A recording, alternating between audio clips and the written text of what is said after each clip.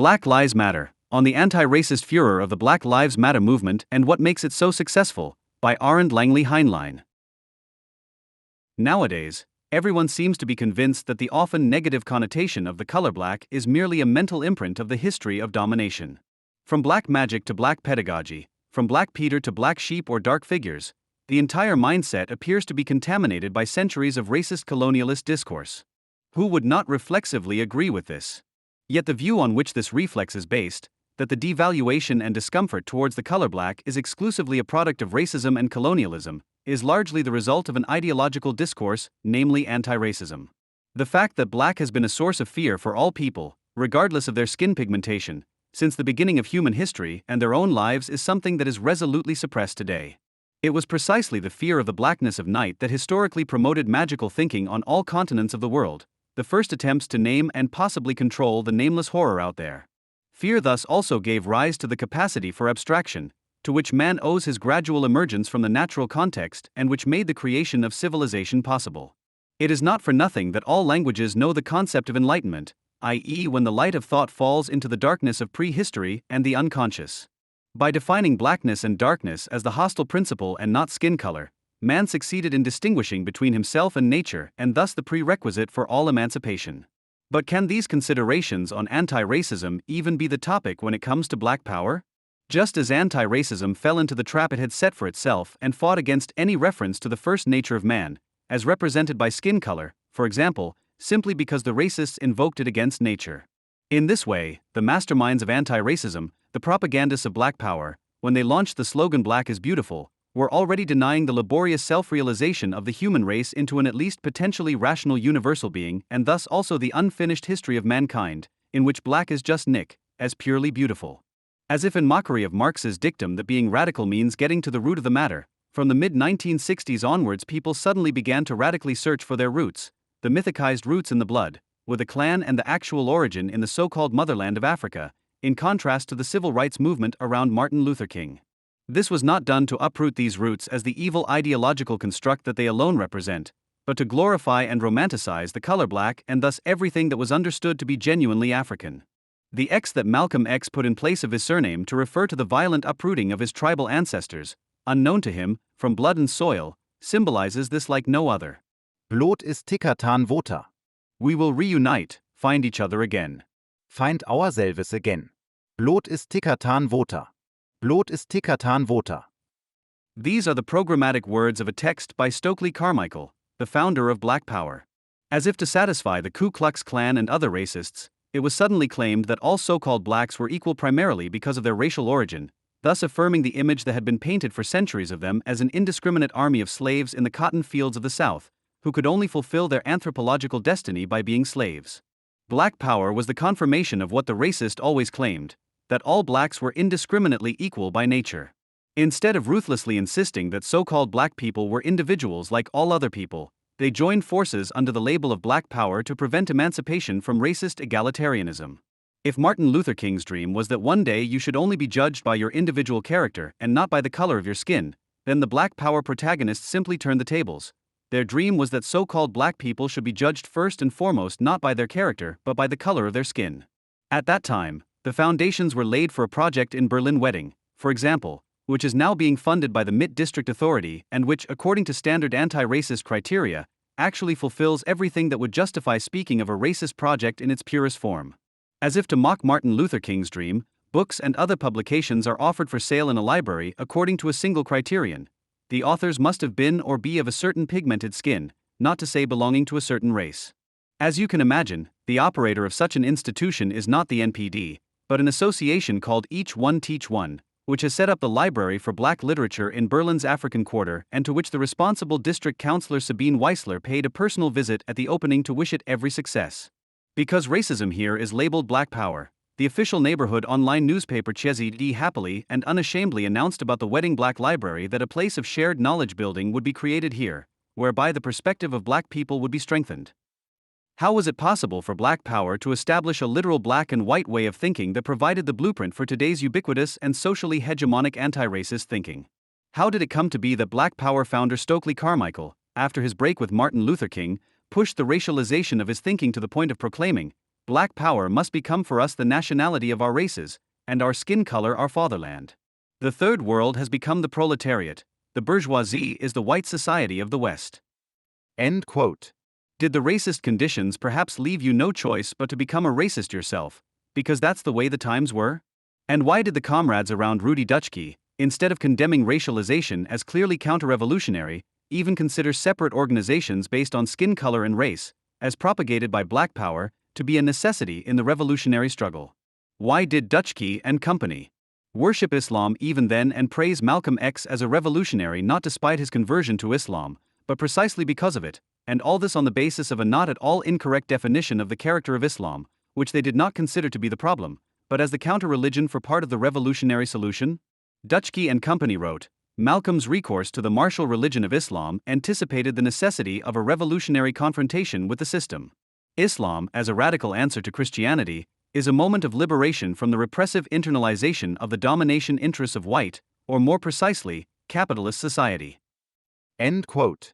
In any case, Herbert Marcuse cannot be blamed for the revolutionary pimping of a voluntarism that cannot be described as anything other than racial madness under the heading of new subjectivity, even if one takes into account Marcuse's strange sympathy for his student, the Black Power activist Angela Davis, whom he stubbornly described as probably the least violent student I know and as a real revolutionary, despite the militancy she herself displayed everywhere. Even if one can only wonder today why Marcuse, in his 1964 One-Dimensional Man, described the strength of critical theory, of all things, in not allowing itself to be carried away by its own impotence into the practice of pseudo-activity, as its weakest point, as its inability to demonstrate the liberating tendencies within existing society. Thus, all those who degraded him as the mastermind of a new revolutionary practice probably deliberately overlooked the fact that, although he declared the exploited and persecuted of other races and other colors to be socially marginalized at a time when black people in the United States in particular were no longer marginalized, he nevertheless unequivocally emphasized that in opposing the outlaws and outsiders, there is nothing to suggest that it will end well. Unlike Marcuse, the Black Power propagandists did not refer to the individual, they literally declared war on him. At a meeting in London in the summer of 1967 at the Dialectics of Liberation Congress, Stokely Carmichael felt a particular need to make it clear against Herbert Marcuse that they wanted to combat every previous concept of individuality as white and Western. Referring to Frantz Fanon's book The Wretched of the Earth, which Martin Luther King had contemptuously described as the Bible of the Black Power movement, Carmichael began his speech by quoting a tirade against psychoanalysis. Freud insisted that the individual factor must be taken into account through psychoanalysis. As will be seen, however, the alienation of the black man is not an individual problem. It is a problem of social diagnosis. Of course, racial discrimination is a social problem, but that is not what Carmichael was getting at, because his idea was that black people in themselves needed a group identity and not an individual psyche. Only logically, Carmichael added that the new spokesman of the Black Power movement would be Che, Mao and Fanon. You can have Rousseau, you can have Marx, you can also have the great John Stuart Mill. In place of the individual and his liberation, the fighting peoples of the Third World were placed, which Carmichael sometimes thankfully openly referred to as the non-white world, which would wage a struggle for cultural integrity. As if to prove that there is no paper between the goals of black and white power, he added unequivocally, every ethnic group wants to preserve its own integrity and say, to hell with the West and its culture. Let him keep it. We want ours. End quote. As part of a global movement, Black Power was not just a formal break with the civil rights movement and its struggle for integration into American society. Black Power was certainly not the continuation of the civil rights movement by other means. Instead of integration, it was now about separation along racial lines, about so-called black nationalism as part of a global liberation movement that divided the world into black and white. Accordingly, the struggle for civil rights was despised and replaced by a completely different self-image beyond that of a citizen. Carmichael summed it up as follows: it is up to the white society of the West to talk about law and order.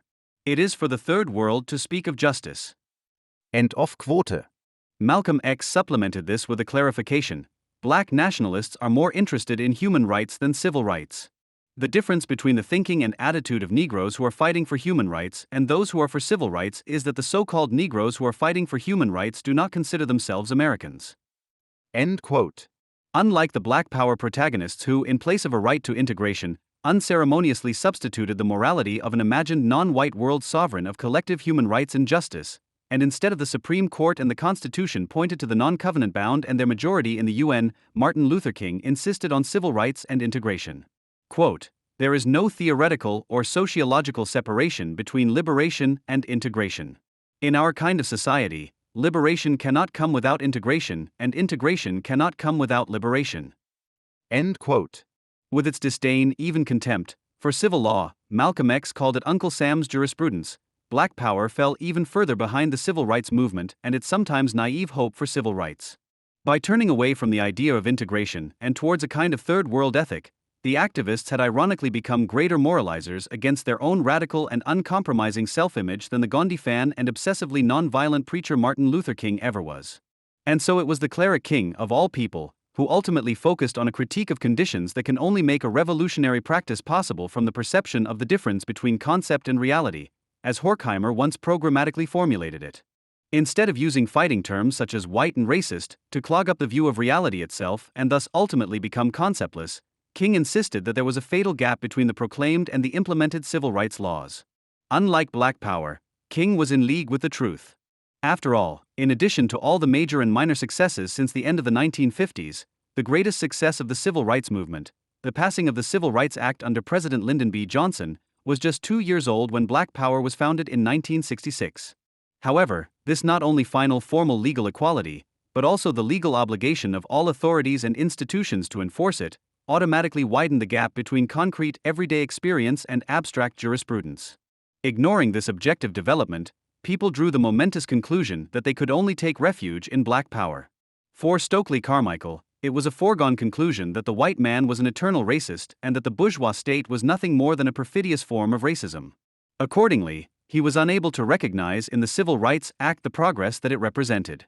And so, as if delirious, he proclaimed to an imaginary mass of white people what warms the heart of every upright anti-racist today.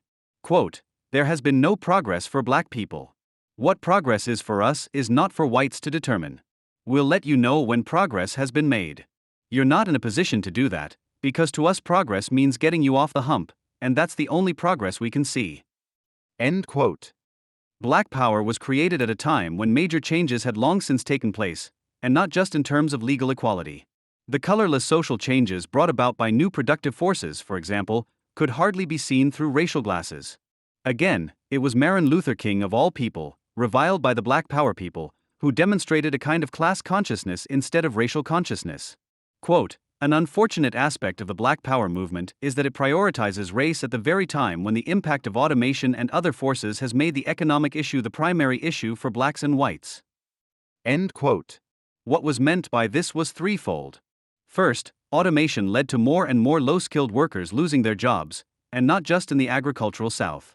Secondly, it was associated with a rural exodus of the poor, which led to a sharp increase in the population in the cities, resulting in increased segregation of residential areas, which repeatedly led to youth riots, of which the 1965 riots in Watts, a district of Los Angeles, were by far the most violent with 34 deaths and around 1,000 injuries.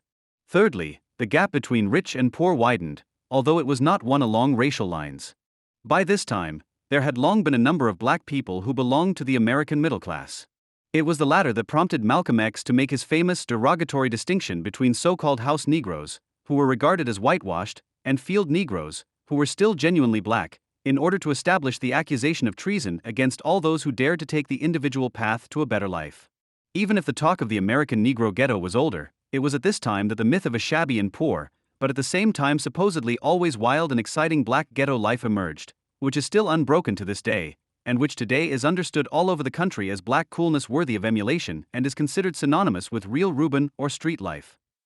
Launched in the late 60s and early 70s by a wave of so-called blaxploitation films, this ugly ghetto cult has been experiencing a never-ending hype in hip-hop for over 30 years now, which is also constantly sprouting new brutal, Islamist swamps. It is no coincidence that the concept of the ghetto was borrowed untruthfully from the history of Jewish suffering, thereby blurring the essential difference to anti-Semitism, which Horkheimer and Adorno formulated in the Dialectic of Enlightenment as follows: "The Negroes are to be kept where they belong, but the earth is to be cleansed of the Jews." One of the particular delusions of Black Power was to hallucinate themselves as the new ghetto Jews, who, as Negroes in America, would face the same fate as the European Jews under the Nazis. As if the Shoah had merely been a market-driven matter of supply and demand and in complete disregard of the social character of the USA, Stokely Carmichael took the rapidly advancing automation in the economy and society as an opportunity to warn in all seriousness of a new Holocaust. Quote, "Now this country is becoming more and more technological, so the demand for blacks is rapidly diminishing. If the demand for blacks disappears, so will we. They will deliberately exterminate us. We must finally realize that we are talking about our survival and nothing else." End quote. Seen in this light, Black Power's self-image even amounted to a survival strategy that automatically placed every black person under general suspicion and labeled them a potential traitor, who relied on an individual path to a better life instead of a life in the Black Power Force collective. Obviously, the Black Power people had decided to do the dirty job of the racists themselves and cram themselves in where they supposedly belonged as Negroes. Since they saw themselves as a colony within the United States and not, like the civil rights activists, as an indispensable part of the country, the miserable ghetto life as a synonym for life in the colony suited them just fine ideologically. Promoted by demographic forecasts that blacks would sooner or later form the majority of the population in many American cities, they wanted to establish themselves according to the apartheid principle, legitimized solely by skin color and race. In their sphere of power, they wanted to exercise black power over simply everything, over schools, stores, the police, and the social infrastructure. Stokely Carmichael pointed out the historically sore point of American society, which was once again brought home to us at the end of 2014 after the shooting of the black teenager Michael Brown by a white police officer in the city of Ferguson, that there is something typically American about the idea of black power, or rather precisely because of its segregationist agenda, and that it must therefore also be seen as the product of an American dream that never really came true, not to say at least partially failed. Quote, "Typically, each new ethnic group in this society has found its way to social and political viability by organizing its own institutions through which it could represent its needs in the larger society. Research has shown that no amalgamation has taken place in the crucible of American society." End quote. This sweeping, untrue claim of a complete failure of the idea of the melting pot was probably above all Carmichael's attempt to present black power as something usual and actually normal for American conditions, perhaps even out of a residual guilty conscience towards his own idea. However, contrary to what Carmichael would have us believe, the fact that this fusion, which has always been questionable, has taken place to a lesser extent than officially claimed, never meant that it did not exist on a considerable scale and still does, despite the many special rights that have been enacted since then and the emergence of political lobbies for minority collectives of all kinds. However, American society has never been a patchwork of minorities, despite some ugly tendencies, much to the chagrin of black power activists and their anti-racist heirs. Moreover, there are two major differences to the immigrant groups of Irish, Italians, and Jews that Carmichael liked to use as historical examples at the time. None of these three ever understood themselves ethnically, as Carmichael claimed, but if they did, then at most nationally, religiously, or as both at the same time. And above all, they never saw themselves as part of an anti-Western world community, as Black Power did in the case of the Third World. Black Power's anti-Semitism was and is not an aberration like many others, but rather a constitutive part of the staunchly anti-imperialist Third World program. What Black Power was, and still is in hip-hop fantasies, would not have been conceivable without the anti-Semitism it contained. For Martin Luther King, who was such a great friend of the Zionist state throughout his life that he was not even afraid to deviate from the virtuous path of nonviolence in the case of the state of Israel's right to self-defense, which he took for granted, black anti-Semitism was a particularly strange phenomenon. Despite his vehement opposition, King was only able to begin to answer the question of why the oppressed Negroes feel anti-Semitism at all. Basically, the impossibility of an answer was already inherent in this question. Against the background of a concept of anti-Semitism that was intended to mean no more than that it was a special form of racism and therefore immoral, Martin Luther King could not get beyond the astonishment that the experience of racism and oppression and the decades of support for the civil rights movement by the Jews in particular did not automatically make them immune to anti-Semitism. The fact that the special ideological treatment of black oppression by Black Power could even be the cause and justification of anti-Semitism only occurred to him to a limited extent. Malcolm X had already taken his trip to Egypt in 1964 and the love he found there for Arab nationalism as an opportunity to castigate Zionism as a new form of colonialism. He wrote in an Egyptian newspaper under the heading Zionist Logic, "The number one weapon of 20th century imperialism is Zionist dollarism, and one of the main bases for this weapon is Zionist Israel." Shortly before Martin Luther King fell victim to an assassination attempt in April 1968, Stokely Carmichael addressed a clear message to the pro-Zionist Martin Luther King, among others. Obviously still under the impression of the Arab defeat in the Six-Day War of 1967, he said, "Egypt has belonged to us for 4,000 years. It is our damned duty and obligation to be for the Arabs." End quote. However, the absolute majority of Egyptians, and even more so Nasser himself, must not have been pleased that they, of all people, who consider themselves the Heron folk of the Quran and have therefore always been particularly anti-African, wanted to be appropriated as a 4,000-year-old part of black power. The supposedly black history, which was constructed with pure arbitrariness and driven solely by hatred of everything supposedly white, to which Israel was of course counted as a special spawn of the white devil, was only helped to a very limited extent by the term colored people, which was introduced at the time as an ideological crutch for a supposedly coherent view of history, to which, as with the anti-racists today, everyone who was not branded as white was simply counted. This context also includes the insanity of proclaiming Islam, of all things, as the natural religion of all blacks or Africans. Not even the ultimately honest refusal of the Arab world to recognize them as true Muslims was able to change the minds of Malcolm X and his followers. There is some evidence that the Black Power activists were at least vaguely aware of the atrocities committed by the Arabs in Africa over centuries, of the millions of enslavements and deportations to Muslim countries, of the forced Islamization and of the mass slave-like treatment of African people in the Arab world to this day. Malcolm X, at least, is known to have been aware of all this and converted anyway. What irresistibly attracted him to Islam, apart from its strict rules, was that it was the religion of warriors. Quote, "There is nothing in our book, the Quran, that says we should suffer peacefully. Our religion tiaches us to be intelligent. Be peaceful, be polite, obey the law, respect everyone, but if anyone lays a hand on you, send him to the cemetery." End quote. But one could perhaps object to the criticism of Black Power. Wasn't there also the internationalist BBP, the Black Panther Party, which was founded after the assassination of Malcolm X in 1966 and in which even Black Power founder Stokely Carmichael was given the chance as Prime Minister to become a class fighter instead of a race fighter? And was it not because he wanted to remain the race warrior that they parted company with him again? As for the Carmichael case, he was thrown out of the party because Black Power was no longer considered radical enough, and Carmichael was even accused of betraying the black people, turning Black Power into a weapon against our people and lubricating oil for the black bourgeoisie, as Eldridge Cleaver, the so-called information minister and star of the BPP, put it. Cleaver, who like so many other Black Power activists, gained sad notoriety as a militant homophobe, not least because he justified the numerous rapes of white women committed by him before his BPP time in his then bestseller Soul on Ice, and stylized the degradation of white women as a revolutionary disease that would prevent them from cooperating with the oppressive system.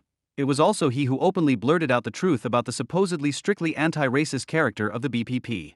As one who, like many others, converted to Islam and joined in Malcolm X's break with Elijah Muhammad's Nation of Islam in form rather than substance, Cleaver admitted that even as a BPP leader he had in fact remained the race warrior against the white devils. Elijah Muhammad today I say, he wrote candidly in Soul on Ice in 1968, "When I see the whiteness of their eyes, instead of devil or beast, after a certain vocabulary, imperialist or colonialist, and everyone seems happier."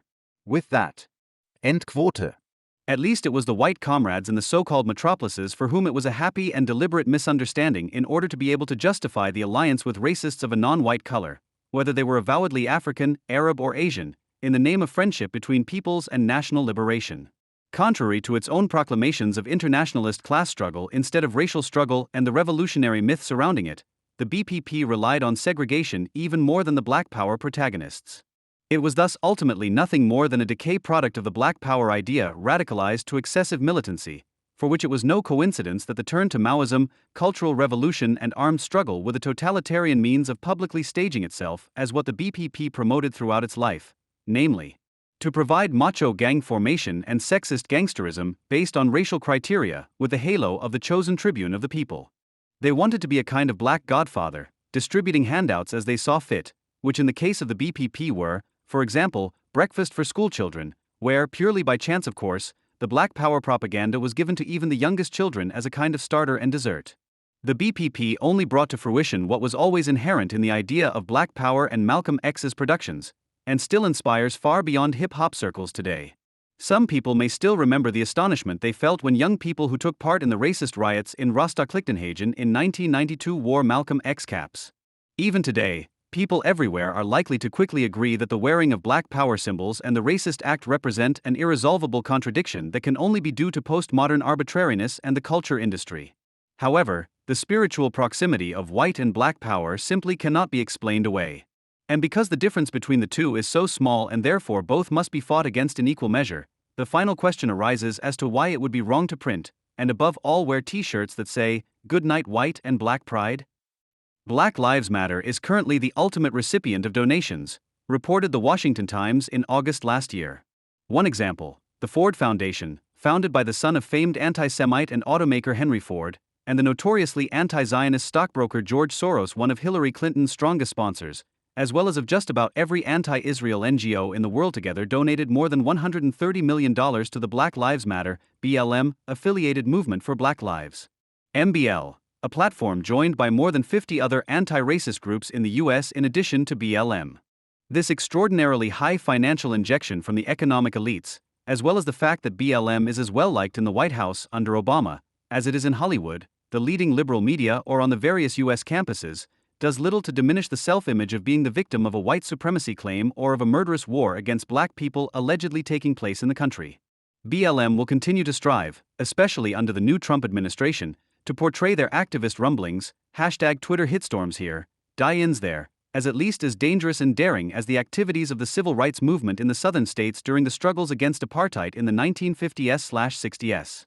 This is quite absurd, as the alarmist rhetoric of genocide, white supremacy and an imminent white lash, i.e. a violent backlash by whites against what has already been achieved under the new US government, which would also be under the firm ideological influence of the racist and anti-Semitic alt-right movement, is already making a fool of itself in the face of reality. Contrary to his original campaign promise to deport 11 million illegal migrants from the US, Trump now wants to deport merely 2 to 3 million convicted criminal, violent individuals who do not have US citizenship, in other words, roughly the same number as were already deported under Obama.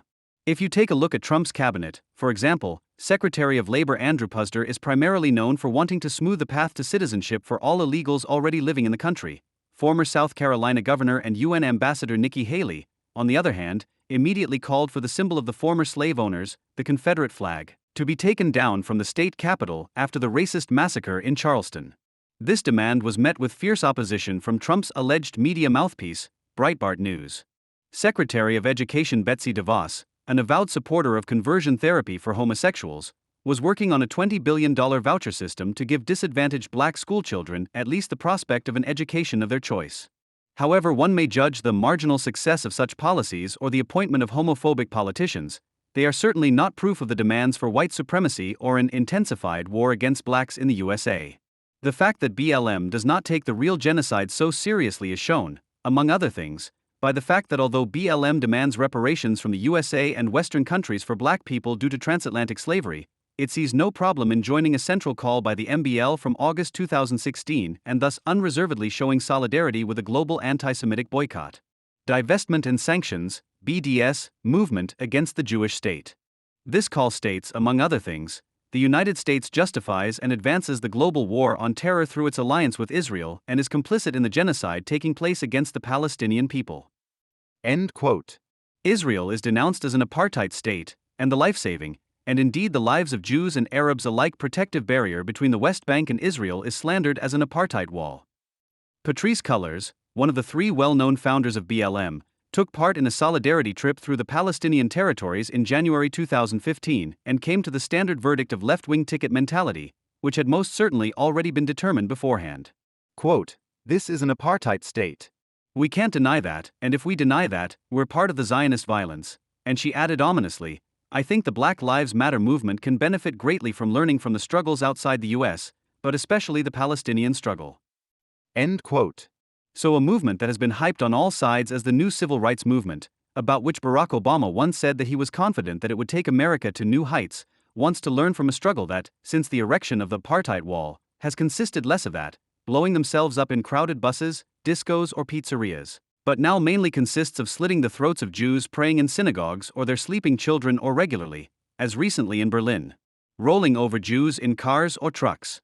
It is well known that these murderers who are celebrated as martyrs, not only receive praise and recognition from the moderate Fatah, which is now back in a unity government with Hamas under the Godfather Abbas, but also from the majority of the completely brutalized Palestinian society. The fact that the Islamization of the black resistance in the USA is a declared goal is not even shamefully concealed, but proudly trumpeted and confidently praised as a model for the future. Khalil said, "I want this trip to be an example of how Black people and Arab communities can exercise better solidarity with each other." End quote. That better solidarity with Palestinian murderers of Jews and gays, who have so far only been prevented from turning their genocidal plans into reality in accordance with their unenlightened instinct, Adorno/Horkheimer, because of Israel's military superiority, is openly praised as the ideological cement for the plebeian global perspective Vasilis Tsianos. And the fact that none of the major liberal daily newspapers in the USA is even worthy of a critical comment only underlines once again how much the liberal establishment in the USA has already gone to the dogs. Curiously enough, the Palestinians who are being stylized by BLM as victims of an Israeli genocide are apparently the only victims of genocide in the history of mankind who have not disappeared from the face of the earth, but on the contrary are happily reproducing and, compared to the Arabs in the surrounding countries, have one of the highest average life expectancy rates, and also have one of the best educational infrastructures and health services, whereas Hamas has been proven to still be quite active in the lucrative slave and organ trade. Countless refugees, mostly from Eritrea and Ethiopia, who tried to escape to Israel via the Sinai, have fallen into its clutches and been disemboweled, sometimes alive, for the organ trade.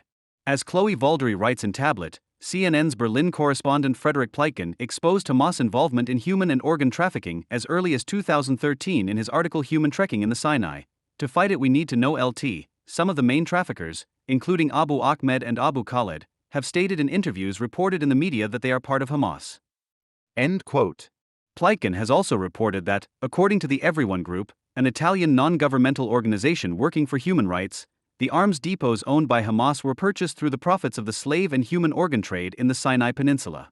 Not only the better solidarity with the anti-Semitic descendants of the historically most powerful slave traders, Muslim Arabs, but also a general soft spot for macho gangsterism and open terror, for unapologetic blackness, i.e. the unapologetic way of being black, and for the sentimental blather about racial blood ties, which seeks to infantilize all blacks as brothers and sisters in the family gang hell.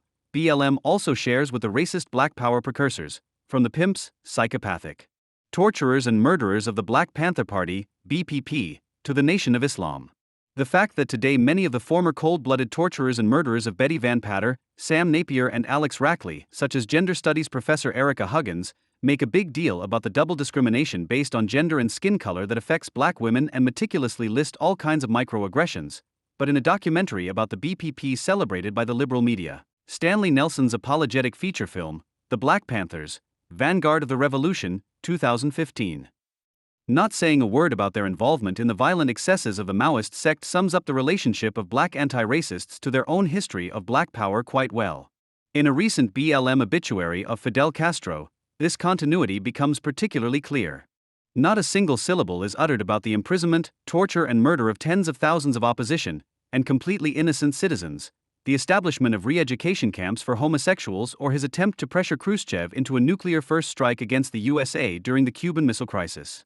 Instead, Castro is praised exclusively for granting asylum to fugitive murderers and propagandists of black nationalism. In the confidential tone of a mafia dynasty, it says, "As a black network committed to change, we are especially grateful to Fidel for taking in Mama Assata Shakur, who continues to inspire us. We are grateful for providing a home for Brother Michael Finney, Ralph Goodwill and Charles Hill, asylum for Brother Huey P. Newton and a sanctuary for so many other black revolutionaries who were persecuted by the American government during the Black Power era." End quote. The fondly named Mama murderer and beloved Patrisse Cullors, Icon Shakur, born Joanne Deborah Byron, is the first woman on the FBI's most wanted terrorist list and was not only a member of the BPP, but also the even crazier, completely violent Black Liberation Army, BLA. Shakur was sentenced to life imprisonment for the murder of a policeman and numerous other crimes in 1973 and was freed from prison a few years later, in November 1979, in a spectacular coup, whereupon she went into exile in Cuba, from where she continues her fight for the so-called New African Movement to this day. This movement to establish a Socialist Republic of New Africa was launched in March 1968 at a meeting in Detroit convened by the Malcolm X Society. The New African Republic was to be founded by means of armed struggle in 5 southern states of the USA. The final declaration at the time stated that all blacks in North America were future citizens of the new African nation and that they would form a dispersed nation, like the Palestinian population in the Middle East. Long before the BLA came to prominence with a series of nationwide murders of police officers, it already existed as background noise, a rhetorical pose in the chants and proclamations of the Black Panther Party, which in the beginning still had the phrase "for self-defense" in its name. The caricatures in the party magazine of the same name inevitably bring to mind the anti-Semitic agitation of the Sturmer or the posters of the Chinese Communist Party at the time of the Cultural Revolution. The opponent is always portrayed as a pest to be trampled to death. No negotiation is possible with him, he must be wiped out. And it certainly did not detract from the revolutionary voluntarism if the killing was a source of glee. The slogan "Off the pigs" was as popular back then as the pigs in a blanket. Fry 'em like bacon, both referring to the way pork is prepared. In 1971, the Californian faction of the BPP led by party founder Huey P. Newton and the New York faction under the control of Eldred Cleaver came into conflict. Cleaver, who held two important offices at the same time, namely Minister of Information and the party's ambassador to the Algerian asylum, accused the Newton faction of being too legalistic and reformist. The latter called for party discipline and resolutely demanded political purges. A telephone conversation between the two, broadcast live on television at the time, gave the American public an insight into the delusional world of Maoist Black Power groups.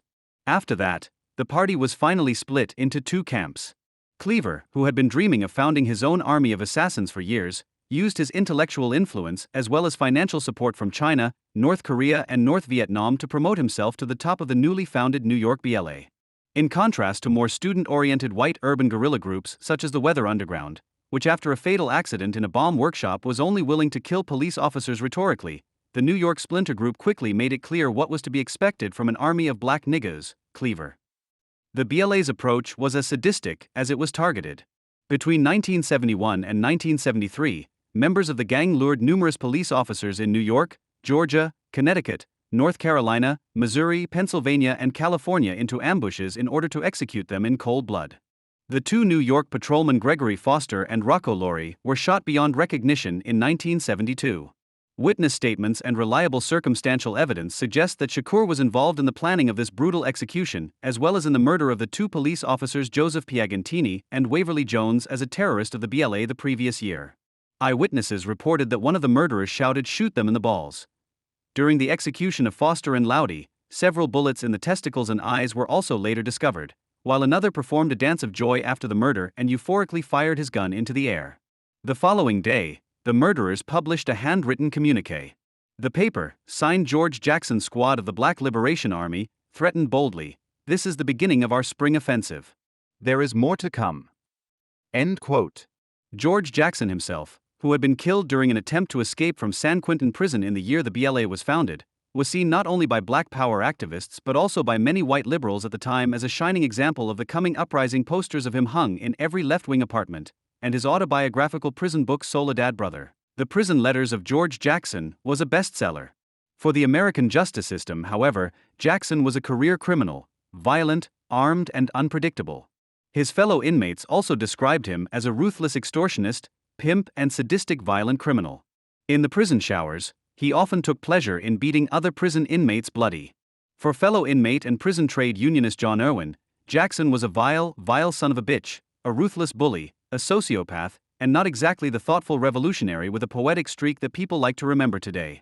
The left-wing folk musician Bob Dylan saw things differently. He wrote about Jackson in the song of the same name, anticipating later empty-headed hip-hop debates. He wouldn't take shit from no one.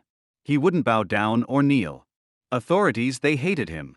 Because he was just too real. End of quote. In Jackson's case, the separation between criminal racket and Marxist-Leninist violent avant-garde is particularly difficult.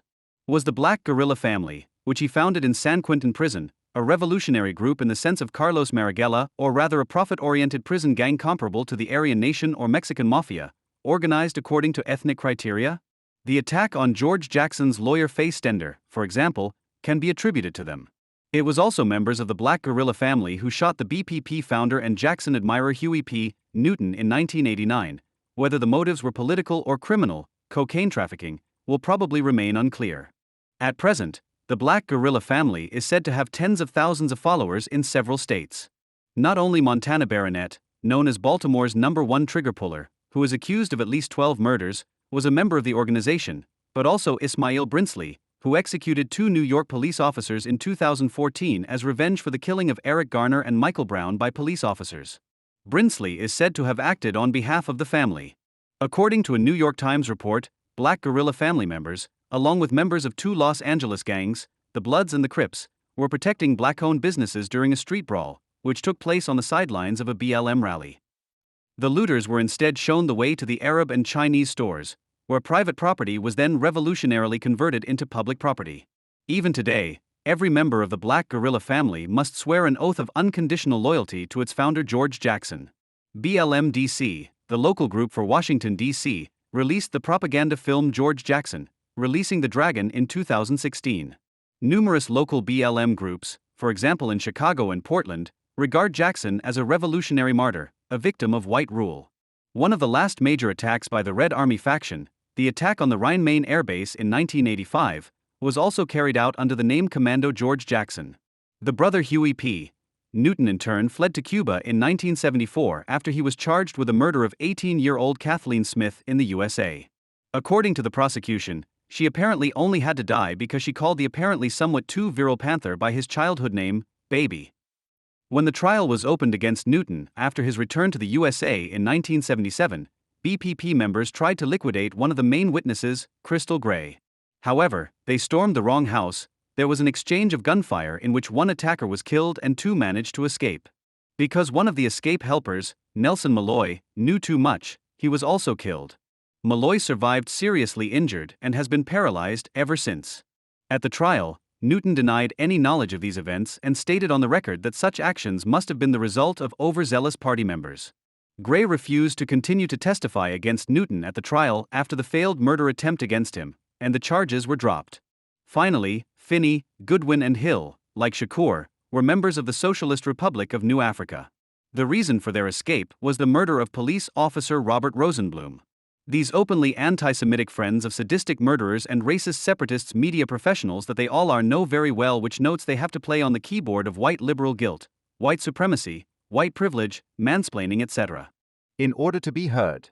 So today, in the spirit of Huey P. Newton's 10-point program, second point, full employment for our people, BLM is once again confidently demanding that the racist state must pay reparations and is obliged to provide everyone with work and a secure income, or in BLM diction, that taxes should be based on racial justice.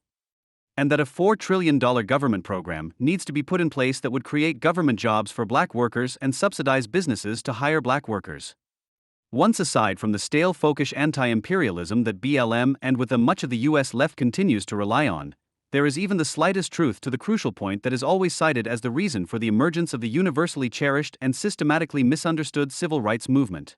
If you take a closer look at the figures for the allegedly exorbitant, racist police violence that systematically threatens the lives of black people in the USA, which the Washington Post did in a meticulous case-by-case analysis of all 965 people, including 662 whites and Hispanics and 258 blacks, killed by the police in 2015, the results of which were almost exclusively reported soberly by the conservative press in the USA, one has to come to the conclusion that the police do have a violence problem, but that it is by no means a racist one with regard to those killed by police violence.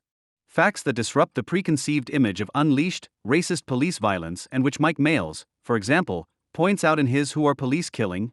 For the Center on Juvenile and Criminal Justice in August 2014, according to which killings of black men younger than 25 by police decreased by 79% between the years 1968 and 2011, and those for men over 25 by 61% for the same period, are simply ignored by groups like BLM, who are only concerned with racial parity in victimization.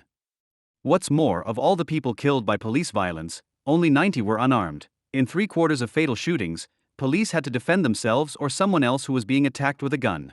The fact that blue lives, i.e. the lives of police officers, are indifferent to the children and open friends of police killings, Assata Shakur, Charles Hill, who regularly chant such peaceful slogans as those already mentioned at their demonstrations, hardly needs to be emphasized.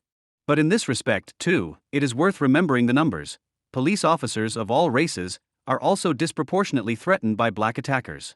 Over the last 10 years, according to FBI figures, 40% of all police killings were black.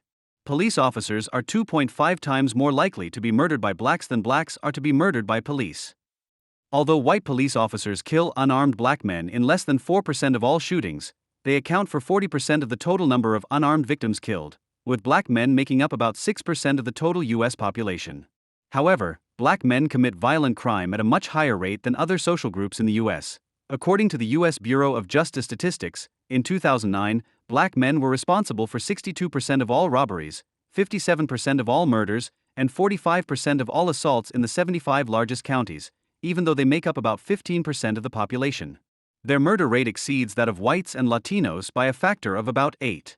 With this in mind, the Wall Street Journal corrects BLM's myths as follows. If you look at the homicide statistics from 2014 as an approximation of those from 2015, the 662 white and Hispanic victims of police violence account for 12% of all whites and Latinos who were murdered. That's 3 times the proportion of blacks killed by police violence. This lower percentage of black deaths due to police violence can be attributed to the deplorable black-on-black homicide rate. In 2014, there were 6,095 black homicide deaths, the most recent year for which such figures are available, compared to 5,397 deaths for whites and Latinos combined. Almost all of the black homicide victims had black killers. End quote. This difference in the murder rate becomes even more glaring if we take a look at the number of black people killed by police violence in New York City alone in 2014, the most populous city in the USA with 18.9 million inhabitants and one of the largest police forces in the country. One would assume that white supremacy and racist police violence would be most blatant here, an image that BLM also tried to establish with its focus on the case of Eric Garner, who died of asphyxiation during his arrest. But the fact is, 4 armed black people were shot dead by police in New York in 2014, including Garner, who was strangled to death, bringing the total number of black people killed by police to 5. This number does not even account for 5% of the total of 101 black people murdered by black men in New York that year. In short, other blacks are 20 times more deadly to black New Yorkers than the New York Police Department. You can put an ideological spin on this, as BLM does indeed do, that these intraracial murders, the massive violence of black people against black people, are to be understood as the structural result of a white claim to superiority. However, this has the unpleasant consequence of removing the black executors of the alleged white war against blacks from moral responsibility for their actions, a well-known figure in connection with the empathetic understanding that desperate Palestinian murderers of Jews regularly encounter among the noble souls in the West who misunderstand themselves as liberal. The fact that these same people define the denial of moral agency and responsibility as a central characteristic of racist Orientalism remains their problem, however, because they are quite right about themselves. Black lives don't matter to Black Lives Matter. Even before the killing of George Floyd by one or more police officers, Black Lives Matter (BLM) announced on its website that the movement was not only directed against anti-black racism, but also against state-sanctioned violence. State-sanctioned violence is neither evidence nor a sign of a racist or even dictatorial state, but simply the tangible expression of the rule of law, the enforcement of legal prohibitions against lawbreakers. The imprisonment of the police officers responsible for the unlawful killing of George Floyd is just as much state-sanctioned violence against suspected lawbreakers as the National Guard's announcement to white supremacists over 50 years ago in the southern states that they would be shot if they continued to attempt to deny black students entry to a biracial college. Under the rule of law, unlike in dictatorships or gang societies, the state enforces its monopoly on violence with violence, especially police violence against all citizens and guests on its territory who act contrary to the law in case of doubt, also against members of the organs of repression. The protest against police violence, after the death of George Floyd, is no less misleading than the protest against state-sanctioned violence. There really were grounds for Floyd's arrest for using counterfeit money shortly before the incident, and an arrest is the use of state-sanctioned police force even if the police officer is following the rules of engagement.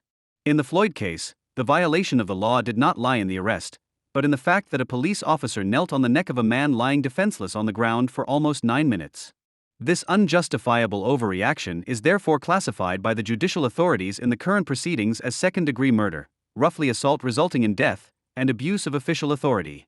Perhaps the BLM activists, contrary to Donald Trump's clumsy claims, are not people who uncompromisingly reject and want to fight the monopoly of violence of the state, which has been declared white and racist, and perhaps they do not tie in with the theory and practice of Malcolm X, the Black Power movement or the Black Panther Party from the 1960s and early 1970s. They can be accused of remaining factually and conceptually vague when justifying their protests against anti-black racism and state-sanctioned violence, and this is no coincidence. Instead of accusing the abusive use of the law based on specific incidents and demanding the conviction of specific lawbreakers, they appeal to a higher authority that is capable of giving their civil protest a license for civil war, those who want justice instead of law and chant "no justice, no peace." Unlike the judiciary, have no need to investigate specific incidents along objective criteria, without prejudice and with an open mind.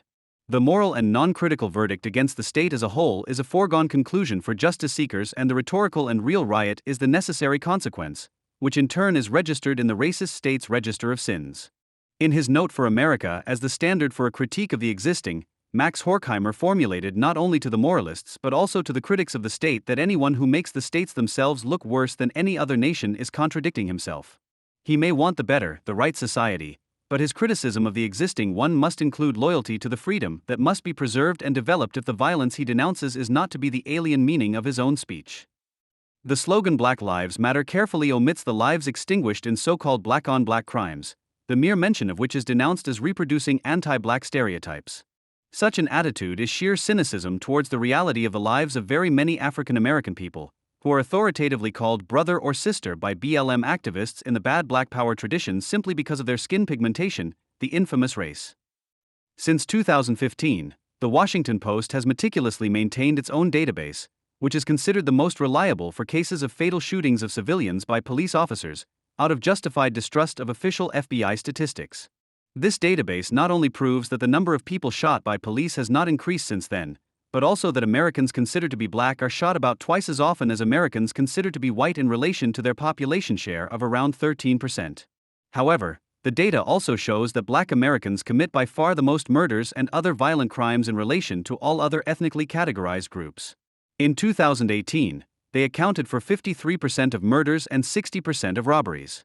The figures for 2019 show that, in contrast to 2015, when the police shot 38 unarmed black people, last year there were only 9, accounting for 0.1% of all black people killed.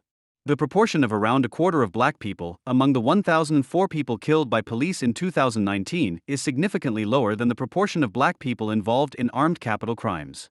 Analyzing this data, the Wall Street Journal even came to the conclusion that the likelihood of a police officer being killed by a black man is 18.5 times higher than that of an unarmed black man being killed by a police officer, June 2, 2020. Although the number of black men killed by police relative to the population as a whole has fallen by more than half since 1970, the segregation in capital crimes reflects the degree of social segregation.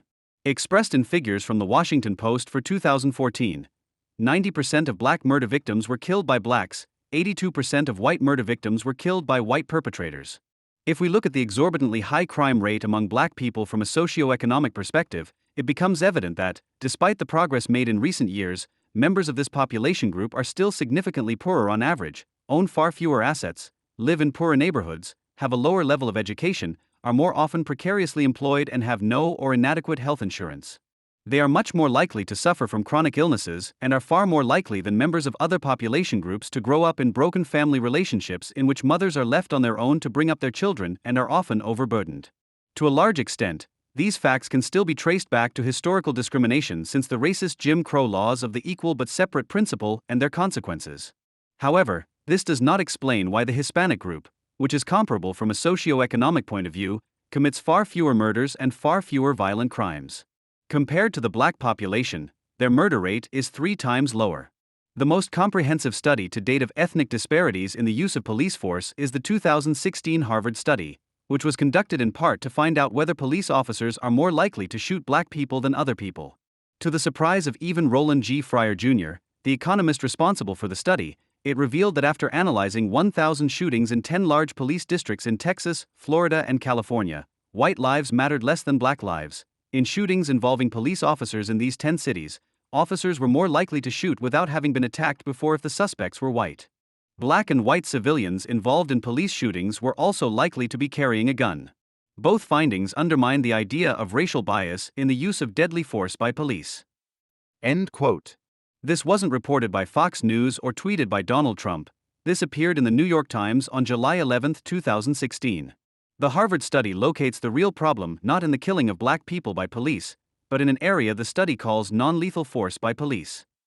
The New York Times continues, in these uses of force, Fryer found disparities among ethnicities.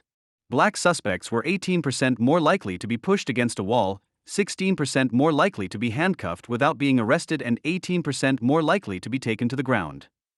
The fact that such rude forms of non-lethal violence are mostly used within a legal framework does not mean that good old racism, as Furor put it to the FAZ on June 10, 2020, no longer plays a role in police actions. However, any assessment would have to take into account that the police usually act so ruthlessly in places where black-on-black crimes are the order of the day. But even the reference to such special circumstances falls back as a moral verdict on those who made it. According to the English-language edition of Wikipedia on the subject of race and crime in the United States, the term black-on-black crimes is considered by experts to be not only imprecise and vague, but also generally offensive to black Americans. The then very successful film Boys and the Hood, which took a hard line on the phenomenon of black-on-black crimes and was even nominated for an Oscar in 1992 for this reason, is unlikely to make it into cinemas today because of the accusations of racism from all the diversity organizations in Hollywood and elsewhere. One of these contemporaries who, according to Wikipedia, argues inaccurately and vaguely and who, because of his darkly pigmented skin color, should be called a self-abuser according to expert logic, is called D.K. Smith and is the head of a successful management consulting firm. When Smith learned that his former fellow student, now lawyer Colin Ford Mattis, had thrown a Molotov cocktail into an empty police car in Brooklyn's Fort Greene neighborhood with his colleague, human rights lawyer Aruj Rahman, in protest against the killing of George Floyd, the Chicago native could no longer contain himself. He wrote in a column for the weekly magazine Newsweek, "Maybe it sounds strange to say this, but I felt very little when George Floyd was murdered. I grew up on the south side of Chicago, where hundreds of black men are murdered in my neighborhood every year. On Sunday, May 31st, the day after Mattis and Rahman threw a Molotov cocktail, 18 people were killed in my hometown. According to the University of Chicago Crime Lab, it was the deadliest day in 6 decades.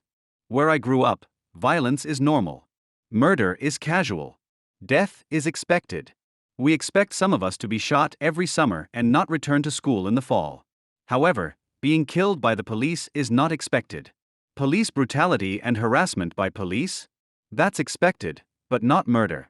Yet murder of a fellow black man does not elicit passionate protests. Why not? Because it's considered normal. Read that sentence again. That's the problem. June 26, 2020. There are many of these D.K. Smiths. After the death of George Floyd, however, they are facing a largely fact-resistant and fake news-driven anti-RA front, in which not to join can result in professional or even social death. The instrumentalization of the Floyd case has helped anti-racism and its goal of racializing society to achieve a breakthrough. The death of George Floyd, the New York Times summarized after 3 weeks of protests, has seemingly roiled every area of American life and prompted institutions and individuals across the country to confront enduring forms of racial discrimination. Anti-racist activists have watched with some astonishment as white leaders and corporations acknowledge structural racism and commit to sweeping changes in personal and institutional behavior. A rush of books on racism has reordered the bestseller lists. Titles such as How to Be an Anti-Racist and White Fragility top the list, June 13, 2020. The more anti-racist society becomes, the more racists are identified. This characterizes the gradually institutionalized campaign, which, following the laws of the excesses of Stalinist purges, thrives on the fact that the zeal in tracking down ever new culprits or corresponding structures never subsides, and the insecure white middle class relies on the affirmation of every denunciation or the theorems that secure them. The destructive social dynamic in post-bourgeois societies, which is increasingly reflected in the subject as an effective narcissistic disorder at the expense of empathy and the reflection of personal experience, was not set in motion by anti-racism, it is only its profiteer and its form of progression. The elevation of the racial interest group Black Studies, founded in 1969 FF. At the universities to a science marks the beginning of the transformation of anti-racism from criticism to ideology, and thus also to that form of caring, Clausen, the success of which not only visualizes the decline of social criticism, but is also proof that society is increasingly regressing into a form of caring for itself. Not in spite of, but because of their pseudo-resistance, the movement's activists do not seek confrontation with the police in places where people are burning and looting. They are staged at rallies and demonstrations of well-educated people, which are usually very small in number, where the sheer number of white people often puts African Americans in the minority role, as the New York Times states, December 6, 2020, and against this background, makes a clear-sighted but naturally affirmative connection to Me Too feminism, another great profiteer of post-civil decay dynamics. Quote, "The feeling of a dam breaking is analogous to the fall and winter of 2017, when the sexual abuse allegations against Harvey Weinstein triggered a flood of disturbing reports from women and provoked open conversations in which friends, colleagues and neighbors confessed to each other, I too have suffered in this way. Or, I now realize that I have wronged someone, which I would like to make up for, June 13, 2020. The mass kowtowing to anti-racism, which takes place in a mixture of ideological conviction, opportunism, frightened followership, and as a result of moral blackmail, is so frightening because there is no organized criticism of it. While the pro-Trump faction, in its largely blind rage, ultimately only mirrors the identitarian furor of anti-racism, even those who appear reflective at first glance miss the mark by a long way. For example, the 153 intellectuals, Die Zeit, who were identified as the intellectual resistance nest against the Black Lives Matter ideology with their letter on justice and open debate published at the beginning of July 2020, have long since laid down their arms in front of their supposed opponent. The fierce protests by BLM are a necessary and overdue reckoning, the letter states, but unfortunately reinforce a second development: moral attitudes and political commitments that weaken any open debate and the endurance of differences in favor of ideological conformity. As if there were no connection between the two developments, as if ideological conformity were only a side effect of the violent anti-RA protests and not their essence, the 153 intellectuals slam Donald Trump, the bad opponent of Black Lives Matter, as a powerful ally of this second development. In order to focus on the ideology of anti-racism, which is pushing towards the power of definition and thus towards reckoning, they distract from the subject matter and whisper about a tendency to translate complex political questions into moral certainties without naming the horse and rider. In truth, the letter, signed by Salman Rushdie, Noam Chomsky, Francis Fukuyama, Wynton Marsalis, Michael Walzer, and Applebaum, Grell Marcus, and J.K. Rowling, among others, does not contain a call for resistance. It is a peace offering to anti-racism and thus to the ideology of moral certainty per se, camouflaged as criticism. One of the central demands of Black Lives Matter is defund the police. On the BLM website you can read, "We know that the police do not protect us, and as long as we continue to pump money into our corrupt criminal justice system at the expense of housing, health, and education investments, we will never be truly safe." End quote. Whether those responsible believe this lie themselves or whether they spread it against their better judgment is irrelevant, because the fact is that no population group in the USA is as dependent on police protection in everyday life as the countless African Americans who have to live in places where black-on-black crimes are the order of the day. Michael Hochgeschwender, an American who teaches at Munich's Maximilian University, summarized the precarious relationship between police and citizens in such neighborhoods to the FAZ: "There is great insecurity in the black community. Every year, dozens of children are shot from moving cars on their way to school in Chicago. Organized gangs are responsible for this. African Americans know that something has to happen, but they see the police as a kind of colonial power.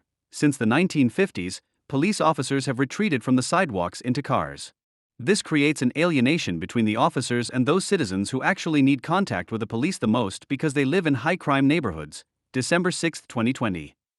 There is no denying that things are going seriously wrong in the U.S. police and justice system. The police officer in the USA, with his heavy weaponry and rude demeanor, not only towards members of minorities, was never the equivalent of the British Bobby, who was always only lightly armed and close to the people. He only undergoes a few months of training and is often a career changer with a background in the army. The realization that investment in housing, healthcare, and education is far too low is not exclusive to the Black Lives Matter movement, but has long been just as much a political consensus as the realization that the rigorous prosecution of young offenders in particular was an aberration. Trump's bipartisan bill to reduce sentences for minor offenses and simultaneously improve rehabilitation measures for released prisoners is, after all, the most comprehensive and ambitious criminal justice and prison reform in decades, as even Arend Tegesjo grudgingly acknowledges this success for Trump. The reform marks a correction to the significantly tougher sentences and prison conditions introduced by Bill Clinton in the 1990s in response to the mass sale and use of crack cocaine. Clinton's initiative not only led to overcrowded prisons, but also to an increase in police budgets and an almost military-like buildup that began in the early 1970s when President Nixon declared a war on drugs. The Black Lives Matter movement has not only reframed the justified unease about the alienation between black citizens and the police as a problem of racism, it also successfully combats the awareness of black-on-black crimes to the detriment of African Americans by pretending that the demand to defund the police is about the direct continuation of an anti-colonial struggle. What can happen when anti-colonial ideology is put into practice could be observed in the weeks following the death of George Floyd, not only in an autonomous zone in Seattle, when predominantly left-wing self-actualizers declared several streets in the alternative district of Capitol Hill to be police-free with the consent of the Democratic mayor and the active support of a Trotskyist city councilor. The fact that the dream of an area free of police ended after a few weeks with 2 deaths is part of a long tradition of left-wing failure in the face of reality. What can continue to happen when BLM ideology gains the upper hand in people's minds could be seen in the place where George Floyd was killed, which also belongs to the constituency of the anti-Zionist and demonstratively headscarf-wearing Democratic Congresswoman Ilhan Omar. Omar was also the one who called at a BLM demonstration to prioritize a system of crime prevention and community jurisdiction by dismantling and disbanding the Minneapolis Police Department. After the Minneapolis City Council majority voted against the mayor's wishes to completely restructure the local police department, some residents not far from where George Floyd was killed put Omar's words into immediate action, as the New York Times reported on June 24, 2020. After the death of George Floyd at the hands of the police, Ms. Albers, who is white, and many of her progressive neighbors vowed not to call the police to their neighborhood. They believed that doing so could exacerbate the pain felt by black residents of Minneapolis and put them in danger. That engagement has since been put to the test. 2 weeks ago, dozens of colorful tents were erected in the neighborhood park. They were set up by homeless people who were displaced during the riots, referring to the militant BLM protests. Some are impaired by mental illness, addiction, or both. The influx of outsiders has left Ms. Albers unable to sleep at night. Although it's unlikely to happen, she envisioned people from the tent camp making their way into her home. She imagined using a baseball bat to defend herself. Toby Miller, Ms. Albers' 34-year-old daughter, lives just a block away from her mother. Ms. Miller began a concerted effort last year to challenge her own privilege in a course on racial bias. She fears that much of what is written about the camp in community forums was the result of racial profiling. Ms. Miller does not blame the camp residents for the extent of illegal activity in the park. "I feel like these are symptoms of systemic oppression," she said. "And it's not because of them." About another resident, we learn Mitchell Erickson's fingers dialed 911 last week, before he could even think about alternatives, when 2 black teenagers who appeared to be no more than 15 years old cornered him outside his home a block from the park. One of the boys pointed a gun at Mr. Erickson's chest and demanded his car keys. Confused, Mr. Erickson handed over a set, but they turned out to be house keys. The teens were frustrated and ran away, then stole another car. Mr. Erickson later said that if the boys were investigated, he would not cooperate with prosecutors. After the altercation, he realized he should offer them help. Still, he felt it was right to call the authorities because a gun was involved.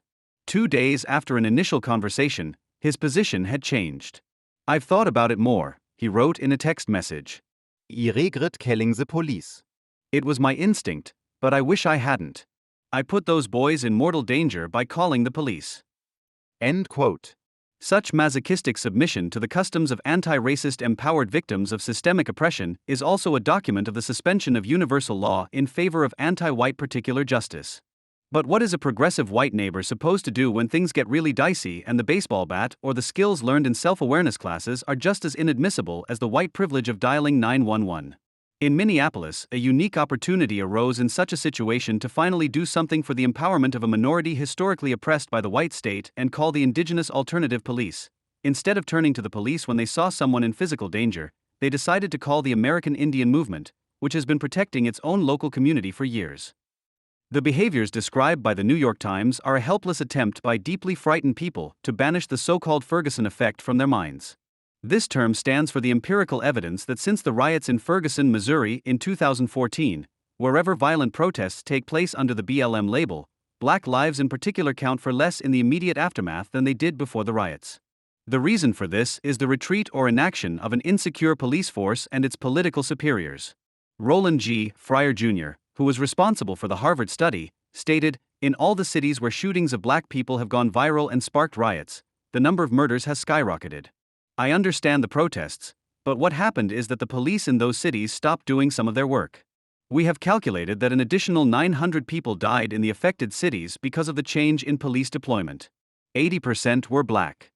We have to do something about the Minneapolis incident," referring to the death of George Floyd. "But I want to warn against illusions. We're beating our chests proudly because the police are being investigated, and in the end it's black people who suffer the most." End quote. George Floyd, who grew up in Houston, does not seem to have been a particularly happy man. One of his brothers tells us that he was a role model for many people. The other youngsters in Houston looked up to George. He was the first to receive a scholarship. The brother does not mention that it was a football scholarship and that Floyd dropped out of college despite transferring from Houston to Texas.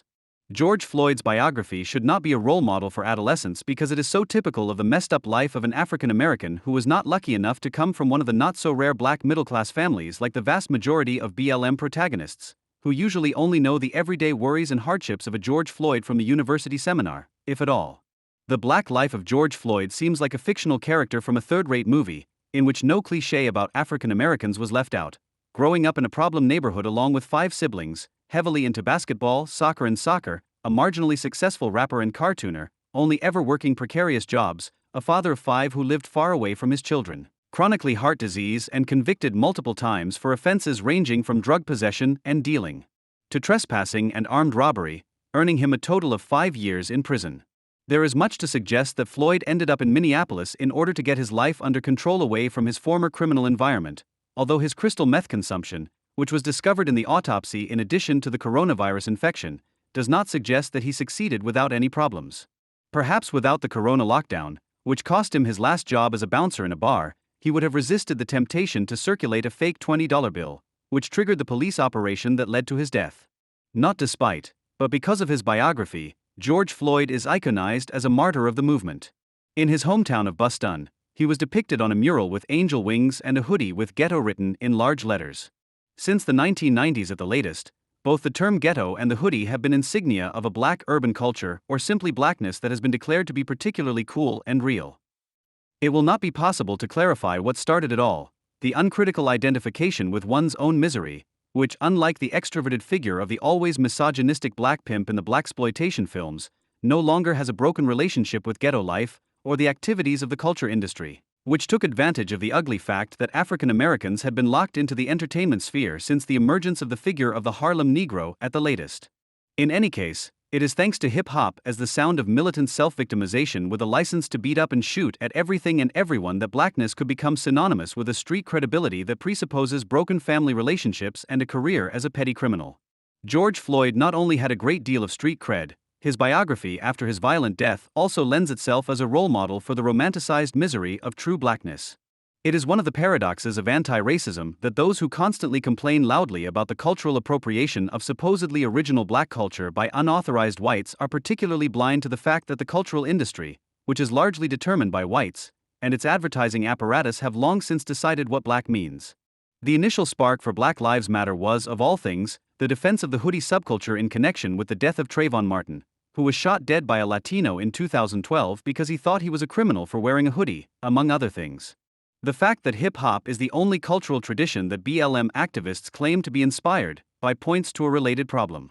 The FAZ of June 15, 2020 reported that a consultant for black influencers complains that many of his clients deliberately hold back their appearances and expressions of opinion, so as not to be perceived as stereotypical gangsters or angry black women. A hegemonic identitarian culture that seemingly inextricably links blackness and antisociality makes it even more difficult for many to leave the black neighborhoods.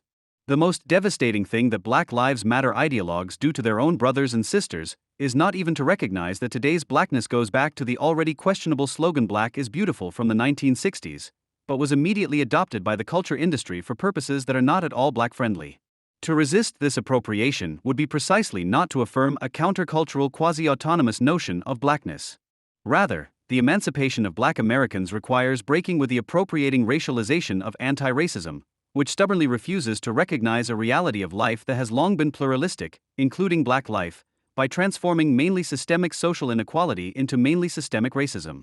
For years now, being black has become an occupational field in its own right, in which almost everyone comes away empty-handed due to the enormous oversupply of job seekers. The coveted, typically male professions are limited to rapper, football player, and basketball player, for which other hard and soft skills are important than for a solid vocational training or successful studies. The sometimes rather flat black pro-Trump activist Candace Owens vented her outrage at the glorification of George Floyd and its ideological context to black America. People think that we're forever holding up criminals as martyrs, that we never account for the things we do wrong, that we don't have it in us to educate ourselves to get ahead. And those of us who actually do it are called coons. End quote. The word coon is also a derogatory term in BLM circles for those black Americans who supposedly serve themselves in slavish subservience to white supremacy and are thus considered traitors to blackness. The fact that there is also black anti-Semitism, the tradition of which extends from Marcus Garvey's insights to those of the Nation of Islam and the Black Panther movement right up to the present day, is almost never the subject of critical debate. In this respect, it is pleasing to see the Bild newspaper presenting a not at all false argument under the title "Does Black Lives Matter Have an Anti-Semitism Problem?" June 30, 2020, and correctly scandalized the fact that BDS representatives are involved in the movement.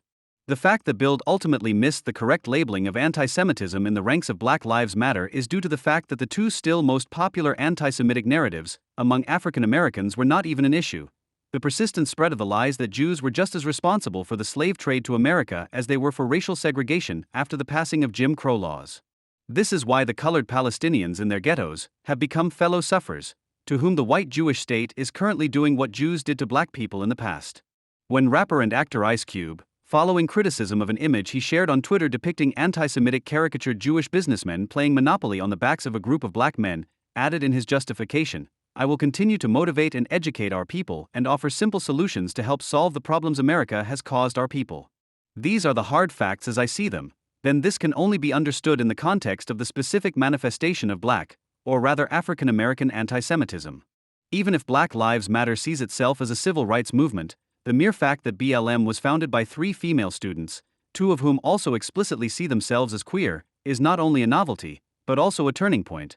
They see themselves as committed to intersectionalism, in which people are no longer supposed to represent the ensemble of social conditions as individuals, but are instead only seen as identitary containers for all possible and impossible forms of discrimination that would befall them not as particular individuals, but only as members of minority collectives. Intersectionalism has not only perverted the critique of political economy in favor of a cult of race and gender into classism, i.e., discrimination based on class, it no longer even acknowledges the social question associated with the opposition of wage labor and capital as a secondary contradiction, despite contrary statements, which opens the floodgates to the culturalization and racialization of conditions. Even if the BLM protagonists probably find it difficult to say, despite professing to be part of the global black family, unlike Black Power, they hardly see themselves as a militant part of the Third World and therefore do not deny that there are black Americans, as did the founder of Black Power, Stokely Carmichael, at the time.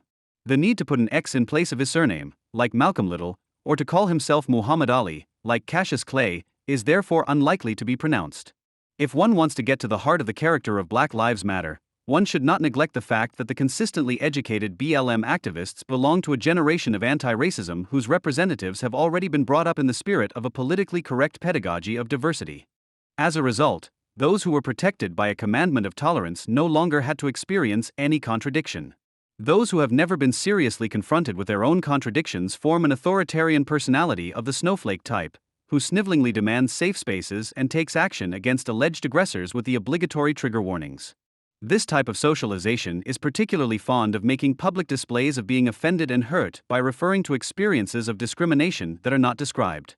The seemingly sensitive snowflake narcissism is only at first glance at odds with the toughness of street credibility. In both forms of blackness, the personal grievance triggered by criticism or failure is discharged in aggression against the experienced discrimination and the corresponding perpetrators, whom one wants or has to get back at in a street and gangster-like manner.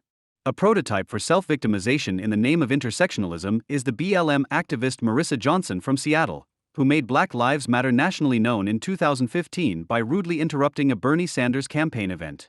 With the support of other BLM activists, she forced Sanders off the microphone and insulted all those in the audience for several minutes as racists and representatives of white supremacy. Having become so popular, she was invited to a panel where she presented the ideas of Black Lives Matter and engaged in a very specific discussion behavior, which the Seattle Times documented. When a white participant in the audience objected that he was put off by Johnson's use of the term white supremacy because he preferred the term white privilege, Johnson gasped. "Never ever, ever tell oppressed people how to stand up to their oppression," she said in her several-minute harangue, admonishing the man to stop smiling and speaking. The Seattle Times continued, Johnson had repeatedly shown this side of herself over the past year. At a series of public meetings, she has yelled, chanted and cursed at officials, sometimes interrupting ongoing court proceedings. August 15, 2015. Unlike the staged childishness and rule-breaking of Fritz Teufel's fun guerrillas, for example, in this case we are dealing with a new generation of activist disruptors, the Seattle Times, who react highly aggressively to even the smallest friendly objection and disgrace the language sensitivity that is always demanded of them with their completely undifferentiated, insulting accusations of racism and whiteness. The excessive expansion of the Black Lives Matter ideology will only be stopped when a sufficient number of people agree that such interpersonal interaction can never be the form of communication that an enlightened society should tolerate, just as little as the downright misanthropic presumption of assuming that individuals cannot a priori empathize with the thoughts and feelings of people of color because of their white skin color. But instead of decisively rejecting the moral blackmail and brutalized language of ideologues like Marissa Johnson, i.e., showing a clear edge, liberal America wears Kent and kneels in humility, as Nancy Pelosi did on June 8, 2020, with some party comrades to the summoned media, to commemorate the Black lives lost to police brutality. It remains to be seen how appropriate the gesture of kneeling down is when it closely resembles the pose with which George Floyd was killed. You can only kneel in humility, and only as a believer, basically before God, if you don't want to give up your personal freedom, which is why this gesture is forbidden to potentates endowed with divine power, for example. The humility of the Democratic functionaries was therefore pseudo-religious and blasphemous. Instead of humility before God as a representative of universal principles, which was still expressed in Martin Luther King's kneeling on the occasion of the Selma Montgomery March in 1965, blackness was celebrated as a substitute for God in June 2020. The piece of cloth called Kent, which Pelosi and her party friends had thrown around their necks, played a significant role in this. Kent is a central symbol of the former West African kingdom of the Ashanti, which existed for over 200 years from the end of the 17th to the end of the 19th century. It has an identity-forming significance for many black people because the Ashanti were the only African people who successfully resisted the Europeans for decades and were only finally defeated by the British in 1900. In the USA, the Kent cloth is the best-known African textile and is often worn like a stole by black students and schoolchildren at the ceremony after passing their final exams. USA Today quotes a cultural expert as saying that the cloth has become a symbol of pride for African Americans. However, it has not only been clear since a meticulous fact-check by USA Today that the Ashanti were particularly industrious human hunters and slave traders until the white British colonizers strictly prohibited both slave hunting and trading in the wake of their victory in 1900. Confronted with the historical facts, the Democratic chairwoman of the Congressional Black Caucus, Karen Bass, explained that she defends the Kent cloth despite all this, because it not only stands for our origins, but also for respect for our past. This cleansing of one's own history is proof of how little one takes seriously in relation to oneself what one otherwise demands so vehemently from others who are identified as opponents of blackness: relentless self-criticism. The uncritical glorification of a blood-covered piece of cloth by a high-ranking politician is probably also due to the scientific research findings of post-colonial black studies, which has long been engaged in the glorification of brutal and bloody African tribal history. Finally, a look at the BLM website reveals what the return to African tribalism is all about. There, under the heading What We Believe, it says, "We disrupt the notions of the nuclear family structure prescribed by the West by supporting each other as large families and villages." However cohabitation may have been organized in pre-colonial African societies, the reference to large families and villages is ethno-kitsch, apt to denounce what far too many children from black neighborhoods were never allowed to experience: love and security in the nuclear family. The idealized villages inhabited by brothers and sisters into which they were born are not in Africa. They are those self-ethnicized black American ganglands in which the individual black life does not count. What anti-racist thinking could be, which must be committed to equality and individuality if it does not want to degenerate into racial ideology, can be found in the book Black Power by Richard Wright, which opposes anti-racist racial delusions and post-colonialism, but not ideas prescribed by the West. When the African-American communist right traveled in the 1950s to the country from which the Kent scarf originally came, today's Ghana, he met a man who was possibly from the Ashanti people. Quote, "How long have you been in Africa?" he asked me. About 2 months, I replied. "Stay longer and you will feel your race." Please? You will feel it, he assured me. It will return to you. What will return? The consciousness of your race. He spoke very firmly. I liked this man, but not as a Negro or an African. I liked his straightforwardness, his willingness to be open. And yet I knew that I would never feel at one with Africans on the basis of race. End quote. D'Angelo unerringly declares hostility to those ideas that were fought against in the 20th century by movements that set out to reorder the world in the name of race. Quote, "In short, individualism asserts that we are all unique and different, distinct even from members of our own social group. Objectivity deludes us into believing that we can be free from prejudice. These ideologies make it difficult for white people to explore the collective aspects of their white experience." End quote. D'Angelo, on the other hand, takes a decidedly racial standpoint. My experience is not an expression of a universal human experience, It is a particular white experience in a society where race is paramount, a society that is therefore deeply divided and unequal. End quote. D'Angelo uses a tellingly incomplete example in her book to illustrate what she means by white fragility. A course participant had left the room after she had been convicted of racist behavior towards the black employees who were also present in the room. The reader is not told what the behavior consisted of and what exactly had happened. The crucial point for D'Angelo is in any case a different one, namely that the other course participants mentioned the poor health of the person who had been reprimanded, who was suffering from heart disease. This is typical of white fragility. The perpetrator's state of health now dominated the entire room, causing the actual incidents to be pushed aside. In the fight against racism, white people have to make sacrifices and get out of their comfort zone, D'Angelo logically writes elsewhere. How she envisions the fight against colorblindness can also be illustrated with an example from her book. In another course on overcoming racial bias that she gave to teachers and educators, a course participant proudly recounted a demonstration organized by black residents of the city that was directed against unequal educational opportunities at the school. With a gesture that the diversity expert immediately recognized as dangerous, the teacher told the group what a black woman had said during the protest: "You don't understand our children." The teacher, already trained in anti-racist ideology, agreed with the woman. How could a white teacher understand people of color? It was not the claimed fundamental difference between whites and blacks that D'Angelo interpreted as racism, but the gesture with which she imitated the woman. This anti-racist rehabilitation of racial doctrine did not earn her widespread criticism. One notable exception was the podcast Useful Idiots, which devoted an entire program to the book and invited Adolph Reed, one of the most prominent left-wing critics of black identity politics in the USA, to join them. Matt Taibbi, one of the two presenters, had previously written a polemical reckoning with white fragility. On the show itself, he had fun making his co-host Katie Halper guess whether the largely indistinguishable quotes read out were either from right-wing activist Richard B. Spencer or Robin DiAngelo. For white people, it is not a question of whether they are racist, but only how racist they are, because according to DiAngelo, they are all born into a culture of white superiority and benefit from this society. In pop culture products, for example, they are portrayed as morally superior, while black people are portrayed as immoral. There is no escape here, and anyone who claims otherwise has no idea about socialization, the author writes several times in her book, perhaps in the hope that repetition will replace conclusive arguments. After all, anti-racism is good business for D'Angelo as a diversity trainer and book author, and for this reason alone she has no great interest in putting an end to racism, which is practically impossible within the framework of her theory. The current anti-racist ideology that D'Angelo draws on does not, of course, merely stem from individual profit interests, but is a reaction to social and economic changes.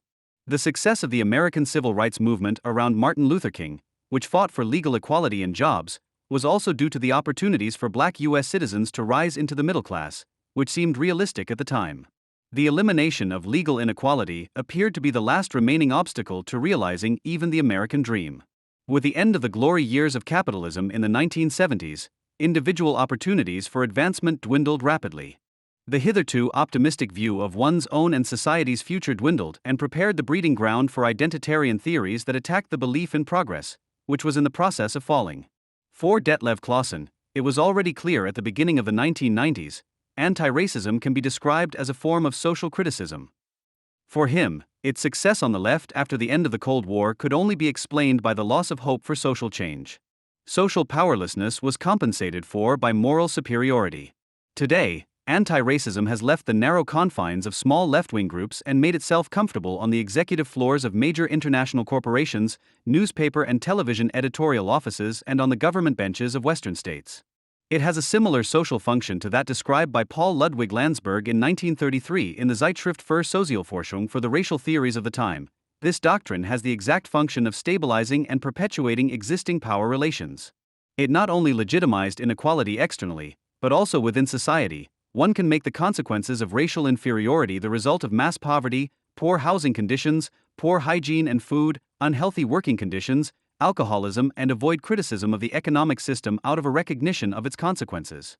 After the Allied victory over National Socialism, racial ideologies were discredited, but it would take until the 1990s for apartheid in South Africa to end the last Western-based political system that legitimized racial inequality.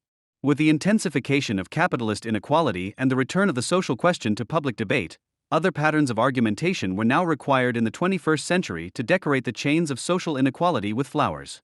Anti-racism offered a way out. Some radical leftists may have been surprised to suddenly find themselves on the side of large corporations in spring 2020 and to share their anti-racist outpourings on Facebook.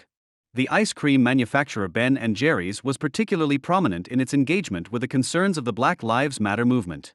On its website, it took a stand against systemic racism, although of course it was not the increasingly unequal distribution of wealth that was criticized, but rather the fact that capitalist misery is unfairly distributed according to skin color.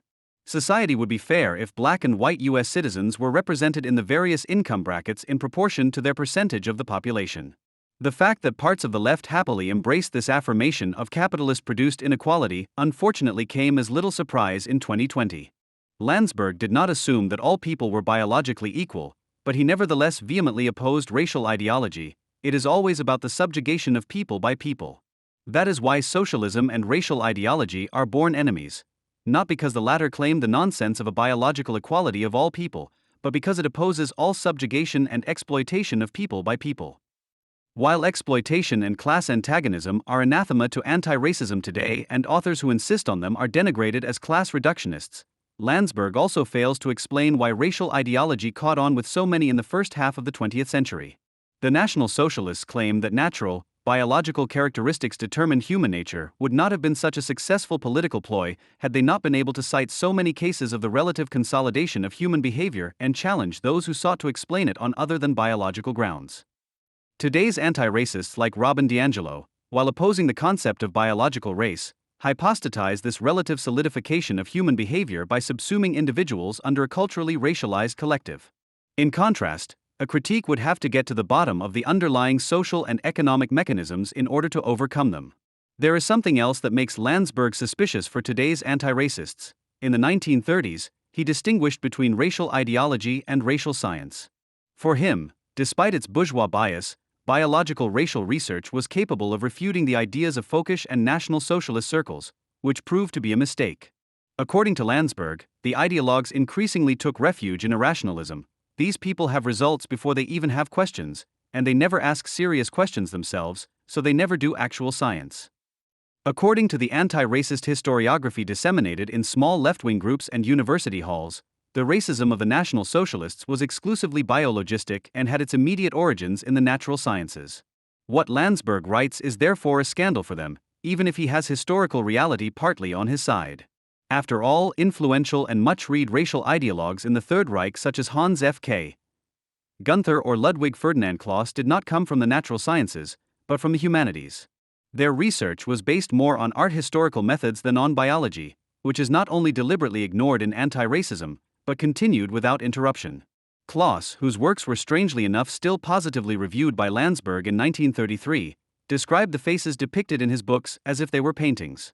He deduced a style and a race from the alleged lines of the head. Ludwig Ferdinand Clauss, 1892 to 1974, is relevant not least because, unlike Landsberg, his teachings make him quite compatible with modern anti-racist ideology. Clauss came from a middle-class family and studied German, Scandinavian studies, psychology and philosophy. He was a member of the Deutschbund, the Schutz und Trutzbund and wrote for Adler und Focken, the magazine of the Folkish Youth League. At the end of the 1920s, Clauss's interest in racial research led him to the British Mandate of Palestine, where he studied the life of the Bedouins. To this end, he devised the mimic method, which went beyond participant observation and demanded that one must become a Bedouin in order to learn something about them. Clauss therefore settled among them, perfected his Arabic, got rid of his German clothes, learned their daily routine, their way of walking and their customs. Here, in contrast to the cities he saw as corrupted by the West, Clauss hoped to discover the true identity of the Arabs. He also found Islam in the Arabian desert. This is probably why he is still described today in Yavuz Ozogah's Internet Encyclopedia as an anti-racist.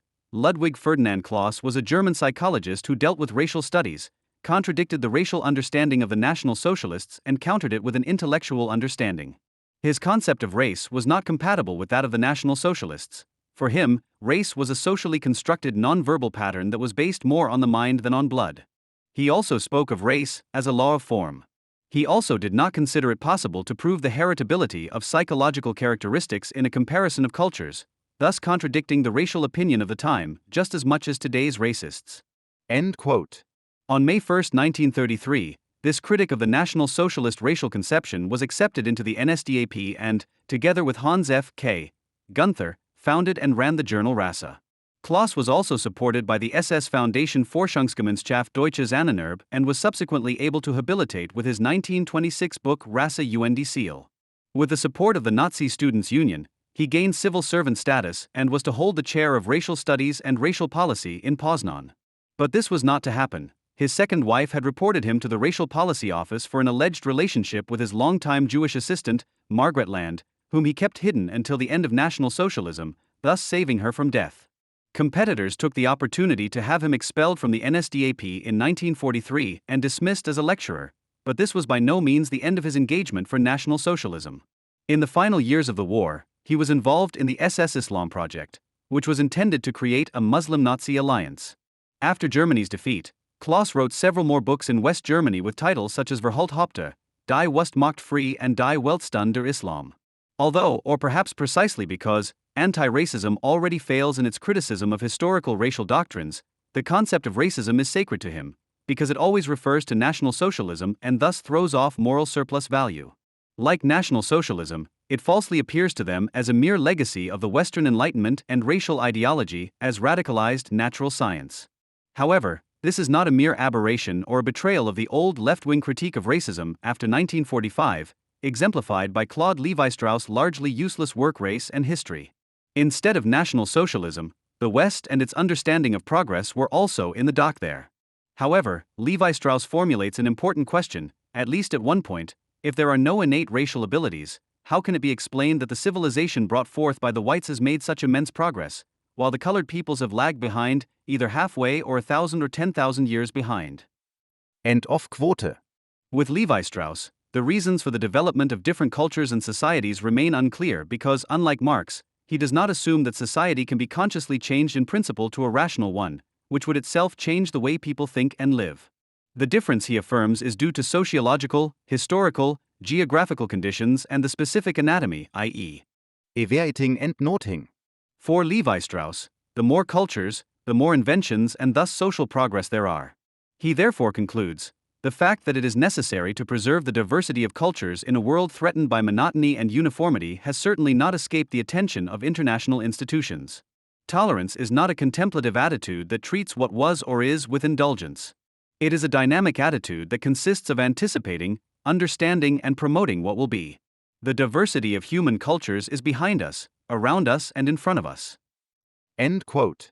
Claus also had no problem with the difference between cultures and races. Each race could only be judged according to its own standards of value, was his credo. To measure them by the same yardstick was to reject universalism. He saw this difference between races and worlds as being threatened by capitalists as early as the 1930s, as he made clear with an example: he had met a Danish fisherman on the high seas. However, the fish he sold seemed too expensive to him and he concluded that the Dane must be a capitalist. For Claus, it is not important whether the fisherman really has capital, because only the mindset determines whether someone is a capitalist. For him, higher values are nothing and prices are everything. Although this attitude is present in all races, it is lived out in a racially specific way. The Nordic capitalist, for example, turns the world into an object of exploitation and conquers sales areas instead of living spaces. For the consummate capitalist, people are not creatures of God or people's comrades, but buyers and workers. Peoples and cultures are not thoughts of God with a unique, inviolable being of their own, but owners of needs, the satisfaction of which creates markets and increases prices. If the needs are not there, the peoples are primitive and must be civilized, with machines of destruction of every kind of weapon until they have matured into a worthwhile sales area. The purest capitalist mentality, however, was to be found among the Near Eastern race and especially among the Jews, who lived in the Near Eastern style as almost raceless people. With his anti-imperialist anti-Semitism and anti-universalist racial ethnology, Claus was by no means an outsider in National Socialism. For him, race was not defined purely biologically, and he criticized racial ideologues who derived mental characteristics such as intelligence, diligence, or discernment from external traits, which were present in all people. For race is not, as is still often believed in lay circles today, a cluster of inherited characteristics, but a hereditary law of form that affects all characteristics, whatever the individual may have, and gives them style. It is not by the possession of certain qualities that one recognizes the race of a man, but by the style in which he uses these qualities. End of Quote. For Claus, however, not much can be deduced from purely biological race. Being Nordic, for example, does not in itself mean being good or noble. After all, not everyone lives in a species-appropriate way. On the other hand, Claus believed he could draw conclusions about race from behavior and the values represented, which made him extremely popular with the SS. It was precisely this ideological armament that was to make it possible to track down the last Jews and fight the Jew in us even more resolutely. In this respect, Levi Strauss' criticism of racial theorists such as Claus missed the mark. The original sin of anthropology, however, consists in the use of the purely biological concept of race, assuming, by the way, that even in this limited field this concept can lay claim to objectivity, which modern genetics denies, to explain the different sociological and psychological achievements of individual cultures. End of Quote. The crude anti-racism of Robin DiAngelo becomes much easier to read if one understands it as a modernized racial ideology. This becomes particularly clear in the passages that deal with segregation and economic differences. However, the contemptible conditions remain untouched and are only used by her to illustrate the thesis of how important race is in American society. An end to racism is impossible in DiAngelo's mind, even though at the end of the book she justifies her own courses by claiming that a change in individual behavior could somehow have an effect on institutions. However, she doesn't quite believe her self-optimization ideology herself and openly proclaims, she too is a racist. Like Claus, she sees race as a hereditary law of form that affects all characteristics, whatever they may be, and gives them style. A person's racism is therefore not recognized by the possession of certain characteristics, but by the style in which he uses these characteristics, for example, when he imitates a black woman inappropriately. In order to really understand the black soul, however, DiAngelo would be able to take her workshops to the next level by spending years with her clients in the relevant neighborhoods of Detroit, Baltimore, or Chicago and testing the mimic method. If you ask the average white person what image comes to mind when they hear the word slavery, they will probably think of a black African or African American in chains being humiliated by a white slave owner. The average black person will feel no differently. Whites are perpetrators of slavery, blacks its victims. That seems to have been the case everywhere and always. And it has to stay that way. This black and white view, which unites whites and blacks, corresponds to a special kind of African politics of memory. Quote, in Wida, the major port for slave exports in Benin, there is a monument, the Gate of Never Return. A relief shows two long columns of shackled people walking towards the coast and their fate on the other side of the Atlantic. Monuments show, but they also conceal. Nowhere are there monuments to the huge number of enslaved Africans who were not exported but remained in the large enslaving states. And where are the monuments for the export to the Islamic world? For the 9 million who were deported across the Sahara, the at least 8 million who crossed the Indian Ocean and the Red Sea? This topic is taboo. But by denying those 17 million enslaved people, one denies them the status of being victims like their 11 million fellow sufferers. But the denial goes much further. It is concealed that it was Africans who enslaved those 28 million exported people. African intellectuals form a united front of united denial to blame Western culture for slavery. Meanwhile, this blaming goes hand in hand with demands for reparations. Grotesquely enough, it is largely the members of the former enslaved ethnic groups who are playing the role of victims today. At the Durban Conference in 2001, Ali Mohammed Osman Yassin demanded reparations from the West as Minister of Justice of Sudan, where blacks have been enslaved again for over 20 years. End of Quote. Slavery, one could know that, has existed ever since humans have handed down history.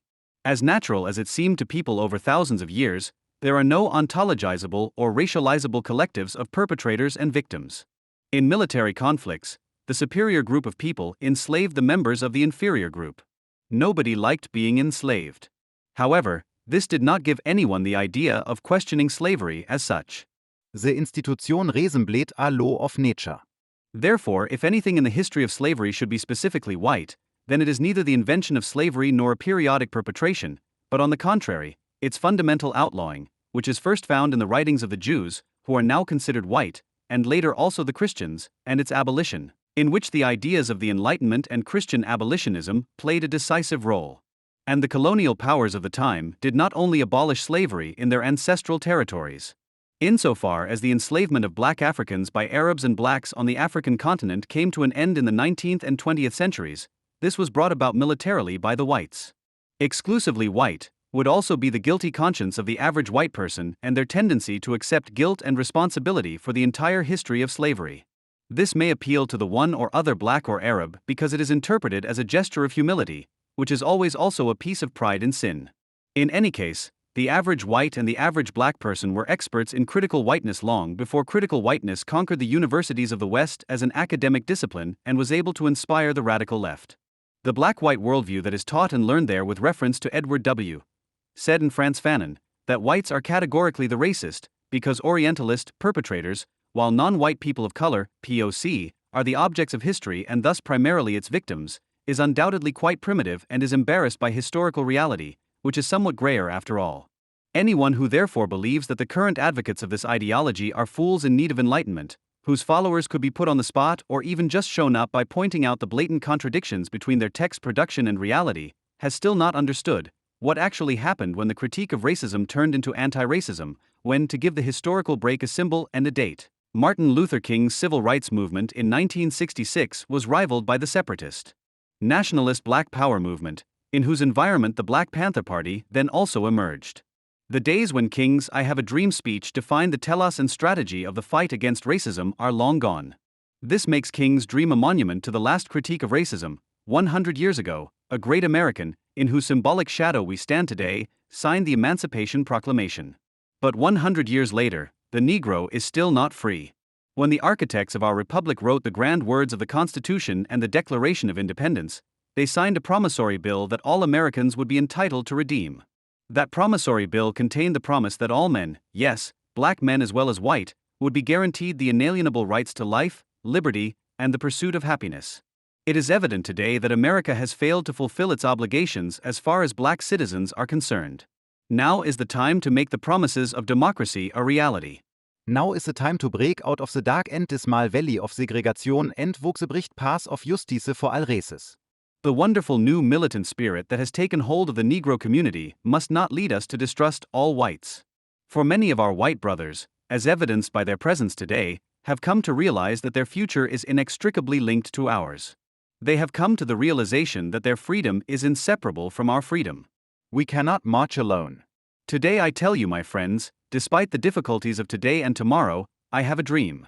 It is a dream that is deeply rooted in the American dream. I have a dream that one day this nation will rise up and live according to the true meaning of its creed. We hold this truth to be self-evident, that all men are created equal. I have a dream that one day my 4 young children will live in a nation where they will not be judged by the color of their skin, but by their character. If we let the voice of freedom resound, if we let it resound from every town and hamlet, from every state and metropolis, we will sooner see the day when all God's children, black and white, Jew and Gentile, Protestant and Catholic, will join hands. End quote. Anti-racists can't do anything with that. And not because the word Negro is still used here as a matter of course. Don't be impressed when anti-racist PACS and their white followers from the critical whiteness environment try to blow up a discussion event organized by the Taz in Berlin, as happened in April of this year, by whining like hysterical little children at the moment when moderator Denise Ussel reads from King's speech that he should not read out the N-word because it hurts them. Because the fundamental point is that King's fight against racism was obviously committed to the spirit of enlightenment, universalism, and reconciliation, while these ideas are fought against by anti-racism precisely because they are white. It is no coincidence that Mussolini and Hitler are the key figures in the global anti-racist uprising of the subalterns. Pointing out this connection is not an exaggeration, but a necessity if we are to stop ascribing motives to anti-racism that it does not have. Thus Mussolini says, "Everything I have said and done in these last years is relativism based on intuition." If relativism means contempt for fixed categories and those who claim to be the bearers of objective and immortal truth, then there is nothing more relativistic than the fascist attitude and activity. Starting from the fact that all ideologies have the same value, that all ideologies are mere fictions, the modern relativist comes to the realization that everyone has the right to create his own ideology and to try to impose it with all the energy at his disposal. And Hitler knew, there is no such thing as truth. Science is a social phenomenon, and like any social phenomenon, it is limited by the good or harm it does to the community. End quote. Mussolini and Hitler were not fools either. On the other hand, anyone who thought they had to argue that the stories they constructed about the Italian or German people, for example, were myths that had nothing to do with real history was a fool. Because they would never have denied that. After all, they openly acknowledged the mythological character of their stories. It was important to them that these fictions were useful to the respective community, which was only constituted by means of the myths, and that they had the ideological and military power to impose them as their truth. It is therefore not merely structurally similar, but exactly the same when for anti-racists there is no objective history of the Israeli-Arab conflict, but only Israeli and Palestinian narratives that have the same value, or when Palestinians are not interested in the question of the truth or falsehood of the Israeli narrative, but whether they can muster the strength to eliminate it. In this sense, black anti-racists do not want their skin color to be overlooked and judged according to their individual character, as King still does. On the contrary, black skin should be a place of speech, representing a perspective or situatedness that alone guarantees truth in anti-racist matters, and beyond. Instead of integration and fraternization with whites, Marcus Garvey, for example, the inspiration for the later Nation of Islam and, with Malcolm X, for the Black Power movement, relied on segregation and cooperation with the Ku Klux Klan in the 1920s. As a result, today not only all whites who have not yet come to terms with critical whiteness are mistrusted, but also everything ostensibly white, logic, for example, and even more so reason. Even if Hitler and Mussolini drew on certain motifs from Nietzsche, whose perspectivism so inspired postmodernists such as Foucault, they may well claim the copyright for concepts of subaltern power of definition. Where Nietzsche's linguistic critical dismantling of all absolute truth claims, for example in Truth and Lie in an extramoral sense, owed itself at least to a negative concept of truth, however questionable, and an apology of appearance as a counterdraft to empirical reality, Hitler, Mussolini and their postmodern heirs stand without linguistic critical scruples for the relativity of their respective place of speech, which is nevertheless elevated to the principle of reality with the most brutal energy. It is therefore completely nonsensical to want to use reason, logical consistency and history to deal with people who today, like Mussolini and Hitler once did, openly abandon universalism and the ideal of rational argumentation in order to self-confidently profess the production of myths and fictions. However, the strength of political voluntarism is also its weakness. For outwardly, the movement of the subalterns can successfully seal itself against any objection of reason, against any criticism. No truth is more watertight than that which springs ontologically from one's own being, one's own perspective, and whose only criterion is the power to realize one's own definition. Internally, however, the anti-racists face the same problem of unity as the National Socialists. The fact that everyone has the right to create their own ideology and to try to assert it with all the energy at their disposal ultimately applies in principle and in tendency to every single member of the movement. Since the precondition of any dispute, universalism, logical consistency, reference to reality, has been eschamatized, the criterion for deciding in internal disputes, for example about when exactly something is racism and how and on whom it can be most effectively combated, can also be mere power or pure violence. Like the National Socialist non-state, the anti-racist movement is therefore also disintegrating into rackets that cannot discuss with each other because they have no basis for doing so and must therefore fight each other. In the early summer of 2012, for example, a now disbanded militant strike force from the Berlin critical whiteness milieu called Reclaim Society, RS, violently attacked an exhibition by the anti-racist associations Bündnis Aktiver Fußballfans, BAF, and Siempre Antifascista by destroying exhibition boards that drew attention to the rampant anti-Semitism and racism in the German leagues. This action was subsequently justified with re-traumatizing experiences of violence, which the corresponding photos evoked in the viewers. Even a white man belonging to this gang felt racially traumatized by the images and responded to the organizers' incredulous question as to how this was possible by saying that identity is a question of positioning and that he identifies as a POC. The RS statement said, Toby positions himself as a person of color in the German context and is red typified. Then an external person, who we read as white and feminized, intervened in the group, pointed at Toby and said that he was also white. This behavior was perceived by RS as transgressive. Toby briefly explained to the person in question the concept of being white, that white is not a skin color but a social position. End quote. Shortly afterwards, the same people blew up the anti-racist No Border camp in Cologne with wild accusations of racism that were never substantiated, pointing out that the explication of racism or racist opinions or actions should not be the task of those affected by racism, but that they alone decide what racism is. The flip side of the principle of be white, shut up is the empowerment of critical whiteness to issue bans on speech, as Jungle World reported in an article on the No Border camp on July 26, 2012. For many refugee activists, on the other hand, the PC's interventions went down badly. They have an authoritarian way of pushing through positions, says Rex Osa from the Voice Refugee Forum, who comes from Nigeria. They have created an atmosphere in which they hold people morally hostage. Many Germans have become afraid of being seen as racists. Even he himself felt under pressure. Because when OSA spoke of victims of racism in the closing plenary session, he was told by a critical white woman that it should be those negatively affected by racism with reference to language sensitive to domination. End quote. RS also had a problem with the widespread bad habit among white anti-racists of appropriating the symbols of the struggles of non-white subalterns. Not because the Palestinian rag is objectively the blood cloth of the murder of the Jews, but because the white appropriation of POC/black and anti-colonial resistance symbols, such as dreadlocks, Che Guevara or Black Power symbols, Maori tattoos, mohawks and even the keffiyeh expressed cultural cannibalism, i.e. a neo-colonial appropriation of original resistance symbols of black or colored people against white colonialism and imperialism. From this follows, it is impossible to stop being white. Whites internalize subtle mechanisms of exercising white supremacy. Consequently, whites cannot be anti-racist, but only racism critical. End of quote. Somehow the anti-racist world suspects that the interventions of RS and of PACS and whites close to the critical whiteness ideology in general are a homemade problem. A representative statement by Antifa Friedrichshain on the camp breakdown in Cologne entitled, "Splitting Like the Pros," reads, "What we experience from spectrums like the RS is how comrades are declared racists and persona non grata by the power of definition on the basis of the use of wrong terms, who are to be excluded without discussion after their violent appearance, such as the use of the term refugee."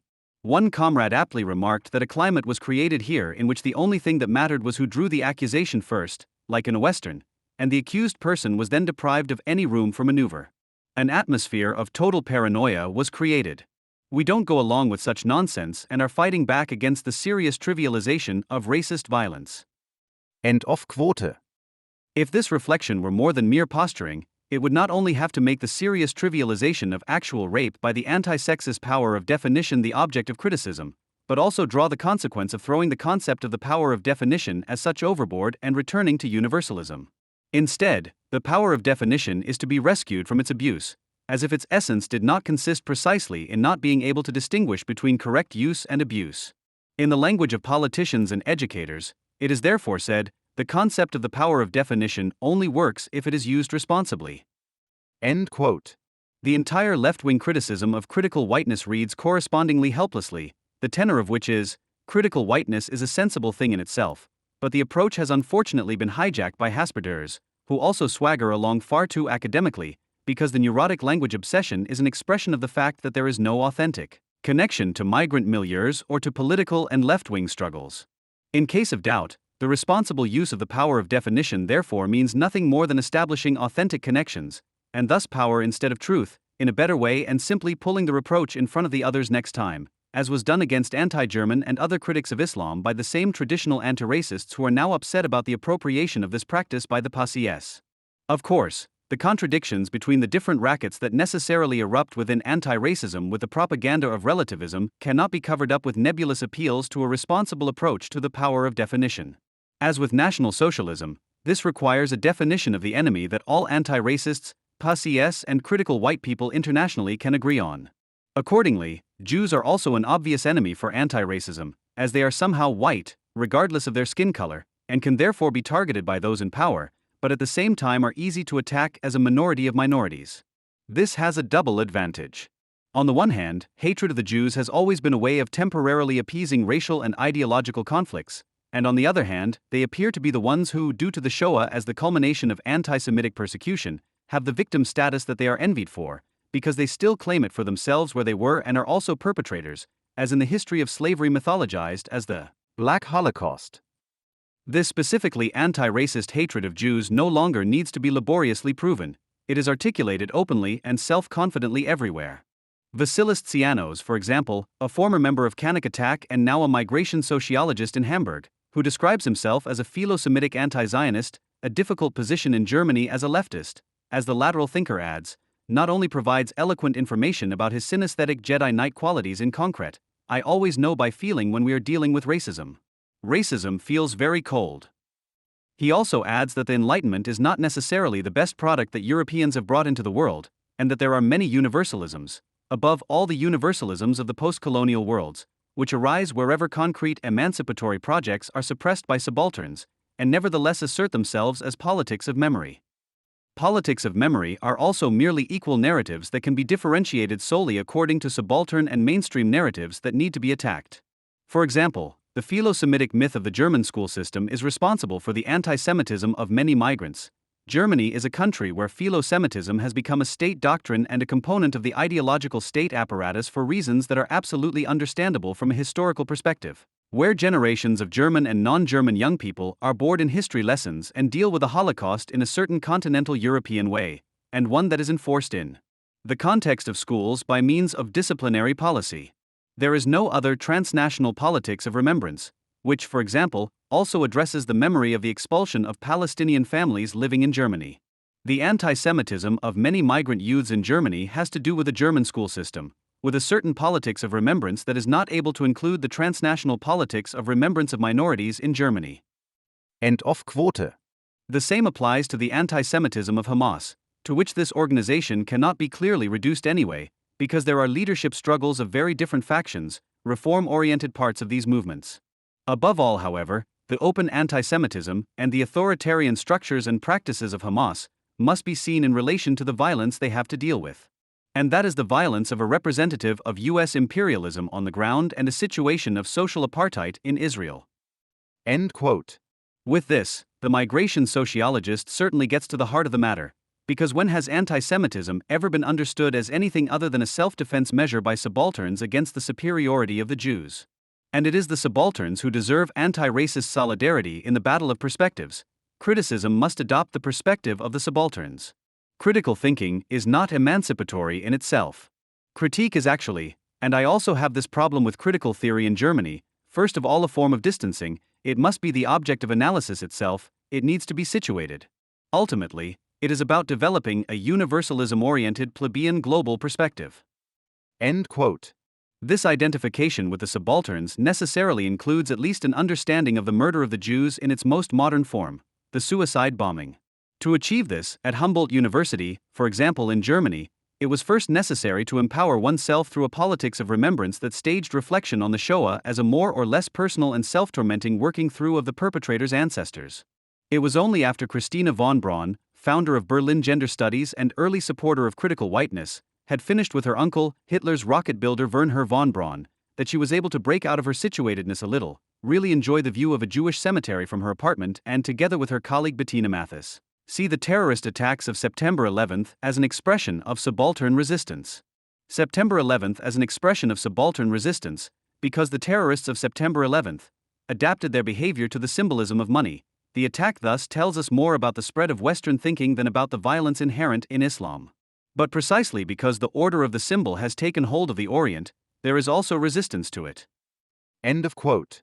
Claudia Brunner, Christina von Braun's foster daughter, was finally liberated after dealing with her uncle Alois Brunner, who, as Adolf Eichmann's right-hand man, was responsible for the murder of more than 100,000 Jews, to declare Palestinian female suicide bombers bearers of hope for a qualitative change and improvement in Israeli-Palestinian relations in her 2002 thesis, at least insofar as potential female suicide bombers are treated as human beings with their dignity and rights.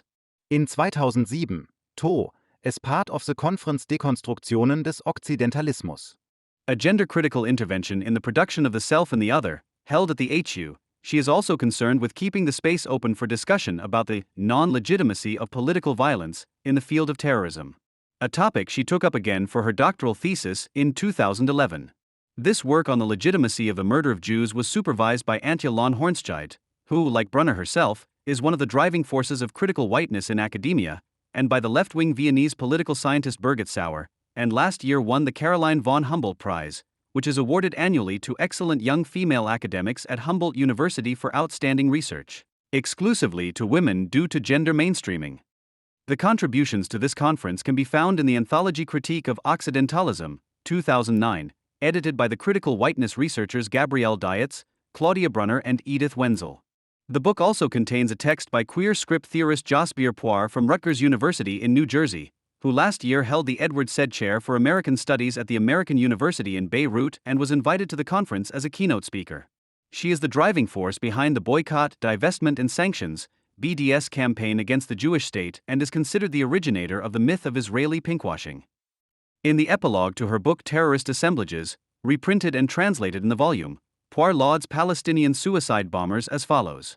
Quote, self-erasure is the ultimate form of resistance and, ironically, it functions as self-preservation. The preservation of the symbolic self is made possible by the supreme cultural capital of martyrdom, the breathing of life into the future of political struggles, not at all a sign of disinterest in living a meaningful life. As Hage notes, in this limited but nonetheless impressive economy of meaning, suicide bombers are a sign of life that springs from the violent conditions of the impossibility of living, the impossibility of making a life. This body forces a reconciliation of opposites through their inevitable collapse, a perverse abode of contradiction. Temporal narratives of progress are turned upside down when death and becoming merge into one. While one's own body dies, one's own body becomes the mask, the weapon, the suicide bomber.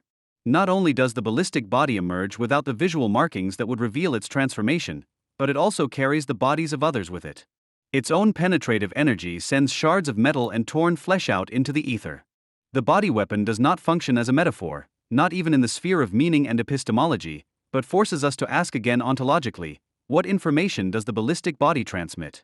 These bodies, which are in the process of becoming, blur the interior and the exterior, trigger changes through sensation, knowledge through echoing back radiation and vibration. The echo is a queer temporality, in the circuit of effective information between and among beings, the succession of reflection, repetition, reverberation and return, but with a difference as in mimicry, and it causes waves of the future to break into the present. End quote. If the murder of the Jews is praised unabashedly as reconciliation, then we are obviously dealing with redemptive anti-Semitism, Saul Friedlander, in its purest form, financed by the German Research Foundation and the Rosa Luxemburg Foundation. The hope that this might scare the anti-racists out of themselves is naive at best. For as the arbitrarily selected and almost endless examples cited show, anti-Semitism is neither an aberration nor an oversight on the part of individual anti-racists, but is constitutive of the ideology of anti-racism and the international solidarity of all subalterns, which is by no means concealed by the desk perpetrators. Moreover, the possibility of being frightened by oneself presupposes the difference between one's own self and one's thinking, which the anti-racists have happily overcome. This is their delusion, which they profess at every opportunity, offered by left-wing popular magazines and foundations, and about which no one needs to be enlightened. On April 10, 2024, Orenthal James Simpson died of cancer at the age of 76. The successful football player, who also appeared as a popular advertising figure, sports commentator and even a film actor, is regarded as one of the first black sportsmen to become a popular superstar throughout America. In Europe, where American football hardly played a role at the time, O.J. Simpson is a household name because he was arrested in 1994 for the murder of his divorced wife Nicole Brown and her acquaintance Ronald Goldman, charged and acquitted in 1995 despite overwhelming evidence. A case in which a morbidly jealous, choleric ex-partner finally went to the final act after 62 recorded assaults and went into a veritable bloodlust, almost to the point of decapitating the object of his hatred, became an absurd media spectacle. Instead of a verdict on a man who could not stand rejection and regularly went into violent rages against women, one was passed against racist America. From the arrest, which he tried to evade by fleeing in his white Ford Bronco, to the attempts to turn the police officer Mark Furman into a police officer who wanted to plant evidence on Simpson based on his previous use of racist terms, to the moment in which Simpson tried in vain to put on a glove that was too tight for the perpetrator, right up to the verdict, the world's media, including Today and the Tagesschau, were always there. But it was not only the first murder trial to be turned into a worldwide television event, but above all a court case in which the principles of objective investigation of the facts of the case and, based on this, the determination of the individual guilt of the accused were overridden for all to see and judged according to extrajudicial, purely ideological criteria, which today are referred to as social justice or racial justice. In a perverse reversal of classic American justice narratives such as Harper Lee's To Kill a Mockingbird, in which an innocent black man is convicted by a racist justice system despite evidence to the contrary and, before the verdict can be appealed, is shot on the run, here a guilty black man had to be acquitted in order to settle accounts with racist America. Mark Lamont Hill, black activist, fan of Louis Farrakhan, critic of Israel, TV commentator, formerly CNN, now Al Jazeera, and professor at the City University of New York, summed up this logic like no other on the anniversary of O.J. Simpson's death. On X, formerly Twitter, he proclaimed, O.J. Simpson was a violent liar who abandoned his community long before he murdered 2 people in cold blood. His acquittal of the murder charge was the right and necessary result of a racist justice system. But he is still a monster, not a martyr. End quote. By his community is meant the black community, which Simpson is said to have abandoned through his social advancement, his white friends, and, not least, his divorce from his first black wife and second marriage to a white woman, Nicole Brown. According to this logic, Simpson had betrayed his race by living like a white man and no longer caring about the concerns of black people, which is repeatedly leveled against politically invisible black sports stars such as Michael Jordan.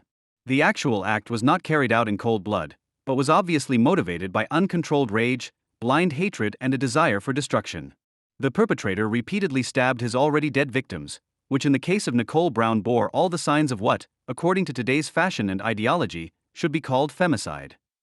But this is exactly what someone like Mark Lamont Hill has to skip over, who in the first step half misjudges and half condemns the character of the crime, in order to then go on to celebrate the acquittal as an expression of higher justice, even if not for the relatives of Nicole Brown and Ronald Goldman. In the progressive hierarchy of victims, women always rank particularly low when it comes to those who are red-white and caught between the fronts of the race war for social justice. It is totally important to denounce the rape culture in male-dominated Western societies at all times and to relentlessly expose the toxic masculinity of seemingly ordinary citizens that leads to femicide. But when it comes to the higher cause, for example racial justice or a liberated, i.e. Jew-free Palestine, then questions such as the status of women in Khan Yunis, Jenin, or the black neighborhoods of Baltimore are forbidden and evidence is demanded, as Judith Butler did, for the mass rapes on October 7 in Israel, which in her view should be classified as an act of armed resistance anyway. This is all the more remarkable given that demanding evidence from women who have been or claim to have been victims of sexualized violence is normally strictly forbidden in queer feminist discourse. There, at least if the race of the alleged perpetrator is determined as white, the slogan "Believe all women" applies strictly according to the dogma of definitional power, i.e. that all women are to be believed from the outset when they make allegations of sexual violence. In the wake of #MeToo, it was common to regard every bad pickup line as an assault. To understand the perfidy of Butler's demand for evidence, one must keep in mind that in the case of the brutal rapes of Jewish women by Palestinians on October 7, the forensic evidence as it existed against O.J. Simpson is sorely lacking. In this respect, one is largely dependent on the videos of the perpetrators, the statements of the freed hostages such as Amit Susana, who was interrogated for 8 hours by the New York Times and had to provide details of her medical examination. The coroners and volunteers, who were forced to do gruesome work after October 7, concentrated on identifying the bodies or body parts and tried to collect as many remains as possible, as Jewish ritual requires the whole person to be buried. In view of the devastation, securing evidence of rape was obviously not a priority. Furthermore, it is often simply not possible to find any evidence of genital mutilation, let alone burnt bodies. This is why Butler's demand for further evidence must be understood for what it was in March 2024, a denial of crimes that surpassed those of the SS Einsatzgruppen in their monstrosity and their targeted dissemination via the internet. Countering this queer feminist version of Holocaust denial with slogans such as "Believe Israeli Women" is not only futile, but counterproductive. The violence of anti-Semitism and the consent that can express itself in jubilation, contextualization, justification, relativization, demand for evidence or denial is simply not accessible to enlightenment and criticism, especially since in this idea both justice and law are determined and carried out according to completely different criteria. It is therefore not a matter of a lack of knowledge or mediation. The attempt to prove contradictions in a Holocaust deniers argumentation is not only pointless, but also puts his accusers, who for their part now have to prove the long-proven existence of gas chambers in Auschwitz once again, in need of explanation and thus harms the criticism of anti-Semitism. The slogan "Believe all women" is similar. It is not suitable for strengthening women's rights, but first and foremost serves to eliminate the difference between a punishable act and queasy feelings in relation to a man. Where criteria for recognizing objective truth are abandoned and replaced by those of identity, the erosion of the rule of law begins, which, if it were to prevail, would herald the end of Western societies. Even when specific and brutal acts of murder or rape are not denied, as demonstrated by the critical inquiries of Professor Judith Butler or the abstruse logic of Professor Mark Lamont Hill, whenever racial issues are mixed in, they must never be seen for what they are, but must be fundamentally contextualized with a global anti-racist struggle in mind. What one could still wonder about in the Simpson trial, namely that the concrete murder of 2 people by a notorious liar and wife-beater could become a case for racial justice, has since become established as a standard in the legal understanding of a generation of young Americans, and thus also in the global academic community that statements such as those of Judith Butler, even where they do not meet with undivided approval, are at least taken note of as worthy of consideration and thus deemed worthy of a discursive response. However, nothing pleases the ordinary Holocaust denier more than being discussed with him, Nothing pleases the no less ordinary academic anti-Semites more than when their knowledge of Jewish lies is included in the canon of discourse. Consequently, one can also shrug off the terrible end of the white Nicole Brown if only her killer is freed from the clutches of a racist justice system because of the color of his skin.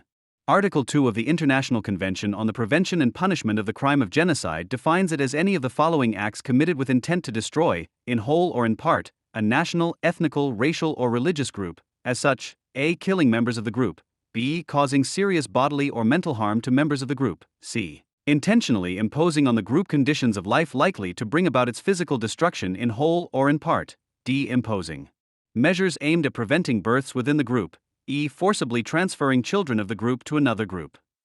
Without much effort, anyone can see that Gaza's attack on Israel on October 7, 2023, meets not one but four of these criteria formed on the Holocaust beyond a shadow of a doubt, and at least eagerly attempts to meet the third criterion. Since Hamas is the ruling authority in Gaza and Gaza residents participated in large numbers in the actions, condoning and celebrating them in even greater numbers, it is beyond doubt, at least if the International Convention is taken as a basis, that the semi-state entity of Gaza as a whole is guilty of genocide. Without the described perversion of the concept of justice in the name of racial justice, it is simply impossible to explain why large sections of the academic youth worldwide and especially in the USA, in a complete reversal of the facts, accuse the Israeli measures to prevent further massacres of its own population of genocide. As has been pointed out many times, the race issue is a substitute for the class issue. The fact that a rich, popular sportsman with a team of the country's most renowned criminal defense lawyers turns a court case into a farce and is acquitted of the charge of murdering his ex-wife, whom he had previously harassed many times, and who had worked as a waitress before the marriage, should have been seen as an expression of patriarchal class justice according to traditional left-wing orthodoxy. But when it is no longer about the murders of a white woman who had become wealthy through marriage and a man who happened to be present, but about a judgment on the entire legal system that is to be rejected as racist, then a practice is put into effect that can no longer be stopped and, above all, is capable of completely destroying the entire sense of justice and thus trust in the justice system. Criminal justice, which is confronted with the consequences of class and racial society, which still affects the situation of black people in America in the corresponding, still relatively segregated neighborhoods, must investigate the specific crime, assess the personal guilt of the perpetrator and sanction accordingly. It must therefore abstract from the general social situation and the political climate and examine what speaks for and against the accused as an individual and not as a representative of a group. The fact that capital crimes in particular, such as murder, are prosecuted, solved and brought to justice with appropriate effort is not only a prerequisite for trust in the legal system, but above all for ensuring public safety. The blanket defamation of police work as racist, which increased enormously after the Simpson trial and reached its temporary peak after the death of George Floyd, undermines precisely this in the neighborhoods where the black underclass lives and the murder victims are just as black as their murderers. These neighborhoods in particular contribute to the fact that the rate of violent homicides in the United States is 6.3 per 100,000 inhabitants, which is around 6 times higher than in an average European country. This means that the USA is by no means at the top of the list of countries that are considered to be at least somewhat democratic. In South Africa, for example, the rate in the years 2022 to 2023 was 45 homicides per 100,000 inhabitants, according to the Associated Press, which corresponds to around 75 homicides per day, to which around 400 robberies are added. In a country with a population of 62 million, there are 2.7 million registered private security forces for every 150,000 police officers, which are to be increased to 160,000 this year. For a fee, these offer armed patrols and immediate response to the triggering of their clients' alarm systems, ensuring that violence does not fully penetrate, at least in the areas that luxury holidaymakers flock to and where the country's elite reside. Public security has been replaced by private security for those who can afford it, while the situation in the townships on the outskirts of the major cities, which until 1994 were regarded as a symbol of the injustice of the apartheid regime, has deteriorated dramatically over the past 15 years. Diepsloot, north of Johannesburg, is one such area that has been largely abandoned by the police. Last year, a murder investigation was launched there after the charred bodies of 7 young men were found. Investigations indicated that the victims had been attacked and burned by a mob in 2 separate incidents. They were caught and tied up before being killed with a so-called necklace. In this method, tires are usually placed over the victims' upper bodies before they are set on fire. The withdrawal of the police and the increase in robberies mean that, under the leadership of respected authorities in the community, the law is taken into their own hands and suspects are given short shrift. As a result, There is little trust in state authorities in such districts, and violent protests regularly erupt when the police take action against people who enjoy the support of parts of the population. Townships such as Diepsloot are generally inhabited by people of different tribes and nationalities, the vast majority of whom have no qualifications that would enable them to find a reasonably paid job. There is a lack of basic education and infrastructure, electricity, running water, and a functioning sewage system. The power supply and transportation system, especially the rail system, suffer massively from metal theft throughout the country, so much so that entire railroad lines in Johannesburg have had to be shut down. Criminal gangs are also targeting cables. South Africa now exports more copper than it mines. While South Africa, like most countries, experienced a phase of economic growth after the Second World War, the apartheid system proved to be untenable in the 1980s. It was ostracized internationally and sanctions were imposed that hampered industry. Many therefore thought that when the country was finally democratized in 1994 and Nelson Mandela became president, South Africa was on the verge of a huge upswing. What is still by far Africa's largest economy today was also expected to take on the role of driving force and role model for the entire sub-Saharan region. The general expectation was that the liberation of the vast majority of the population and the lifting of sanctions could unleash previously untapped potential. Even if the big boom failed to materialize, the economy grew steadily in the first 10 years or so under the democratic rule of the ANC. Since then, there has been stagnation at best. A study by Harvard University, published in November 2023, investigates the reasons for the decline. The picture the study paints is as follows. Per capita income has been declining for over a decade. Unemployment is the highest in the world at over 33%, and youth unemployment is over 60%. Poverty has risen to 55.5% based on the national poverty line, and many more households rely on government transfers to make ends meet. Most cities are failing to create opportunities for people and are failing to innovate, grow, and drive economic integration. Rural areas in the former homelands, meaning black-only, largely self-governing tribal areas created during apartheid, where almost 30% of South Africans live, have appallingly low employment rates and remain exceptionally poor. End quote. Two main causes are identified for this: the collapse of state capacity and the persistence of spatial exclusion. The report makes it mercilessly clear just how advanced the state's collapse in South Africa has become. Over the past 15 years, state infrastructure has deteriorated significantly in all areas. Electricity is being rationed, and a national state of emergency even had to be declared in February 2023 as a result. Rail and shipping services have declined, crime, theft, and sabotage are the order of the day. None of this can compensate for the former strength of the South African economy, the cheap coal production, and the resulting relatively low costs of electricity generation. Overall, stagnation has also led to a worsening financial situation, as corruption-ridden, inefficient state-owned enterprises and the vast majority of the population remain dependent on financial support from the state coffers. By spatial exclusion, the authors of the study mean that during apartheid, townships were deliberately separated from central business districts and economic infrastructure, resulting in fragmented cities.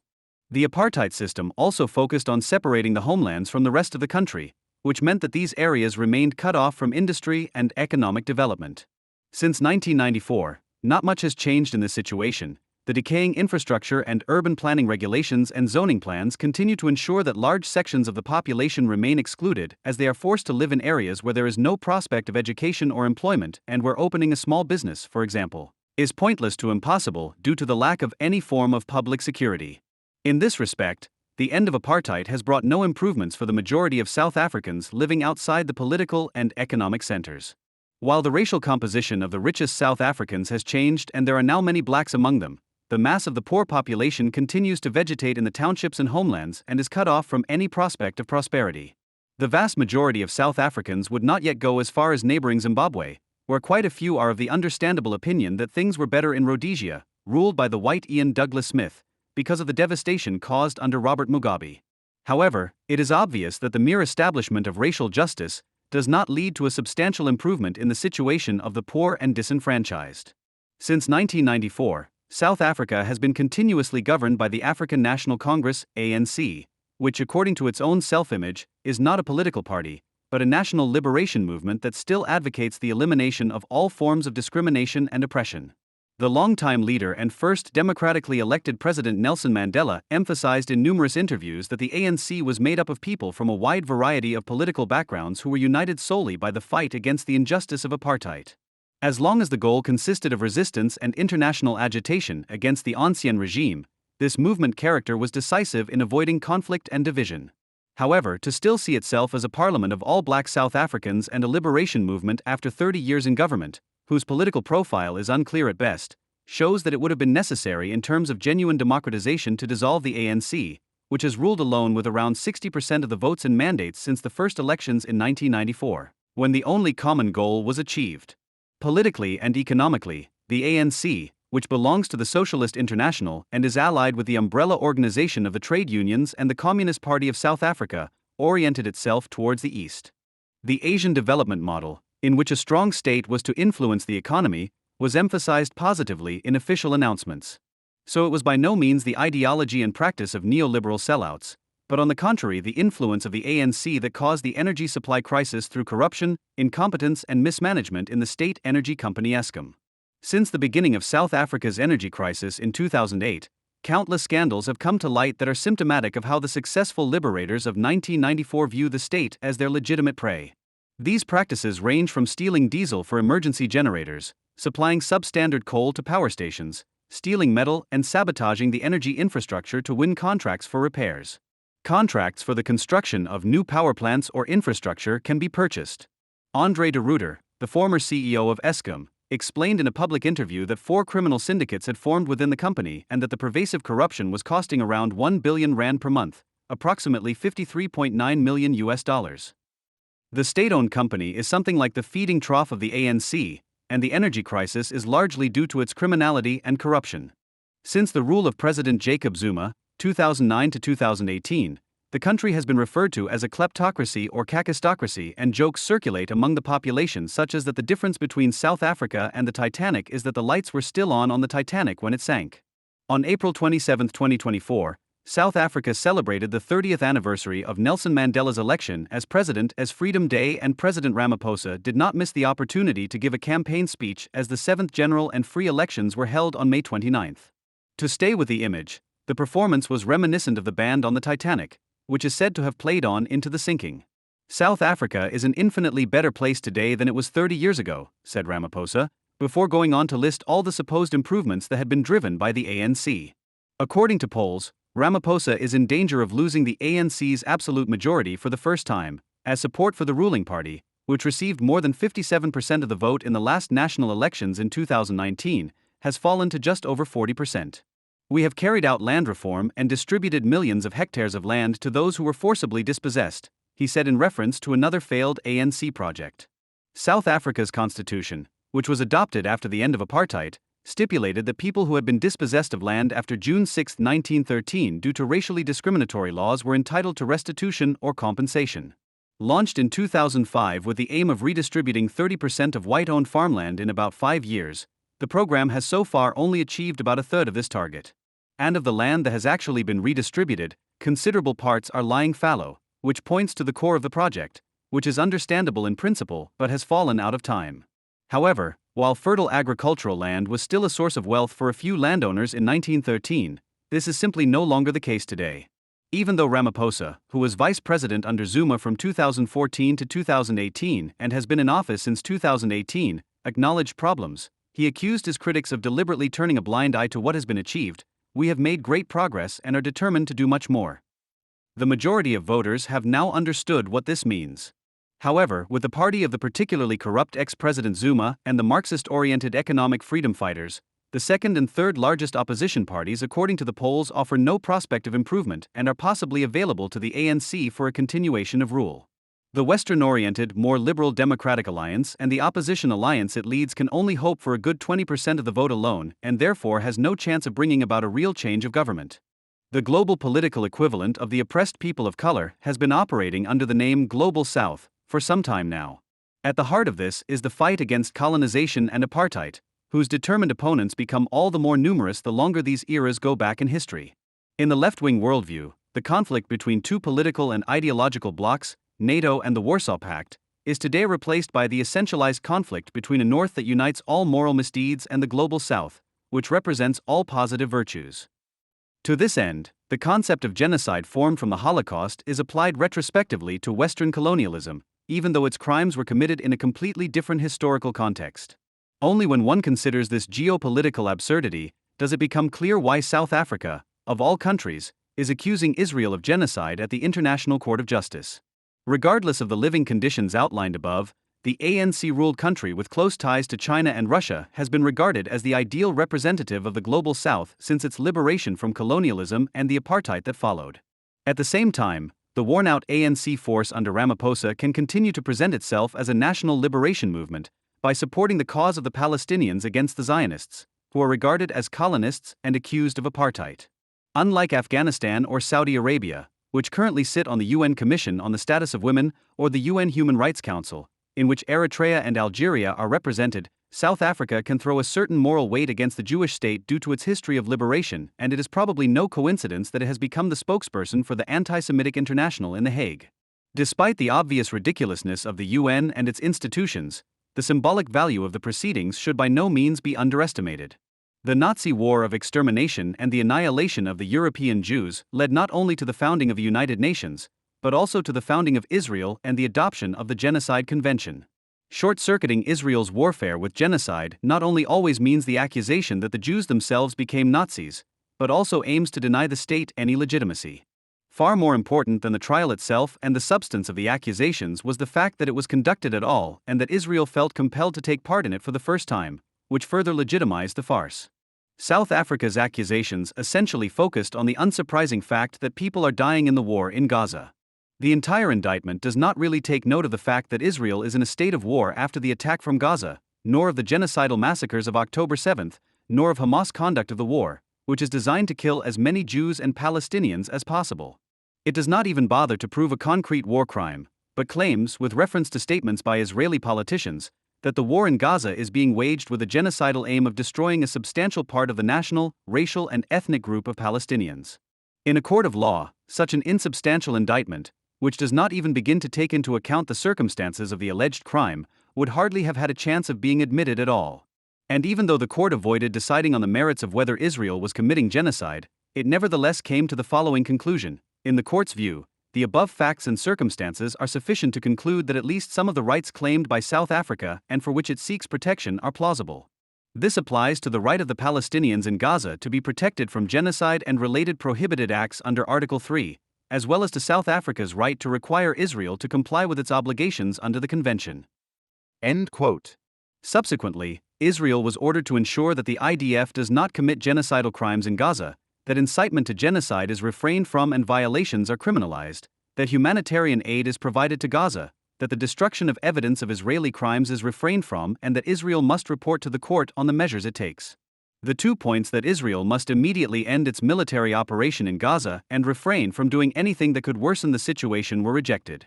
Even if this ruling essentially only orders Israel to do what it is already doing anyway, the news was that the lawsuit was admitted at all and Israel was at least partially condemned. In this respect, it is hard to disagree with Alan Dershowitz, who incidentally was part of O.J. Simpson's defense team at the time. It's not a real court. It's a court whose judges are chosen by their countries. It reflects foreign policy, not the rule of law, not the administration of justice.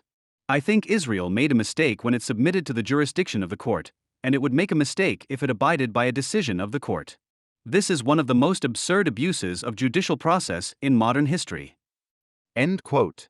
Even if the trial is legally worthless, does not help anyone in Gaza, does not make Ramaphosa's political survival any more likely, and does not improve the situation of South Africans plagued by state collapse, it does help to decree racial justice in the sense of the global South, i.e., to disavow the law altogether and entirely in the sense of North American college students.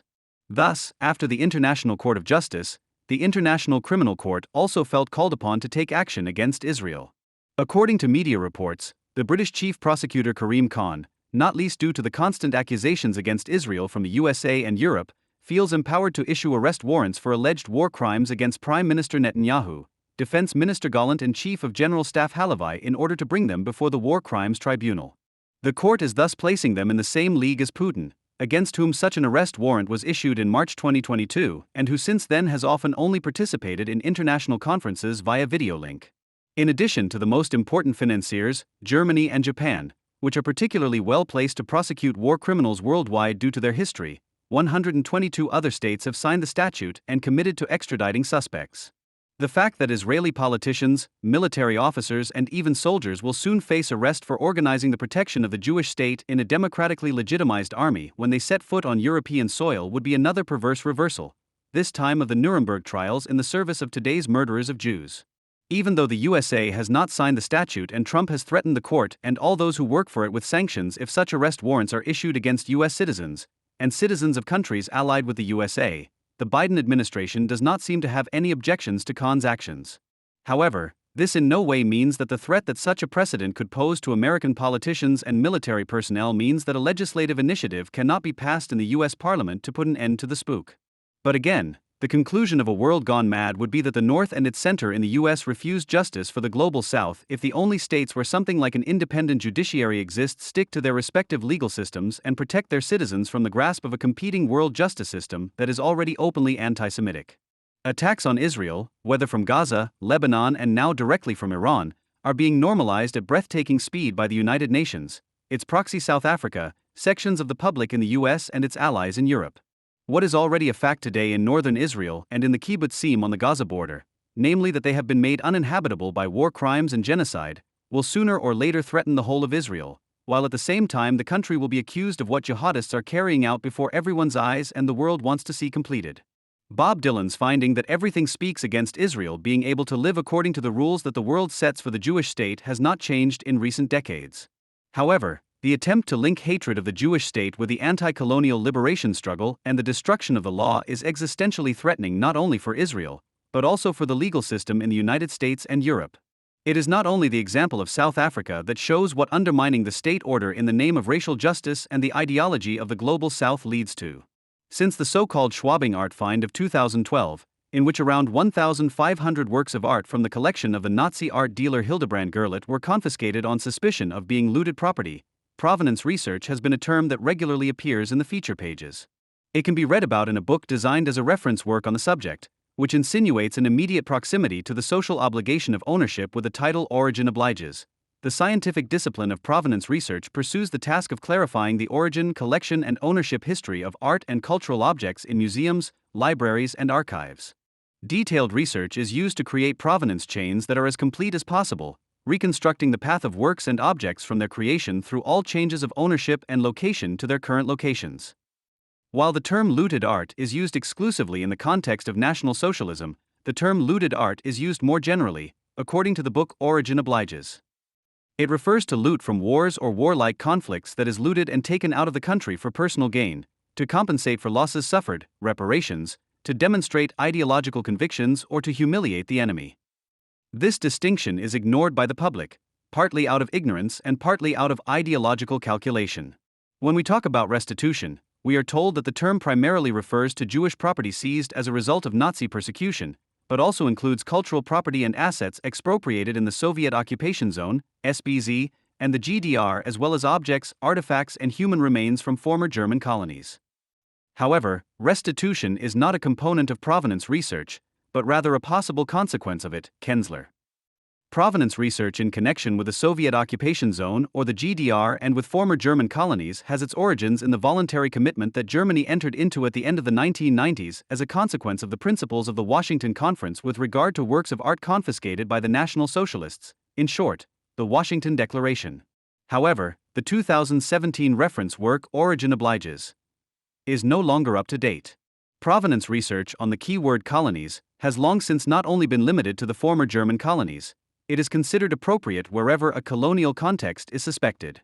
It is not only the Central German Office for the Coordination and Funding of Provenance Research, the Magdeburg Center for the Loss of Cultural Property, that has been aware of the Department of Cultural and Collection items from colonial contexts for years. In the meantime, the German Museums Association has published several revisions of a highly regarded guide entitled Dealing with Collection Items from Colonial Contexts, in which provenance research is not only praised as a way of gaining a better understanding of the history of a collection, an institution or discipline and its links to the colonial project, but is also elevated to the status of a moral duty and prerequisite for responsible handling. The fact that there has long been a shift in the focus of provenance research towards colonial contexts is evidenced by Germany's most expensive cultural building, the Humboldt Forum, which only opened virtually at the end of 2020 due to the coronavirus pandemic. This forum has moved into the Berlin City Palace as an extension of Museum Island, which is only a faithful copy of the original in terms of its facade, but not its interior architecture. The founding directors even attest to the forum that provenance research is the DNA of the institution, which immediately earned them the accusation from post-colonial critics that it is actually an instrument for preventing the restitution of colonial looted art. The motto of the forum is One House, Four Players, whereby the Humboldt Forum Foundation in the Berlin Palace, the Prussian Cultural Heritage Foundation, SBK, with its 2 state museums of ethnology and Asian art is one player, and the city's own organization Kulturprojekt Berlin, the Stadtmuseum Berlin and Humboldt University are the other 3 players. Colonialism and coloniality was declared to be one of the core themes, whereby coloniality is understood to mean all the colonial patterns of thought and action that, in various reconfigurations, continuously and sustainably structure today's realities in formerly colonized and colonizing societies, which is why one feels obliged to break out of coloniality. One of the key words in this context is shared heritage, which, according to SBK director Hermann Parzinger, means that cultural heritage is merely preserved by the museums, but is fundamentally considered the property of all humanity, whereby it must be clear to everyone involved. Quote, however, this principle can only apply under the condition of legal acquisition. Shared heritage is thus, in a sense, a post-national program, which, however, also presupposes a corresponding mindset among all those involved, Preußischer-Kulturbesitz.de. The postmodern spirit of disorder that is invoked here is reflected in the architecture, which was aptly characterized by the FAZ as follows. The historic facade looks very historic, but those who are looking forward to strolling through lavishly decorated Baroque halls inside will perhaps be a little surprised by the cold functionalism that confronts them here. The interior, the neon brightly lit grid architecture, is reminiscent of large shopping centers, airport office buildings with long escalators. The adjoining crossing resembles the inner courtyard of a Motel 1 Foot, December 13, 2020. But contrary to what Frankfurt's Baroque enthusiasts believe, the architectural form and programmatic content harmonize perfectly with each other, literally culminating in the several-meter-high golden domed cross, which the Protestant bishop with the programmatic name Droge gave his cultural relativist blessing. It stands for a dialogue between cultures at eye level, or as the Humboldt Forum likes to put it, the cross not only intersects a horizontal and vertical line on the picture plane, it is also a meeting point for the most diverse directions and positions. And this is exactly how the Humboldt Forum sees itself. End quote.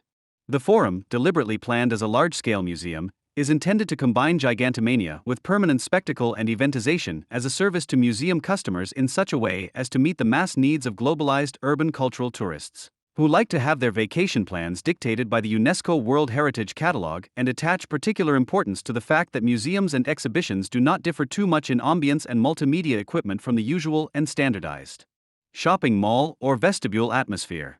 User-friendliness for tourism is then also the only valid argument for the obsession with centralization, one house, for players, that dominates the forum idea. It is a consequent expression of the change in social meaning and function that museums are subject to under postmodern capitalist conditions. They have become an economic location factor not only in Germany, but throughout Europe, precisely because, unlike in the USA, they are mainly dependent on the state. They are no longer primarily status symbols of a class, but cultural enterprises whose public funding and entertainment must generate both economic and moral surplus value for the city, the region, and the country.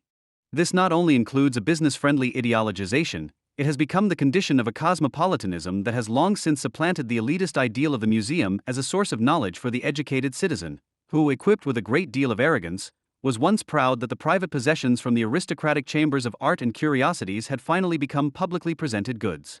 Omnipresent buzzwords such as diversity, narrative, or discourse are what remains of the democratization of museums that was once sought in the 1960s and 1970s, when the aim was to make them accessible to broader sections of the population.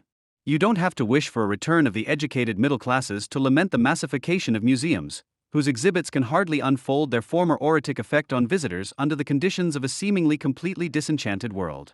This objective dilemma for every curator, alongside a drive towards multimedia infantilization, promotes a pseudo-democratization of museums, which has only really gained momentum through social media digitization and corona lockdown and, for example, led to a forward-looking abolition of the separation of the museum expert from the normal museum visitor in Stuttgart's Linde Museum as part of a celebrated anti-colonial exhibition.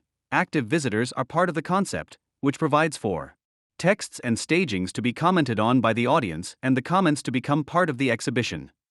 As if borrowed from a seminar on progressive corporate management, such borrowings from direct democracy are proudly proclaimed as a paradigm shift in the magazine of the Deutsches Historisches Museum, the structure and logic of museums has changed, from closed walls, in which European superiority was exhibited, to open places and contact spaces, in which the vertical hierarchy has given way to horizontal interaction.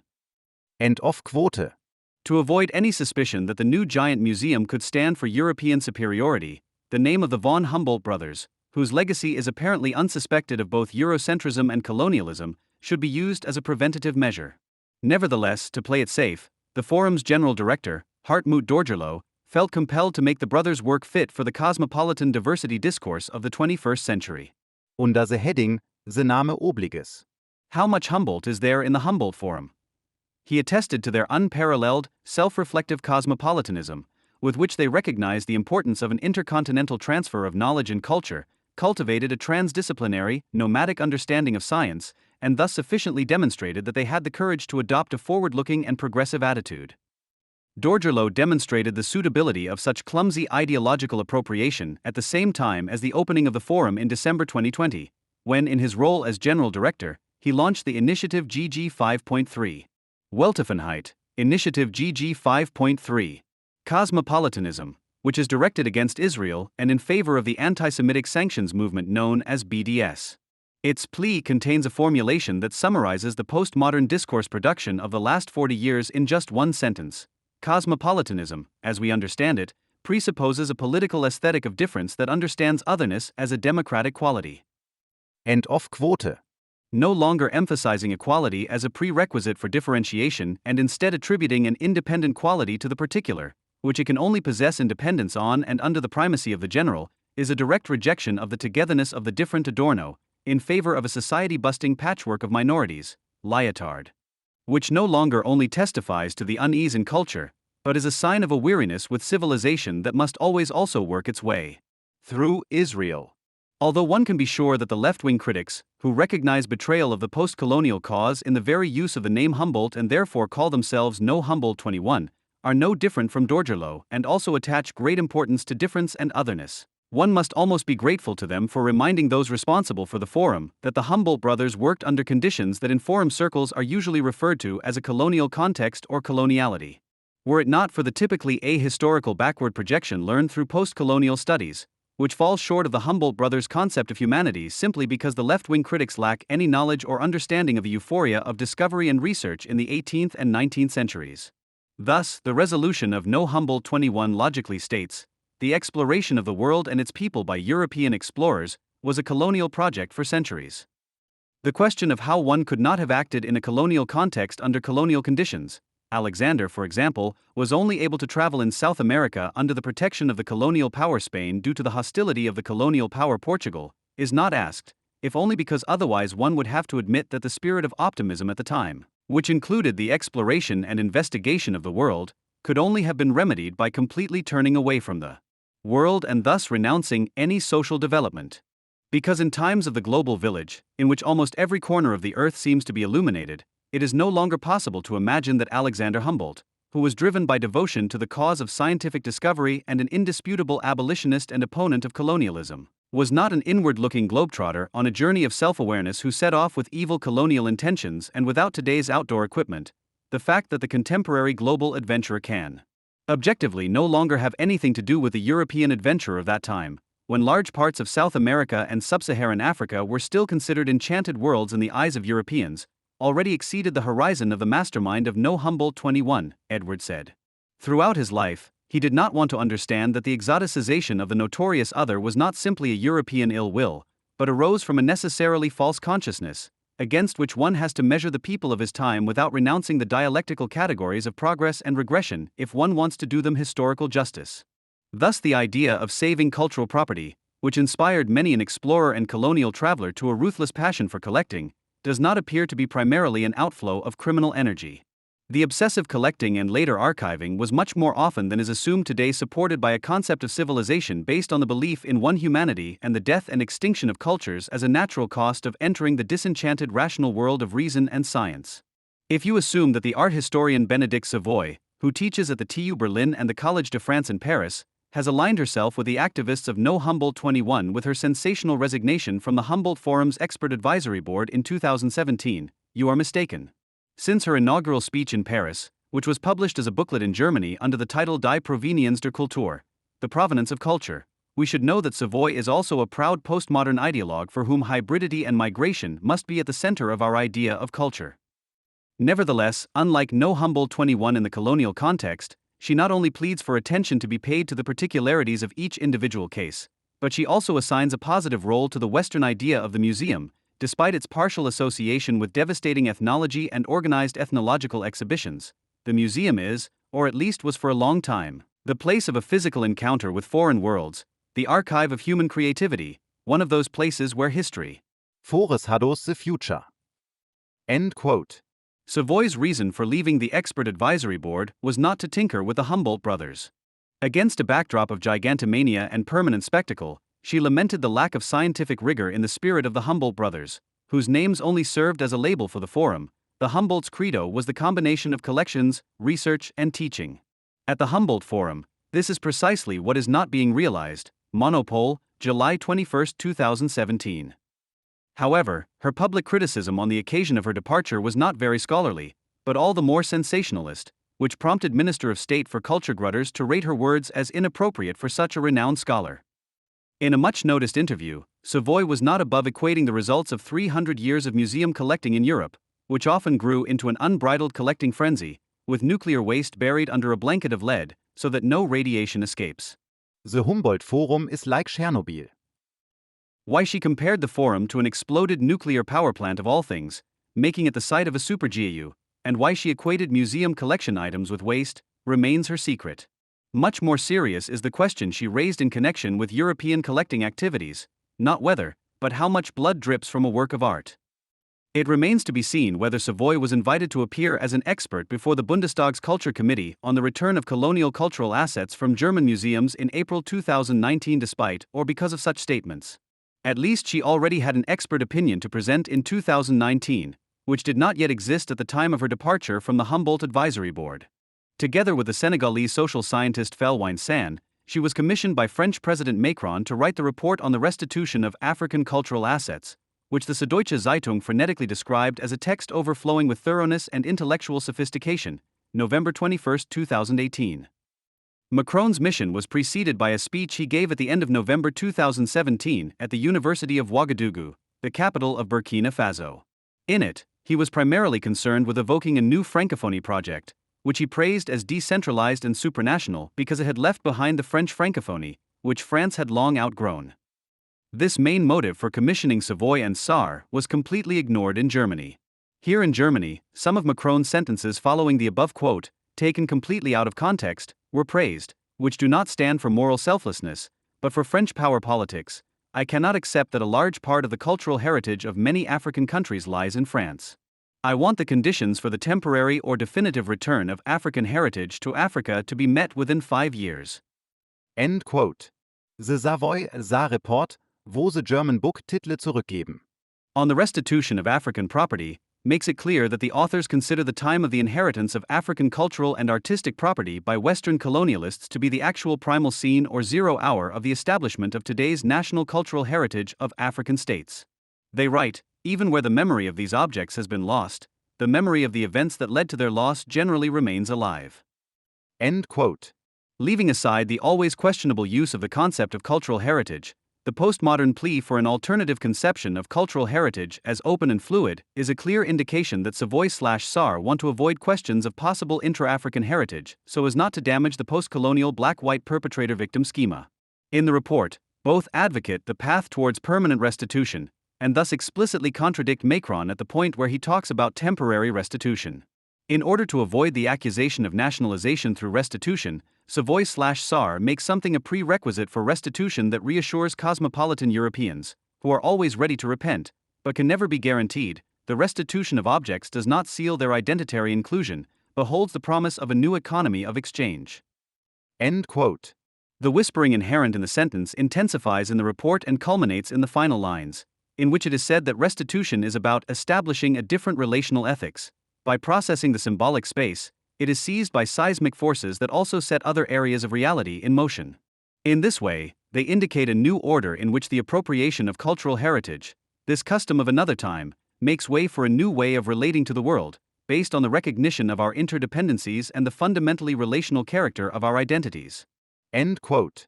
Whatever this is supposed to mean other than the truism that nowadays everything is somehow connected to everything else, you can be pretty sure that this pseudo-poetic nonsense was contributed by Heinlein Sar, who has long been quite successful as a mixture of postmodern chatterbox and ideological agitator and is one of the most influential living intellectuals on his continent in this country, who has received the highest praise for his manifesto-like book Afrotopia. In Afrotopia, Sar not only offers everything the progressive European heart desires, but the regressive heart is also likely to wholeheartedly agree with the following lines, which, if the place of speech were not authentically black but privileged white, would probably be immediately exposed by Germany's right-wing extremism experts as essentialist hoc speak. If there is one area in which Africa's charisma has remained completely intact, despite the dislocations of an eventful recent history, it is the area of culture. The challenge lies in identifying those consistent characteristics that could be understood as the framework that supports the basic character of groups and communities. Homo Africanus ist not Homo economicus in the strict sense. The motives behind his decisions are shaped by the logics of honor, redistribution, subsistence, and gift or countergift. End quote. But that is not all. Sar has fallen prey to a romanticizing delusion of authenticity, which could be found similarly recently in the writings of the representatives of Francophone negritude, who were accused at the time of still being too oriented towards Western literature and philosophy, which is why Sartre recommended anti-racist racism to them as the only way of possible black reflection. Sar, who is unscrupulous enough to operate completely freely, i.e. ahistorically, with Western concepts when he deems it necessary for his white target group, writes, traditional African societies were characterized by the fact that production, distribution, and ownership of goods were determined by a social ethic whose aim was to guarantee the basics of life for all. The profound humanism of African cultures must be brought to light and renewed. End quote. The fact that Emmanuel Macron hired such an ideologue for a serious report on a serious topic speaks volumes not only about the state of society in France, but also about the entire West, which allows people like Heinlein Sar or Achille Mbembe to dictate the necessary self-criticism on colonialism. What Sar has in common with Mbembe is not only the fact that they both founded a forum for African intellectuals, the Ateliers de la Pensée Association. In the case of Sar's oeuvre, too, there is an extensive void in terms of content, which has already been extensively demonstrated in Mbembe's work. This proximity is not contradicted by the fact that the two are not in complete agreement when it comes to restitution. Unlike Savoy/Sar, Mbembe is clever enough at first glance to want to avoid a possible flaw in the noble post-colonial discourse that could arise when clarifying the question of the actual origin of the objects to be restituted. Although he also sees the restitution of African works to Africans as an obligation, he makes a virtue of the possible need to explain that, as the Süddeutsche newspaper put it, the demand for restitution could have arisen from the same thinking as the demand for the deportation of African refugees. Africans should not be allowed to make use of their right to restitution, because Europe cannot, on the one hand, lock African artifacts in the hearts of its cities, and on the other, refuse Africans entry, and thus also the sight of these objects. End quote. The fact that with this view he could be doing a favor to all those for whom African demands for restitution go against the grain because any criticism of colonialism does not suit them anyway, people whom Mbembe also likes to denounce as white supremacists for this very reason, seems to bother the perhaps not so clever Mbembe little at second glance. The secret of the success of people like Mbembe and Sar is probably that they deliberately present their fans in the West with a historically selective, in their own way Eurocentric view, which gives cosmopolitan Europeans the feeling through the back door that by accepting unlimited criticism of themselves, combined with the admission of white guilt for everything and everyone, they could remain the navel of the world, which they no longer are. In the words of Deutschlandfunk, there were also slave markets in East Africa, for example in Zanzibar, where Arab traders bought people and brought them back to their homeland. But Cameroon-born Achille Mbembe focuses on the sphere of influence of the former European colonial powers. End quote. The fact that Western colonialism is also the history of a successful Christian-motivated abolitionism and that the special history of the West consists in having broken with the slavery that pervades human history, this historical truth must not be included in the post-colonial narrative, nor must the fact that the only successful slave revolt, also known as the Haitian Revolution, could only take place because its protagonists were gripped by the Western ideas of the Enlightenment. What Egon Flage states about this revolution in his World History of Slavery must seem heretical to Sar, Mbembe and their Western admirers. In the only successful slave revolt in world history, it is significant that the current that was furthest removed from African traditions was victorious. End quote. Although there are now numerous publications on the Islamic Arab slave trade in Africa, which lasted more than 1,000 years, both African and European activists remained silent about it in the name of dialogue and respect for other cultures. The slave system was not limited to the North African barbarian states with their systemic hunts for white Europeans. The Islamic Arab enslavement system raged much worse in sub-Saharan Africa. Bloody slavery history was written there, which, as an inter-African history, proves any attempt to create a simple perpetrator-victim scheme to be ideologically motivated. This is because real slave-hunting entities were formed there, which were created by the Africans themselves and were based on an enslavement subculture that was already widespread beforehand. The main export goods of these states were enslaved people, who had previously been captured through warlike raids or razzia-like actions according to the trading principle of supply and demand under the constant pressure to become a hunting ground themselves at any time if they themselves failed as slave hunters, as Flagg writes in his World History. When the Europeans entered the slave trade in sub-Saharan Africa, they not only found an already well-functioning enslavement economy, but it was Africans who set the prices and who were not fobbed off with glass beads, but paid dearly for the human goods. Flagg's answer to the question of why Africans enslaved other Africans and brought them to Africa's shores to be sold like cattle, a question that is naturally on the index for the SARS and BEMS, is because they saw no similarities at all between themselves and their enslaved victims. The linguistic, ethnic, religious, and cultural similarities were imperceptible in the midst of rampant wars and raids. African solidarity or even identity never emerged. Instead, the intra-African enslavement wars between the 9th and 19th centuries completely wiped out hundreds, perhaps even thousands of ethnic groups whose names we will never know. One of the largest and most successful predatory states was the Kingdom of Benin, which existed until the end of the 19th century with a godlike ruler called Oba at its head and was largely located in what is now Nigeria. Between 3,000 and 5,000 objects come from this kingdom, which are known as Benin bronzes and are counted among the most important and valuable African works of art, and are regarded as the figureheads of the restitution debate. It has now been decided, not without a classist reference to Germany's pioneering role Grutters, that large parts of the approximately 1,000 pieces of these bronzes in German museums will be restituted to Nigeria, and it is therefore questionable whether even one of the 200 objects originally planned will be on display in the Humboldt Forum. The Benin bronzes were brought to Europe and subsequently sold to other countries such as Germany for profit in the wake of a British punitive expedition in 1897. At a time when the imperialist race for Africa was in full swing in the wake of the Berlin-Congo Conference of 1885, for whose participants the ban on slavery decreed decades earlier by all colonial powers provided a welcome moral argument for colonization, as it did for the British in their conquest of the Oba Empire. At the time of the punitive expedition, the still independent Kingdom of Benin was already in the most serious crisis of its existence, as the ban on slavery had dried up its most important source of income and its own need for slaves was limited because the absolute majority of the inhabitants were in a slave-like relationship with the Oba anyway. The only additional demand arose from the fact that, according to Wikipedia, the centuries-old practice of sacrificing slaves by beheading and strangulation increased so much during the crisis that the Oba's court was forced to sacrifice up to 23 a day.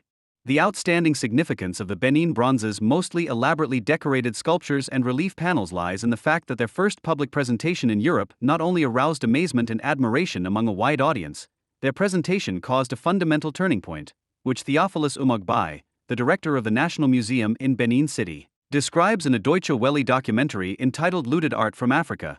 The objects brought abroad helped to tell our story because before that time they said we lived on trees, we were monkeys, we were without culture, we were brutal, savages, etc. When they saw these objects, they changed their view of us. End of quote. Göttingen ethnologist Brigitta Hauser-Schaublin has described the significance and function of the bronzes in the Oba Empire itself. Their social utility value lies in the fact that in the absence of written language, they tell the story of raids and wars in pictures, but also in the fact that quite a few of the sculptures are portraits of defeated rivals or foreign rulers, trophy heads, for which the bronze casters repeatedly used the severed head of a slain adversary as a model. The heads and sculptures were the subject of rituals in which not only animals but also people were sacrificed. The killing of humans was a privilege of the Oba. The most common method of killing was beheading, whereby the blood was collected in a bowl and sprinkled over the royal ancestral altars. Benin artists also depicted such scenes of human sacrifice in bronze. The victims' ankles and legs were tied together, a peg was thrust into their mouths as a gag, and finally their heads were cut off. What Hauser-Schaublin directly addresses to the co-author of the Macron report on the restitution of African cultural assets after this description can be generalized to the entire tendency of both provenance research and the restitution debate in a colonial context. I want to know how much blood is dripping from a work of art, proclaimed the art historian and activist Benedict Savoy with great resonance. She was only referring to the colonial acquisition history of objects. Yes, there is blood dripping from the artworks, but in a much broader sense than she suggested. Hauser-Schablin adds to this objection to the continuation of a colonial idea of the noble savage under decolonial auspices with regard to the Benin bronzes, decoupled from the culture of origin and thrown onto the capitalist market, they suddenly became art, FAZ, March 16, 2021. The assumption that the artistic character of the Benin bronzes was imposed on them and forced upon them because they were declared art in a kind of Duchampian ready-made effect and suddenly placed in a museum after being torn from their original location misses the point in this specific case and is untenable in the generalization it implies.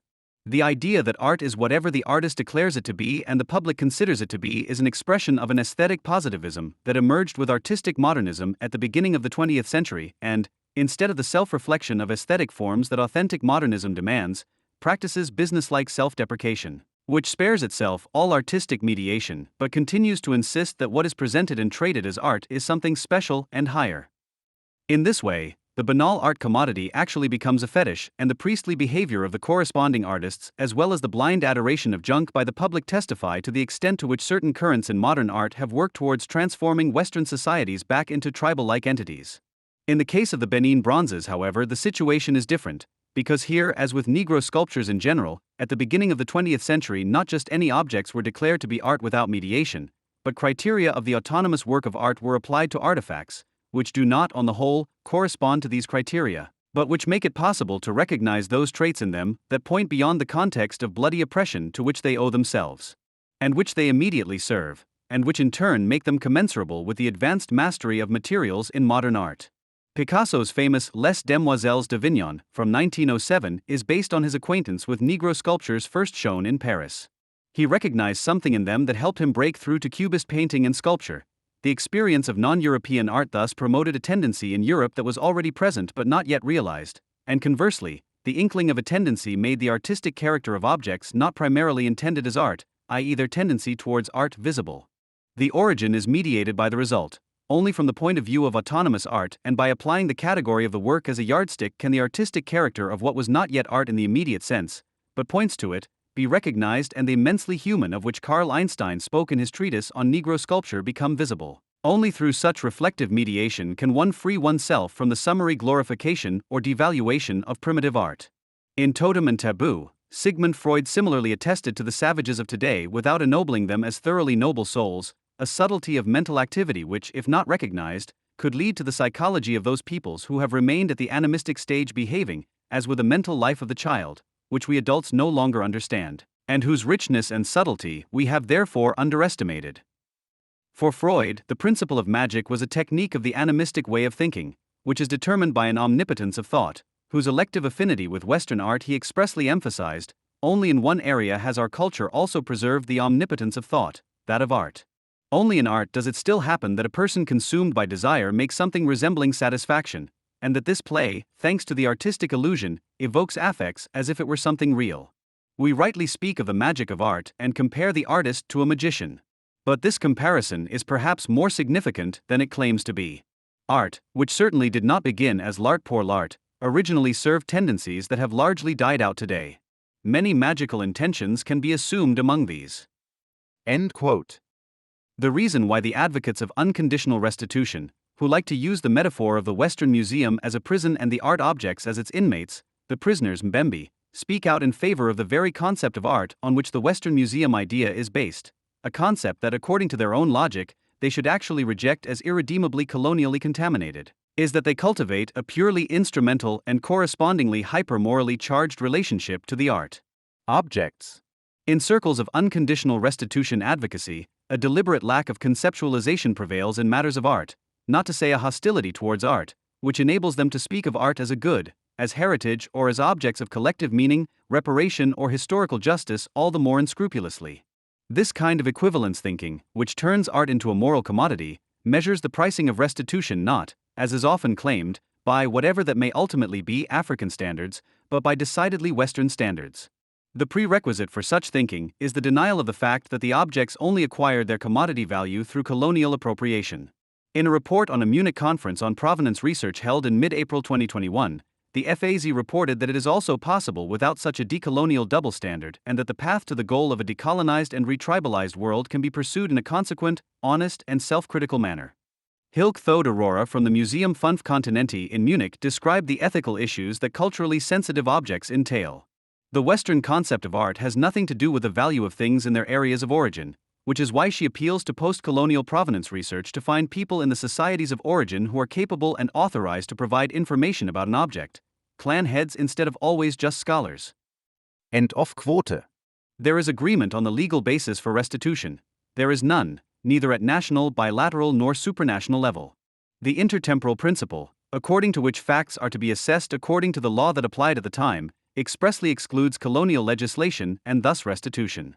In the case of statutes of limitations, the Guide to Handling Collection Items from Colonial Contexts recommends that it should be up to the museum concerned to decide whether to invoke them.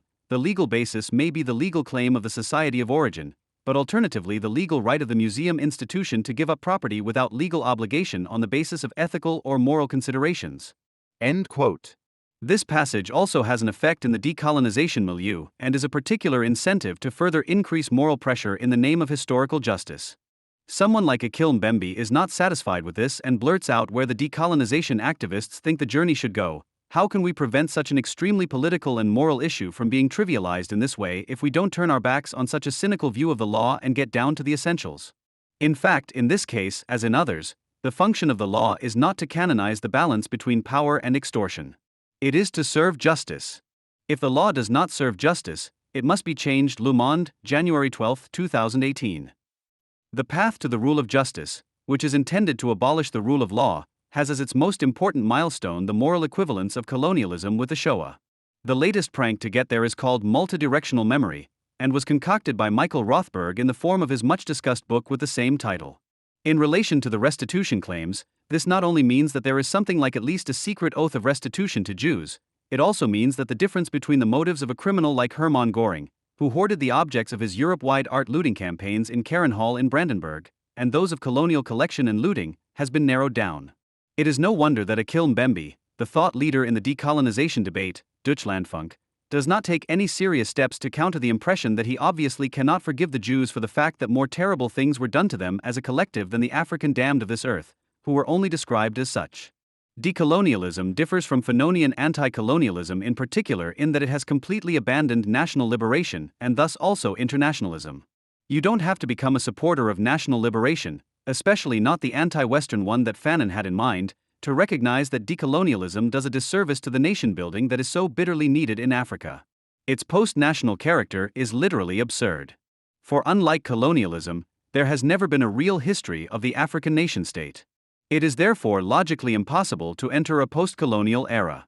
Compared to Nazism, European colonialism was not a crime against Africans, if only because it also existed elsewhere and there is no African prehistory that even comes close to the Jewish one. In other words, the Congo Conference of 1885 was not an anticipated Wannsee Conference, and in 1942 it was not decided to colonize European Jewry. Insisting on this simple fact does not relativize colonial crimes, but rather places both events in the correct historical relationship to each other. It also makes it clear that, unlike Nazism, there was no colonialism, but instead different European colonial powers, of which the British, with their indirect rule, demonstrably exercised the mildest form of rule. The fact that colonial influence in sub-Saharan Africa only became relevant from the last quarter of the 19th century anyway, because it was only since then that it was no longer limited to the narrow coastal strips, supports Egon Flage's comments on the way in which European slaves were procured and African slaves were procured. On the other hand, it proves that the race for Africa clearly took place under conditions of abolitionism, much to the chagrin of the decolonizers. One could simply call it absurd if one were not aware of the ideological motivation of those responsible for the Museumsbund's guide when they first pompously emphasized that a typology of the colonies should be avoided precisely because there were too many different forms of them, only to immediately state that territories that were under the rule of China, the Ottoman Empire or Russia, did not fall under the term colonial rule in the European sense.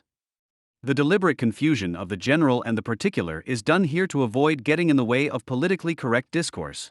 For this reason, the term protectorate, which appears again and again in the guide, has not been defined in more detail, let alone bothered to distinguish it honestly from the term colonialism.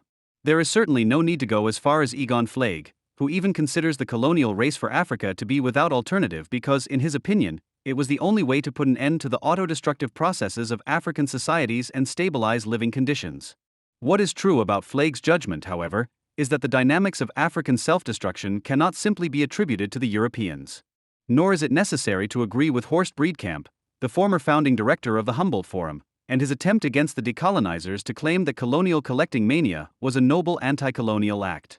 Even beyond such euphemistic attempts, we can know that many of the vast quantities of objects from Africa were acquired in fair exchange and not looted, but we would have to adopt the perspective that the renowned ethnologist Fritz W. Kramer, for example, strongly recommends, not always looking at the change of ownership of the objects only from the collector's point of view. At least what one can learn in this context from the authors of the guide makes one sit up and take notice. Sometimes it is concluded that every acquisition during the period of colonialism was unjustly made. The majority of the working group does not agree with this view. From the early contact period onwards, objects were made specifically for Europeans due to recognized demand. The authors consider it problematic to deny the societies of origin any agency of their own and to declare them victims across the board. End of quote. One can object to this. How could they see it any other way if they did not want to deprive provenance research of its basis for existence? But such self-interest alone would indicate that provenance research cannot do without objective criteria. This is to be welcomed, if only because the guide bears witness to the extent to which those forces are already considered socially acceptable who only know the goal of replacing provenance research with the correct blood origin and thus the authentic place of speech. Under the heading Decolonization of Collection and Exhibition Management, you can read in the guide how people pose the question of power who are allowed to write in a museumsbund publication that the museum must be considered a colonial construct. Decolonization requires a new orientation of narratives. These must be formulated by the communities that the museum collections are about and developed in collaboration with them. Indigenous umbrella organizations have a role to play in guiding institutional discussions. End quote. Against such attacks on humanity, it is worth recalling the words of a man who, as an avowed opponent of colonialism, still knew what progress emanated from it at a time when there were no colonial constructs and real communities could still be real communities. However much it may now be repugnant to human feeling to witness how myriads of busy patriarchal and harmless social organizations are shattered and dissolved into their units, hurled into a sea of suffering, as at the same time their individual members lose their old cultural forms and their inherited means of existence, we must not forget that they confine the human mind to the narrowest conceivable sphere of vision, made it the docile tool of superstition, the servile slave of traditional rules, and deprived it of all greatness and historical energies. Karl Marx, The British Rule in India.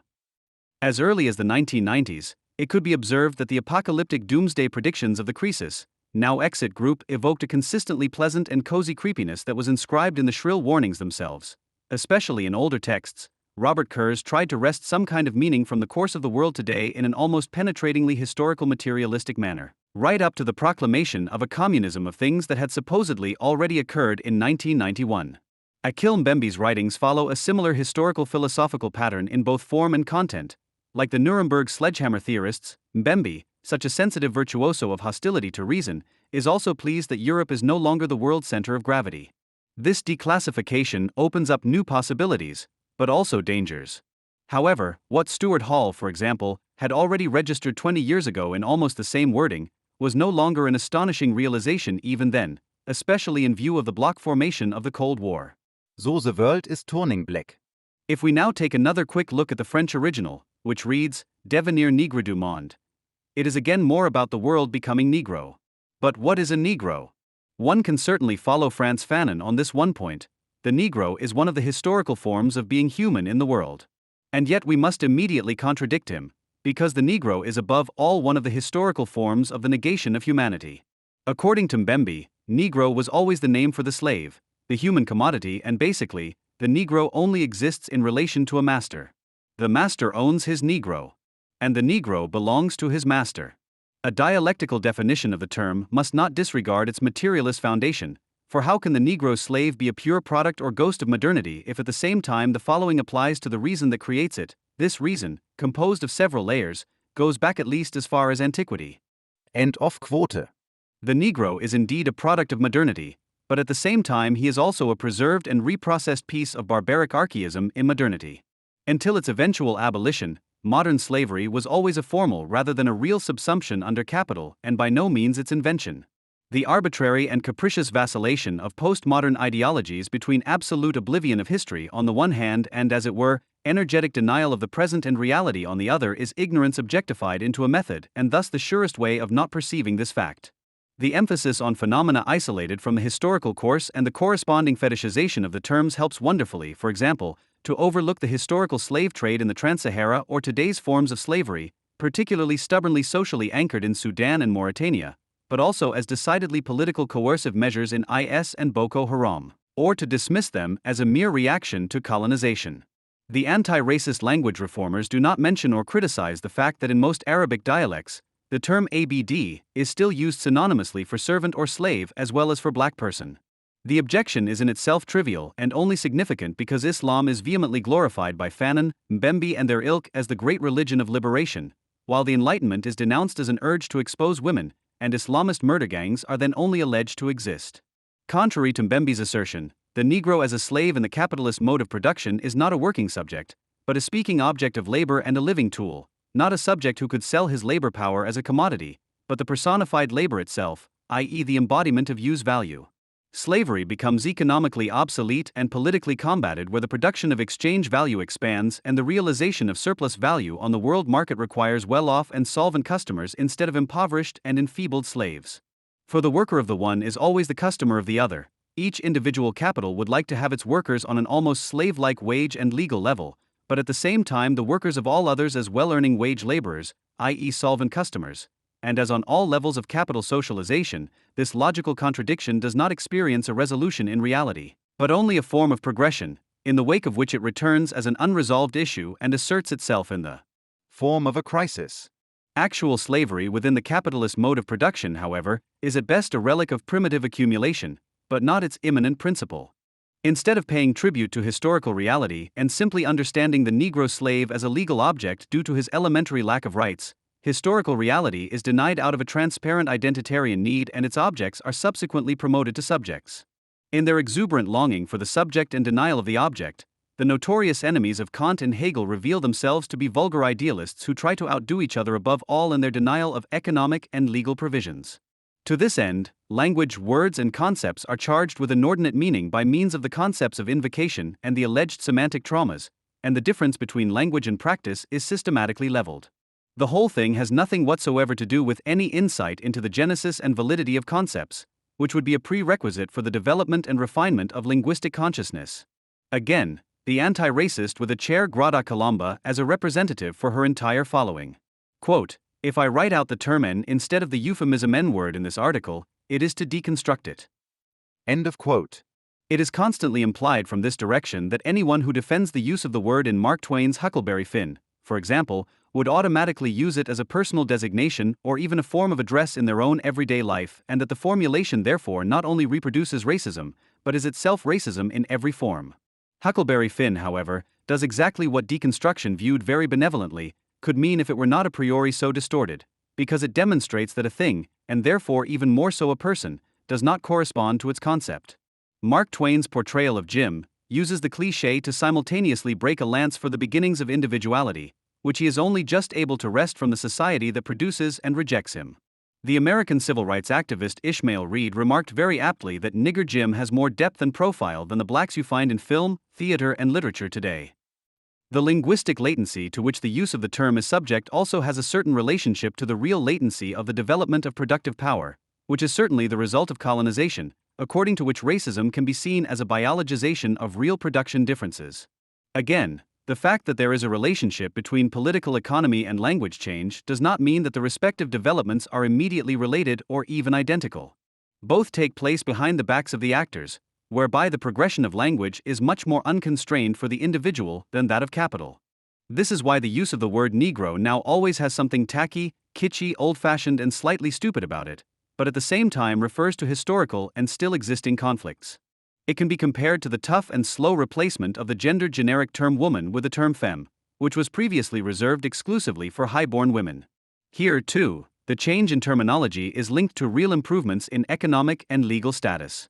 Finally, both projections of sexual instincts, which reach into the archaic, come together perfectly in the racial woman and also refer here to the socially demanded suppression of instinct, which needs such substitutes in order to exist at all.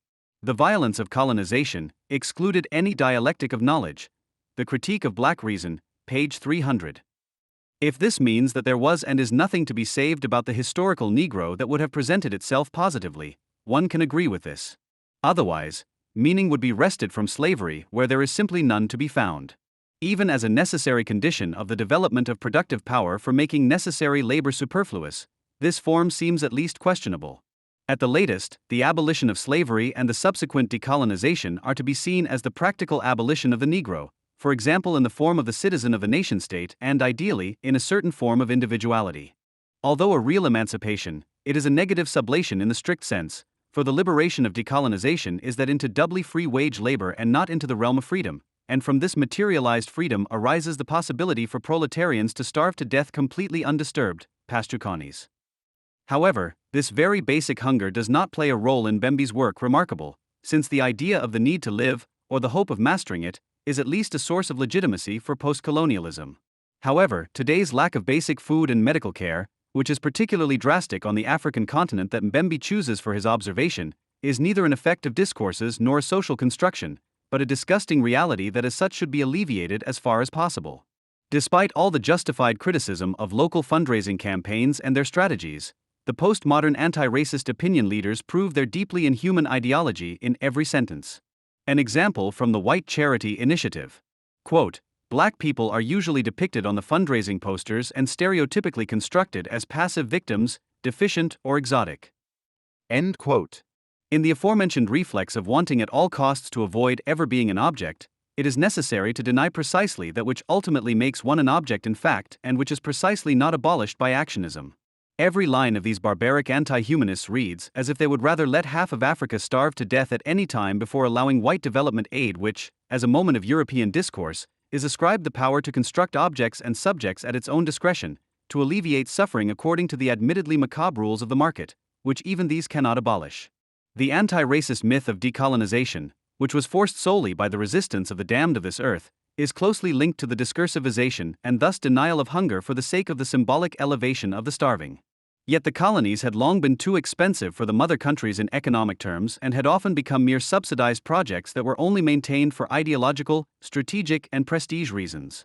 This motivation led to the colonies being released into their independence and into the world market, which above all meant a sudden abdication of responsibility by the colonial powers. In the identity of colonialism and slavery often claimed or suggested by post-colonial theorists, which never existed in this immediate form, one can now recognize the little truth in the euphemism of protectorate or protectorate. In this sense, decolonization meant that individuals were released into wage labor without the former protection. From the point of view of the colonial powers, this naturally only served to secure property, and this higher self-interest of the slave owners was determined by the state against their respective particular interests.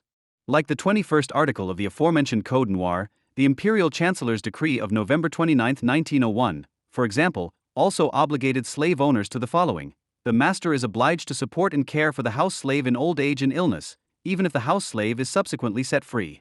Quote, end. With the abolition of slavery, these principles were, contrary to the actual logic, not immediately and completely abolished, because the natives were the colony's most valuable asset.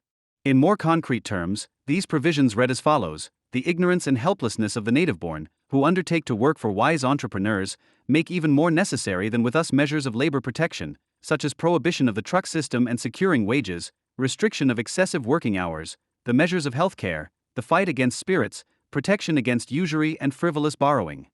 Quote, end. It should be superfluous to mention at this point that these directives were by no means purely philanthropic, especially since the constraints on the wage laborers of the colonies were not purely objective and dictated by sheer hunger. At the same time, the protected wage laborers could be disciplined by the district officers and the station chiefs of the interior with corporal punishment and imprisonment in chains for not more than 14 days, for example for continued neglect of duty and indolence, for insubordination or unjustified abandonment of their places of service or work, as well as for other significant violations of the service or employment relationship. End of quote. Descriptions of punishments such as the last mentioned are familiar from the Marxian chapter on so-called primitive accumulation, and from them it can be seen that their status as a subject, as a legal person, had to be formally beaten into people. The result is the character mask of man, who acts as the personification of economic conditions and embodies the objectification of immediate violence in his willingness to be exploited. And this thoroughly violent formation of the modern subject coincides with the progressive dissolution of corporative patriarchal orders with their diverse regulations for the protection of those subjected to them. The white mask, whose obligatory demonization in anti-racist, fan-and-train circles is part of good manners, is nothing other than the subjectivized individual, the political-economic character mask, which is neither black nor white in its basic determination, but is constituted capitalistically. There is no doubt that this subject form should be abolished, if only because it stands in opposition to all rational human beings as something profoundly external and alien. However, the prerequisite for this is to acknowledge it as a historical achievement in contrast to its barbaric predecessors. Ignoring or denying this, as is regularly done in post-colonialism theories, sabotages precisely the possibility of its practical sublation. Those francophones who, due to the disappointed hopes that accompany the process of decolonization, or for whatever reason, could not ideologically separate themselves from their Negroness, came together in the Negritude movement. There they collectively clung to the bad past and manifested it in literary philosophical hybrid products. Because the Negro in Negritude in English-speaking countries, this would roughly correspond to Pan-Africanism and black pride, did not want to be defined by a lack or a void, but the lack was quite real, as the term had lost its substance, colonialism, transatlantic slave trade, it now had to be filled ideologically. This common third, the black currency, was the trauma or the wound that united everyone equally as a blood bond and a community of suffering. In this process, reference was made to all kinds of previously criticized colonial projections, this time in a positive sense, which of course could only contain negative truth. The fact that strategic essentialism, Spivak, took on a life of its own in a new racial struggle cannot come as a serious surprise, because in order to assert your revolutionary subject, you also have to believe in it, especially if you want to use it energetically to make policy. In one of his brightest moments, the historian Emmanuel Geiss rightly called this the belated boomerang of slavery. Akil Mbembe's highly successful invocation of the resurrection of the Negro, however, is slightly off track. Although Mbembe grandiloquently announces a polemic several times, he is basically quite conciliatory, which is mainly due to his deep indecision. He can somehow understand all sides and therefore understands nothing. However, there is an immense difference between lumbering around due to a genuine lack of understanding and a lack of judgment and a way of thinking that moves within contradictions by determining things in a reciprocal way. The almost ingratiating friendliness of the text is only the appropriate expression of the new and cheeky political incorrectness of the work, which thus appears to set itself apart from its own tradition and aims for recognition. Perhaps this is why the feuilleton so unanimously fails to recognize that the work is not incredibly sophisticated, but simply incredibly empty and forms a pure projection surface for readers, with the consequence that ultimately everyone can understand what they want.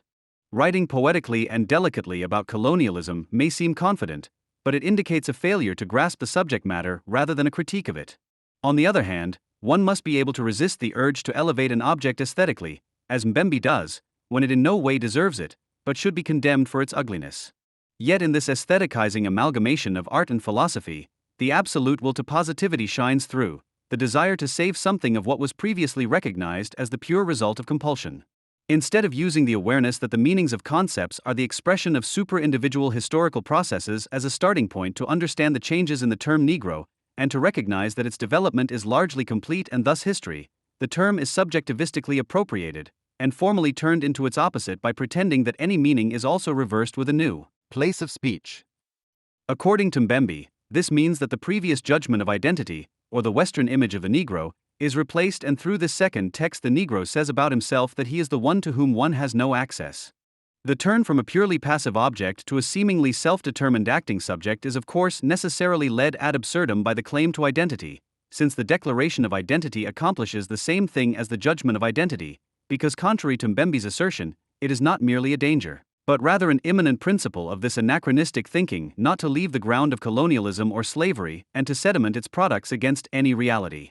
In the announcement of the Return to Sender series, which was organized on the occasion of Mbembe's publication at the HAU in Berlin, this active return to one's own origins is presented as a magical ritual reversal of historical events. Quote, with the Return to Sender Festival, HAU Hebel Ufer invites choreographers from 6 African countries to present their view of the history of their home countries, which was determined by foreign domination and its consequences, as a kind of reversal of the Berlin Conference of 1884. End quote. In the socio-pedagogically influenced currents of anti-racism, such power of definition over one's own self is often praised as empowerment of the previously oppressed, those held in passivity. However, The notorious use of Anglicism in the circles concerned can only weakly mask the tradition of these tendencies. Just as the last German Enabling Act, far from strengthening political institutions, abolished them altogether, so politicized empowerment betrays the self by basing its agency on self-empowerment. Empowerment always requires a fundamental crime, as the victim of which the subject is presented, i.e., a state of emergency, which as a general clause is supposed to cover the subject's current and future actions. The permanent Reichstag fire, so to speak, of certain sections of anti-racism is then the colonial racist epistemic violence that they are doing to themselves with their crazy half-education. Fortunately, the empowerment is not yet as concrete as Colombo would like it to be in the HAU series accompanying brochure. Quote, "Only when representatives of the African diaspora are in positions of power in Europe will perspectives change. That's how decolonization works." Quote, end. She reveals her deeper motivation elsewhere with desirable clarity. The 3 black editors are also named before the white editor in order to tame the structurally and discursively anchored white dominance and resource ties. End quote.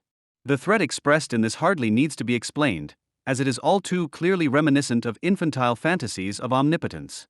Even those who seriously believe that they can change the world around them by capitalizing an adjective are not far removed from the wishes articulated in the unrealistic proportions in children's drawings. Freud characterized the infantile and at the same time megalomaniacal moment of self-empowerment out of an imagined state of emergency in such a way that the ego makes a virtue out of necessity countless times, e.g. when it accepts fear as a means of security. The ego plays the ridiculous role of stupid August in the circus, who wants to convince the spectators through his gestures that all changes in the circus ring only take place as a result of his command. Just like colonial power in the past, they refer to the image of the Negro as a positive, a collective substance that is to come to the fore in each individual bearer.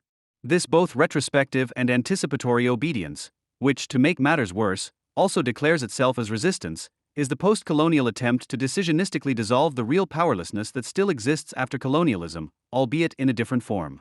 The Negro West persists in post-colonial theory for no present reason.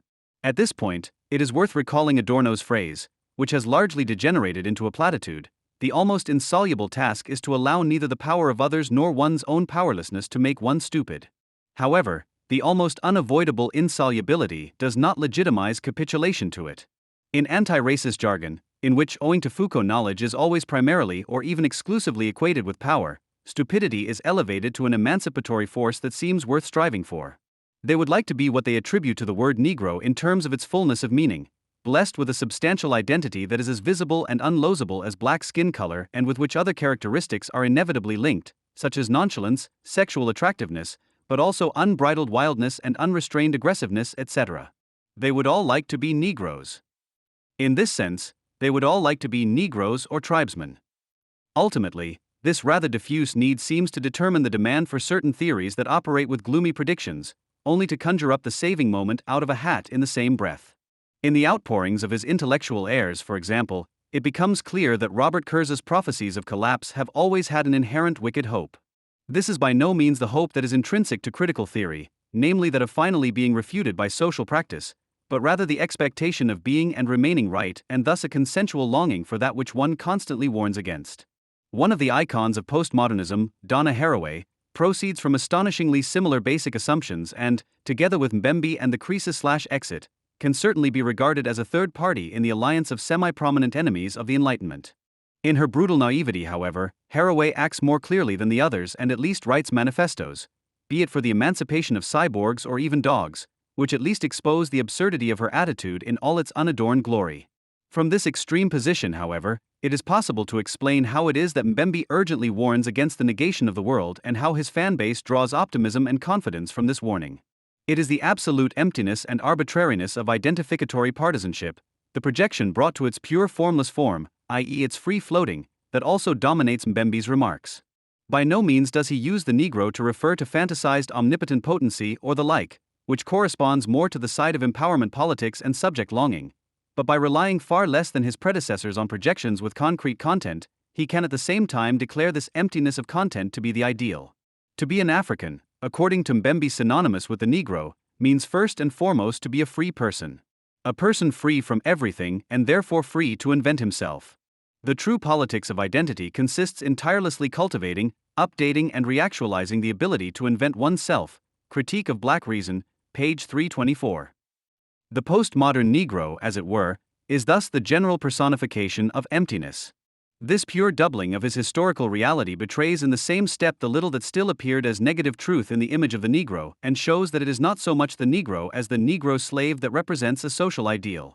They see themselves as disadvantaged victims and care cases with a claim to exclusive permanent care. The discrimination that they so eloquently complain about is actually a positive thing for themselves.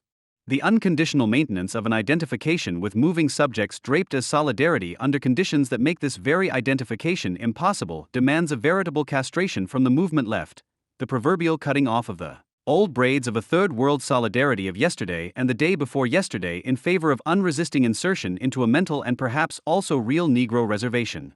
The cutting off of hair under external coercion already has a very specific connotation in Freud, both literally and metaphorically, and this is precisely what Mbembe delivers without explicitly stating it.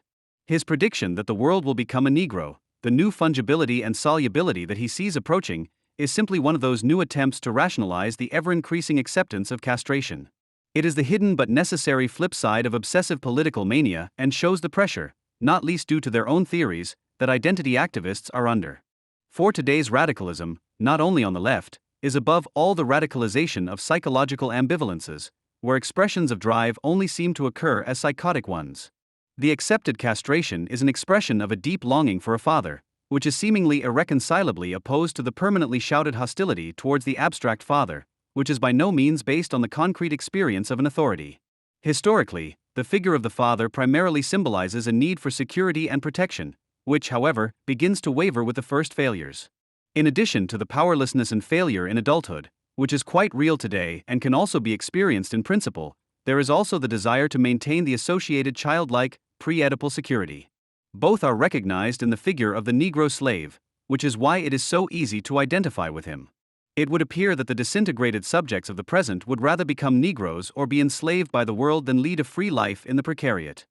Proof that the future enslavement of the world would also find apologists outside the relevant circles was provided by the antiquities scholar Suzanne Elm in an interview with the FAS, where she unabashedly defends barbarism in the guise of civilization. In addition to some specific remarks about the advantages of slavery, she answers the already rather absurd question of whether she would rather be a house slave in ancient Rome or a paid asparagus picker in the Palatinate. Then I would definitely prefer life in Rome to the drudgery of being an asparagus picker. However, I would even prefer to be a male slave in late antique North Africa. End quote. Apart from the fact that the legal form and the albeit precarious protection it offers no longer seem to have any appeal, as is very clearly evident, there is a shift in the identification with the aggressor. With Fanon and others, the desire to take the place of the colonial master still dominated, and the associated all-or-nothing mentality at least limited the audience to some extent in its fetishization of violence. Mbembe's all-and-nothing, on the other hand, is attractive to many in its boundless flexibility, as this attitude is one that identifies not with the father, but consequently, in times of his absence, with the failure and thus with the violence itself or its product, the victim. This form of subsequent obedience means adaptation to faceless authority, self-preservation without self-adorno. The motivation to make this total sacrifice of drives is based on the decisive fallacy that it would guarantee the freedom of drives from all restrictions, but fails to recognize that it is precisely the characteristic of this oral receptive stage that there is no difference between sexual and self-preservation drives and that no specific desire is formed. Everything is just an amorphous fluctuation between pleasure and displeasure without any quality or self-determination, but pure dependence, which is misinterpreted as security and pleasure. To this character, which is hardly marked by ego weakness but rather by the absence of a consistent ego, the infant recognized in the slave appears as the better alternative to the existing and the possible. Perhaps not the whole world is to recover from the Negro's nature, but at least oneself. The promises that come together in this idea are above all the possibility of returning one's own fantasies of omnipotence to the early childhood environment, when they were not yet restricted and rejected by representatives of the reality principle for reasons of reason. In this way, the pre-identical is also transformed into a seemingly non-identical, and language, especially on the left, already resembles the petit nègre or children's language that is supposed to be understandable for everyone, but is by no means and only limits itself. The egoless oral type, as it is called in pathology, is driven by an almost insatiable need for self-worth. He wants, one could say, to be of substantial value himself, but must constantly and repeatedly experience that this value can only be formed relationally, in one function, namely in the utilization of his labor power, which he must sell as a commodity in order to reproduce it and thus automatically himself. The Negro slave, on the other hand, is himself a value, but has no right to property and therefore no right to the value that he himself represents. The revival of the Negro can thus also be understood as a form of reaction to the fetish character of capitalist commodity production, under whose spell, as Marx put it, material forces are endowed with spiritual life and human life is stultified into a material force, i.e., the personal is objectified and the material is personified. Under the existing conditions, people no longer just treat people like things, but things are usually even better than people, and that is why the objectification of people, objectification would still be too kind, appears to be one or even the way to finally be treated humanely. Strikingly, Mbembe compares the Negro to a currency. He is the royal commodity, the human money, in which the de-individuated commodity subjects become commensurable with one another in their boundless desire for identification. The negation of the world is thus a counterpart to Robert Kurz's communism of things or Donna Haraway's cyborgization and dodgization of man. Or, to vary a formulation coined by Robert Kurz, the theorist would like to be a Negro. Hardly any other topic is better able to illuminate the historical cluelessness and the resulting loss of political judgment of the anti-Western left, which is fixated on its guilt-ridden whiteness, than Islamic slavery. If its existence were to be taken seriously, or even acknowledged at all, it would bring down a number of thoroughly Eurocentric post-colonial narratives, contrary to the propagandist's self-disclosure. Do the Muslims who are supposedly so maligned by Western Orientalism and to whom the absolutely ethnocentric against the backdrop of this history, turn out to be what Chateaubriand characterized them as with a statement that said adopted as the leitmotif of his study Orientalism, of liberty they know nothing. However, the representatives of the Occident have actually denied their Orientalized others one history, the history of Arabo-Muslim slavery, which was and still is a history of uncultivated appropriation. Neither said nor the post-colonial left that followed we hardly ever said a word about this appropriation. The term slavery does not even appear in the Index of Orientalism, the founding text of post-colonialism.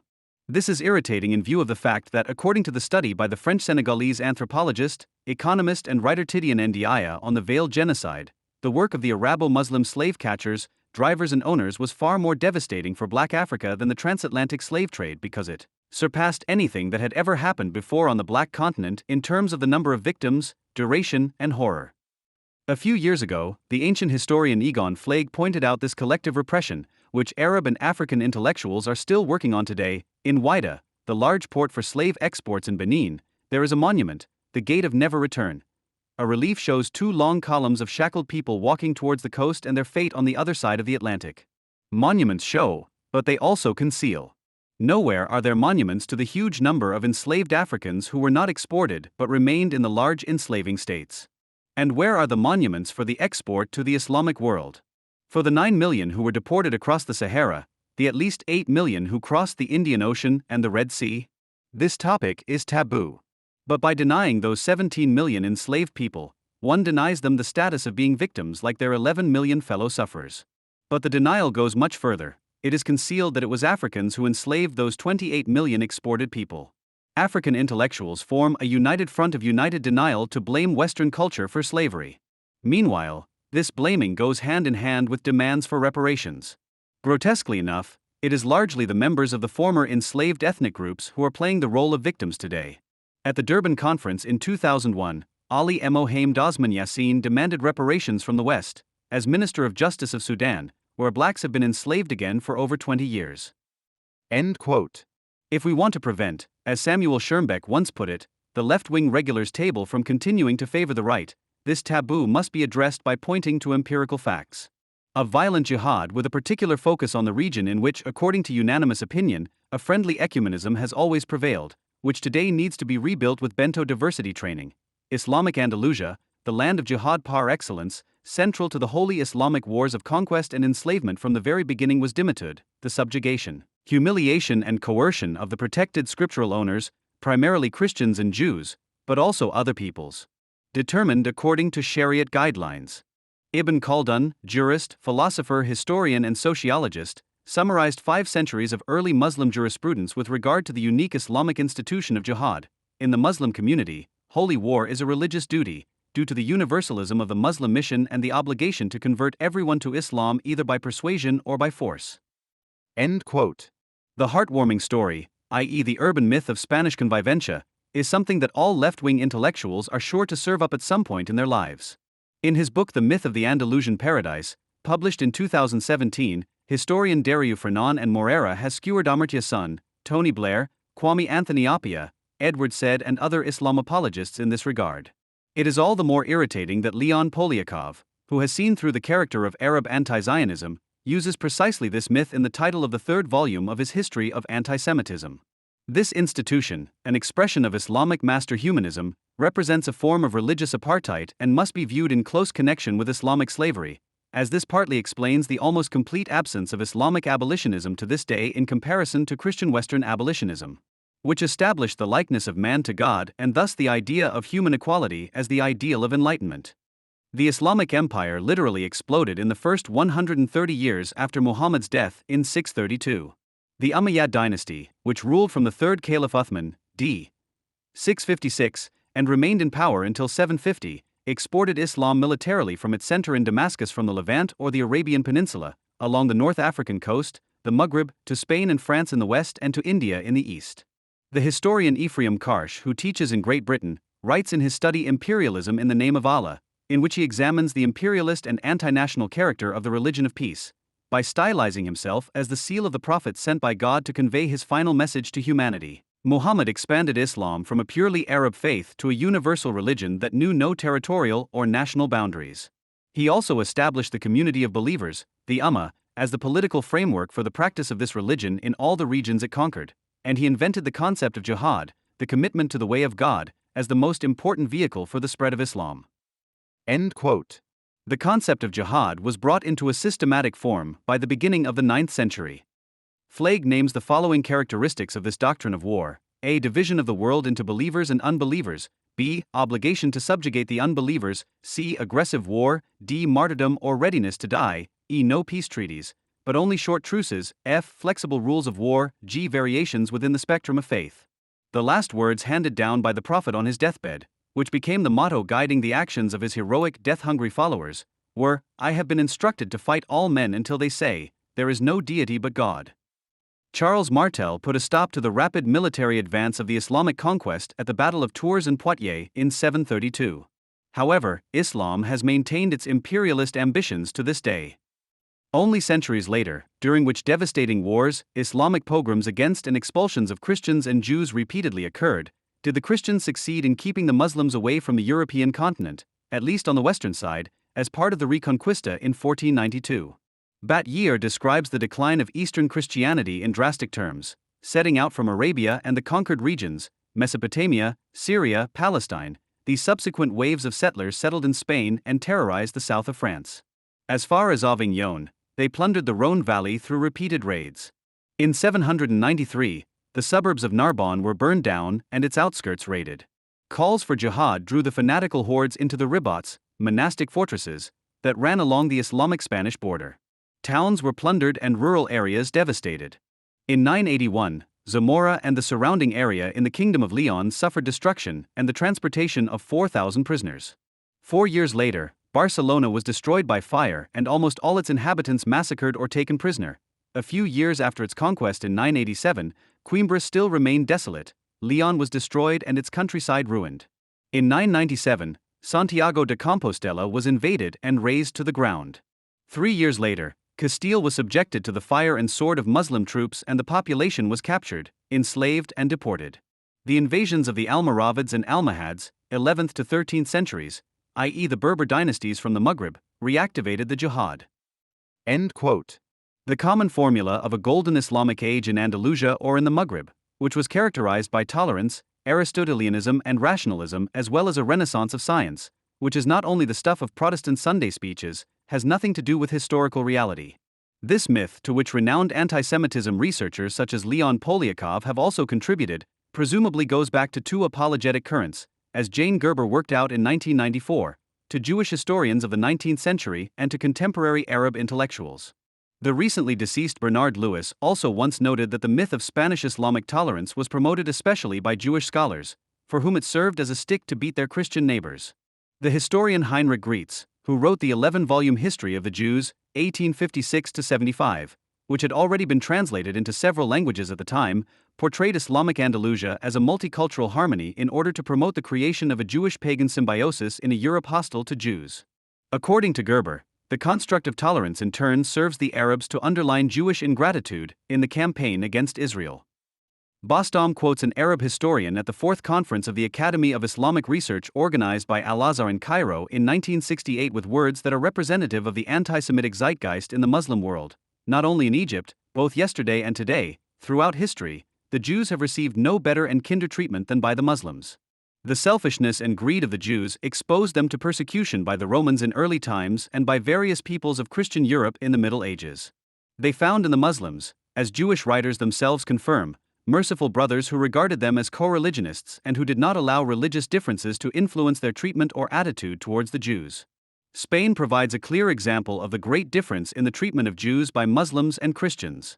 While the Muslims in Andalusia were kind to the Jews and allowed them to receive their religious teachings in the mosques, the Christian conquerors who came after the Muslim rule in Andalusia burned the Jews en masse. In 1492, Ferdinand and Isabella issued a decree expelling the Jews from the country within 4 months and forbidding them to take their money and wealth with them. The majority of those who were expelled went to Morocco and North Africa, where they were welcomed. The Muslim experience with the Jews was always bitter and difficult, as the Jews responded to sincerity with deceit and kindness with ingratitude. End quote. Contrary to the repeatedly claimed kind treatment of the Jews by the Arab Muslims who conquered and colonized Spain between 710 and 716, far more serious pogroms took place in the Muslim dominions than in the entire Christian Middle Ages, which were, moreover, as Flagg emphasizes, endemic. In 1013, for example, several hundred if not thousands of Jews were lynched in Córdoba in the first pogrom on European soil. The troops of the Berber Sulayman murdered over 6,000 Jews in the Moroccan city of Fez in 1033 alone and more than 4,000 in Granada in 1066. Pogroms against Christians, whose churches were regularly converted into mosques or simply destroyed, took place in Elvira in 889 and in Seville in 891. The Almohads and Almoravids cleansed their Spain after the collapse of the Caliphate in 1031. Tens of thousands of Jews and Christians were either forced to convert or flee to Christian northern Spain or the Levant. By around 1100, Christianity had been wiped out in the Islamic part of Spain. End quote. Bostom does not go quite as far in his assessment of this genocidal policy, but he also says that the discriminatory policies of the Muslim Berber Almoravids, who arrived in Spain in 1086, and the even more fanatical Almohads who followed them and reached Spain around 1146, brought about a rapid decimation of the pre-Islamic Iberian Christian, Mozarab, communities and almost wiped them out. In the Maghreb, the Almohad brother hordes raged no less, according to the Jewish chronicler Solomon Cohen, whose testimony of the conquests in 1148 coincides with the statements of the Arab historian Ibn Baidak. All the cities in the Almoravid state were conquered by the Almohads. 100,000 people were killed in Fez and 120,000 in Marrakesh in this context. End quote. The Jewish philosopher and physician Maimonides, who is regularly used as a key witness for the alleged early Islamic multiculturalism and who wrote his work late in exile in Fatimid Cairo, had to flee from the persecution of the Jews in Córdoba with his family in 1149 at the age of 14. In an often quoted letter to the Jews of Yemen, who had reported pogroms there, he commented on the merciful brothers who regarded them as fellow believers. "Consider, my fellow believers, that God has hurled us into the midst of this people, the Arabs, because of our great burden of sin. Never has a people so afflicted, humiliated, and hated us as they." End quote. The Shariat codified state of dhimmism, which was assigned to Christians and Jews who were not killed after a successful jihad and which marks the status quo of interconfessional religious tolerance in times of peace, was presented in everyday life as described by the Sufi theologian and jurist Al-Ghazali. The dhimmi is forced to mention neither Allah nor his apostles. Jews, Christians and Majites must pay the jizya, the poll tax imposed on all non-Muslims. When paying the jizya, the dhimmi must bow his head while the official pulls him by his beard and strikes him on the protruding bone, i.e. the lower jawbone, below his ear. They are not allowed to ostentatiously display their wine or their church bells. Their houses must not be higher than those of the Muslims, no matter how low they are. The dhimmi may not ride an elegant horse or donkey. He may only ride a donkey if the saddle is made of wood. He must not walk on the good side of the road. They dhimmis must wear an identifying patch, even the women, and even in the baths. Dhimmis must keep their mouths shut. End quote. Other features of dhimmism included a ban on weapons for defeated non-Muslims, restrictions on the building and restoration of churches, synagogues and temples, inequalities between Muslims and non-Muslims in terms of taxation and criminal law, and the denial of dhimmi testimony by Muslim courts. During the Abbasid caliphates of Harun al-Rashid, 786 to 809, and Al-Mutawakil, 847 to 861, Jews and Christians were forced to wear yellow, pinned to their clothes or hats. Later, in order to distinguish between Christians and Jews, Christians were required to wear blue. In 850, in accordance with Quranic verses associating them with Satan and hell, Al-Mutawakil ordered Jews and Christians to place wooden images of the devil on the doors of their houses to distinguish them from the houses of Muslims. This systematic violence, mockery and humiliation of the dhimmis continued across several centuries of Muslim rule. In 1700, the Polish Jew Gedalia from Semiotice traveled to Jerusalem and reported on the bitterly fought battles against cultural appropriation there. In addition, Muslim law requires that each religious community wear its specific clothing so that each people can be distinguished from one another. This distinction also applies to footwear. In fact, the Jews wear shoes of dark blue color, whereas the Christians wear red shoes. No one is allowed to wear green, as this color is worn exclusively by Muslims. The latter are very hostile towards Jews and cause them trouble in the streets of the city. The common people persecute the Jews because we are forbidden to defend ourselves against the Turks or the Arabs. If an Arab hits a Jew, the Jew must calm him down, but must not dare to hit him back for fear that he may be hit even harder, which they, the Arabs, do without the slightest scruple. This is how the Oriental Jews react, as they are used to this treatment, whereas the European Jews, who are not used to suffering when attacked by Arabs, attack them back. Even the Christians are subjected to this anger. If a Jew hurts a Muslim, the latter brutally beats him with his shoe to humiliate him without anyone being able to stop him. The Christians fall victim to the same treatment and they suffer just as much as the Jews, except that the former are very rich because of the benefits they receive from overseas and use this money to bribe the Arabs. As for the Jews, they do not have much money to grease the hands of the Muslims, and consequently they are subjected to much greater suffering. End quote. In the East, Byzantium/Constantinople fell to the Ottomans in 1453. Even before that, but intensified by this defeat, there were repeated systematic slave hunts in the Balkans, in the Slavic states, in Russia, and in the Caucasus. In the Balkans, the Muslims introduced the devshirme system, which the Ottomans practiced for several centuries. They abducted millions of Christian boys, forcibly Muslimized hundreds of thousands of them, and trained them as elite military fighters, sending them back to subjugate and administer the newly conquered Christian lands. No European colonial power allowed itself to do such a thing. Islamic legal scholars are not known to have protested against this policy. The Ottomans adapted this form of criminal recruitment of a slavish warrior caste, which was common practice throughout the entire Islamic dominion and was extremely successful militarily, from the Arab world, where these slaves, who took on far-reaching administrative tasks and sometimes even governorships in the provinces, were called Mamluks from the 9th century onwards. This huge slave soldiery posed a number of dangers for the Muslim rulers. Over the centuries, there were several seizures of power by such Mamluk armies, for example in modern-day Iraq and Egypt. There, former Mamluks installed themselves as rulers after successful coups, but strictly maintained the institution of slavery. When one realizes that Islamic imperialism conquered almost half of the old world over the centuries, at times it encompassed almost all of Africa north of the equator in its domain, which was made up of sultanates and caliphates, one cannot help but notice that Islam was the first world empire in the history of the world. That Islam created the first world empire in the history of mankind. The majority of Arabo-Muslim apologetics still portray these events today as if the subjugated peoples had simply been waiting to be kissed awake from their state of pagan chaos and moral decay by Islam. The figure of 17 million black Africans enslaved and deported by Muslims or, to avoid the echoes of the Shoah, exported, which Flagg adopts from Ralph Austin and on which there is a consensus in research on slavery, only represents a small section of the Arab-Muslim slave system that has now lasted for over 1,400 years. In addition, as Robert Davis has determined, there were around 1.25 million white people, mostly Christian slaves, who were taken by the Muslim Arabs and Berbers on their raids along the northern coasts of the Mediterranean, Great Britain, and even as far as Iceland and Newfoundland between 1500 and 1800. Davis emphasizes that although Fernand Braudel drew attention to widespread Muslim piracy and the slave trade more than 60 years ago, not a single study has yet been published on the extent of the slave trade in the Mediterranean, as has been done several times for the transatlantic trade. The reason? Braudel has probably contributed as much as anyone else to downplaying the long-standing economic and social relevance of Mediterranean slavery, even though he has drawn attention to it, he said, trivializing the issue, speaking of no spectacular figures. End quote.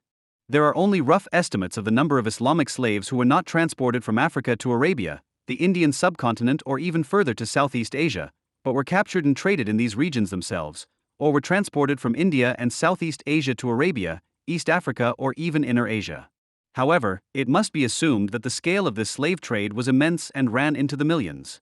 In any case, William Clarence Smith reports in his stylistically unreadable but extremely source-saturated study that several million slaves were held by Muslim rulers in and below the Sahara on the African continent alone. Because they were not transported away, they do not appear in the official balance sheets of the slave markets or the logbooks of the ships. Patrick Manning has suggested that there were over 3 million slaves in the Savannah and the Horn of Africa and almost 1.5 million on the East Coast. However, his assumption appears to be conservative. A French census from 1904 reported servility rates of 30 to 50% in Islamic West Africa, while an Italian census from 1903 classified a quarter of the inhabitants of Somali cities as slaves. End quote. In addition, there are several million more Slavic/Russian, Turkish, probably approximately as many as Africans, and Caucasian slaves. The extent of the Arabo-Muslim slave trade thus almost certainly exceeded that of the European transatlantic trade many times over. Clarence Smith speaks of tens of millions of Islamic slaves. And even that might be too conservative an estimate, because it does not include the millions murdered and maltreated to death who lost their lives in slave raids, the castrations of male eunuchs or infibulations of female slaves, which were fatal in the majority of cases, the months-long crossings through the Sahara and the diseases and epidemics, above all the plague and malaria, which decimated the slave population in the urban slave camps and plantations on several occasions. The overwork, the lack of hygiene, the constant violence and torture contributed daily to the fact that the life expectancy of slaves was very low.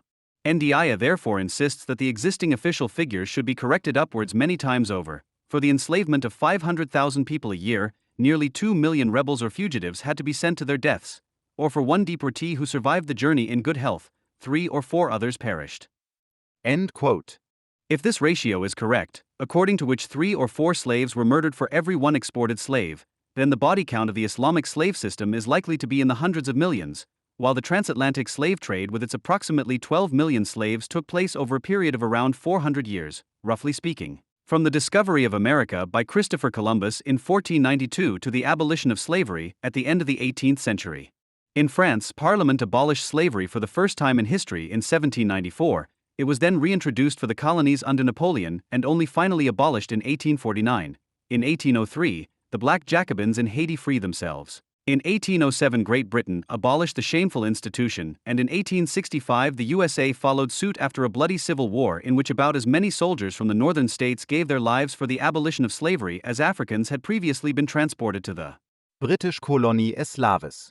The Islamic slavery system that began with Muhammad's hijra, i.e. his flight or emigration from Mecca to Media, on the other hand, continues to this day, and not only through openly terrorist Islamic rackets such as Boko Haram or the Islamic State, to which the Sunni Al-Azhar University provided the legitimization for the enslavement and rape of infidel Yazidi women and girls in 2014. If the figures of the Global Slavery Index, which has been compiled annually since 2014, are to be believed, then a total of around 45.8 million people were enslaved worldwide in 2016. Slavery is therefore more widespread in the post-Enlightenment era than at any other time in history. 58% of all slaves worldwide live in 5 countries. Hindu India, with just over 18 million estimated slaves, is responsible for the majority of current slavery, followed by China and 3 Islamic states, Pakistan, Bangladesh, and Uzbekistan.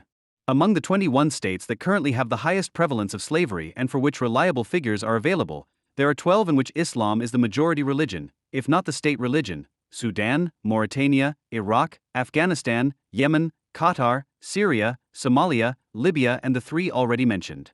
Europe, North America, Australia, and New Zealand have the lowest prevalence of contemporary slavery, although Great Britain and the Netherlands are estimated to have 11,700 and 17,500 enslaved persons respectively. Considering the grooming gang and rape scandals such as in Telford, Rochdale, or Rotherham with thousands of victims, and taking into account that around 90% of the perpetrators have a Southeast Asian migration background, i.e. mostly come from Pakistan or Bangladesh, it can be assumed that these crimes are also largely attributable to Islamic counter-societies. For example, a survivor of the Rotherham gang rapes reported under the pseudonym Ella Hill in The Independent on March 18, 2018, on the Islamic sexual morality of the perpetrators, in which the headscarf reveals its anti-feminist nature as a virgin cage. As a teenager, I was taken to various houses and over takeaways in the north of England to be beaten, tortured, and raped more than 100 times. I was called a white bitch and white cunt as they beat me. They had made it clear that because I was a non-Muslim and not a virgin, and because I did not dress modestly, they assumed that I deserved to be punished. Religious indoctrination is a big part of the process that leads young men to become involved in grooming gang crimes. Religious ideas about purity, virginity, modesty, and obedience are taken to extremes until horrific abuse becomes the norm. This was taught to me as a concept of othering. Muslim girls are good and pure because they dress modestly, covering themselves up to their ankles and wrists, as well as their private parts. They remain virgins until marriage. They are our girls. White and non-Muslim girls are bad because they dress like sluts. You show the curves of your bodies, exposing the gap between your thighs means you want it, and therefore you are amoral. White girls sleep with hundreds of men. You are the other girls. You are worthless and you deserve to be gang raped. End quote. Islamic imperialism and the associated slavery find their main ideological legitimization in the Quran and in the words and deeds of Muhammad, the role model, at least according to the self-image of all devout Muslims. The problem is that the Prophet himself was a criminal highwayman who regularly attacked caravans with his band of brothers, murdering countless people, including 600 to 800 Jewish men from the Banu Qurayza tribe, whom he beheaded in mass graves dug for the purpose and whose wives and children he enslaved and sold. The captured Jewish woman Safiya, daughter of the Jewish tribal leader Huiyeh, was raped by Muhammad shortly after he had her husband and brother murdered. Islamic sources portray this as love at first sight, as the lady converted immediately after the murder of her relatives and married the Prophet. In addition, the Prophet himself had a number of slaves, including 2 concubines, i.e. female sex slaves.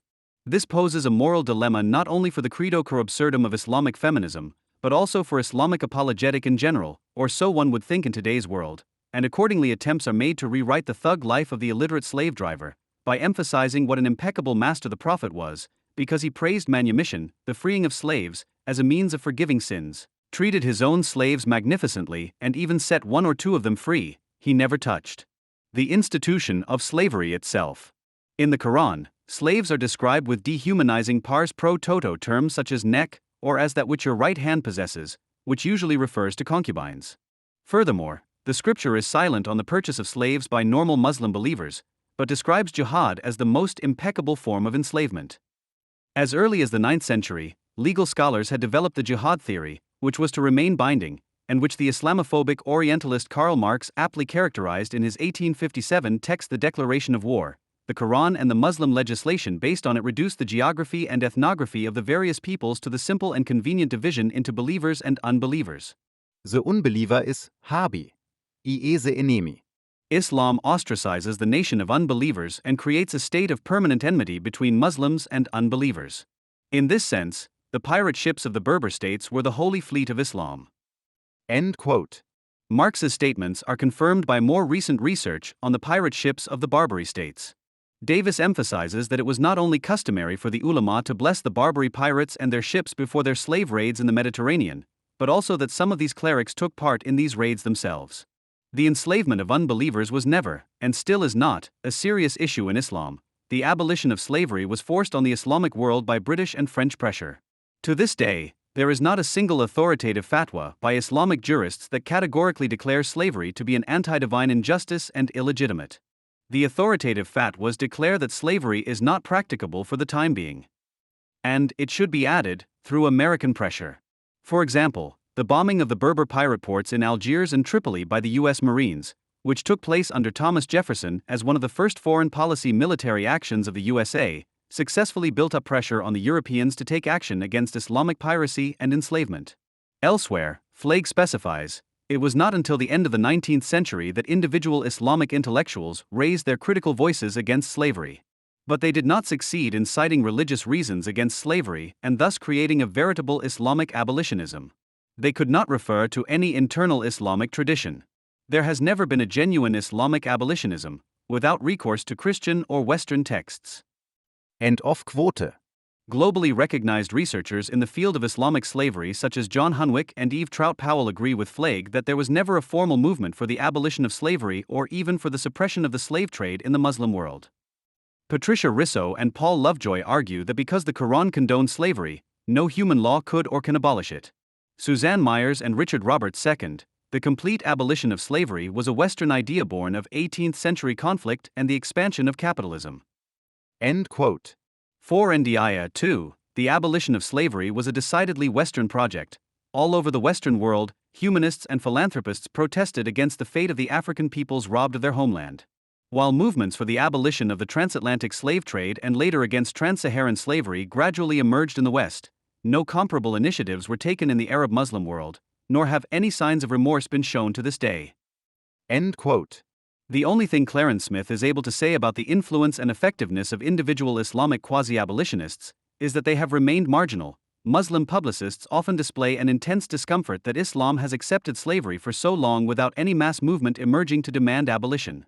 The intellectual paralysis stems from the contradictory desire to condemn slavery and spare Islam from criticism, so the legitimacy of slavery has always been contested only by scattered sections. Precisely because the globally hegemonic Islam, in contrast to Christianity, has so far been unable to be persuaded to touch its foundations, the Quran, Sunnah, and Hadith, and to question the fascist ideology of Islamic master humanity, as formulated in the doctrine of jihad and the Sharia provisions on dhimmitud, the history of Islamic slavery remains taboo to this day, at least in the Islamic sphere of rule. To date, the history of Islamic violence has been researched and dealt with almost exclusively in the West. In view of the marginal resistance forces against the advancing Islamization, however, it is by no means certain that this will remain the case in the future. Today's heirs of the Enlightenment are blind to the enlightenment of others, Fethi ben Slama, because thinkers such as Karl Marx or Goethe, who objected to Muhammad that his teaching, which was founded on delusion, should be an abomination to all future times, right up to the Secretary-General of Indonesia's largest Muslim association, Kiai Haji Yahya Cholil Stakuf, who insisted in the FAZ that Western politicians should stop saying that fundamentalism and violence have nothing to do with traditional Islam, because it is simply wrong, would in any case have no chance of publicly expressing their views in the dumbed-down academic milieu in this country. According to the argument put forward by the former Secretary-General of the Turkish Islamic Union of the Institute for Religion DITIB, as well as the prevented AKP functionary Belkar al-Boga in view of the crimes committed by Muslims on New Year's Eve in Cologne, these Islamophobic agitators are culturalizing the crimes. However, those who do not want to know about the unculture of crime will one day succumb to the bearded tumor, as Kamal Daoud aptly called political Islam.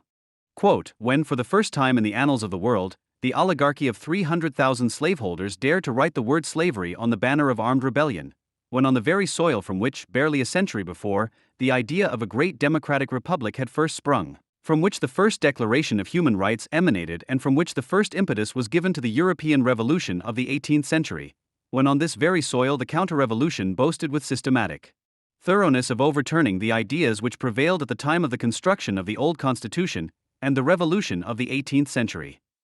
When on this same soil the counter-revolution boasted with systematic thoroughness of overturning the ideas prevailing at the time of the construction of the old constitution, and presented slavery as a salutary institution, indeed as the only solution of the great problem of the relations of labor to capital, and cynically proclaimed the right of property in man as the cornerstone of the new edifice.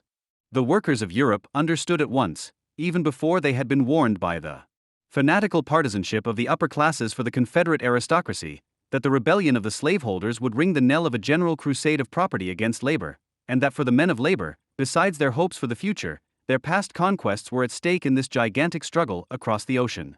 Karl Marx, to Abraham Lincoln, President of the United States of America. When the Discovery Channel in the United States came up with the idea of asking the public to vote for the greatest Americans of all time in 2005, the result probably surprised many Europeans in particular. Even ahead of Abraham Lincoln, Martin Luther King Jr. and George Washington, Ronald Reagan, often derided in this country as an actor and cowboy, came in first place. The 40th president owes his unbroken popularity by no means only to his central role in overcoming the Eastern Bloc. His re-election in 1984 was a landslide victory, the likes of which the United States has not seen since Franklin D. Roosevelt in 1936. Reagan not only achieved almost 60% of the vote, but also won a majority in every state except Minnesota, the home of his opponent Walter Mondale, and the District of Columbia. He owed both of these achievements not only to his policies, but also to his convincing and persuasive appearance as an American ideologue, who was able to give hope for a better, freer life not only to the citizens of the United States, but also to the Eastern Europeans imprisoned behind the Iron Curtain. Whereas the communists were still betting that the West and the USA in particular would allow themselves to be morally and economically divided, disintegrated and weakened from within, after the 8 years of the Reagan presidency it was conversely the Soviet Union and the Eastern Bloc that had to declare bankruptcy, and not just in financial terms. A good example of how far ahead of his anti-American opponents of all stripes Reagan was is provided by his inaugural speech in 1981. If we ask ourselves why we have achieved so much for so many years, prospered like no other nation on earth, it is because here in this country we have unleashed the energy and individual creative power of man to a greater degree than ever before. Freedom and dignity of the individual were more accessible and secure here than in any other place on earth. The price for this freedom has been high at times, but we have always been willing to pay that price. End quote. It should be noted that Reagan, for all his pathos and his glorification of the United States, applies a linguistic precision here that her opponents reliably lack. Reagan or his speechwriters seem to have been aware that the promise of a liberated humanity and the dignity of the individual is an unfulfilled one, that freedom has never been realized in the USA, only more freedom than elsewhere and ever before. On the other hand, those who have always considered the West's promise of freedom to be a mere lie or who have only discovered it as such in the past 2 years of massive restrictions on individual rights obviously find it easy to immediately and sadistically defect to the camp of the butchers and abusers of humanity. Quote, for freedom, which because it no longer exists at home anyway, is no longer to be defended in the Hindu Kush, which has receded into the distance, but in the Donbass, no Ukrainians can be harnessed, who, if civilians desert en masse across Poland's border or if military, apparently refuse to work with the exception of neo-Nazi state mercenary troops who, out of sheer self-interest, are trying to save their asses from the brutal beating Russia has planned for them. Magazine Editorial, Februari 2022. What makes Reagan no different from his opponents is his naive belief in progress, which in their case is merely turned negative and becomes a story of decline. His American story is one of advancement, of liberation, and historical facts have to conform to this grand narrative just as much as the needs of individuals who have just been and continue to be plagued by misfortune, exploitation, oppression, poverty, illness, and early death. The economic policy of the 1980s, known as Reaganomics, characterized by radical cuts in government spending and taxes, restrictive monetary policy, and the elimination of regulations, led to stronger economic growth, but exacerbated social contrasts, cemented poverty, and resulted in rising crime, which could only be reduced in the 1990s through mass incarceration. The conclusion derived from the American founding myth that only the absence of state intervention in the economy and society can guarantee the freedom and dignity of the individual is disgraced by a reality in which half of the population is almost destitute and only ideally has adequate health care, which is reflected in the significantly lower average life expectancy compared to Western countries at a similar economic level. Freedom therefore has its price. National myths and the idealization of the glorious past become instruments of power where they serve to enforce class interests and stabilize false conditions. Reagan's success and unbroken popularity in the USA is therefore not least due to the fact that he was particularly successful in conveying and passing on this American ideology, which, like any ideology, is not merely untrue. Given the importance of the founding myths for the United States, it is not at all surprising that the New York Times caused a huge stir on August 18, 2019 with the 1619 Project. Conceived by Nicole Hannah-Jones to mark the 400th anniversary of the arrival of the first African slaves in the British colonies of North America, this special edition of the New York Times Magazine set out to do nothing less than write a new history of the origins of the USA and replace its founding myth with a new one. This declaration of intent already blatantly reveals that it is not about history, but about stories, about narratives, not at all about an always precarious approach to historical truth, but about a political agenda. In view of the central importance that the issue of race has played in the years since 2020, from the murder of George Floyd and the Black Lives Matter protests to the election of Donald Trump and the storming of the Capitol, an expanded edition of the book was published in November 2021. In the foreword, Hannah-Jones describes reading Lerone Bennett's book Before the Mayflower, which describes the arrival of the first African slaves in America in 1619, as her personal awakening experience and thus provides an, albeit inadequate, justification for why the beginning of American history should be brought forward. Contrary to what the title suggests, this beginning of black history in the English colonies of North America, the Portuguese brought the first African slaves to South America almost 100 years earlier, and the historical development up to the beginnings of the independence movement in the 1770s play no role at all in the 1619 Project, Hannah-Jones' central essay, which has also been slightly modified in the book version, rather pursues the goal of discrediting 1776 and the American founding fathers if nothing else, a circumstance that not only sparked massive criticism from American historians, but which Trump also tried to capitalize on during the election campaign by launching a highly embarrassing 1776 commission of his own. Hannah-Jones has a deeply ideologized idea of the historical and global significance of the American Revolution, but nevertheless complains extensively about the ignorance of American students. It is striking that in the description of the horrors of slavery and in the very brief mention of its beginnings in the USA, neither the world history of slavery nor the conditions in the rest of the world play a role. If it is mentioned at all, it is about the cultures and civilizations that Africans built long before Europeans decided that millions of people could be shipped across the Atlantic below decks and defined as property. Not only was the 1619 Project compiled without the input of historians who had researched pre-Civil War American history, primarily because the contributors were supposed to be of the right skin color, but opposition from reliable, i.e., progressive black women historians who had been presented with key assertions for fact-checking was simply ignored. Hannah Jones' thesis that one of the main reasons for the colonists' Declaration of Independence was to protect the institution of slavery caused particular offense, which was changed in the book version to some colonists due to criticism, without changing the absurd main statement. Contrary to the historical fact that abolitionism had its loudest advocates in America in the 1770s, not Britain, and that no one in the mother country contemplated ending the Atlantic slave trade, Hannah Jones claims that the central reason for the Declaration of Independence was the paranoia turned fear of Virginia slave owners, which included George Washington and Thomas Jefferson, that the British might end the slave trade. To simulate scholarly rigor, Hannah Jones included over 90 footnotes in her original essay, including a conversation with historian Woody Holton to support her thesis of the protection of slavery as the reason for the Civil War. This is responsible for the most glaring new error inserted into the volume. Hannah Jones quotes Holton as saying that the Dunmore Proclamation of November 7, 1775, a British offer of freedom to slaves from already revolting masters, was the turning point to independence for the Virginia founding fathers, George Washington, Thomas Jefferson, and James Madison. Unfortunately, Washington was already in command of the Continental Army at the time. Jefferson had long since written his treatise A Declaration of the Causes and Necessity for Taking Up Arms, and Madison, then only 24, had joined a revolutionary body called the Orange County Committee of Safety of Virginia. On December 20, 2019, the New York Times Magazine published a letter from several left-wing historians demanding a correction to the patently false claims in the 1619 Project, along with a remarkable statement from the editor-in-chief. The letter expressed dismay at some factual errors and states with remarkable clarity, these errors, which concern major events, cannot be labeled interpretation or framing. They are verifiable facts that form the basis of both honest science and honest journalism. They indicate an ideological shift in the understanding of history. The dismissal of objections on racial grounds, that they are only objections from white historians, has confirmed this shift. End quote. While they may still have hoped that the New York Times, which they respected, would correct the errors and engage in a factual discussion about the causes and effects of slavery, they must have sensed when they wrote these sentences that something fundamental was wrong, as confirmed by the response of executive editor Jake Silverstein. While we respect the work of the signatories, we disagree with their assertion that our project contains significant factual errors and is driven by ideology, rather than historical understanding.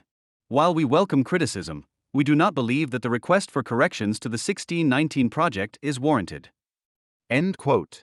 55 years after the Civil Rights Act, and at a time when virtually no one questions black equality, the popularity of the race issue and a racial history, and its extensive presentation in a more than meager collection of essays in the New York Times, and its dogged adherence to historically clearly false claims, can only be explained by its political goal of forging a motley coalition of minorities for the purpose of electing Democratic Party politicians. The historian's criticism was bound to fall flat simply because the 1619 Project is not a scholarly work concerned with factually accurate statements and verifiable facts. A more apt but entirely involuntary critique was delivered by the Pulitzer Prize panel in the commentary category, which Hannah Jones of course received immediately because she had written a comprehensive, provocative and personal essay for the groundbreaking 1619 Project, which aims to place the enslavement of Africans at the center of America's history and stimulate public debate about the nation's founding and development. It begins, by no means coincidentally, with a biography of her father, the son of cotton pickers from Mississippi, who as an adult man always flew an immaculate star-spangled banner, which the young Nicole could not understand, and which even made her deeply ashamed. How could it be that this man, despite his experience of violence and segregation, his mother's degrading experience after fleeing Mississippi to make ends meet as a cleaner in white people's homes, his dishonorable discharge from the army, and the fact that he never prospered from his various service jobs, endured discrimination and disadvantage, and was stuck in a segregated section of a small town in Iowa, still believed in America? And her foolish answer today is not that he believed in a better future, in the realization of the promise of freedom and equality, or that he hoped his daughter could attend high school, go to college, work at the New York Times and get a chair at Howard University, but that her father knew that the contribution of our people to the establishment of the United States was indelible. That the United States simply would not exist without us. At this point, the central, unreflected contradiction between Hannah Jones and black abolitionists and civil rights activists such as Frederick Douglass and Martin Luther King is already apparent. For them, America's self-contradiction, which Hannah Jones breaks down into ideal and lie, was precisely the fact that blacks had hitherto been systematically prevented from playing a role comparable to that of whites in the establishment and further development of the United States. Their positive reference to the promises contained in the founding documents was based on the realization that these must apply to all people regardless of their skin color if they were to mean anything, i.e., that they extended far beyond the founding fathers and their time. Critics of the 1619 Project have paid no attention to this introductory passage and have consequently been misled in two respects. It is neither about historical facts, the ones Hannah Jones has on offer, which are not distorted or invented, offer no new insights whatsoever, nor about a mere reactivation of black nationalism and the black power movement of the 1960s, whose arguments she recycles. She does not want to knock important historical figures such as the Founding Fathers or Abraham Lincoln off their pedestals in order to form a black movement against America, but rather, in the postmodern sense, to deconstruct the myths and claim America's heritage for black people so that they can appropriate it positively.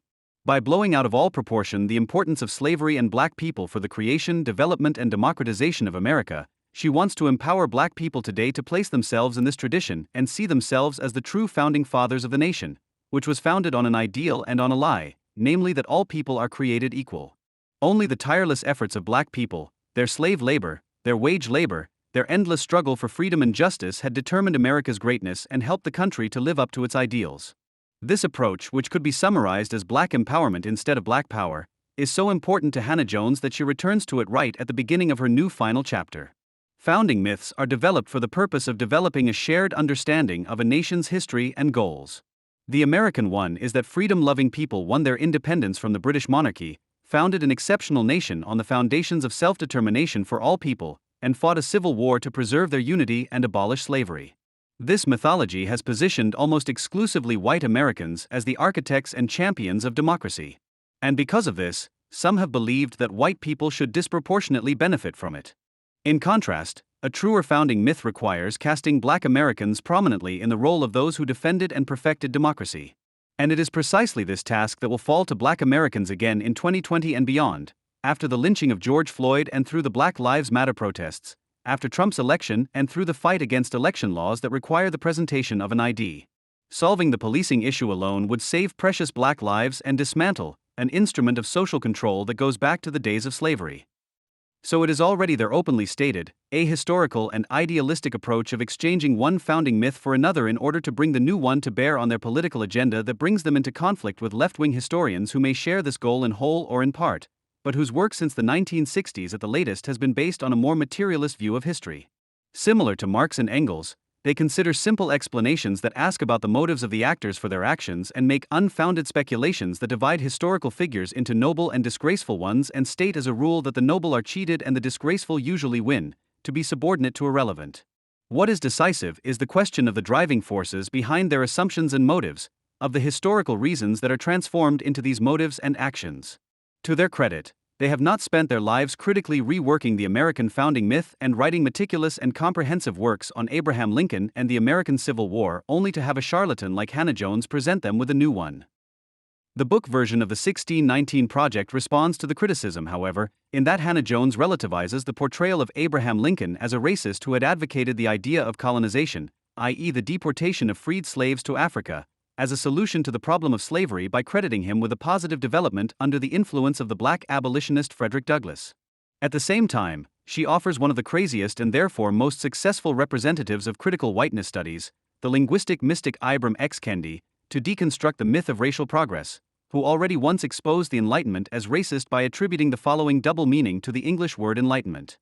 Europeans had rediscovered the importance of learning after 1,000 years of religious darkness. Brightness then became a metaphor for the European and therefore for whites, an idea that Benjamin Franklin and his Philosophical Society eagerly took up and imported to the colonies. End quote. The etymological absurdity of this argument is outdone by the fact that the English translation of the Kantian term enlightenment as enlightenment dates from 1865, and thus did not come into common usage until 75 years after Benjamin Franklin's death. Kendi, for whom it is equally clear that Lincoln was an opponent of slavery but nevertheless a racist, rehashes the thoroughly refuted claim that the Emancipation Proclamation of 1862, perhaps the most significant revolutionary document in American history after the Declaration of Independence, was a mere military tactic in the Civil War. In Kendi's view, Lincoln's order made it the task of blacks to free themselves.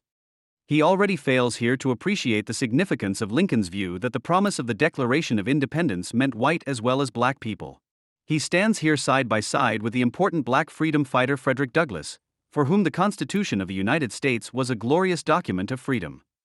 The serious problem that Hannah Jones, Kendi, and their fellow campaigners have with Lincoln and the American Civil War is that white Americans started a war through the institution of slavery that cost almost 1 million dead and wounded. The fact that Lincoln is revered for this achievement to this day and across party lines from the far left to the far right and is celebrated as the great emancipator runs counter to their narrative that it was black people who had to liberate themselves. Talk of Lincoln's military tactics and the emphasis on black soldiers who fought on the side of the Union against the Confederates cannot diminish the importance of that Second American Revolution. James M. McPherson, which Karl Marx, for example, considered as important as the first, as the American War of Independence of the 18th century rang the storm bell for the European middle class, so the American Civil War of the 19th century rang the storm bell for the European working class. End quote. The attempt to rewrite American history as black history, with the consequence that the significance of slavery for the development of the USA is drastically overrated in class, can be discussed exclusively as a racial issue, also obscures the real significance of the emancipation of black people for humanity. The 1619 Project suffers from the fundamental flaw of not being able or willing to explain the development of the USA from a slave-owning colony to a military and economic world power. What can be said about the importance of slavery for the colonization of the entire American continent? The extraction of natural resources and the cultivation of the land is by no means more true for the North American colonies than for the others. While less than 10% of the slaves shipped across the Atlantic went to the 13 English colonies or the later United States, almost 40% ended up in the Portuguese colony alone, which later became Brazil. If the presence of black slave laborers had been the prerequisite for the development of a modern, capitalist state, the conditions there would have been decisively more favorable. Karl Marx summarized the role played by the colonization of America and slave labor as follows: the discovery of the gold and silver lands in America, the extermination, enslavement, and burial of the native population in the mines, the beginning of the conquest and plundering of the East Indies, the transformation of Africa into an enclosure for the hunting of black skins, mark the dawn of the capitalist era of production. These idyllic processes are principal moments of primitive accumulation. End quote. Here it becomes clear why Marx attached such great importance to the American Revolution and the emancipation of slaves. For him, the enslavement of Africans and their shipment to America was an expression of the same violent expropriation of land and soil that resulted in an ever-increasing number of doubly free wage laborers being hurled into the labor market, with the dissolution of the feudal system in Europe. Contrary to what is often claimed, a strict separation of wage and slave labor does not play a decisive role for Marx. One of the common misconceptions in parts of Marxism is that only wage labor can create surplus value and increase capital, which results from the confusion between the categories of constant/variable and fixed/circulating capital. The fact that the purchase price of the slave is included in the capital valorization as fixed capital therefore does not contradict the surplus value producing function of slave labor as variable capital. However, Marx goes much further in his equation of wage labor and slave labor. In a footnote, for example, he remarks on child labor that even the formality of self-selling disappears here.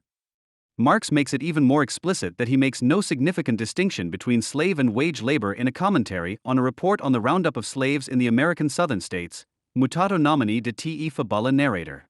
Instead of the slave trade, read the labor market. Instead of Kentucky and Virginia, read Ireland and the agricultural districts of England, Scotland, and Wales. Instead of Africa, read Germany.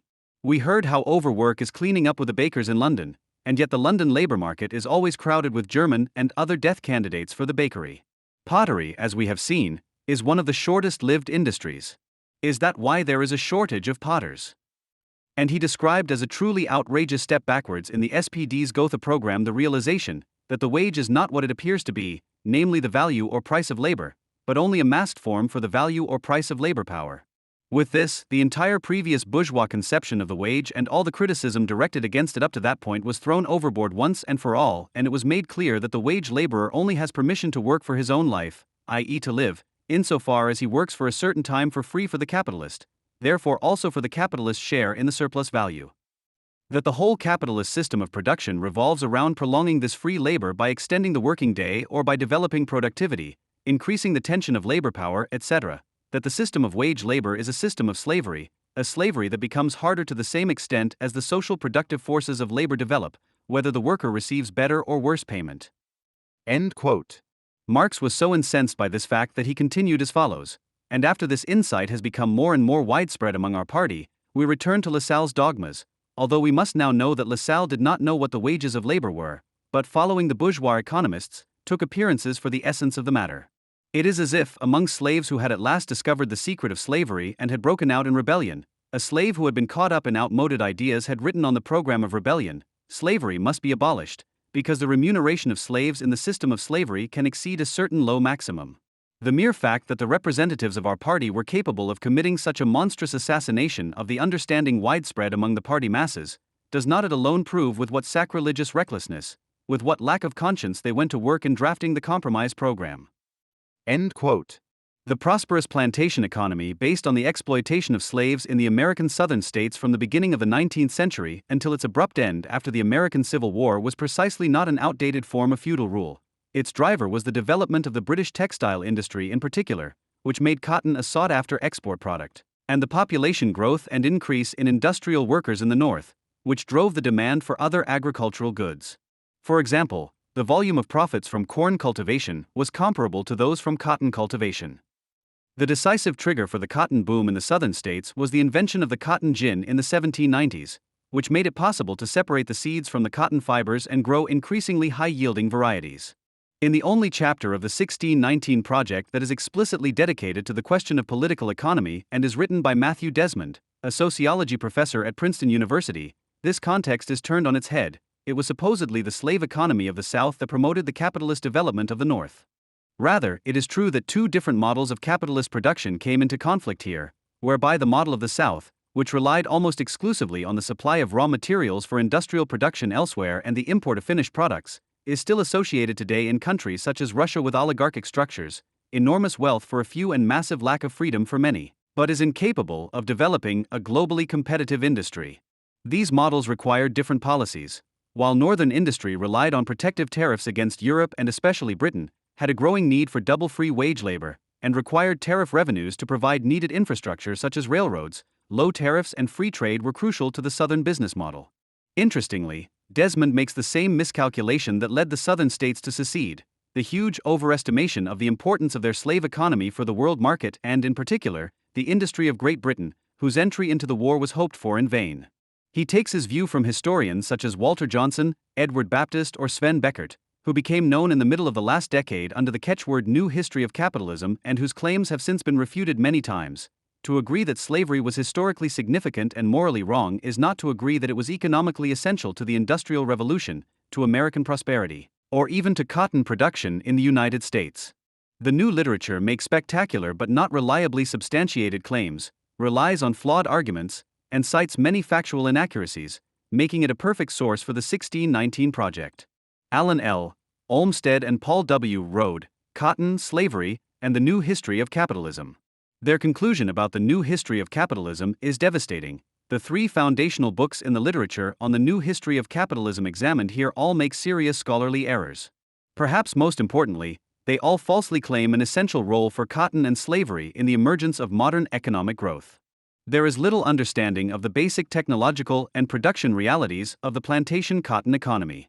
With respect to the latter, all three books fail to recognize and integrate the importance of biological innovations in transforming the American cotton slave economy and the global impact of these innovations.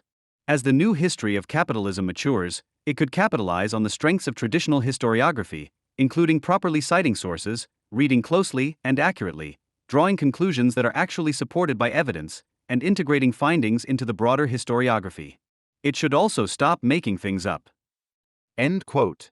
The simple fact that the wealth of slaveholders was not essential to national development, and the policies that this elite pursued at the local, state, and national government levels inhibited economic progress in the southern states until well after the Civil War, is at odds with the claimed importance of blacks to the development of the United States. Despite the better military training of their soldiers and initial military successes, the southern states lost the Civil War because they were no longer able to compensate for the damage caused by blockades, the loss of their economic base due to masses of fleeing slaves and an increasingly aggressive, destruction-oriented warfare by the northern states, the numerical inferiority and the loss of war resources due to their backward mode of production as the war progressed. All of these factors take a back seat in the 1619 Project to give more space to the heroic story of black Union soldiers who fought and died for their freedom. The book's strength, if you will, lies in its empirical precision, in its retelling of known facts and thus at least indirectly contradicting its own thesis. For the Civil War and the period of reintegration of the Southern states into the United States known as Reconstruction, during which the amendments to the United States Constitution were passed, which regulated the abolition of slavery and the explicit extension of civil rights including the right to vote to all races, were not followed by final liberation, but by the replacement of racial slavery with racial segregation. Long before the final end of slavery, Tocqueville had already noticed that, although slavery was on the retreat and the legal differences between the races had partially disappeared, the resulting customs and prejudices were rigid. In those parts of the Union where the Negroes are no longer slaves, they have in no way come closer to the whites. On the contrary, the race prejudice seems to be stronger in the states which have abolished slavery than in those where it still exists, and nowhere is it more pronounced than in those states where slavery never existed. Quote, end.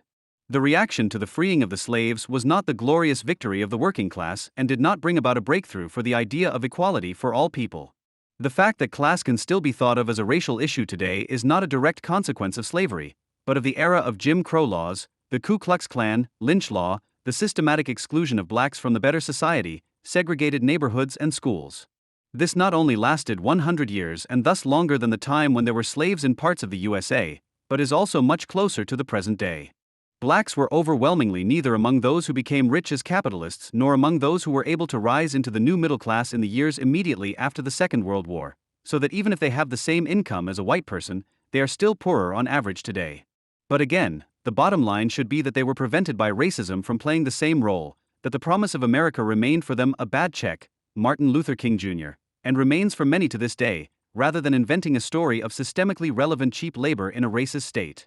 Against this background, it is surprising how little Hannah Jones is satisfied with. Her core political demand is for reparations in the form of a one-off payment to anyone who has identified as black for at least 10 years at the start of the process.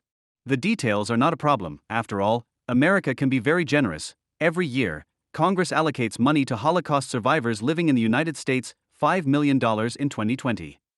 End quote. Hannah Jones has something to offer those who promote, support and shower her with awards, namely an indulgence consisting of a one-off payment that can easily be saved elsewhere, and the propagation of a particularly favorable new American myth that is supposed to make poor black people feel that they have always been the heart of America. Recently, however, there was some surprising dissent. It was Martin Kimani, Kenya's UN ambassador, who, in his speech on the situation in Ukraine, incidentally dispelled post-colonial ideology, notions of a glorious African history and the misconception that the answer to the question of the future and justice for black people lies in changing the past. Quote, if we had decided to strive for states based on ethnic, racial or religious homogeneity, we would still be fighting bloody wars today, many decades later. Instead, we agreed to be content with established borders, even as we continued to strive for continental political, economic and legal integration. Instead of creating nations that look back into history with dangerous nostalgia, we have chosen to work towards a greatness that none of our many nations and peoples have ever known. End quote. While Kimani formulated a rejection of irredentism on any basis on the occasion of the Ukraine war, expressing solidarity with Ukraine, Hannah Jones, who runs a similarly erratic Twitter account as Donald Trump, lamented the racialized coverage and attention the Russian attack received compared to other conflicts with non-white victims and refugees. Her inability to even look at any global political event through a lens other than racialized places her, of all people, in the tradition of racial segregation, albeit in reverse and in a different way than she thinks. Where the classic American founding myth, as still represented by Reagan, which steadfastly believed in a positive development towards more freedom and can therefore integrate the end of slavery or the civil rights movement, albeit while suppressing the contradictions, thus enabling all citizens of every origin and skin color to proudly fly an immaculate star-spangled banner. The new black one irreconcilably cements the contradictions. Real solidarity with Ukraine, whose media portrayal Hannah Jones perceives as white and not impoverished. Although Ukraine is one of the poorer countries in the world, the average black American earns significantly more than a white Ukrainian, and the history of racism in Europe was not least one of anti-slavism, is just as unthinkable here as it is for Berlin cineasts. However, the speech by conservative critics of the 1619 Project that the United States of America is now the least racist country and that the history of the civil rights movement has led to the realization of Martin Luther King's dream, on whose saying that people should not be judged by the color of their skin but by their character they so readily invoke, rings hollow, not least because Martin Luther King did not go home in 1964, but propagated true equality at all levels, which has not been achieved today any more than it was then. The fact that equal rights for black people were not achieved until so late in the game could well be referred to as systemic racism. However, to view the sharp class differences in American society today only against this background shows how little remains of Marx's insight that the poverty of black people is that of the proletariat. If you like, the 1619 Project ties in with the fact that in the times of racial segregation, the black laborers who were predominantly affiliated with the Republican Party of Abraham Lincoln before Roosevelt's election and the New Deal were often used as strikebreakers against largely Democratic white workers. As bitter as it is that a ruling class and its ideological front organs such as the New York Times are once again playing the race card to pit the roughly 12% of blacks against the rest of the 50% completely and 70% almost completely propertyless Americans in order to avoid the only correct answer to the question of the distribution of socially produced wealth. This fact is much less surprising than the fact that supposedly radical opponents of the state and capital define themselves as collective subjects by skin color or even apologize for theirs.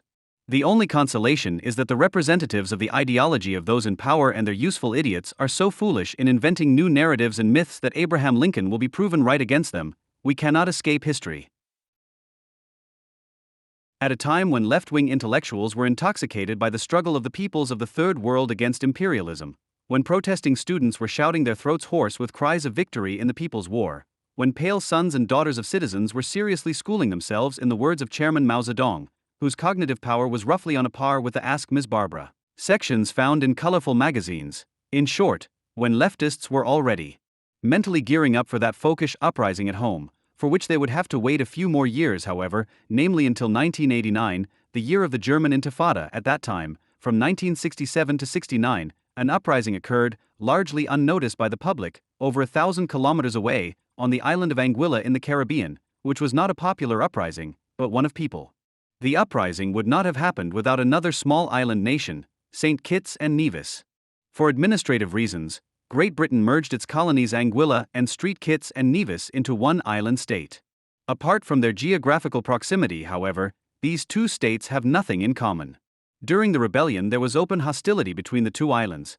The inhabitants of St. Kitts found the Anguillans provincial, called them Bobo Johnnies, meaning fools, and made them the target of their ridicule. The Prime Minister of St. Kitts and Nevis, for example, refused to allow Anguilla any real representation in the common government and mercilessly boycotted the already weak economy of the smaller island. The Angillans felt hurt and exploited by the arrogant attitude of the Kittians. In 1967, Britain tried to get rid of its Caribbean colonies and force Anguilla into a long-term union with the fled St. Kitts and Nevis by granting it the de jure independent status of an associated state. But Anguilla, unwilling to cement this alliance, resisted. The rebels waved Union Jacks and banners with slogans such as "We don't want sovereignty, we want England."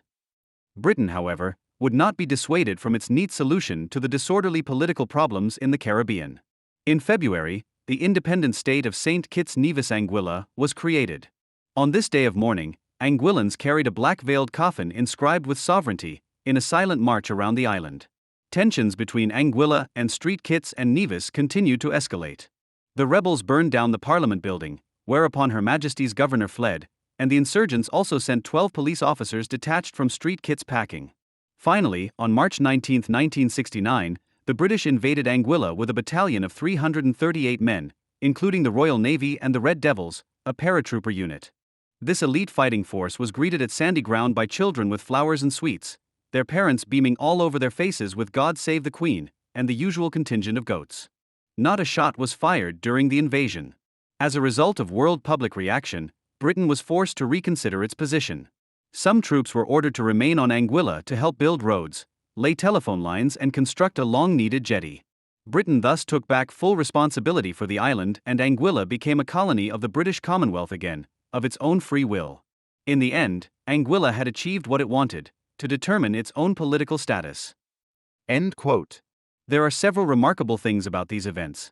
Not only the gratifyingly sober materialistic calculation of the islanders for their own advantage and well-being, the bluntly expressed insight that those who make life miserable and spoil it are generally one's own relatives and acquaintances and not some foreigners, so that if the due abolition of rule is not up for debate for the time being, enlightened foreign rule is always preferable to the dull despotism of native tormentors.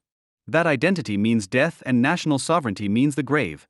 This fundamental insight, as developed in Hegel's philosophy of state, for example, was spontaneously realized by the islanders. You don't have to have studied 20 semesters of philosophy to understand this simple insight. On the contrary, it takes a great deal of subjectively acquired blindness to deny it.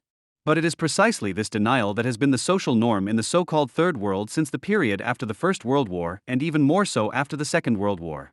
In a time of national revolutionary and folkish uprisings, the inhabitants of Anguilla or, for example, Amusere, who, although he himself was a cultural relativist of the purest kind, as will be mentioned later, did not lead the French Antilles Islands to independence, but joined them to the mother country, stood quite alone.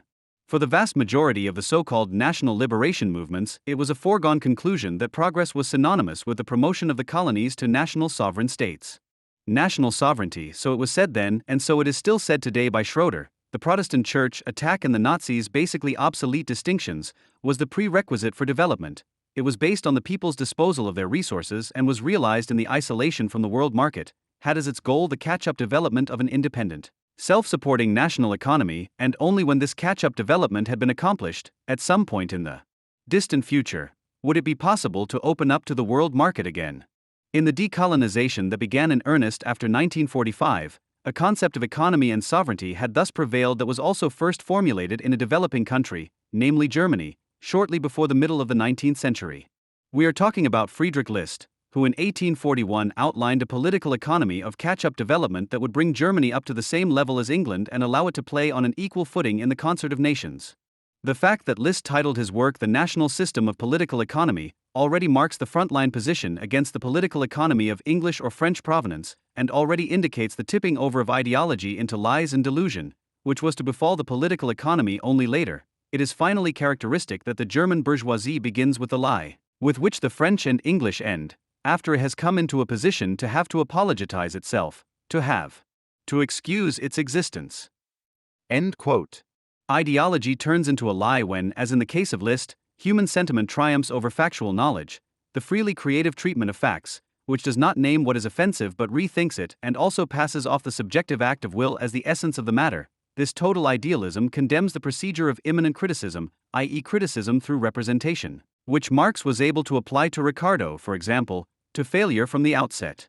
No wonder, therefore, that Marx, noticeably exasperated by the bombastic phraseology of List and obviously disgusted by his transparent pretentiousness, is full of effusive praise for the open-hearted, classical cynicism with which the English and French bourgeoisie, in their first, at least at the beginning of their rule, scientific spokesman of national economics, elevated wealth to a god and ruthlessly sacrificed everything to it, this Moloch, even in science. End quote.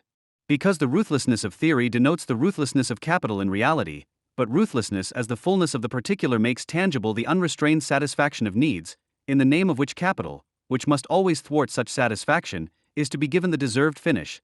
That is why cynicism represents the humane, while every social attitude that would like to humanize capital, in truth pursues its barbarization. Marx has already remarked on List's theory that it is better to flee whenever the theory begins to humanize, because such homeliness means nothing other than that the state wants to totalize its grip on human capital, to extend it to the whole human being. It is the same baseness as when the slave overseer is renowned for wielding the whip on his slave, for exercising his muscle power.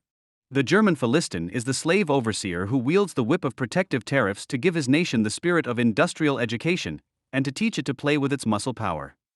End quote. According to Marx, what the German national economy takes credit for as a humane attitude is nothing other than an absurd denial of reality, as we know it today under the term political correctness, the hollow, windy, sentimental idealism of the German citizen, behind which lies hidden the most petty, filthy huckster spirit, the most cowardly soul, has come to the epoch when it must necessarily betray its secret. But he betrays it again in a genuinely German, exuberant manner. He denies wealth by striving for it. The whole theoretical part of List's system is nothing but a disguise of the industrial materialism of sincere economists in ideal phrases. He leaves the matter everywhere, but he idealizes the expression. End quote. Not that the denial of its essential driving forces is not a characteristic of bourgeois society in general, by virtue of the appearance it objectively produces, it legitimizes itself precisely not in terms of content as a particular form of rule, but as non-rule, economically as a society of the free and equal, politically as a people's state, which we all are. However, while ideology in its illusory form generally still allows something of the evil of capitalist socialization to shine through by at least naming what it rationalizes, German ideology has completely emancipated itself from its social basis. It no longer even produces a false concept of reality, but only relentless and merciless delusion. Such delusional denial of reality, the denial of wealth by striving for it, is thereby transformed into a proof of moral superiority, a proof that the Germans are not a nation of unscrupulous profiteers, but that they are characterized by depth of spirit and high-mindedness. By simply denying that everything in capitalism revolves around exchange value, that everyone chases after money as the incarnation of general wealth, by affirming capitalism as a system of the forces of production, and at the same time declaring everything that inevitably characterizes it as external to it and essentially alien to its essence, his theory already contains in use the modern mass delusion, the folkish anti-Semitism with which the Nazis then succeeded. List thus splits off the necessary consequences of capitalist socialization from the latter itself and projects them into the outside world as evil intent. 50 years before Freud and 100 years before the dialectic of enlightenment, Marx had already succeeded in using Friedrich List's national economy to develop the basic features of pathological projection, which still determines social life in this country today. Because his own theory, writing, conceals a secret purpose, he suspects secret purposes everywhere. As a true German Philistine, Mr. List, instead of studying real history, searches for the secret evil purposes of individuals and knows how to puzzle them out with his cleverness. He makes great discoveries of the kind that Adam Smith wanted to deceive the world with his theory, and that the rest of the world allowed itself to be deceived by him until the great cunning redeemed them from their dream. But just as the German citizen knows no better way of opposing his enemy than by attaching a moral stain to him, by suspecting his disposition, by looking for bad motives for his actions, in short, by bringing him into disrepute, so cunning suspects the English and French economists and tells gossip about them, and as the German Philistine in trade does not disdain the slightest profiteering and escamotage, so Mr. List does not disdain to escamatize words from quotations in order to make them profitable, to stick the label of his opponents on his own bad fabrications in order to bring them into disrepute by falsifying them, or even to invent outright lies in order to deprive his competitors of credit. End quote. What the German ascribes to others is what he really intends to do himself, to impute to the established capitalist powers that, unlike the Germans, they are only concerned with haggling and grabbing, therefore means that the Germans themselves would prefer to grab everything for themselves. This offers us proof of how idealism in its practice is nothing other than the unscrupulous and thoughtless deception of a disgusting materialism. End quote. In general, Marx considers the view that a community as a nation must catch up with a development that other nations have already undergone by temporarily isolating itself from the world market to be reactionary, a resentment-laden envy, and therefore he covers it with a ridicule that it objectively deserves. That every nation should undergo this development in itself would be as foolish a view as that every nation should undergo the political development of France or the philosophical development of Germany. What the nations have done as nations, they have done for human society. Their whole value consists only in the fact that each nation has undergone for the others a main destiny, main point of view, within which mankind has undergone its development, and thus, after industry in England, politics in France, philosophy in Germany have been worked out, they have been worked out for the world, and their world historical significance, like that of the nations, has thereby ceased. Recognition is then at the same time the realization that their time has come to be abolished, or to abolish the material and social conditions within which mankind, as a slave, had to develop its faculties. But the wretched man who remains in his present condition, who only wants to raise it to a height which he has not yet reached in his own country, and out of envy looks at another nation which has reached it, has this wretched man the right to see in industry anything but the haggler's interest? May he say that he is only interested in the development of human abilities and the human appropriation of the forces of nature. End of quote. Because Marx is not concerned with catching up with industrial development in the existing state, he does not have a theory of the nation, but only the categorical imperative of its abolition, because only this would enable the full development of the productive forces and thus the undiminished satisfaction of the needs of all people. This passage demonstrates the stupidity of the accusation that Marx advocated a stage theory, according to which all countries would have to undergo the same development. It is not Marx, but List, who is responsible for the apology of catch-up development, which is why he basically has everything that constitutes a proper German anti-imperialism, the rhetoric of the persecuted victim, which portrays Germany as enslaved, bartered away and exploited by foreign powers, and in this way, in the accusatory invocation of national impotence, national servitude, and national death, already expresses what is then summarized by the Nazis in the catchphrase of the proletarian nations, then the form of thought implied therein, which is unable to conceive of domination in any other way than as the external disposal of a self-sufficient structure, as usurpation, as foreign rule, which is based on an anonymous, secret conspiracy and is in turn only tangible in its exponents. Furthermore, the idealization and naturalization of the people, which must break free from foreign rule in order to develop its productive forces for itself, and thus a socialization that is not oriented towards self-interest but towards the common good, later propagated by the Nazis under the slogan Third Way. Finally, the resentment against the world market and cosmopolitanism included in this. It should be noted that the politicizing persecution mania, as expressed in List, is neither specifically German nor particularly dangerous on its own. The rhetoric of persecuted innocence, the affirmation of the nation as a productive body, the projection of all evil onto and personalization in foreign domination all stem from the arsenal of the French Revolution. In the latter, however, the purpose of this bourgeois polemic was to establish a liberal social order that propagated happiness for all and, in its bourgeois revolutionary exuberance, defined the nation not as a territorial entity but as a borderless unity of cosmopolitanism. In List, on the other hand, it serves to inaugurate a society that positions itself in an explicit frontal position against the liberal political economy and the states that represent it. This is precisely what heralds the self-destruction of the Enlightenment and liberalism, of which Germany is the avant-garde. In this way, the delusion of victimhood and persecution becomes more and more than just an annoying but harmless quirk to be found everywhere. It becomes a program that urges action, the content of which is to realize the inverted expression of reality itself, to assert the abstractions of peace, freedom from crisis, community, in which the capitalized world presents itself inverted in reality. When Marx says of List that it is precisely this hollow idealistic phraseology that gives him the ability to misjudge the real barriers that oppose his pious wishes and to indulge in the silliest fantasies, he may have been driven by the hope that this silliness would be disgraced by reality and would therefore disappear of its own accord. As we know, however, things turned out quite differently. The fact that it was institutionally nourished and favored, namely by the unholy alliance of the state and the labor movement, which had taken it upon itself to help the paradox of charitable capital accumulation become social evidence, allowed the fantasy of omnipotence born of powerlessness to shape the world in its own image. The German victimization mania was given the opportunity to not simply ignore the real barriers that stood in the way of its wishes, but to overcome them and finally put its pious, silly fantasy of crisis-free capital accumulation into practice through the planned murder of 6 million people. Germany thus showed the world in exemplary fashion that it can be worthwhile to position oneself against the established nations while still in the stage of an underdeveloped country, that it is possible to catch up with capitalist development by using one's backwardness as an avant-garde position and installing an anti-bourgeois capital relationship based on the short circuit of resentment and legality, of popular mobilization and the state, thus making it possible to leapfrog liberalism.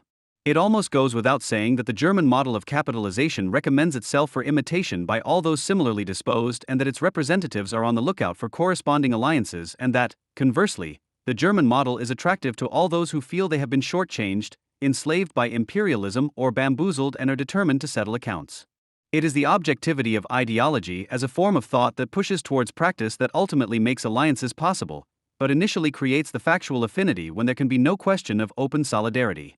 It is therefore all the more remarkable that Max Horkheimer noted the following about the inner relationship between the German awakening and the national revolutionary spring of nations, between the Third Reich and the Third World, as early as 1959, when the whole world and the left in particular considered national liberation to be a progressive cause.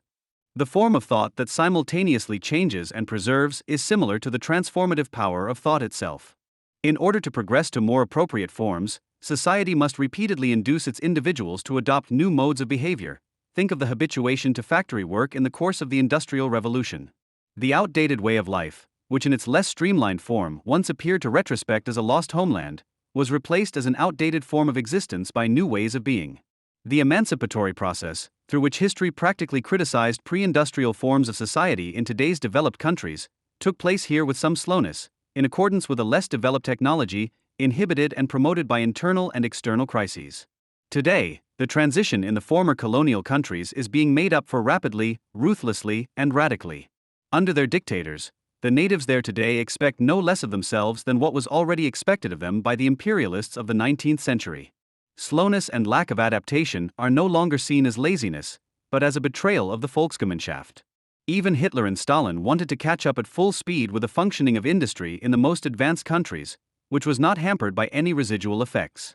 National Socialism and Communism sought to eradicate the last traces of non-strictly oriented ways of life, and the exaggerated nationalism of the countries left behind today stems from the same drive towards rapid industrialization, the production of consumer goods for the people and luxury items for prestige, armaments, and a comprehensive police and propaganda apparatus for the ruling class. Inertia, the weakness of the individual, is eradicated. Everyone must accomplish the violent disciplining of himself, or if he is unable to do so, he must perish. In the face of the unprecedented wealth of the world powers, the indigenous masses feel their poverty as a disgrace, and the new national pride is the transformed rage at their misery and at the same time the shackle that chains them to their autochthonous masters. The elites and clever leaders of the Afro-Asian peoples draw their strength from the irrepressible will for their own economic miracle, and the masses march along enthusiastically. What went before is hated, abstractly denied, barbarically killed. At most, a glorious history that has long since vanished and which has been reconstructed at will serves as a propagandistic symbol of national renewal. Such processes, in which the real past is liquidated rather than carried over, have always been associated with the extermination of entire groups of people, and the curse of organized terror has always played a part in the transition to the new form of society that owes its existence to it. In thought, unmediated negation means oblivion and blindness. In reality, it means murder. And even before Islamism celebrated its barbaric triumphs on a broad basis, Horkheimer had already recognized Islam as an adequate superstructure for national revolutionary ambitions in the early 1960s. Christianity proclaims the value of the individual soul. Through its doctrine of eternity, it has accorded it infinite significance. The dogmas to which the present professes absolutize the nation, and if necessary, the conquest of the world, be it in peace or in war. Islam is celebrating success in Africa. It is easier to adapt to the new mindset than the gospel of loving one's enemies. The Prophet's concept of God was never contradicted by war campaigns, violent conversion, and the extermination of enemies. The conquest of the territories that are now called Pakistan surpasses most episodes in history in terms of atrocity. Islam has a special affinity for national power. It speaks for the unerring perspicacity of Adorno and Horkheimer, who was even clearer in this respect, that they did not kneel in awe before the anti-colonial phrases of the national dignity, the cultural identity of autochthonous peoples, like almost all metropolitan intellectuals, but recognized the talk of foreign cultures, which must be respected per se, as a mere euphemism for underdevelopment, misery, and stupidity. For if the colonial powers were and are to be reproached for one thing with certainty, it is that they did not fulfill the mission they propagated, but left behind nothing worth mentioning apart from devastated and plundered territories. To turn these facts on their head, so to speak, to take the legitimacy of colonization at face value and to pass it off as the cause itself by accusing the colonial powers of having imposed a foreign Western culture on the natives, i.e. not having robbed them, but having brought them something, even too much. The cliques and gangs from which the prospective state leaders of the Third World were recruited had the greatest interest in this reversal of colonial practice. Declaring war on Western civilization in the name of an independent culture meant nothing other than a general authorization for a rule that constituted the mobilized masses as a military community that defined itself through the cleansing of society of enemies of the people, agents, imperialist henchmen, etc.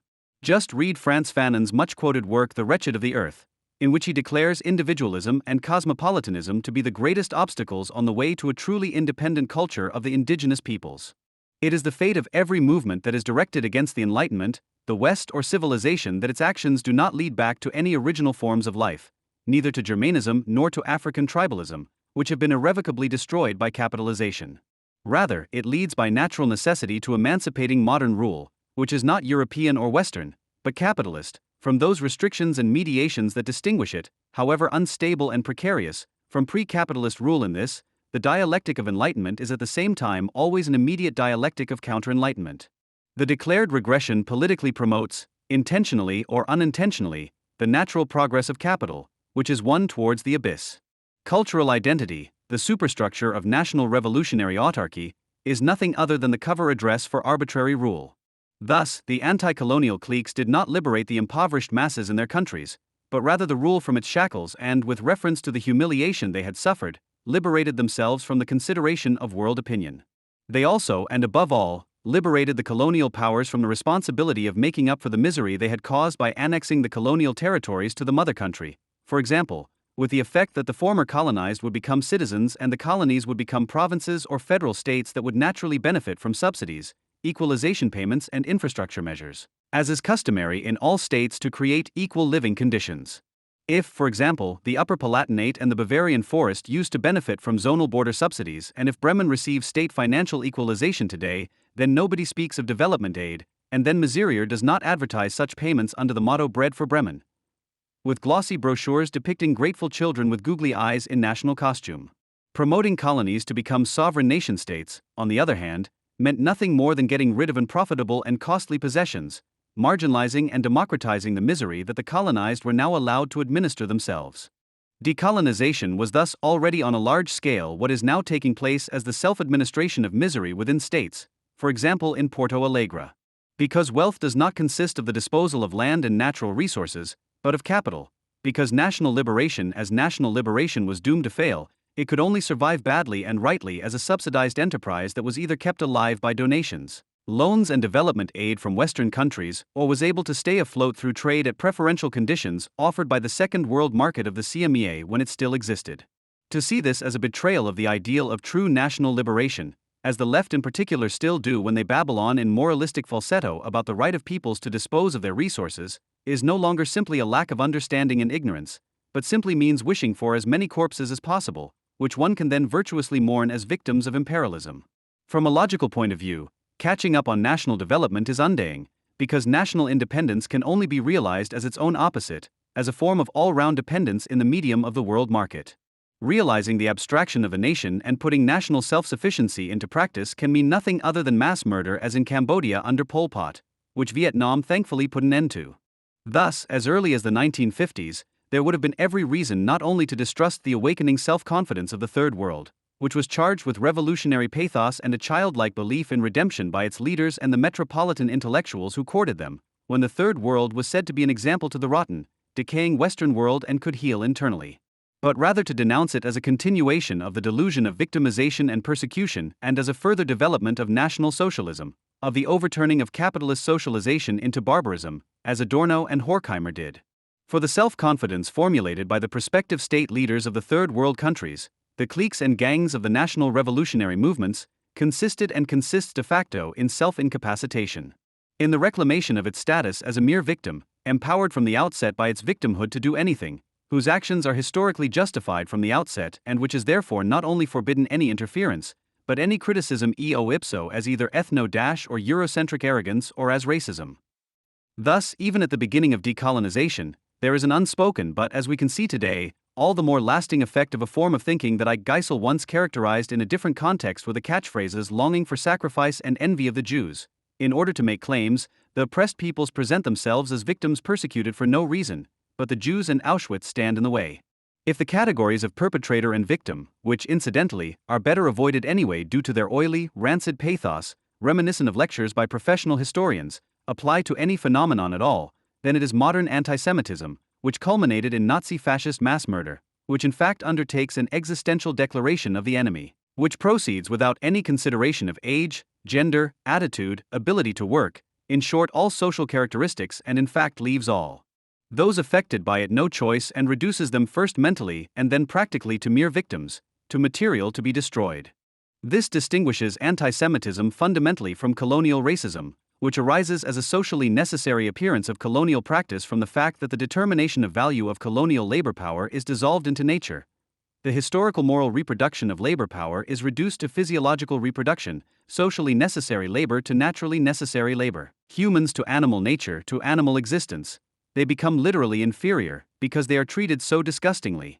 While on the surface it appears that the lousy treatment corresponds to a natural inferiority, an objective inversion that all those who are driven by the fear of relegation to social death are interested in maintaining, and who therefore consider their suitability for exploitation to be a natural characteristic. I am white, well-trained, a woman and Aries ascendant. Thus racism, for all the crimes and atrocities that it has covered up, is an ideology of competition between all capitalized subjects against all, which is naturalized into a competition of displacement, a struggle for existence. It therefore marks a declaration of the enemy that wants to hold the other down and bite him away, but still sees in him, however perverse and delusional, the labor power and thus the equal. Thus racism takes place within the framework of comparison and competition, while anti-Semitism turns against the comparison of individuals as capital subjects created by exchange. which it abstracts as a conspiracy and projects onto empirical persons, whom it wants to destroy regardless of their particularities. Anti-Semitism is the barbaric uprising of all resentful and victimized people, no matter how much they want to get at each other with whatever racist pretexts. Leveling out this difference is the quintessence of anti-colonial, anti-racist declarations. For example, in an influential essay published in France in 1955 and reprinted in German translation in 1968, the aforementioned M. Césaire, entitled On Colonialism, manages to affirmatively turn the sensible idea he developed that colonization is a process that not only oppresses the colonized, but also decivilizes and brutalizes the colonizer, awakening moral relativism in him, as follows, and place it in the service of an even more monstrous relativism, and then one fine day the bourgeoisie is awakened by a tremendous backlash. The Gestapo gets busy, the prisons fill up, the torturers become inventive, refine their methods. People are surprised, indignant. One says, "How strange. Oh no. This is Nazism, it will pass again." And one waits and one hopes and one conceals from oneself the truth that this is indeed barbarism, but that it is the culmination of barbarism, the crowning glory, the resume of all the daily barbarities, that one has encouraged this Nazism before one was afflicted by it, that one has acquitted it, that one has turned a blind eye to it, that one has legitimized it because it has so far only been applied to non-European peoples. Yes, it would be worth the effort to inform the oh-so-distinguished, oh-so-humane, oh-so-Christian citizen of the 20th century that he carries a Hitler within him and that basically what he does not forgive Hitler for is not the crime itself, the crime against humanity, that it is not the degradation of man as such, but that it is the crime against the white man, that it is the humiliation of the white man and the application to Europe of colonizing practices to which so far only the Arabs of Algeria, the coolies of India, and the Negroes of Africa have been subjected. End quote. You have to let this perfidious argumentation melt in your mouth. On the one hand, anti-Semitism and the mass murder of the Jews are simply subsumed under racism, implying that it was basically nothing special at all, an application of colonizing practices to Europe, and thus a basically negligible butchery among whites. On the other hand, in the same breath, the specific nature of anti-Semitic mass murder is explicitly conceded by, conversely, defining colonialism itself as a variety of Nazism, because one wants to dispute the victim status of the Jews and pocket the moral surplus value that results from being able to present oneself as a victim of fascism. The argument exploits the ambiguity that is inherent in the category of the special even before the special content. On the one hand, anti-Semitic Nazi fascism is supposed to be merely the culmination of racist violence. On the other hand, it is supposed to be the absolute culmination, in such a way that it embodies the essence of this very racist violence itself. Therein lies the basal quid pro quo of anti-racism. From a distance, this schizophrenic argumentation is already reminiscent of the insane pamphlets that appear day after day in the Arab media, where on the one hand, Auschwitz is declared to be an invention of the Zionists, and on the other, the Palestinians are lamented as the victims of a new Holocaust. How influential Césaire's argumentation is, how exemplary he brought the spirit of anti-racism and decolonization to life, may be illustrated by the appearance of the left-wing lawyer and Maoist Jacques Verges, who defended Gestapo officer Barbie at the end of the 1980s and never tired of emphasizing in his pleadings that the trial was hypocritical and Eurocentric, because the discussion about Nazi atrocities only distracted from European colonial crimes, for which in turn the Germans' obsession with guilt was responsible. Be that as it may, the anti-racism that on the one hand makes Auschwitz disappear into racism and on the other uses Auschwitz to declare racism the crime against humanity par excellence, perpetuates the German victim mythology, albeit in a form that appears to be an adequate lesson from Nazi fascism and is beyond any doubt. After all, everyone is against racism. Racism becomes a cipher for injustice and unfairness per se, a cipher that is elastic enough to include both structuralist ideas of racism as a system and personalist views of racism as a characterological defect or pure malice. In this constitutive vacillation, racism becomes synonymous with imperialism, and thus with the notion of domination as a privilege legitimized by the discrimination and exclusion of others, of domination as usurpation and as a foreign body in the organic body of the people, as could be demonstrated by countless anti-imperialist pamphlets and UN resolutions. Through such premature self-exculpation, which blames all evil on racism/imperialism, the anti-racist ideology is already creating an enemy in advance which it will hold responsible for the failure of national revolutionary ambitions. It is then only a small step before the keyword Jew or Jewish world conspiracy is used.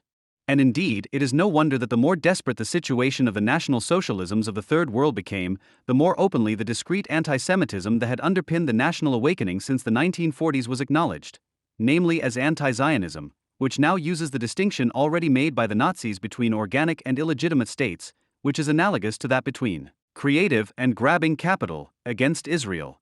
The UN resolution of 1975, which branded Zionism as a form of racism, is an example of this, a resolution that Henrik Broder rightly compared to the Nuremberg Laws as early as 1986 in terms of its scope and consequences.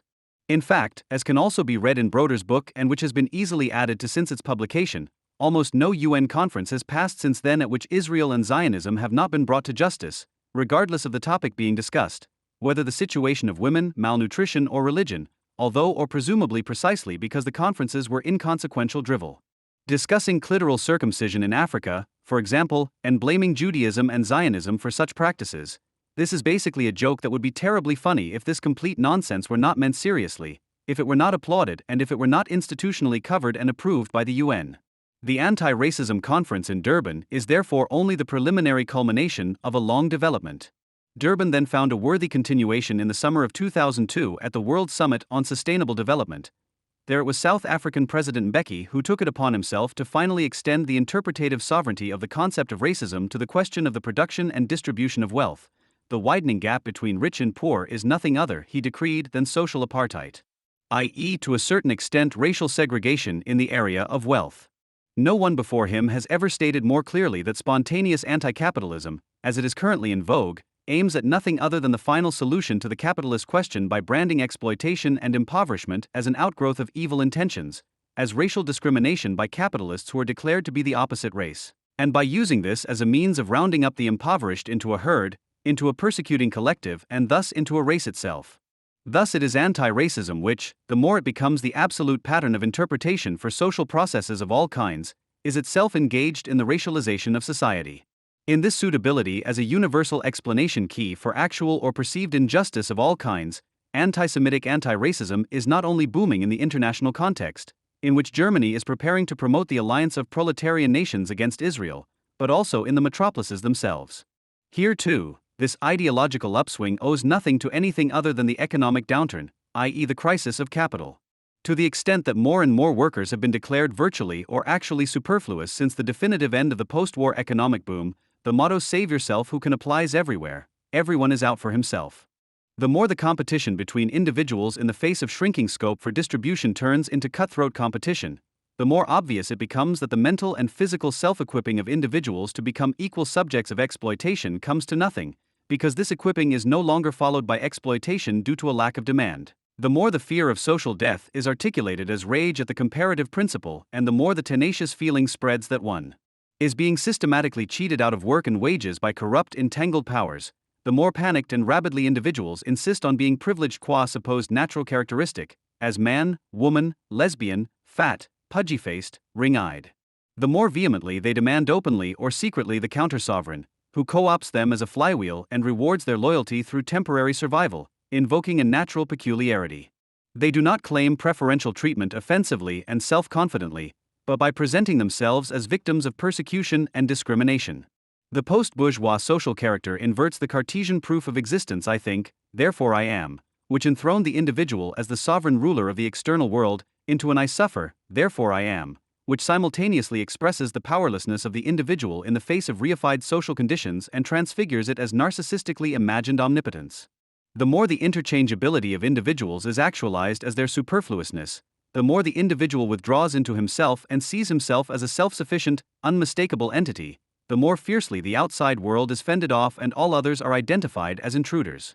The individual becomes the smallest existing minority and understands itself according to the pattern of persecuted peoples.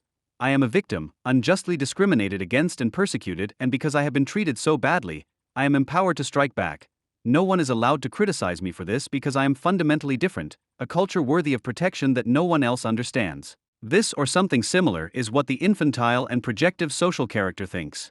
A democratization and diffusion of mass delusion is taking place here, which continues the victim movements of the recent past, as they have emerged not only in Germany since the 1970s as a manifestation of the crisis and of which the women's, peace and ecology movements may be considered the most ominous, and dissolves them as a collective phenomenon. The fact that the individual who sees himself as a threatened people in miniature has countless possibilities for rationalizing his projectivity at his disposal today is thanks to the organic intellectuals of those movements, intellectuals such as Bourdieu, who, inspired by the anti-colonial revivalist experience, made a lifelong effort to apply the categories of ethnology to his own people, who, inspired by the anti-colonial awakening, endeavored throughout his life to apply the categories of ethnology to the developed countries as well, proving that oppressed cultures existed not only on a global scale, but also within states, which were equivalent to each other as social codes, as cultural capital, which is why it was nothing more than elitist arrogance, an imperialism of the mind, so to speak, to measure all culture against bourgeois high culture, as Adorno did. It is also worth remembering the deconstructionist theories of various origins, which define each individual only as an intersection of the various forms of oppression and discrimination to which they are exposed, and which ultimately culminates in the delusional idea that everyone is oppressed in such a unique way, that everyone can only speak for themselves, and that any criticism and judgment from the outside is seen as illegitimate encroachment, as unsolicited interference, as racist presumption that only reveals the narrow-minded Eurocentric male/white or otherwise perhorist place of speech of the critic.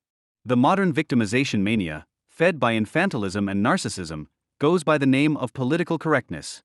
The more the individual encapsulates himself in the prison of his supposed identity, and thus in fact begins to resemble a race in miniature, the more frowned upon the concept of race becomes, an only apparent paradox, because it is the concept of race that is the only one that still reminds us of the shamefulness of this action. This is what Turk quite rightly skewered as the inflation of the concept of racism 10 years ago.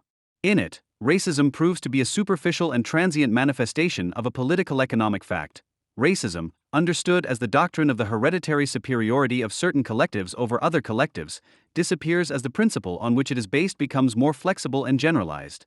The reclamation of natural characteristics by all subjects in competition with each other, which is intended to dispose everyone to successful exploitation. The less the market mediates the exchange of labor power and capital, the more it transforms into a political market of distress in which the superfluous compete with their paranoid projections for the sacrificial premium, and do so on their own terms. The plurality of projections and rationalizations only conceals the fact that they are all essentially driven by the same thing, by the deep-seated resentment against the comparative principle, which they ultimately find delusionally incarnated in the Jews and the plutocrats, in Israel and the USA, and by the longing for collective disinhibition in the night of the long knives, where they can take infinite revenge for their bleak and botched lives, which they frame as a chain of gratuitous and deliberately inflicted humiliations, instead of attributing it to their own complicity in the misconstrued world. Against this background, it is no wonder that the majority of the European population does not hold with the actually threatened state of the Jews, but identifies with the Jew-murdering Palestinians, seeing them as their secret champions.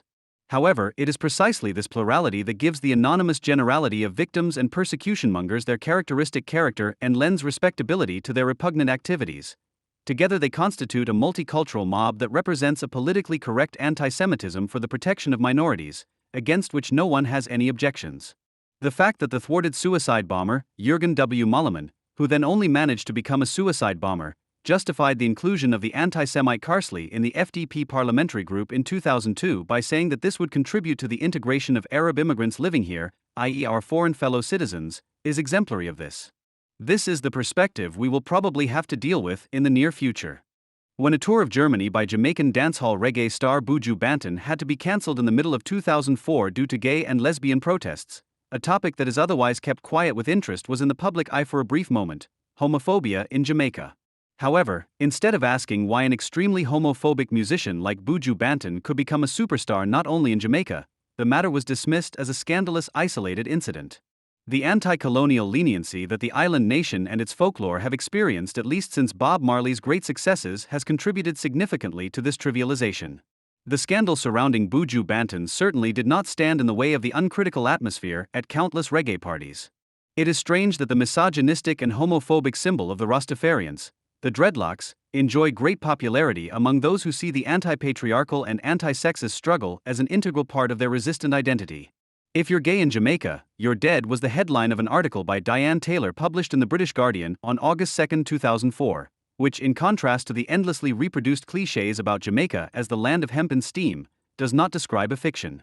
If it is acknowledged at all that everyday Jamaican life is anything but romantic, this is usually seen as proof of the authenticity of island folklore, and not only in Germany. As if the uniquely high crime and murder rate were nothing more than a midwife of real culture, the so-called ghettos in Kingston, Spanish Town or Montego Bay are not perceived as the cradle of misery, but rather as places of scarcity that promote creativity and so-called street credibility, through which real, undisguised life can still be experienced. With so much romantic glorification, it is no wonder that almost all Jamaicans are in agreement. As a representative survey in the fall of 2003 showed, 95% of the population is vehemently against lifting the legal ban on homosexual relationships. Perhaps the message of love and respect, which every European automatically associates with the keyword reggae, has not yet reached 95% of Jamaicans? In any case, the archaic legal situation doesn't seem to seriously bother anyone there. Not only is anal intercourse strictly forbidden there, Article 76, even the attempt is severely punishable, Article 77. The former is punishable with a prison sentence of up to 10 years including hard labor, the latter with up to 7 years in prison. But that's not all. Any physical intimacy between men is punishable by up to 2 years in prison, including the option of hard labor, Article 79. With such a legal and sentimental situation, it is only logical that Jamaica's President P.J.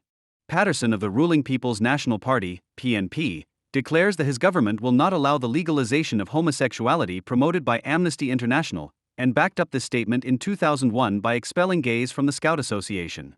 The political opponent, the Jamaican Labour Party, JLP, which used the internationally very successful song Chi Chi Man by the group TOK in its 2001 election campaign, is no better. The chorus of this song reads, "Wherever you see a gay couple in a car, light it on fire. Wherever you see a gay couple having a drink in a gay bar, light it on fire." End quote.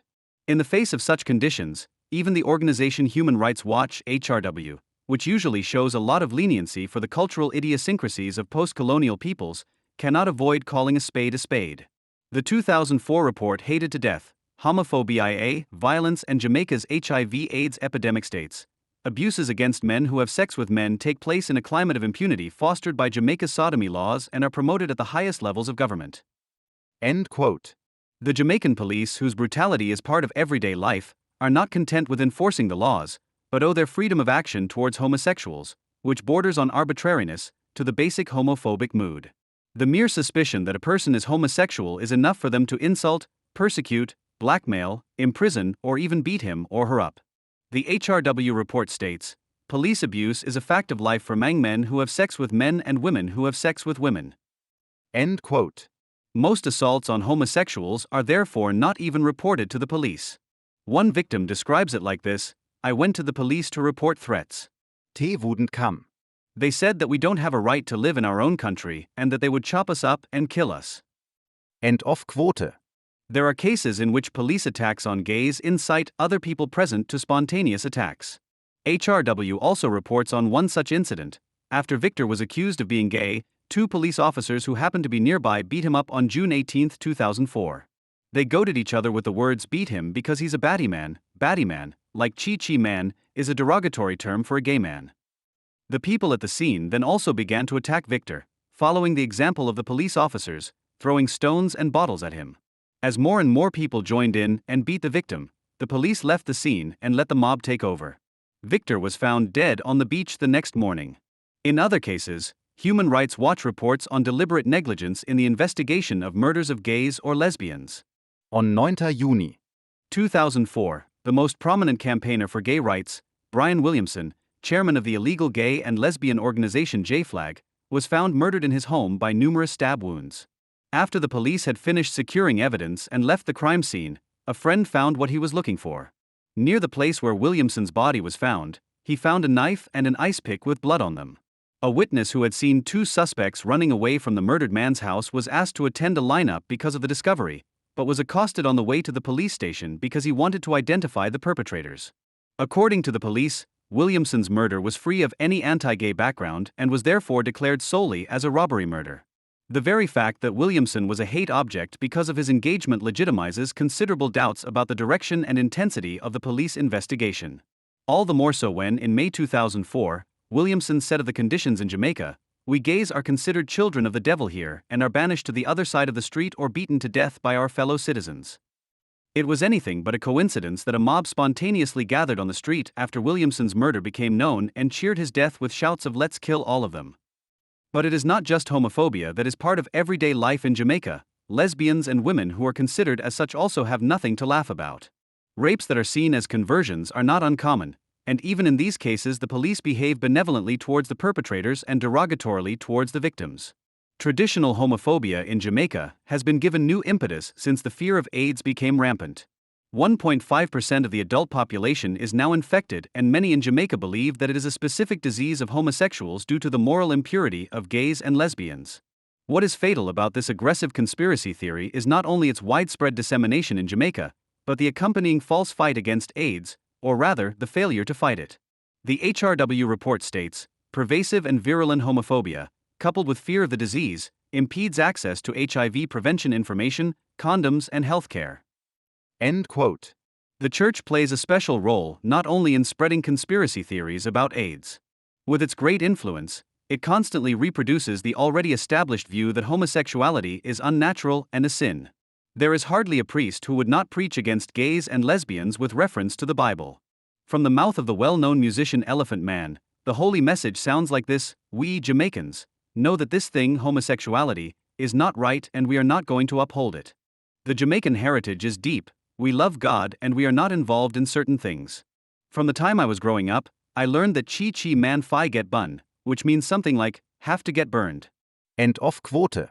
The fact that such piety does not help to question the traditionally close family ties is self-evident under these conditions.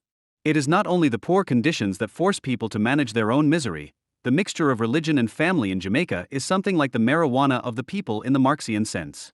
The pressure to conform that the family exerts on the individual from birth can be summed up in the term compulsory heterosexuality, which is extremely questionable for contemporary Western societies, as repression with the aim of enforcing a social conformity that is hardly to be found in average Western families. The folk music character of reggae in all its varieties, especially dancehall, which has been particularly popular since the 1980s, results not least from the fact that it gives expression to a healthy popular sensibility. That's why homophobia is not a negligible side issue in reggae, but central and constitutive.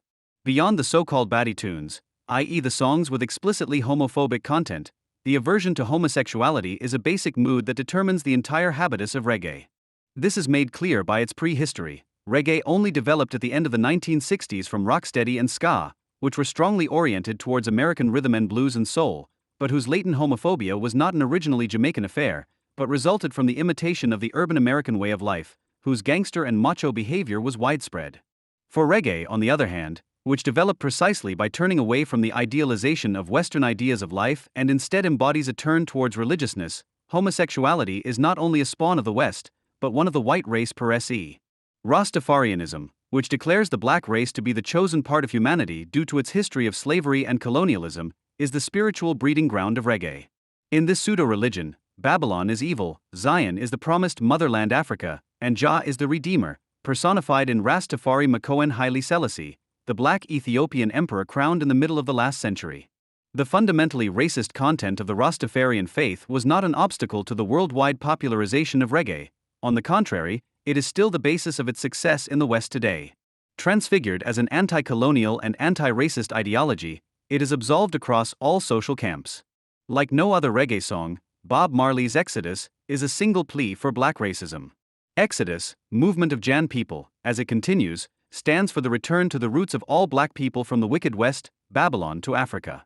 It is significant that Marley's popularity only increased enormously from the time he publicly declared himself a Rastafarian in 1970, at a time when reggae was becoming a Jamaican export hit like marijuana. The propagation of an ascetic life without sinful offenses, without pleasure and material wealth is the black alternative to the white West among the Rastas. The fact that homosexuality must be demonized is an almost necessary consequence of this, especially as its strict rejection is at the same time a license for the regular violation of asceticism. With reference to the Bible, which for them is like a code of law, Rastas adhere to a religious image of love and partnership that declares homosexuality to be unnatural. God created Adam and Eve, not Adam and Steve is a popular phrase. Bible quotations, e.g. Paul's letter to the Romans, 1 chapter 26, are used to prove such views. Other evidence for the unnaturalness of homosexuality is not even considered. Reality remains reality, prophecies are prophecies. 2 million Rastas can't walk through France, but 2 million gays can. This is Babylon. If only 100 Rastas take to the streets, they will be beaten up. The gays go unhindered. The Jamaican standard of living is not Jamaican. Everything is influenced by Europe. Jamaica, Trinidad etc. Are all colonies of Europe. The influences of Europe are there. The European system is there. This is how Anthony B., who likes to play at European reggae parties, sums up the Rasta conspiracy theory. The anti-Western resentment is enriched with the best anti-capitalist arguments.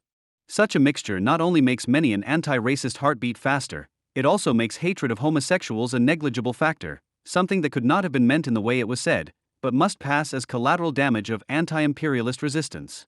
The fact that some Rasta ideologues call homosexuality a white man's disease that was only introduced through colonization, like Western culture in general, in order to make black people submissive, such and similar insights leave no other conclusion than to call Rastafarianism racist and homophobic.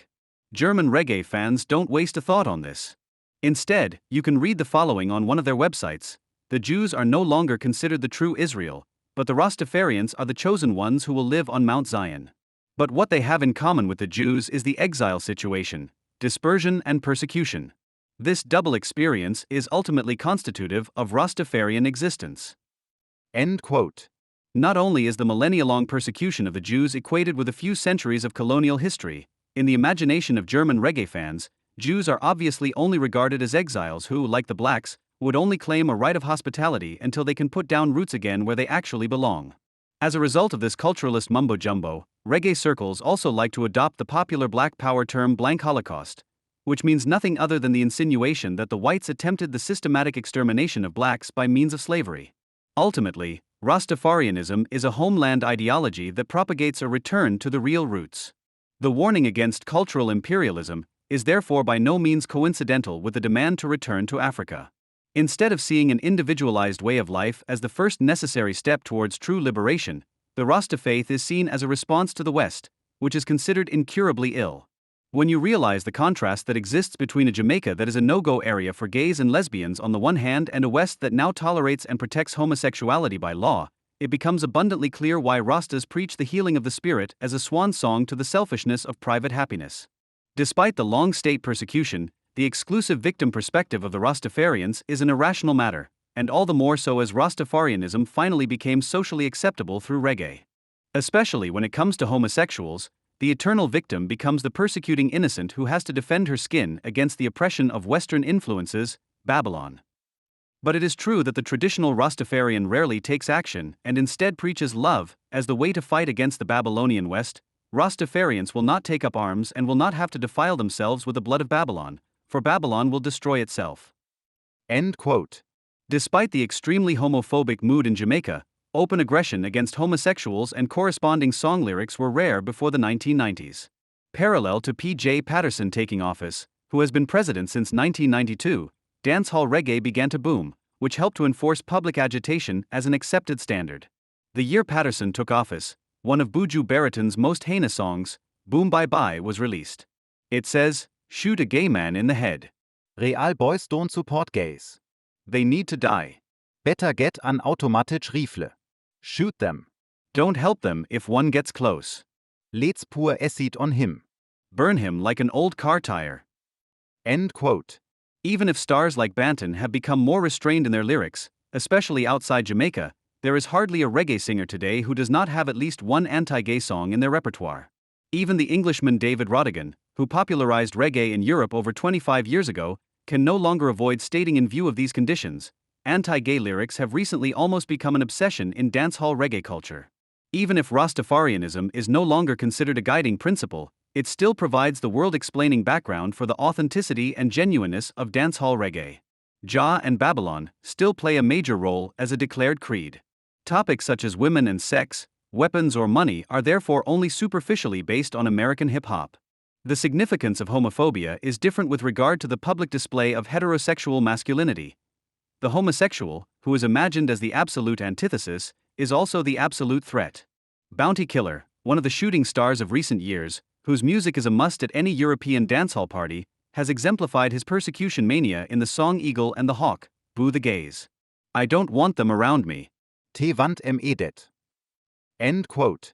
The question remains as to how, with such an overwhelming burden of proof, the next reggae party around the corner can go ahead undisturbed without automatically becoming a criminal offense. A case for an expert. In this case, his name is Olaf Karnik and he has been an active missionary in the field of Jamaican folk music for years. In Rhythm magazine, the German trade journal for reggae, Karnik explains, Because everything is just a question of context, it must be stated for reggae in general and dancehall in particular that homophobia in Jamaica is first and foremost nothing more than entertainment. Other cultural relativists such as Buju Banton's German tour organizer, Consens GmbH, prefer to focus on dialogue rather than analysis.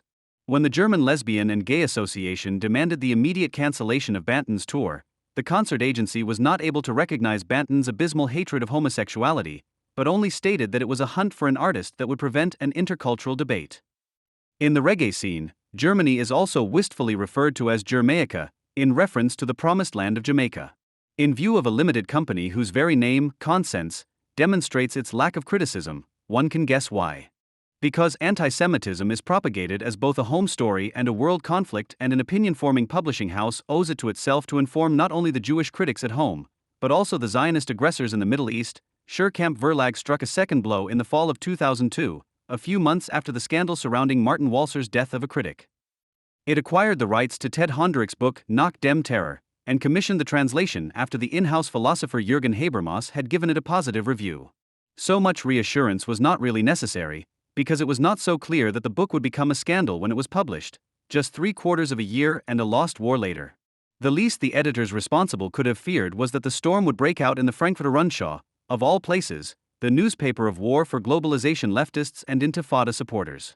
Suhrkamp had been quite right to trust that the feuilleton would discuss the book favorably.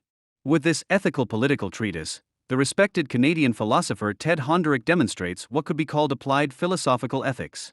The attack of September 11, 2001 is taken as an opportunity to pose forgotten fundamental ethical questions anew, Suhrkamp Verlag stated in an announcement of the new book in early summer, and they were actually right. For Honderich has nothing really new to contribute to an explanation of the world that is already familiar from the Frankfurter Rundschau and other newspapers close to the government camp.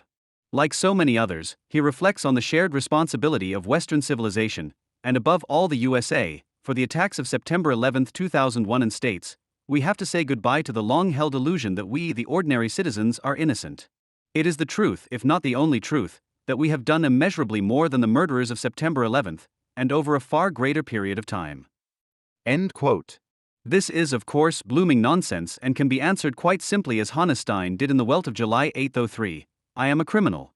Because I recently used my gold Visa card to pay for a trip to the Taj Mahal, a Koran couch and 5 pairs of hand-sewn English shoes instead of donating the money to a charitable organization.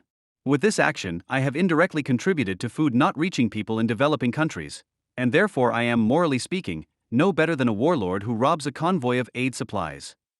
End quote.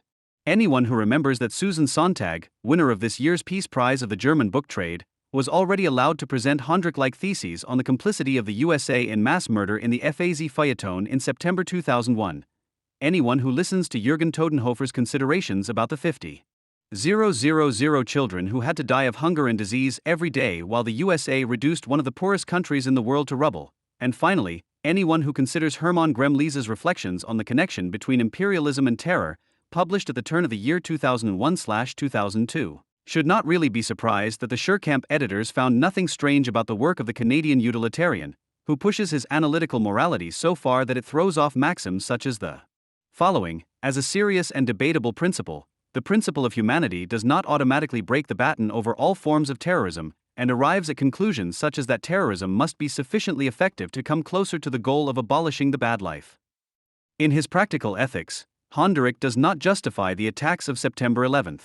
But he does not condemn them in general. He has nothing against bloodbaths if it serves the cause. No, he only condemns them as immoral because these attacks were unsuitable for creating a better life, which, by the way, is debatable, depending on one's idea of a better life.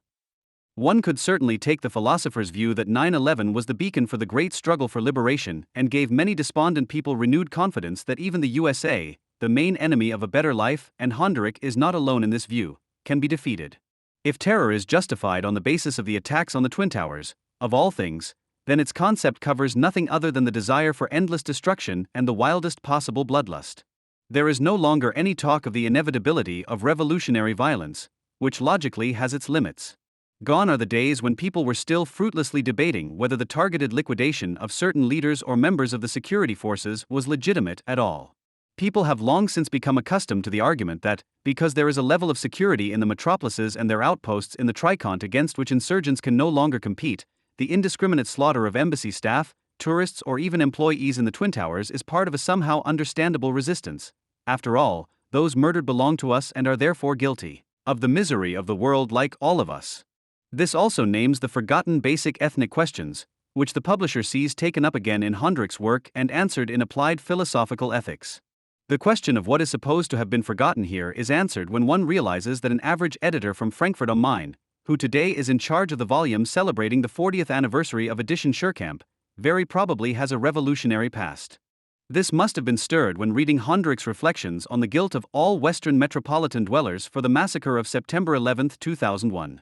We are familiar with this from earlier times, when we came across an approach related to Hondrik's in the Autonomous Study Group on Worldwide Liberation. Back then, we were morally moved to the extreme when we read the following about the relationship between the representatives of the bad life and those who fought for the good life. We have sown the wind, he is the storm. A son of violence, he draws his humanity from it at every moment. We were human beings at his expense, now he is making himself human at our expense, a new human being of better quality. End of quote. What in 1961, when this maxim about liberation was written, was the concern of small, revolutionary-minded minorities, was by 1970 already the consensus of a thoroughly influential new left in Europe and the USA, and a decade later already firmly anchored in the canon of the social democratic and trade union left. Since September 11, 2001, almost all of Europe has been convinced that the storm of violence originated in the metropolises themselves. The only difference, although it is not a decisive one, since 1990, such anti-imperialist fantasies have no longer been linked to the hope of a new man emerging in the storm against us. Since then, the mass murderer out of despair has been quite sufficient for identification. The broad resonance that narrow-minded thinkers like Hondrik evoke is in fact due to the continued effect of catchphrases produced by completely different minds. First and foremost was the catchy slogan of the damned of this earth, who since 1961 have no longer been presented as proletarians but as the colonized. This slogan, also the title of Frantz Fanon's famous book, published in 1961 with a no less famous foreword by Jean-Paul Sartre, was initially directly linked to the civil war in Algeria against the French colonial power. Fanon psychoanalytically transfigured this anti-colonial struggle and endowed Sartre with the consecration of an existentialist theory of revolution. An important part of the discussion about this civil war was always the excessive violence used not only by French troops and security forces, but also by the resistance movement. In Algiers and other cities at the time, bombs went off in rows in bars, restaurants, or busy squares frequented mainly by French people or the francophone middle classes, which probably contributed significantly to the exodus of these classes. According to Ted Hondrik, the murders and assassinations carried out in Algiers in the late 1950s and early 1960s against civilians who were considered colonizers or collaborators should probably be counted among the legitimate forms of terror that could be reconciled with humanity, because they served the establishment of a sovereign and independent Algeria, i.e., a legitimate goal.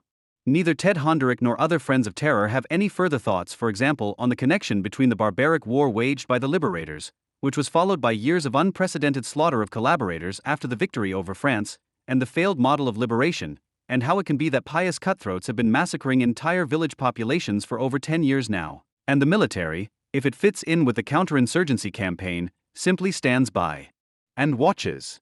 With his dichotomy of we, the oppressors, and they, the oppressed, who defend themselves against the injustice inflicted on them, Sartre has shaped the language of Susan Sontag, Jürgen Todenhofer, and Ted Hondrik. Admittedly, Sartre was addressing French society in 1961, whose government was waging a bloody war against the Algerian insurgents and did not shy away from atrocities and systematic torture in the name of France, humanity, and Western values.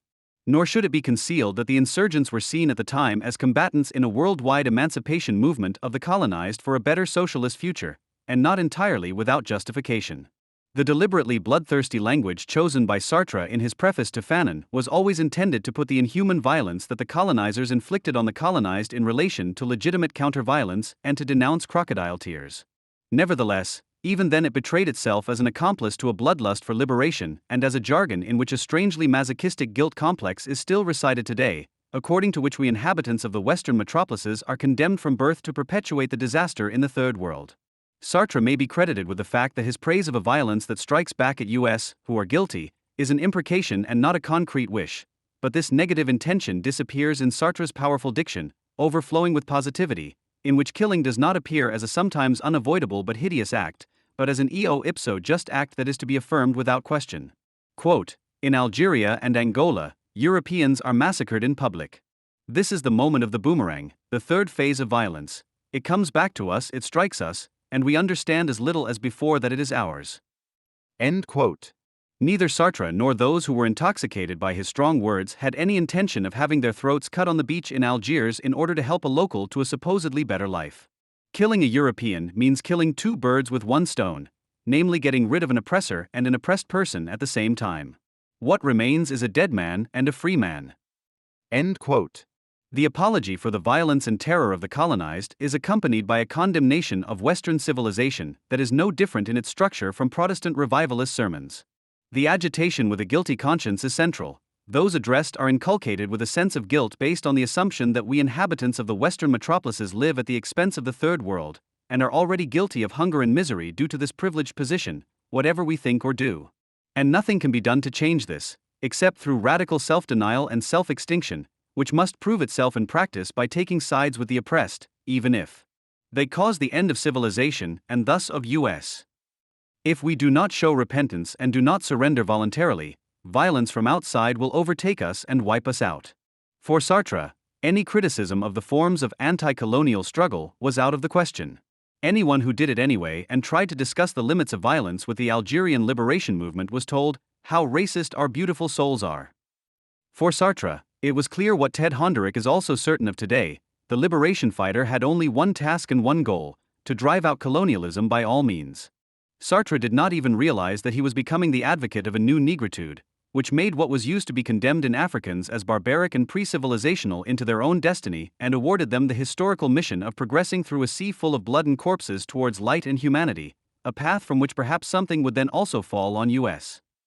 By virtue of the ruthlessness with which humanity is divided into born oppressors and born oppressed, the confession of guilt flirting with the pleasure of unbridled destruction, which comes across as an existentialist emphatic rhetoric of self-accusation, prepares the ground for a structuralism that elevates the supposed hopelessness to a methodological principle and declares all people to be prisoners of the conditions into which they are born.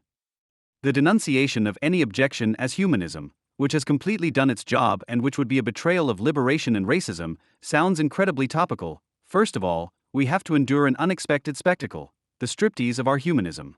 So there he stands, completely naked, not a pretty sight. It was just a lost ideology, the ingenious justification for plunder. Whether out of error or crime, nothing is more consequent in our country than racist humanism. End quote. This formula, which no longer even accuses humanism of the crimes that were covered up by it, but simply declares racism to be a characteristic, if not the essence of humanism, marks the difference between counter-enlightenment and Adorno's critique of enlightenment. When Adorno spoke of the guilt of life, which is a pure fact already takes the breath away from other lives, this thought does not mean, as in Sartre, the accusation of a depraved civilization, nor does it intend submission to an inescapable social fate. Rather, it refers to the opposition of self-preservation and annihilation, which became a reality in National Socialism and which casts a harsh light on a system of self-preservation that has become absurd in itself, since the productive forces developed within it could have long since made an existence possible for everyone in which the daily worry about survival would no longer be necessary. When Adorno spoke of the false life, in which no real life can take place, he was referring to conditions in which people are trapped in natural barriers, created by society, and which therefore await abolition.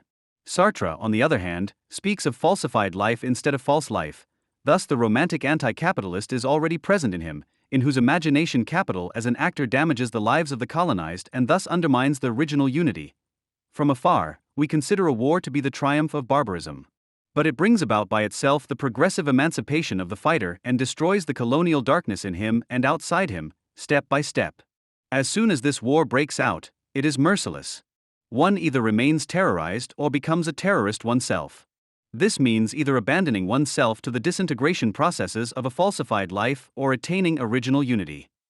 Accordingly, man merges with his nation. At this point, where he becomes political, French existentialism returns to its origin, German existential ontology. Sartre knows no kingdom of heaven and certainly no Ummah, but his language is that of the trench that welds everyone together, or more modernly, that of hijackers flying into skyscrapers. The survivor feels a national ground under his feet for the first time.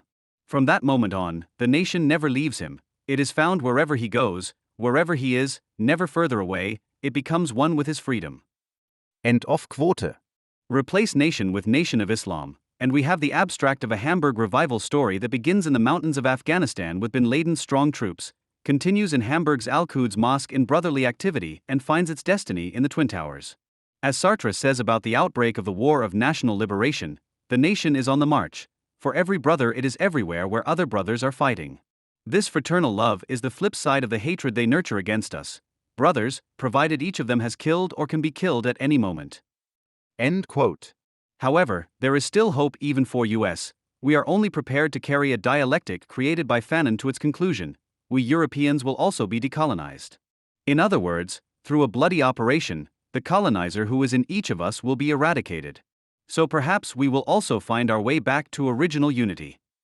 The anti-imperialism of a Ted Honderich has everything from Sartre except his hope for more humane, even civilized conditions. Where Sartre still vacillated between folkish revival and European civilization, and the latter still conceded that he could help all people to a better life on a world citizen level, today all humanism is simply dispensed with. The following sentence, for example, is happily shared by the accusers of injustice today, except for the decisive last half sentence. Quote, "Nothing is spared to destroy their traditions, to replace their language with ours, to destroy their culture without giving them ours." End quote. And even the suggestion that the USA is the imperialist arch-villain comes from Sartre. And what is Europe doing? And North America, this super-European monster? This talk of freedom, equality, brotherhood, honor, fatherland, I don't know what. That doesn't prevent us from making racist speeches at the same time. End quote. In order to continue the racist speeches being made today by the crusaders of the Bush administration and the ideologues of the clash of civilizations, let us turn our attention once again to the country of origin of the damned of this earth, to the country of those who, according to Fanon's mythology, found their identity in a bloodlust and created a nation of brotherhood. As early as 1969, liberated and socialist Algeria invited anti-colonialists from all countries, including a certain Joseph Fischer from Frankfurt, to the Palestinian National Congress in Algiers, where the final battle against Israel was adopted by resolution. A little further down the continent, someone called the Gentle Giant, Idi Amin, had taken power with Western help in 1971. He too had taken the issue of decolonization very seriously, expelling 50,000 Asians from Uganda and confiscating their property just 1 year after coming to power. Around the same time, he converted to Islam, congratulated the terrorists who had just slaughtered the Israeli national team in Munich, and introduced a resolution to the United Nations General Assembly calling for the destruction of Israel. This is the empirical background of Ted Honderich's rigorously logical and analytical study, and this is also the reason why Ted Honderich reiterates the call of Idi Amin and the young Joseph Fischer when he moves from general reflections on our guilt for the misery of the world via the Twin Towers to immediate Israel. Quote, "As the main victims of racism in history, the Jews now seem to have learned from their tormentors. As things stand, Zionism has been rightly condemned as racist by the United Nations." End quote.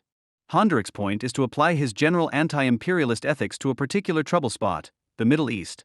For there it seems, unlike the Twin Towers, the humanity of terror, the usefulness of murder goes. For my part, I have no doubt that the Palestinians have exercised a moral right in their terrorism against the Israelis.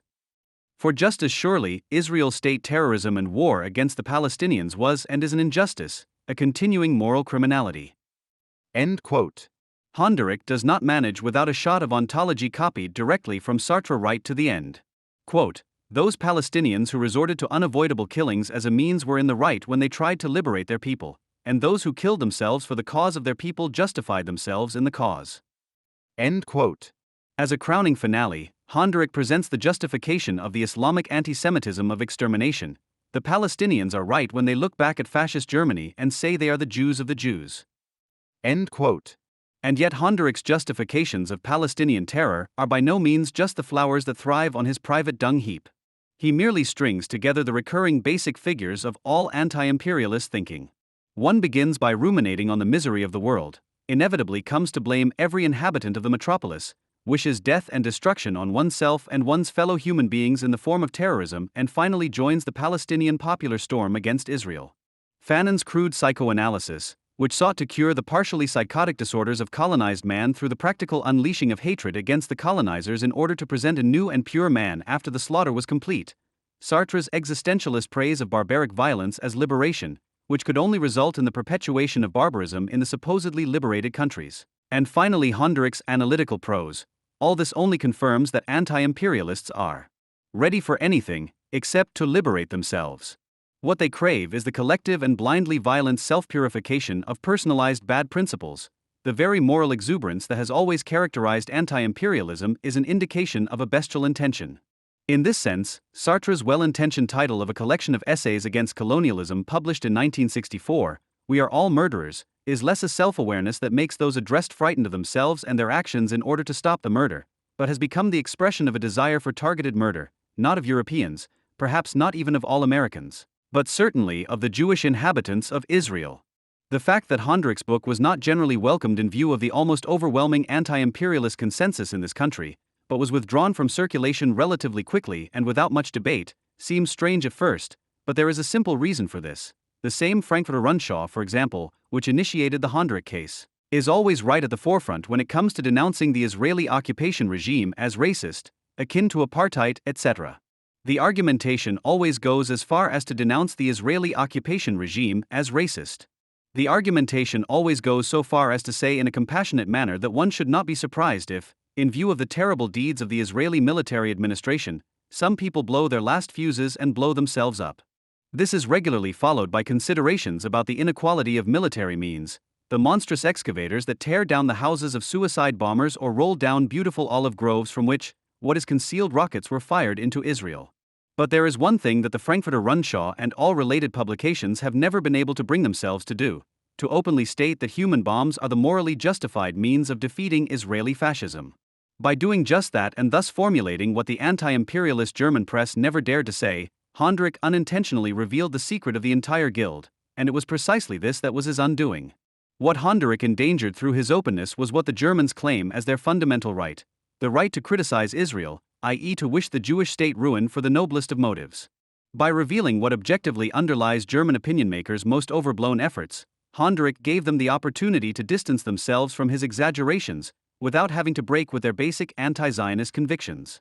Hondrick's remark that the Arabs were the Jews of the Jews, which he passed off as a quote in the book and later on the internet as his own conviction, was the opportunity to take the plunge.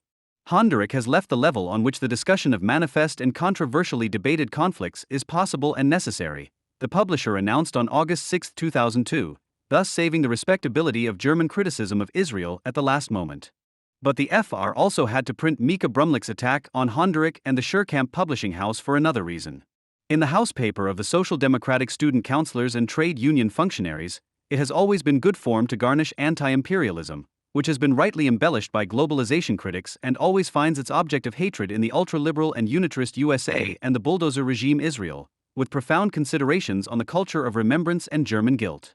Mika Brumlich has always taken on the latter job, compensating for his admonitions on other fateful issues and, for example, strongly opposing the Iraq War. Snubbing the Jewish left-wing intellectual would have resulted in a censorship scandal and an anti-Semitism debate that no one could afford. However, the lazy compromise of the majority feuilleton cannot hide the fact that resistance to Scherkamp Verlag's decision has been stirring for a long time, and it is by no means due to complacency or even intellectual dishonesty. Scherkamp Verlag ultimately only accused Hondrick of having left the level on which the discussion of manifest and controversially debated conflicts is possible and necessary. Arno Widmann, the jihadist from the Berliner Zeitung, paid close attention when he concluded that, based on the publisher's thesis, these conflicts can only be discussed on levels where they do not exist. And he is to be fully agreed with when he states wherever the relationship between Israel and Palestine is discussed, it is exactly about the problem addressed by Hondrick. So anyone who assumes that the Palestinians' goals are correct must also accept their practice. Palestinian liberation and the indiscriminate murder of Jews by means of suicide, for example, are as inextricably linked as modern jihad and the willingness to commit genocide. Sartre's attitude towards the Algerian War must always be credited to the fact that the colonized were also guided by goals other than the mass murder of their real or supposed oppressors. It would therefore have been necessary to do what Sartre, the humanist turned anti-humanist, denounced as racist for the sake of his redundant and dangerous pseudo-radicalism, to discuss with the Algerian insurgents a war that can only lead to liberation if it does not use the means that Palestinians take for granted. In other words, one should have uncompromisingly rejected a practice that seems strangely modern today: the fact that deeply veiled female fighters forgot their handbags under the chair in crowded cafes and a short time later 20 dead and 50 seriously injured people lay on the floor. This other, humanistic level of discussion does not exist with Palestinians and theorists of mass murder like Ted Hondrick. Any debate about the good life and the means of enforcing it against the bad ends where one has to decide in favor of terror or freedom. Anyone who believes it is necessary to criticize Israel has long since decided to justify suicide bombing as a form of terror that is compatible with the principle of humanity. Arno Widman thus comes to the very consequent conclusion: one can, as the Sherkamp publishers suggest, discuss the Israeli-Arab conflict, but only from a Zionist point of view. This is amusing, because it means that there is no need to discuss it, but that it has already been clarified what needs to be done. End quote. We can bet that the Sherkamp lecturers will not be so consequent, of course, but will soon publish a moral and ethical treatise on the Intifada, which will resemble the Honderich in its argumentation like one rotten egg to another, but will maintain the height of abstraction and remain silent about the concrete Palestinian practice of mass murder? A certain Stefan Reinecke has already demonstrated how such vulgarities can be organized and how Adorno can be brought into play. Quote, "It would be wrong to leave the impression that Sherkamp is not allowed to publish books critical of Israel. There are enough reasons for well-founded, even radical criticism of Israel. They also belong in a publishing house that publishes Adorno." End of quote. On May 5, 2004, a picture of a naked young woman crawling on all fours on a dog leash being led by a soldier in an SS-like uniform appeared on the front page of the culture section of the Süddeutsche Zeitung. The accompanying headline read, "The 120th of Baghdad." The picture was of course not, as suggested, shot in Iraq, but was taken from Pier Paolo Pasolini's last film, Salo, or The 120 Days of Sodom. In the same month, comparisons between the torture in Abu Ghraib prison and that shown in Pasolini's later work also appear in the Taz, in an ARD feature and on Deutschlandfunk Radio. In an exclusive interview with Junge Welt, Klaus Thueleit describes Pasolini's intention, probably quite accurately, as follows. There, with the help of the Marquis de Sade, Pasolini traces an arc of ritualized torture from Sodom in the Bible to Dante's circles of hell, the excesses of the feudal nobility, the clergy and the judiciary before the French Revolution, to torture in German concentration camps, to the sadomasochistic staging of humiliation and extermination in the Republic of Salo, Mussolini's short-term mini-state after his expulsion from Rome, and on to the imperial practices of the Italian bourgeoisie. The film was shot in the mid-1970s. End quote. How Pasolini drew this bold arc was not revealed by Thueleit or all the others who wanted to eavesdrop on the final information about the nature of Western civilization from this film. The story of the film Salo can be briefly summarized as follows. In 1944, on behalf of a group of gentlemen in their prime who obviously belonged to the bourgeoisie, a dozen pretty boys and girls, apparently from the lower social classes, are captured by uniformed henchmen in northern Italy, briefly examined in the presence of one of the gentlemen for their suitability for what is to follow, and taken to a fashionable country house. There, in a never-ending story of sexual humiliation, they are then systematically used by the aforementioned masters and sometimes their uniformed servants for increasingly ugly acts. Each misbehavior of the victims is entered in a guilt book by their tormentors until, at the end of the film, the masters pass sentences on this basis, which are finally carried out in the form of bestial torture murders. There remain two images from the film that bear a resemblance to two of the best-known photos of the torturing guards at Abu Ghraib, that of a woman being led like a dog on a leash by the henchmen and that of a group of naked bodies appearing to be piled on top of each other.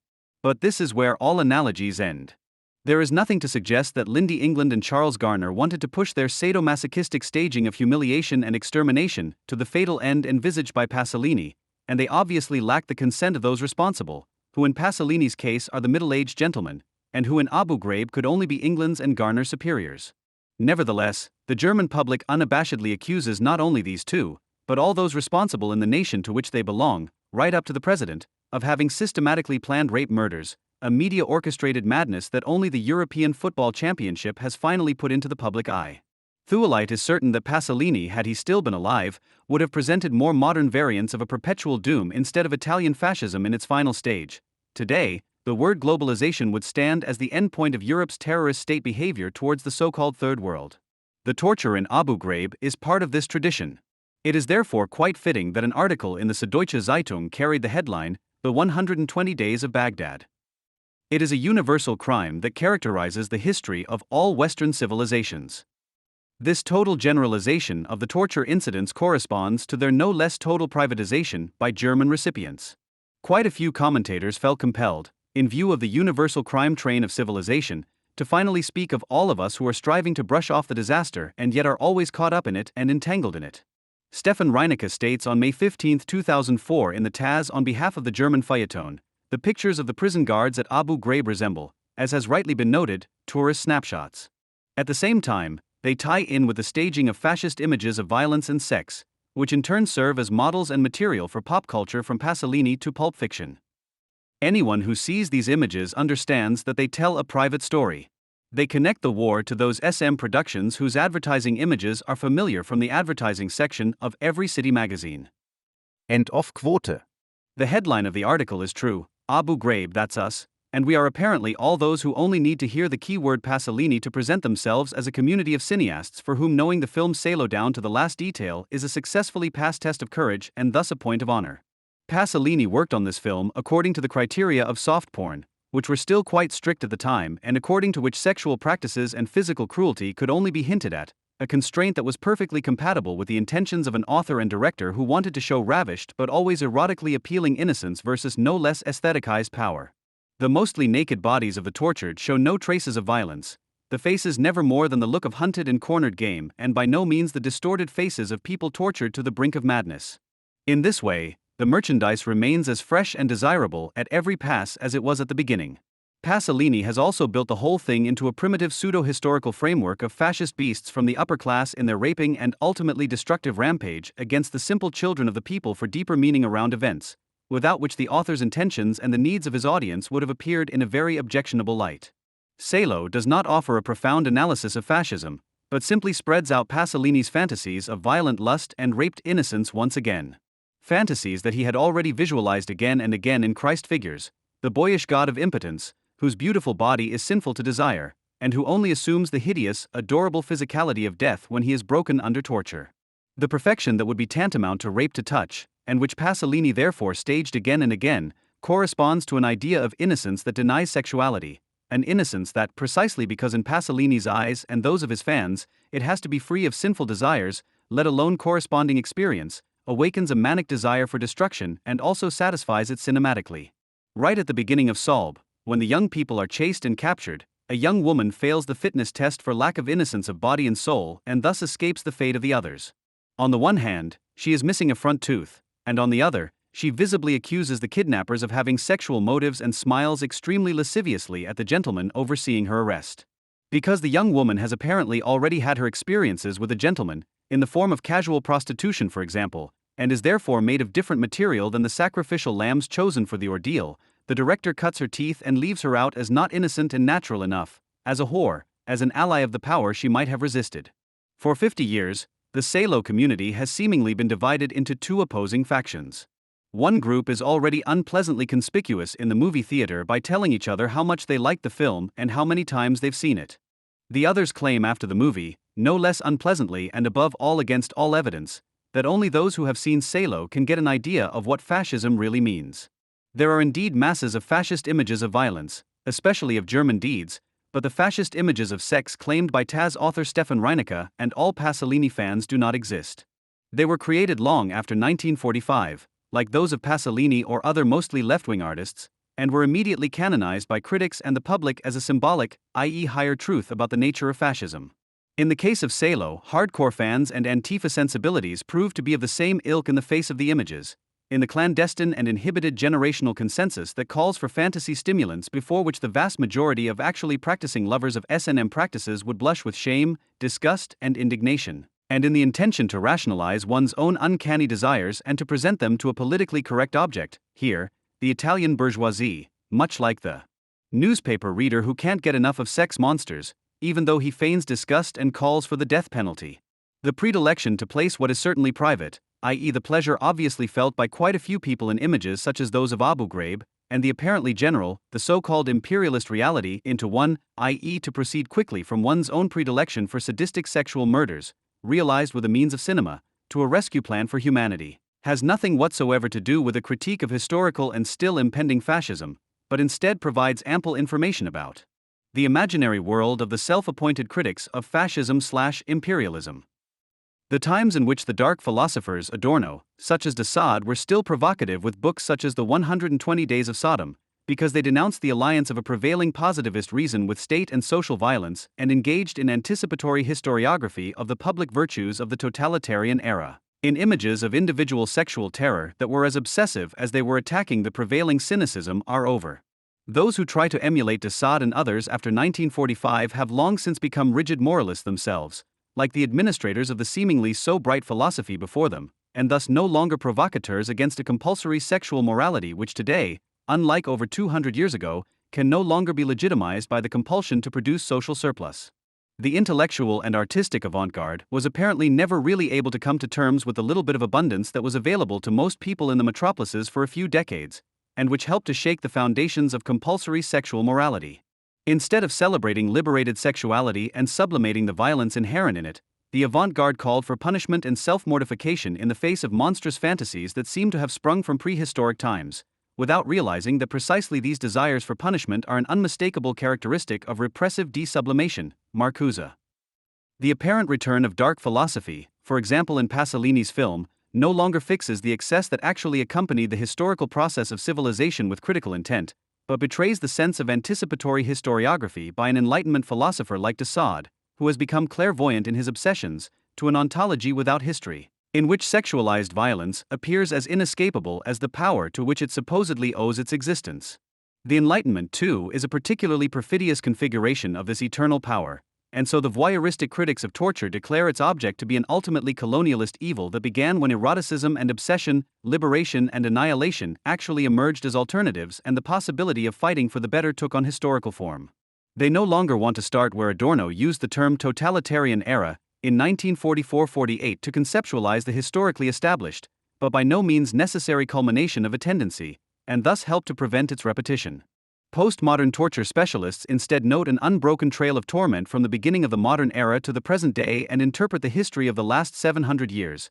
Their chronology always begins with Dante's Inferno, as a single crime of reason, which is equated with power, against nature and naturalness, a single crime of enlightenment against real people, of the mind against the body. Auschwitz, they teach, had to happen as a matter of law. They refuse to attribute specialness, even uniqueness, to this German deed. In the years since the catastrophe, however, it would have been much more appropriate for a left-wing intelligentsia Adorno and Horkheimer made their contribution, to explain why what the Germans had done could not happen in those Western countries that resisted National Socialism, and why much of what constituted German not Western ideology and action was repeated in the anti-colonial struggle of the peoples, especially the Islamic ones among them. To blur this distinction, which would at least take away some of the finality of a general tendency and thus open up the possibility of deciding and defending oneself, is to abandon oneself, against reason and insight, to a constructed, even longed-for doom. In their time, the dark philosophies from de Sade to Nietzsche were able to expose the so-called light ones by denouncing bad rationalization and mendacious ideology of compassion, in order to save in this negation the unswerving trust in man, which is betrayed day after day by all comforting assurances. Since 1945, however, de Sade and others have had to serve as a cynical substitute for reason in general. After all, National Socialism had proved that every effort at bright philosophy had disgraced itself forever. In the productions of the Pasolinis or the interpretations of the images of Abu Ghraib, there is only the pornography on offer for the cunning, who can rely on the fact that the moralizing directors of the tortures will provide them with sufficient quantities of the mendacious compassion that Nietzsche warned against in the obscene images. There is then no need for any other decisions than those that the common sense of the people has long since made, and the agonizing discussions about German special paths and anti-civilizational raging of German and Islamist provenance take care of themselves. It is precisely because of this that we are once again who we are, that in a general doom all are indistinguishably just as bad as we are, a doom that, with Pasolini and Thuelite, is indiscriminately and therefore wrongly negotiated as Western civilization, whose chief villains must of course be in the USA. Western civilization undoubtedly harbors the danger of turning into fascism, and yet fascism is precisely not the essence of civilization, but its opposite, the revolt against it. The dissolution of state and society into rackets, the liquidation of the rule of law in favor of a permanent state of emergency and, finally, the overriding of the market, these constitutive elements of fascism are explicitly directed against everything that constitutes Western civilization. The only legitimate accusation against the West can therefore only be that it does not really overcome the anti-civilizational need, which would definitely be welcome, but perpetuates it. Torture in Abu Ghraib certainly also stands for this failure. However, the fact that the torture practice there was stopped precisely because of the effect of original civilizational principles such as free public debate, the law binding the executive and the primacy of the legislature, that the culprits have to answer for themselves and that there is no one anywhere who would cheer the perpetrators, should actually be sufficient proof that fascism in the USA, and also in its army, has very limited opportunities for development. Those who, against all reason, maliciously insinuate that torture is an intrinsic expression of the West, and not a manifestation of the unfinished project of liberation, in a tone of accusation and self-accusation, have long been flirting with conditions in which the anti-civilizational need lives itself out in terrorism. The obsession with the images from Abu Ghraib is at the same time a symptom of a regressive morality breaking through, in which the celebration of innocent, natural physicality, purged of all reflection, is a placeholder for the longing to overcome a world whose promises would no longer be appreciated even if more of them could be fulfilled. All those who meditate on ritual murders on the occasion of the images from Abu Ghraib are following a tradition involuntarily established by the American feminist Kate Millett with her cultural milieu bestseller of the 1980s, In the Basement, which was significantly subtitled Meditations on a Human Sacrifice. Millett based her meditations on the fate of 16-year-old Sylvia Likens, on whom the members of the host family she was staying with, together with minors from the neighborhood, committed a vicious sex murder in an escalating procedure lasting months somewhere in the American Midwest in the 1960s. By replaying the agonizing scenes in all their plasticity, Millett lost sight of her original goal of exposing the obsessions of déclassed middle-class people of both sexes against a stranger far superior to them in beauty, charm, and vitality. Instead, she gave herself over to a self-tormenting, increasingly sadistic description of a human sacrifice. Millett's step into dishonesty was her lack of distance. By deliberately using detachment as a means, she took offense at the memory and fate of Sylvia Likens, made unrecognizable the abyss that separates her as an empathetic writer from the person portrayed, and became a sacrificial priestess herself, paying homage to the fetish of immediacy. Because I was Sylvia Likens. She was me. She was 16. It had been me. She was the horror at the bottom of the cave, she was what happens to girls. Or can. We all have a story like that, and I found mine. Danger was made visible, took shape, the omnipresent, real, imagined, indeterminable danger that surrounds us. Even the possible danger. Cellars and imprisonment and a long, slow, agonizing death, the body mutilated even by the writing. End quote. Kate Millett's failure was, after all, that of an intellectual who, far from exposing herself entirely to anti-civilizational effects, traveled to Tehran in 1979, the year In the Basement was published, as a convinced women's rights activist to loudly defend the cause of women against the establishing theocracy, and was imprisoned and expelled for doing so. This is not enough for German critics, who have only learned the bad method of total identification to create complete detachment from Millett, among others. Millett's honesty in talking about her obsessions, at least in the first-person singular, is not necessary for German critics who, like Stefan Reinecke, proclaim loudly, "These pictures are close to us." That is why they have even momentarily overridden the ideological systems in this country. Only dogged defenders of the Pentagon like Joseph Joffe have tried to minimize the torture of Abu Ghraib into unattractive gestures of humiliation. End quote. The man is right. The deliberate images caused us to drop all our painstakingly acquired inhibitions. All the varnish from 60 years of post-war education has peeled off, and a willingness to commit atrocities of Pasolinian proportions is blatantly breaking through. What motivated Klaus Thueleit in his better years to so diligently collect material on male fantasies of German Freikorps soldiers finally becomes apparent with the Abu Ghraib Salo connection. The Junge Welt also agrees, introducing him to its readers as follows: Klaus Thueleit, born 1942, broke the dominance of the political-economic critique of imperialism in the West German left in 1977 with his psychoanalytically oriented work on the male fantasies of German National Freikorps fighters. His influence and publication activity has been unbroken ever since and has also been honored with a professorship at the State Academy of Fine Arts Karlsruhe since 1998. End quote. Male fantasies, it turns out, are obsessions of global proportions, and women are cordially invited to join in. When lust and torture, rape and murder are objectified as traits of imperialism, one maintains an almost intimate relationship with annihilation. One's own fantasy triumphs in its political, anti-colonialist form precisely when the USA opposes the terrible anti-colonialist regimes, and unattractive gestures of humiliation nevertheless occur, as Joffe aptly characterized the photographed abuses at Abu Ghraib. The German torture expert, who ponders fantasies about men, and see Lindy England, and in some cases women, agrees with the Arab potentates who are not dogged defenders of the Pentagon when he passes judgment on Western civilization. Hussein al-Mozani, for example, an Iraqi writer and emigrant since 1980, also provides information about Reinecke, Thueleit and their ilk when he states, "The Arab potentates have never raised their voices against the atrocities that were committed in Iraq for decades under Saddam. public executions, mass executions, meat grinders in which opposition members were turned into minced meat, women who were kidnapped from the streets so that Saddam's son Uday could live out his perversions on them, mutilation of noses, ears and limbs in front of running cameras. All this and much more was denounced neither by the Arab League nor by other Arab states. FAZ, May 18, 2004. Whenever a regime that is not Western at all translates the visions of Pasolini or the Free Corps officers portrayed by Heinlein into the practice of torture and does not reenact horrific procedures, but instead organizes real splatter videos, a generalization is made.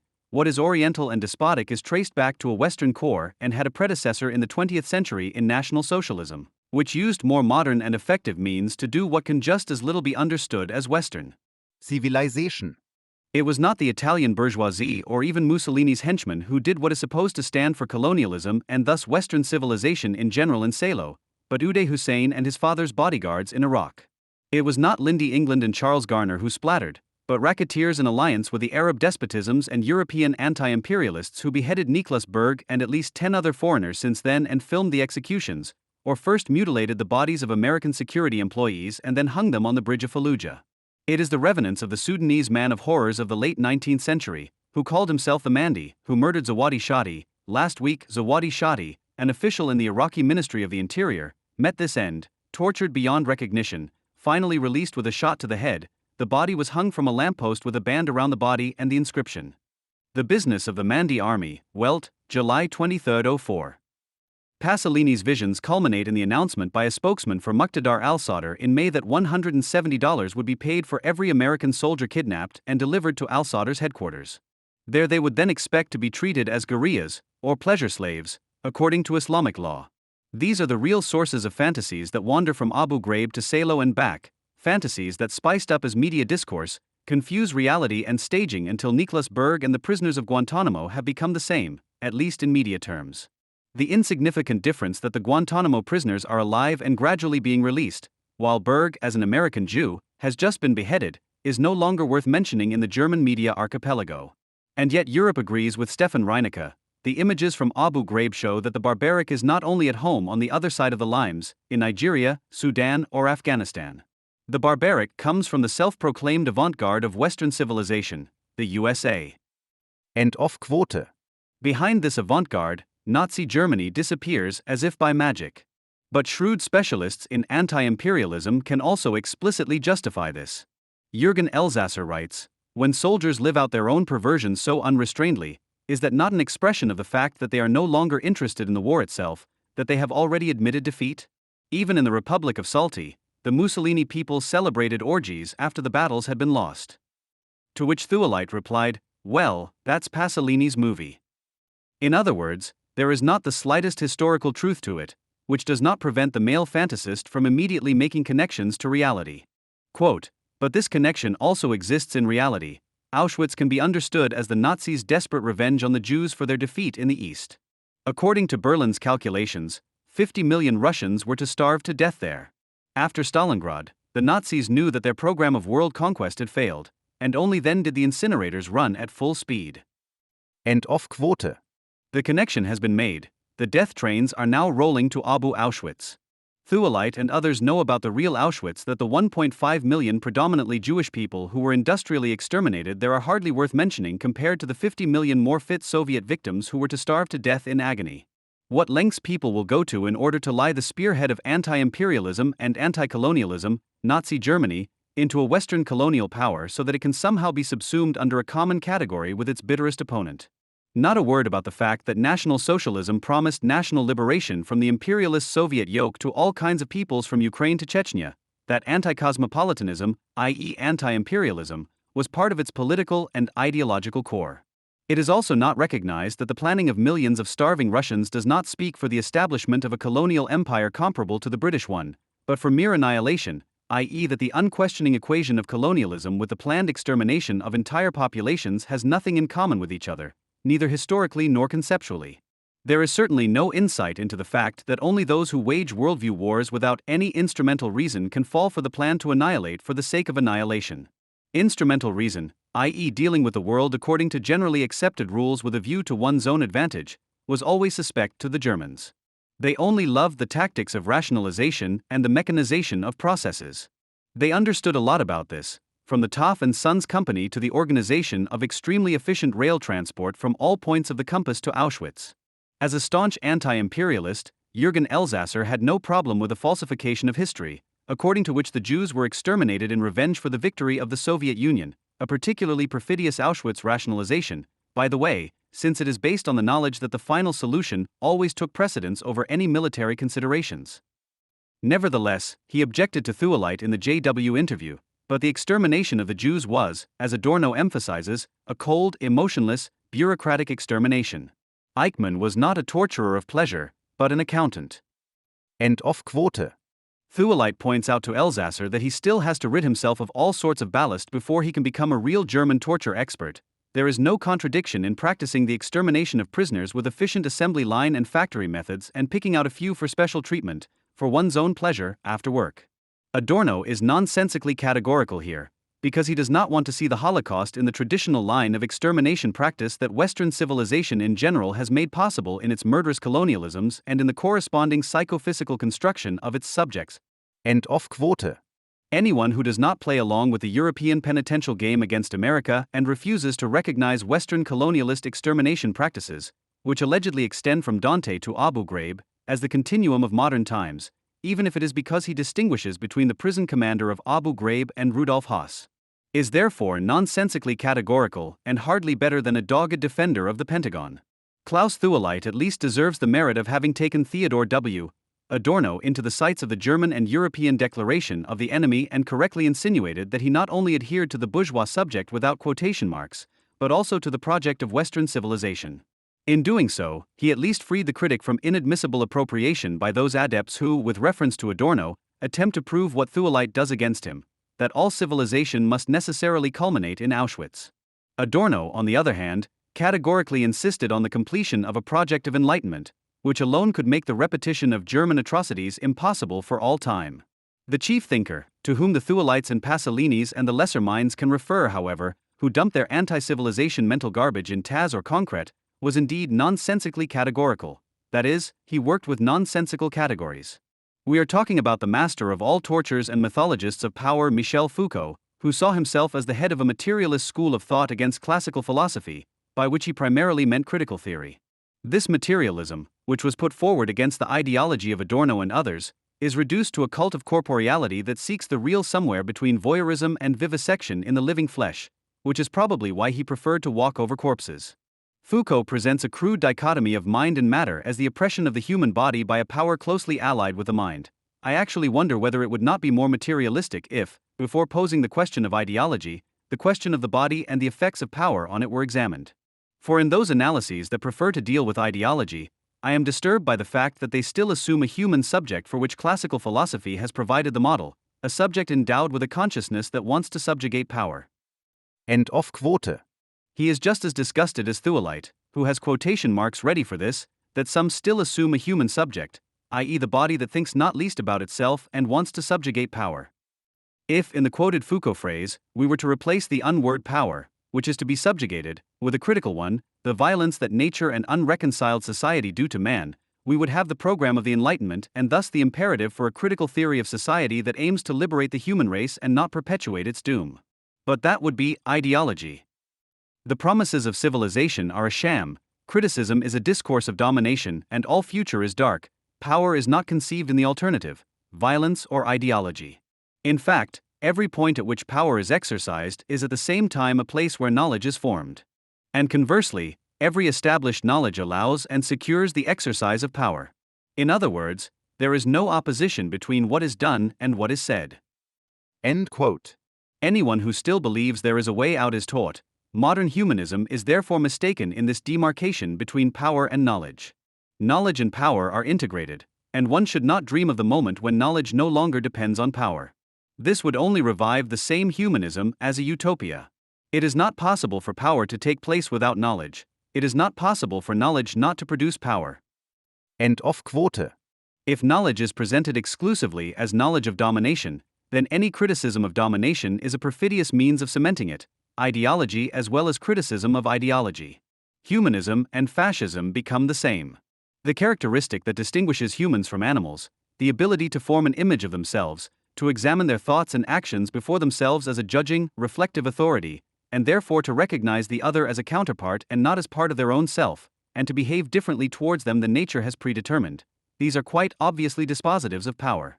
In fact, however, as Marx, Freud, Elias, and Adorno insisted, knowledge and control of one's own and external nature are indispensable prerequisites of human life in the emphatic sense. Their denunciation, on the other hand, is the word for bestiality in its immediate meaning. Thus, the process of civilization, Elias, obviously causes inconsistencies in the theory of power, which the Hermeticist Foucault simply brushes aside. Someone comes along and publishes thick volumes on the training of bodies, the disciplining of the simplest expressions of life, and subjects the sciences and ideologies guiding such discipline to seemingly the harshest criticism. But then something miraculous happens. The corrective society or state or science or classical philosophy, we never know for sure, suddenly withdraws from the object of its desire, the original carnal matter, the body.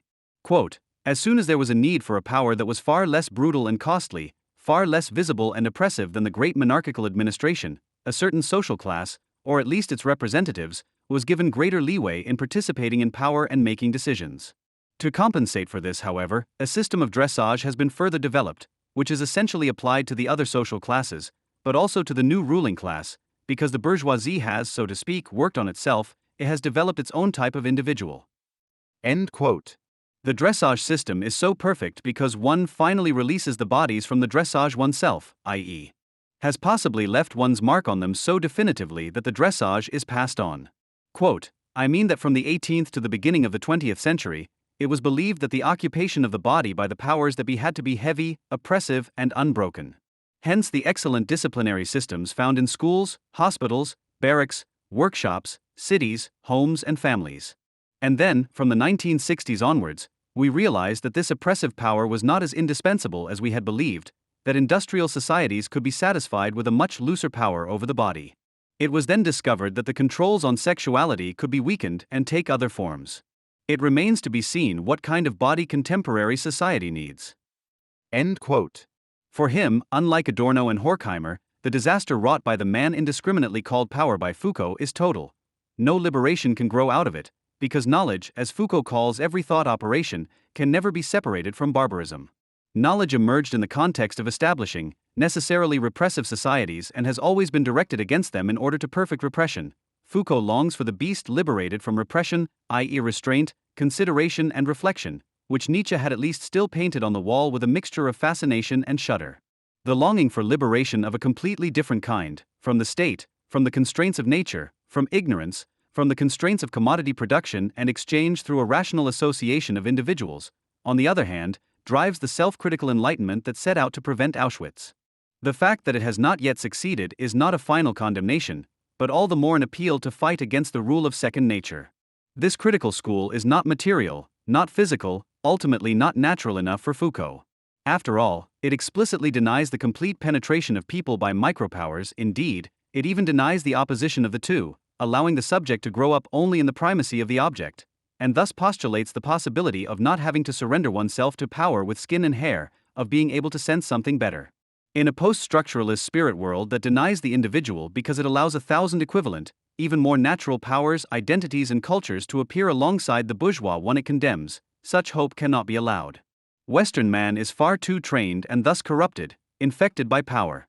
The path from absolutism to bourgeois democracy and then to apparent laissez-faire was far too damaging for anything truly physical, truly natural to have remained. The quoted Foucault passages were published in 1976, immediately after his worldwide success, Surveillance and Punishment.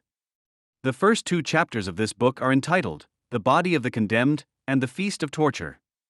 The precision with which Foucault, partly by quoting historical sources, partly by appearing as a descriptor himself, turns his attention to the most dreadful disfigurements of people, for him, human bodies, this strange devotional exercise, which could be called humble and sadistic at the same time, is not coincidentally reminiscent of the obscene exhibition in Salo and Kate Millett's Meditations on a Human Sacrifice. The shrugging disregard for metropolitan humanity and its relatively liberated sexuality, at least largely freed from such constraints, this voyeuristic search for the tortured and therefore pure and innocent body, made him fall for a very special event in 1978-79, which was and is completely hostile to classical philosophy. which lives out its hatred of sexuality practiced by self-aware individuals in an extremely violent sexualization of the female body, and which, not least, organized festivals of torture with the bodies of those it condemned. It was the Islamic Revolution in Iran. A quarter of a century ago, Foucault reduced Thuelites' demand for the overcoming of Western civilization in general in its murderous colonialisms to an anti-colonial denominator that is still relevant today. For most Iranians, the Islamic State is an ideal, at least something very old, which at the same time lies in the very distant future, the return to what Islam once was in the time of the Prophet, and at the same time the striving for a distant shining point where it will be possible to build on old loyalties instead of merely maintaining obedience. Along with faith in the creative power of Islam, mistrust of legalism seemed to me to be an essential aspect of the pursuit of this ideal. End quote. This legalism, the fruit of the Enlightenment concept of individual freedom through the rule of law, this abstractly general institution for the greatest possible protection of all those involved in the movement of goods, has always been a bone of contention for all upright people whose honor means loyalty. Hitler's ideologues and practitioners of the permanent state of emergency and the Islamist code of conduct have nothing in common. The critic of civilization Foucault is driven by the idea of celebrating the creative power of the idea as the elemental force of destruction in the name of the people and vision. Quote, in Iran, the calendar determines the dates of politics. On December 2nd, the celebrations of the month of mourning, Moharram, begin to commemorate the death of Imam Hussein. It is a great ritual of repentance. Until recently, one could see processions of flagellants. But the feeling of guilt, which could be reminiscent of Christianity, is inextricably linked here with the glorification of martyrdom suffered for a just cause. At this time, the masses are ready to take death upon themselves in a frenzy of sacrifice. The Shiite people give themselves over to extremes. End quote. To rant uncritically about intoxication, sacrifice, and the willingness to die in the face of an uninhibited mob, and finally to sense liberation from all the constraints of civilization in the collective devotion to extremes, is the devastating summary of a materialism that cannot forgive the Western world for being committed to life and not death, to pleasure and not martyrdom, and only knows devotion as devotion to the loved one. Torture, public executions, the constant purification rituals, and finally the general suspicion of female lust, terroristically enforced in the chatter. The price we pay for anti-colonial ideals can be that high. The greatest theorist of anti-colonialist bloodlust, Frantz Fanon, showed Foucault how to do it back in the 1950s. Quote, every veil that is removed opens up hitherto closed horizons for the colonialists and shows them, piece by piece, the exposed Algerian flesh. The aggressiveness of the occupier and his hope increased tenfold with every exposed face. Every veil removed, every body freed from the traditional shackle of the haik, every face exposed to the impudent and impatient gaze of the occupier, expresses in a negative way that Algeria is beginning to deny itself, that it is accepting the colonizer's rape. End quote. The woman who does not force herself under the cloth for the purity of her body, her soul, and her people deserves no more than that teenager in Pasolini's Salo, who was not worthy of being tortured to death for lack of purity and chastity, to be spit out of society, denigrated as a whore, and in not insignificant contrast to the fantasies of the Catholic Pasolini to be raped, tortured, and murdered for this very reason. This is the project of anti-colonialism. The gender studies course has now been institutionalized in Germany for exactly 10 years. Humboldt-Universität zu Berlin was the first university to introduce it at the end of the 1990s, and several others were to follow. Right from the start, it became a playground for students from the so-called undogmatic left. The reason for this is, of course, the subject matter. All feminist, queer, and anti-racist trivialities and micropolitics find their academic echo here. On the other hand, and in connection with this, the triviality, ignorance, and lack of concepts of the opinions produced there are confused with intellectual openness. But where talk of perspectives, points of view, situated knowledge, and standpoints, in short, consensus eschematizes truth, and where universalism is also used to eliminate the possibility of conflict and the adequacy of one's own theories, all kinds of obscurantism masquerading as academic criticism can flourish. After all, feminists who have kept their wits about them today should primarily be taking critical aim at the archaic patriarchies of the Islamic Orient and the parallel or counter-Islamic societies in the West and showing solidarity with their victims. Instead, however, the Graduate College, Gender as a Category of Knowledge, established on January 1, 2005, whose spokesperson Professor Christina von Braun once co-founded the course and headed it from 1996 to 2002, is quite openly committed to the systematic defense of the Islamic Orient of all things, and is preparing, now also state-certified, gender experts for the deconstructivist discursive jihad against the West. In the letter of invitation to an international conference organized by this very college, which took place in June 2007 at Humboldt University under the title, Constructions of Occidentalism. The production of the self and the other sounds like this: the Western desire for a clean lack of contradiction of new, subaltern, subject positions begins to correspond with the rejection of those whose conservative model of gender orders and their inimitable foreignness always seem to remind us of their dangerousness. Islamist movements such as Hamas. End quote. And it continues, with such approaches, however, deconstructions of neo-Orientalist and Occidentalist discourse formations still remain bound to what is to be negated. Divergent discourse positions refer to the same hegemonically powerful basic structure. This will be illustrated by some central elements of both hegemonic and deconstructive discourse logics about the Palestinian Hamas, the deterritorialization of the organization's political objectives, the irrationalization in the act of suicide bombing, the restaging of militarized Islamic masculinity, and the suppression of Muslim women politicians and their positions. End of quote. It is therefore not the real danger of suicide terror, which can be experienced in life and limb, on the one hand, and virtue terror, which is trivialized as a conservative model of gender orders, on the other hand, with which Hamas arouses alienation and fear in people who are capable of reason and empathy. In the usual jargon, which is intended to suggest scientificity and complexity, i.e., to conceal the simplicity of the idea, the interested public is instructed here that anyone who is still haunted by a slight moral doubt in the search for the revolutionary subject in the face of Islamic terror has already fallen for the omnipresent ideological manipulation of the West. To point out that, for example, the Palestinians declare themselves to be enemies of Israel, and indeed are, must appear to be a racist imposition to a milieu that, firstly, completely absorbs the political categories of opponent and enemy in its constant talk of the other, and secondly, thinks of this other as something that has only been produced in the process of othering, whereby othering is understood as the racist projection of white, heterosexual Westerners, who only ever construct the other imaginarily for the purpose of their own binary self-constitution. Deconstruction is the academic magic word that allows these self-proclaimed feminists and anti-racists to unabashedly present themselves as intellectual accomplices and claqueurs of the Islamic mob. Helmut Krieger, who works as a sociologist and lecturer in international politics at the Institute for Political Science in Vienna, and from whom the above-quoted constructions originate, is listed on the event's website together with Claudia Brunner, also a participant in the conference and a fellow of the Berlin Graduate College, as co-author of a book contribution whose title subtly and promisingly hints at the evil political passions of gender researchers, Der Ort der Anderen in Europas Mitte. On the Occidentalist repositioning of the Orientalist dispositive, using the example of English-language media discourse fragments on the suicide attacks in London in July 2005 foot. End quote.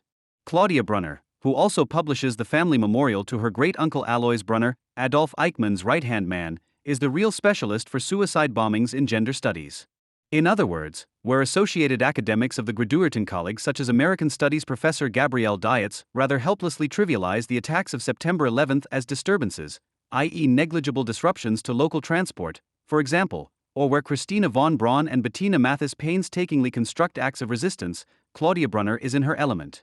And because suicide attacks do not primarily kill, but upset the foundations of Western thinking, a postmodern sense of order is called for.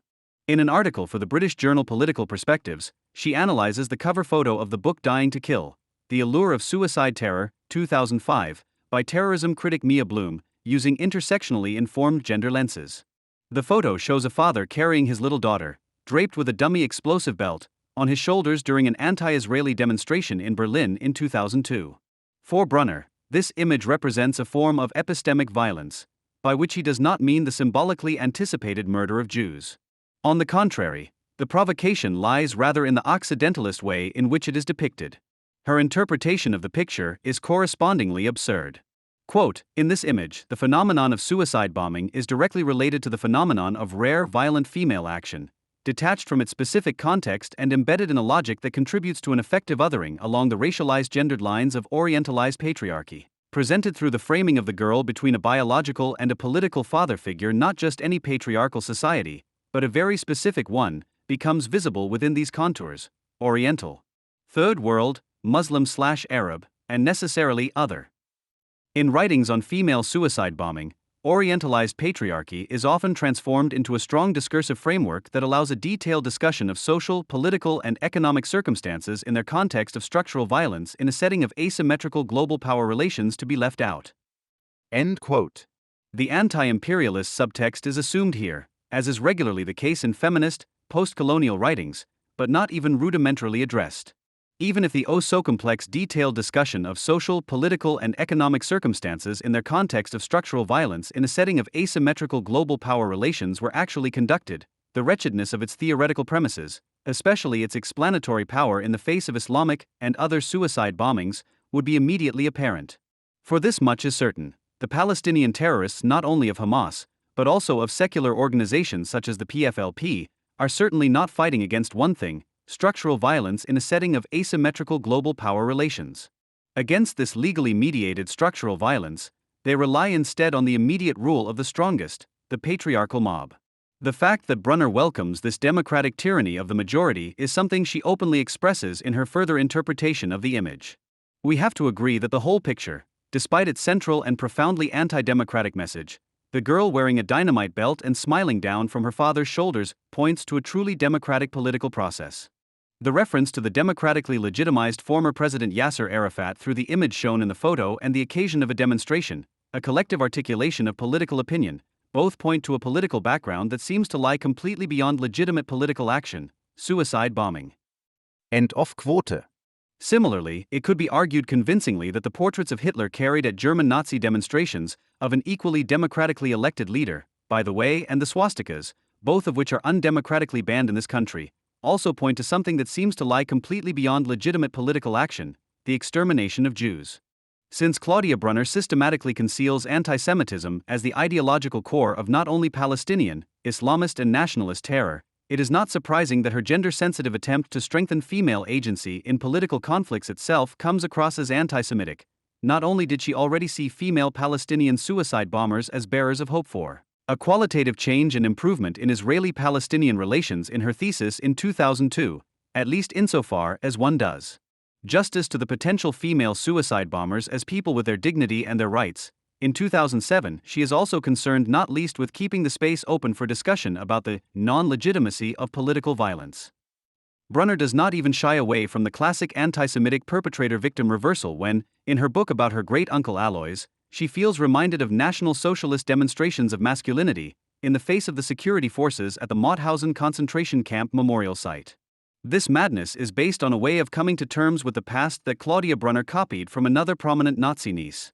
In her not-so-different family biography Still Post, 2007, Christina von Braun also radically rejects Jean Amory's hope for an attitude of self-distrust, and not only in post-war German literature.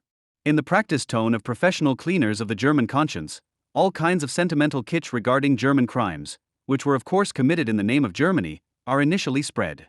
And because two souls live in Christina's breast, in addition to the coquettishly presented Nazi celebrities in the family, the two uncles Wernher and Schnick, the designers of the wonder weapons V1 and V2, as well as the father Sigismund, diplomat in the service of Ribbentrop, the half-Jewish maternal grandmother, Hildegard Margus, is not to be missed.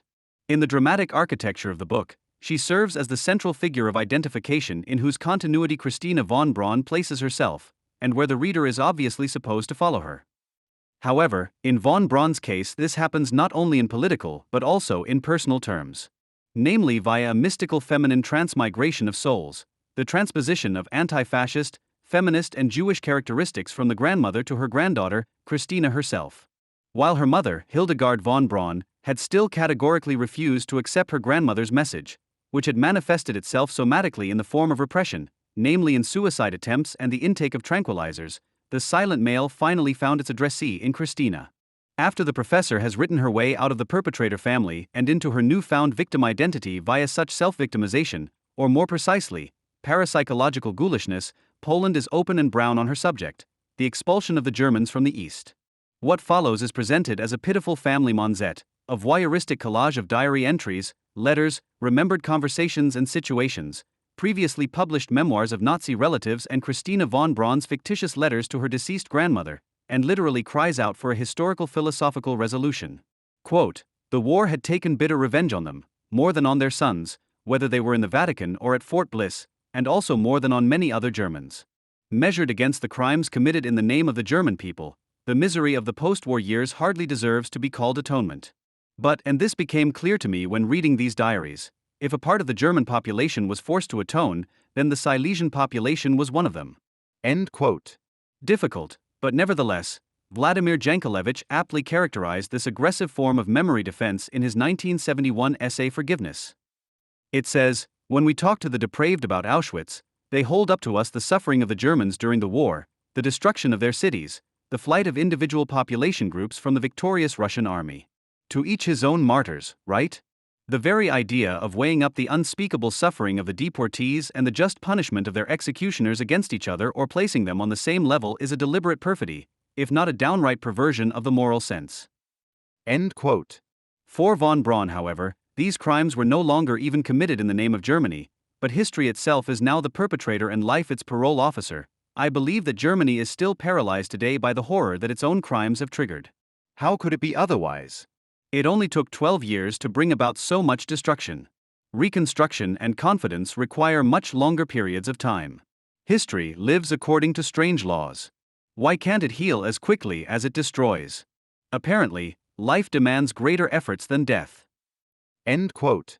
Perhaps Braun suspects that the theological milkmaid's calculation about crime and atonement does not quite add up, that what has been destroyed, unlike what has been injured, categorically cannot heal. Her flight into an abstractly general conceptuality, history, life, death, the hollow space of her speech that forms around the concrete perpetrators and their victims, is intended to conceal the fact that forgiveness died in the death camps, Jankelevich. This is probably why she is particularly interested in the dignity of dead Jews. In any case, she writes about her apartment in Berlin's Prenzlauer Berg with a view of the Jewish cemetery on Skanhauser Allee. "I liked the apartment, and the view of this quiet place with its big old trees was like a gift. The cemetery was vandalized by the Nazis, but the trees survived everything and give the dead their dignity again." End of quote. It's comforting to at least be able to draw conclusions for one's own research from the family's history of perpetrators. It is well known that there is no objective knowledge in art, that is the nature of art. But dealing with your life has shown me that the same applies to knowledge and science. They too are nourished by the messages of the silent post. There is a knowledge that is passed on via these whispering chains and its subterranean channels. Should it be described as psychic knowledge? It is a knowledge that communicates itself to us in a completely unscientific way, and yet there is no science that would not live from these secret, subterranean messages. End quote.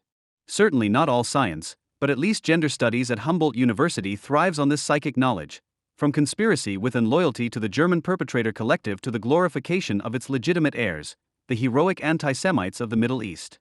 To this day, the combination of religious and political struggle makes Islam a religion that seems predestined for struggles for freedom. It provides the religious justification required for the pursuit of independence and the willingness to sacrifice one's own life for the cause.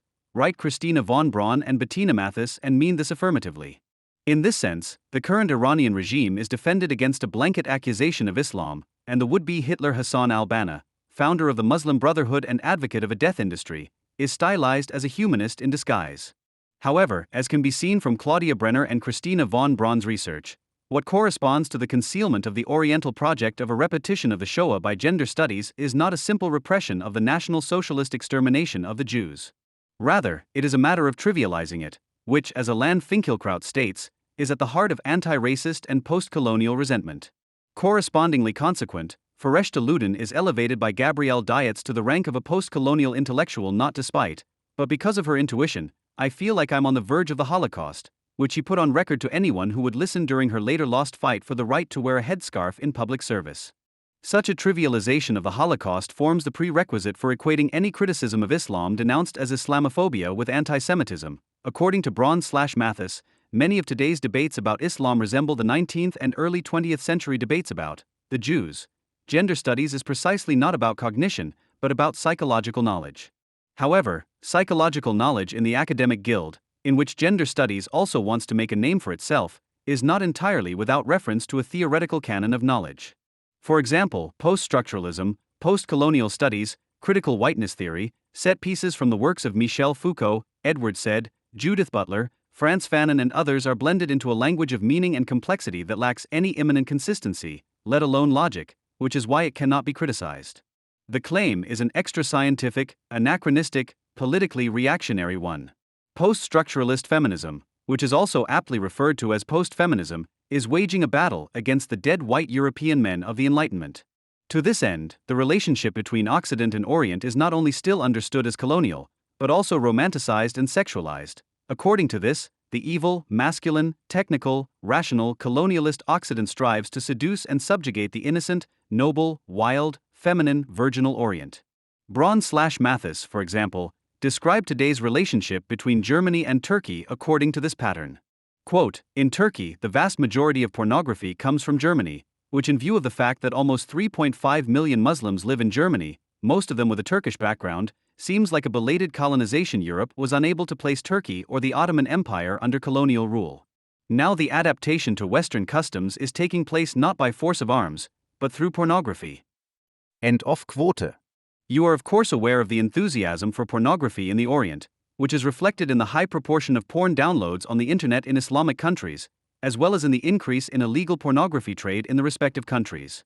But instead of criticizing the need for porn as universally misogynistic, as traditional feminists like Alice Schwarzer do, a colonial conspiracy is at work here again. The porn is usually supplied by the former colonial powers, so that the spread of pornography could well be described as a contemporary form of colonial unveiling policy. End quote. Unveiling politics means that Western voyeurism wants to undress the Oriental woman. It is not entirely clear whether Braun/Mathis are following Frantz Fanon's logic here or a recent statement by 203 members of the Iranian Mullah parliament, according to which the difficulties Iranian women have with the forced veil are a colonial phenomenon. It doesn't matter either. The ideological battle of gender studies for the foreign Orient and against the own West, and specifically, for the immunization of Islamic terror against any criticism, takes place on four rhetorical levels that overlap abruptly. Firstly and fundamentally, the social conditions of the Orient are of just as little interest as the real people who live in the Orient or come from there personally or familiarly. The preferred object of knowledge production is Western discourses about Oriental realities. Especially where these criticize Islamic-based human rights violations, they are to be exposed as colonialist or xenophobic. Criticism of Islamic terror is therefore never to be taken seriously, but must of course always be interpreted as a Western projection. Claudia Brunner und Daniela Hazan will give a Lekture entitelt Betroffenheit, Politisierung, Vereinnahmung, Embedded Feminism. Am Beispiel der Wissensproduktion über Female Genital Cutting und Suicide Terrorism on 22 January 2008 as part of a Lekture series of the Graduiertenkolleg. Accordingly, Gabrielle Dietz seals off Muslim machos against any criticism, tired of attacking their own men and in view of the need to emphasize their own successes in terms of emancipation. The general criticism of patriarchy has been reduced to Muslim neo-fundamentalist men. End quote. Thus Braun and Mathis are primarily concerned with the fact that the problems we believe to recognize in the Muslim woman are not only to do with Islam, but also with Western Christian-influenced culture. And so Bettina Mathis' seminar on headscarves and veils in the winter semester 2005-06 was primarily concerned with what Western codings of the headscarf say about the Occident.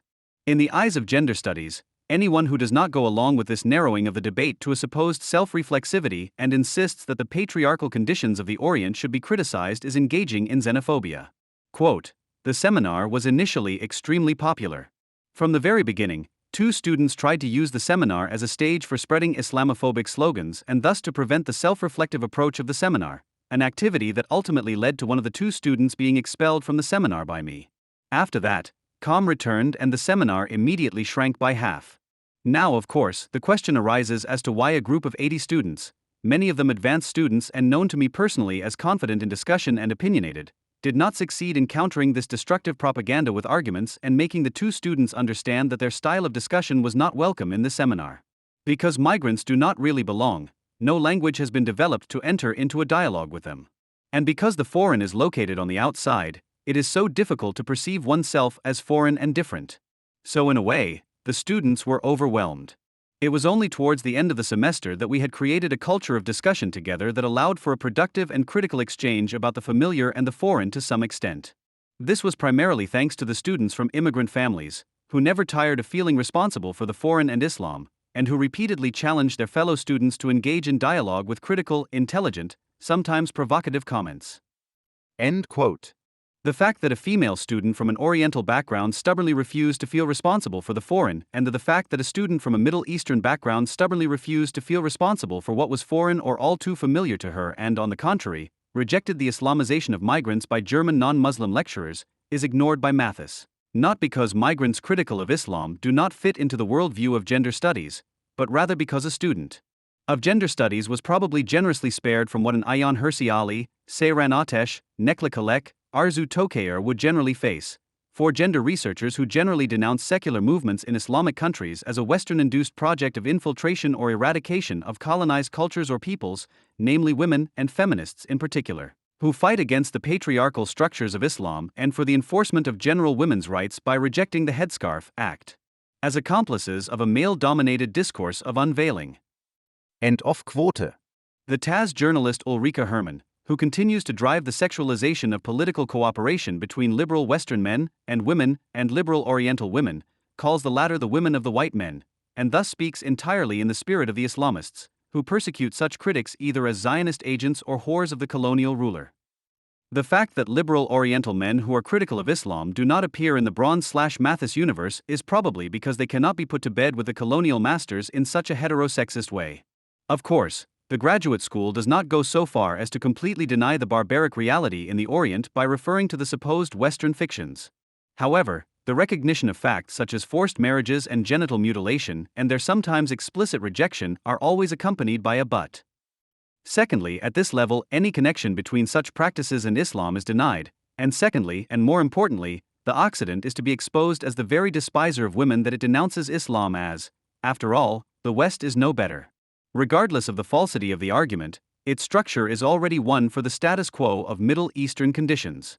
To this end, on the one hand, atrocities committed by Western society centuries ago are brought up, which have the advantage of showing more or less real similarities with current Islamic practices of rule, but which say relatively little about today's West, even indirectly attesting to its progressive development. Therefore, on the other hand, phenomena of the contemporary West that are worthy of criticism must also be addressed. However, this has the disadvantage that where a comparison would make sense, for example in the case of trafficking in girls, the West would come off better because it criminalizes what Islam institutionalizes. So one relativizes senselessly and excessively and compares honor killings, genital mutilation, forced and temporary marriages, for which there are no equivalents in the West today, with Western jealousy murders, trafficking in girls, sex tourism, anorexia and cosmetic surgery, for all of which there are equivalents on the Islamic side. The Islamic practice of veiling, on the other hand, has a very special significance in the thinking of gender researchers. This is where the previous and subsequent levels of argumentation intermingle. On the first level, the theme, if the veil had not already existed, the West would have had to invent it in order to accommodate its many fantasies of the self in the mirror of the Orient is varied. On the second level of the relativizing comparison, which is intended to take away the specificity of the Islamic headscarf, all kinds of female headscarves known to the West in the past and present head coverings of nuns, religious costume, headscarves of peasant women, work clothes, the veil worn by Christian women to go to church or brides to weddings, ritual clothing, and the headscarves worn by fashionable women of the 1950s and 1960s, fashion clothing, and equated with everyday clothing that, according to the Islamic ideal, should be imposed on all women in terms of sexual politics. The third level retracts the desired profanation and affirms the headscarf and veil as political resistance. The Islamic justification for the veil is correctly reproduced and fits perfectly into the worldview of the post-feminists. For while classical feminism still criticizes the ideology of dress-based protection from male voyeurism and male violence as the social suggestion that non-conformistically dressed women are complicit in sexual assault because they have failed to protect themselves with decent clothing, Braun/Mathis stylized the headscarf as a cool instance of objection to a Western pornographization of the world, as evidenced by the spread of the bikini, the naked veil, among other things. Consequently, the hostility towards the West then encompasses its feminism. With regard to its relationship to the Orient, Elizabeth Fox Janice is quoted approvingly as asking whether a feminism that unquestioningly adopts the ideals of individualism must not one day expect to be seen as the movement that did the dirty work for capitalism by contributing to the erosion of older communities and bourgeois institutions. Convinced that this individualism even contributed to the fatal voyeuristic development of the West, Braun/Mathis reproduced the style of an Eva Hermann. It is no coincidence that the second birth of the bikini at the end of the 1960s coincides with the triumph of the Barbie doll, 1959, the invention of the birth control pill, 1961, the so-called sexual revolution, and the women's movement with its central demand for the legalization of abortion. The defense of the veil and headscarf as symbols of a gender order which, for Braun/Mathis, is at most just as misogynistic, usually even less so, than that of the West, and which therefore express legitimate resistance to voyeuristic powers of the gaze and colonial fantasies of penetration, does not amount to an emphatic identification of gender researchers with the others.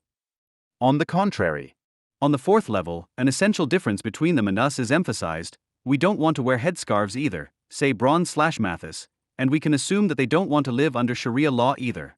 So they are not speaking in their own interests, but on behalf of the others. The short form of this cynical paternalism is, we don't want to. But the others should want to. For the others, the veil must therefore be emancipation. The veil became a psychological protection to deal with modernity and the transformation processes that came with it. It was less a symbol than a tangible item of clothing that enabled female emancipation, through education. Thus, the veil also became a portative motherland for women themselves. This motherland does not represent regression or backwardness, but enables female self-determination. Even where the veil is enforced, as in Iran, it does not prevent women from acquiring an education and making their way into academic professions. End quote. Again and again, it is only women who wear headscarves who promote the emancipation of other women. However, if these other women take off the veil, this must have nothing to do with emancipation. Christina von Braun and Bettina Mathis then speak of westernization, i.e., the other is no longer an other in the authentic sense, but is considered assimilated. If an Oriental woman demands rights, as is self-evident for Braun/Mathis, for example, then she is submitting to Western culture and betraying her own, within the framework of which she must only seek emancipative paths.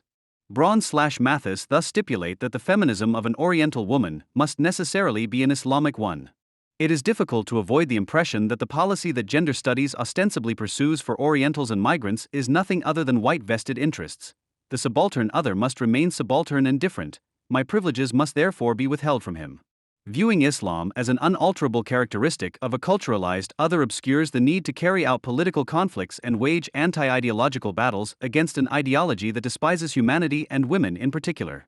What emerges from gender-sensitive deconstruction is a dizzying simplicity of noble feelings, a Landfinkelkraut, which in reality is the purest and most contradiction-free form of the very binary, orientalizing, neo-colonialist thinking that it claims to denounce. In postmodern schizophrenia, which just as constantly fixates on the supposedly hegemonic discourse, as the enemy as it refuses to let go of its credo that there is no beyond discourse, this credo fulfills the function of a magical defensive spell against this very beyond, the social reality. Gender theorists in particular thus prove themselves to be world champions of the identitarian exclusion of the other, which they perhaps only have to invoke so ritually and incessantly because they cannot or do not want to experience it, as they would have to be prepared to exchange their intersectionally informed gender lenses for a false visual aid.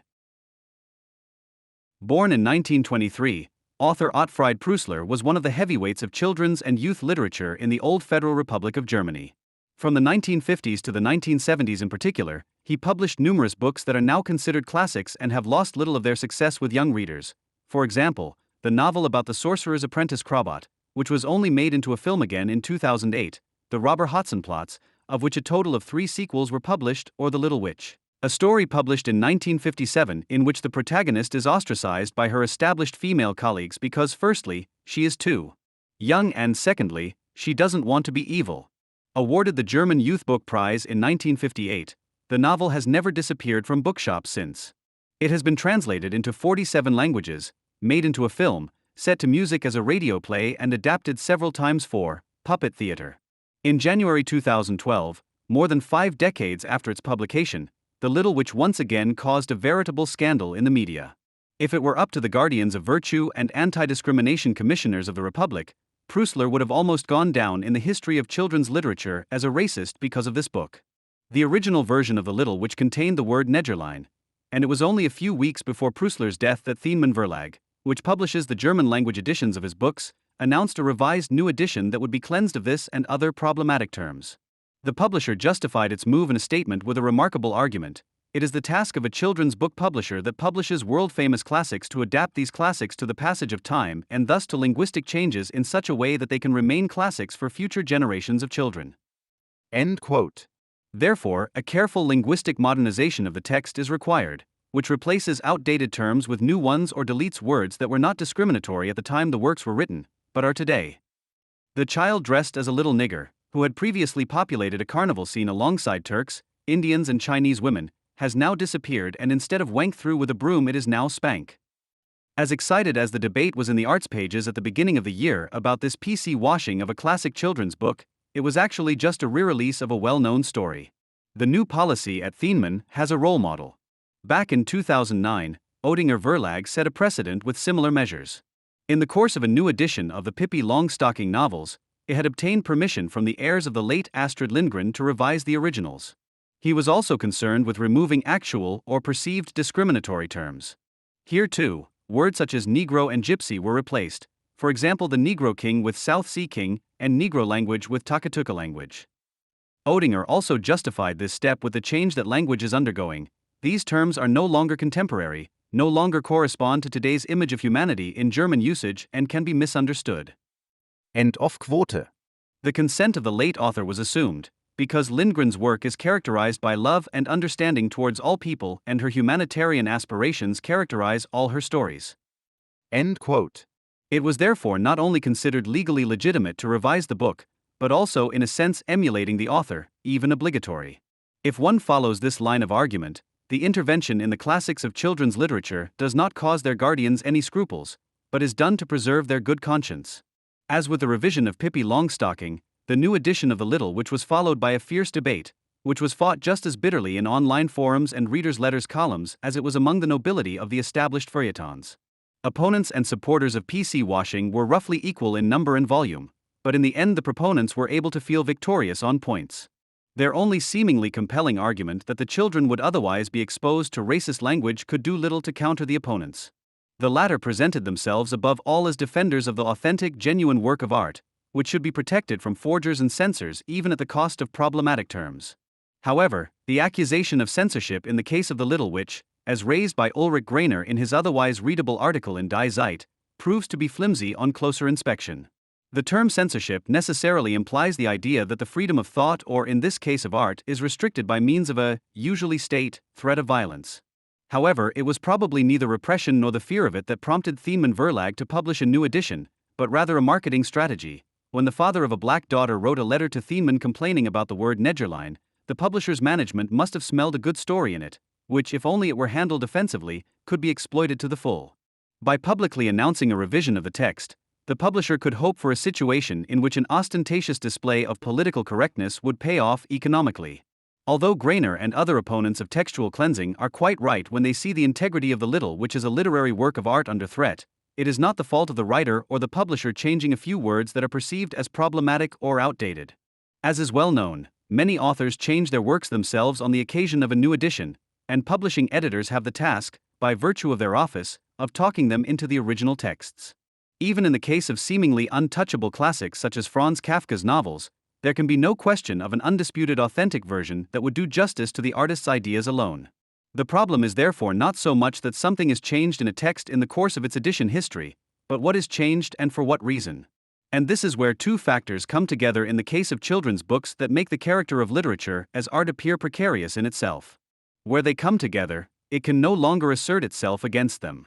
This refers on the one hand to the commodity form and on the other to the political and social desires to which children's books are exposed as instruments of popular education. Almost all literature published in the age of the culture industry has the characteristic of being both art and commodity at the same time. In the case of a volume of poetry by an unknown author, published by a small publishing house with a 3-digit print run thanks to public subsidies, the commodity character may seem secondary. But the more successful a writer is, the more this characteristic comes to the fore. A best-selling author must have sales in mind right from the start. The pressure to repeat past successes weighs on them even as they write. Even the larger publishing houses are necessarily concerned with business first and foremost. A book that does not promise sales success is generally not even included in the program, and older works that no longer sell disappear from the backlist. Exceptions to this are texts that have acquired the status of classics. Fischer Verlag, for example, would never remove Thomas Mann's Magic Mountain from its range. Surrounded by the aura of high culture, it is an asset that its publishing house can still use to its advantage even if it is currently putting 80% of its products on the market.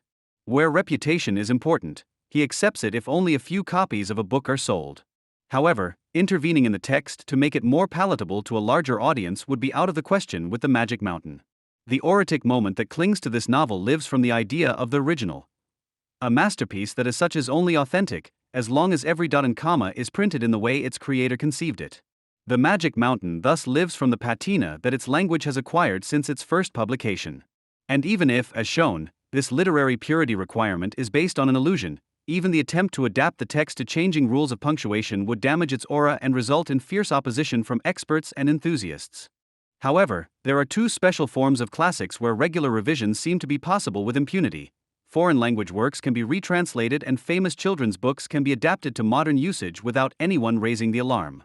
In the case of foreign language classics, this works because translations allow the text to be modernized linguistically without damaging the aura of the work. In the eyes of the German-speaking readership, the original remains untouched.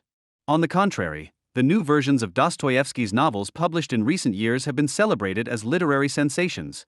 The now-deceased translator Svetlana Geyer was even honored with a feature film about her life. But regardless of the question of whether the new translation of the brothers Karamazov conveys elements that were not actually included in older translations, the new edition cannot be understood independently of economic interests. A publisher invests in a translation primarily because it hopes that it will increase sales. And Magnus Klau recently described in concrete what this fact says about the status of the text as art. Every new translation of a classic proves that the work still has a potential that can be exploited by the culture industry. Whatever can be made into something is considered current. End quote. It is hardly any different with the revision of children's books. The only problem is that there is obviously no oretic element getting in the way of the desire for change. Even the classics of the genre are far from being placed under monument protection. Rather, they run the risk of being declared permanent construction sites, works in progress that can be tinkered with for decades after publication, and even after the author's death. One of the justifications for this is that the child target group can only be inspired if everything about a text always corresponds to the current zeitgeist. The head of the Heinlein publishing house, Klaus Wilberg, explained in Die Zeit that he wanted to modernize not only Ottfried Preussler's works, but also other books. Even the word cell phone is to be replaced by smartphone, as cell phone is already becoming obsolete. Of course, this exposes the argument of comprehensibility mentioned elsewhere as a pretext.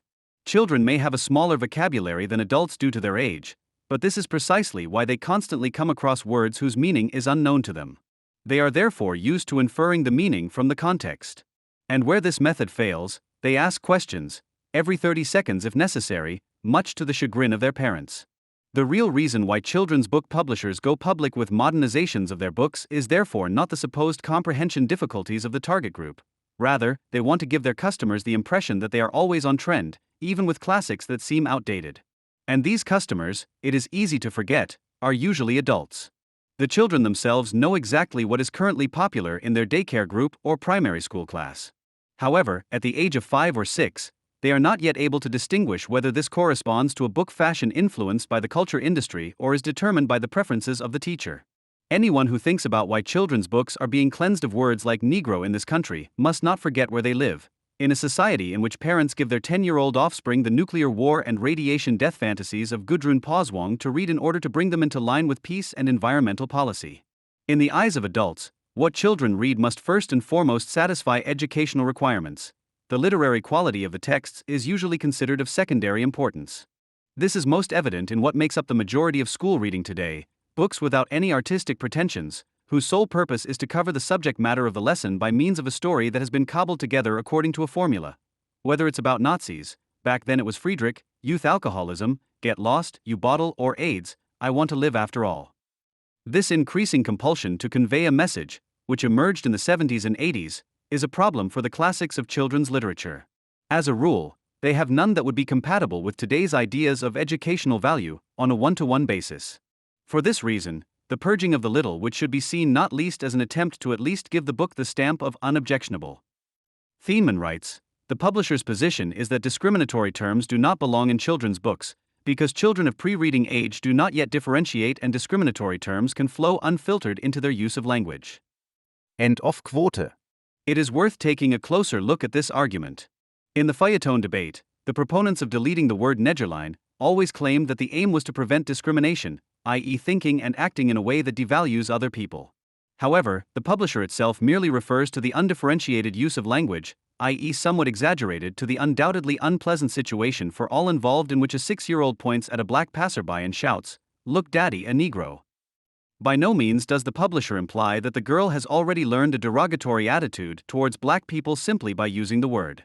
However, Heinlein is almost alone in this ability to differentiate.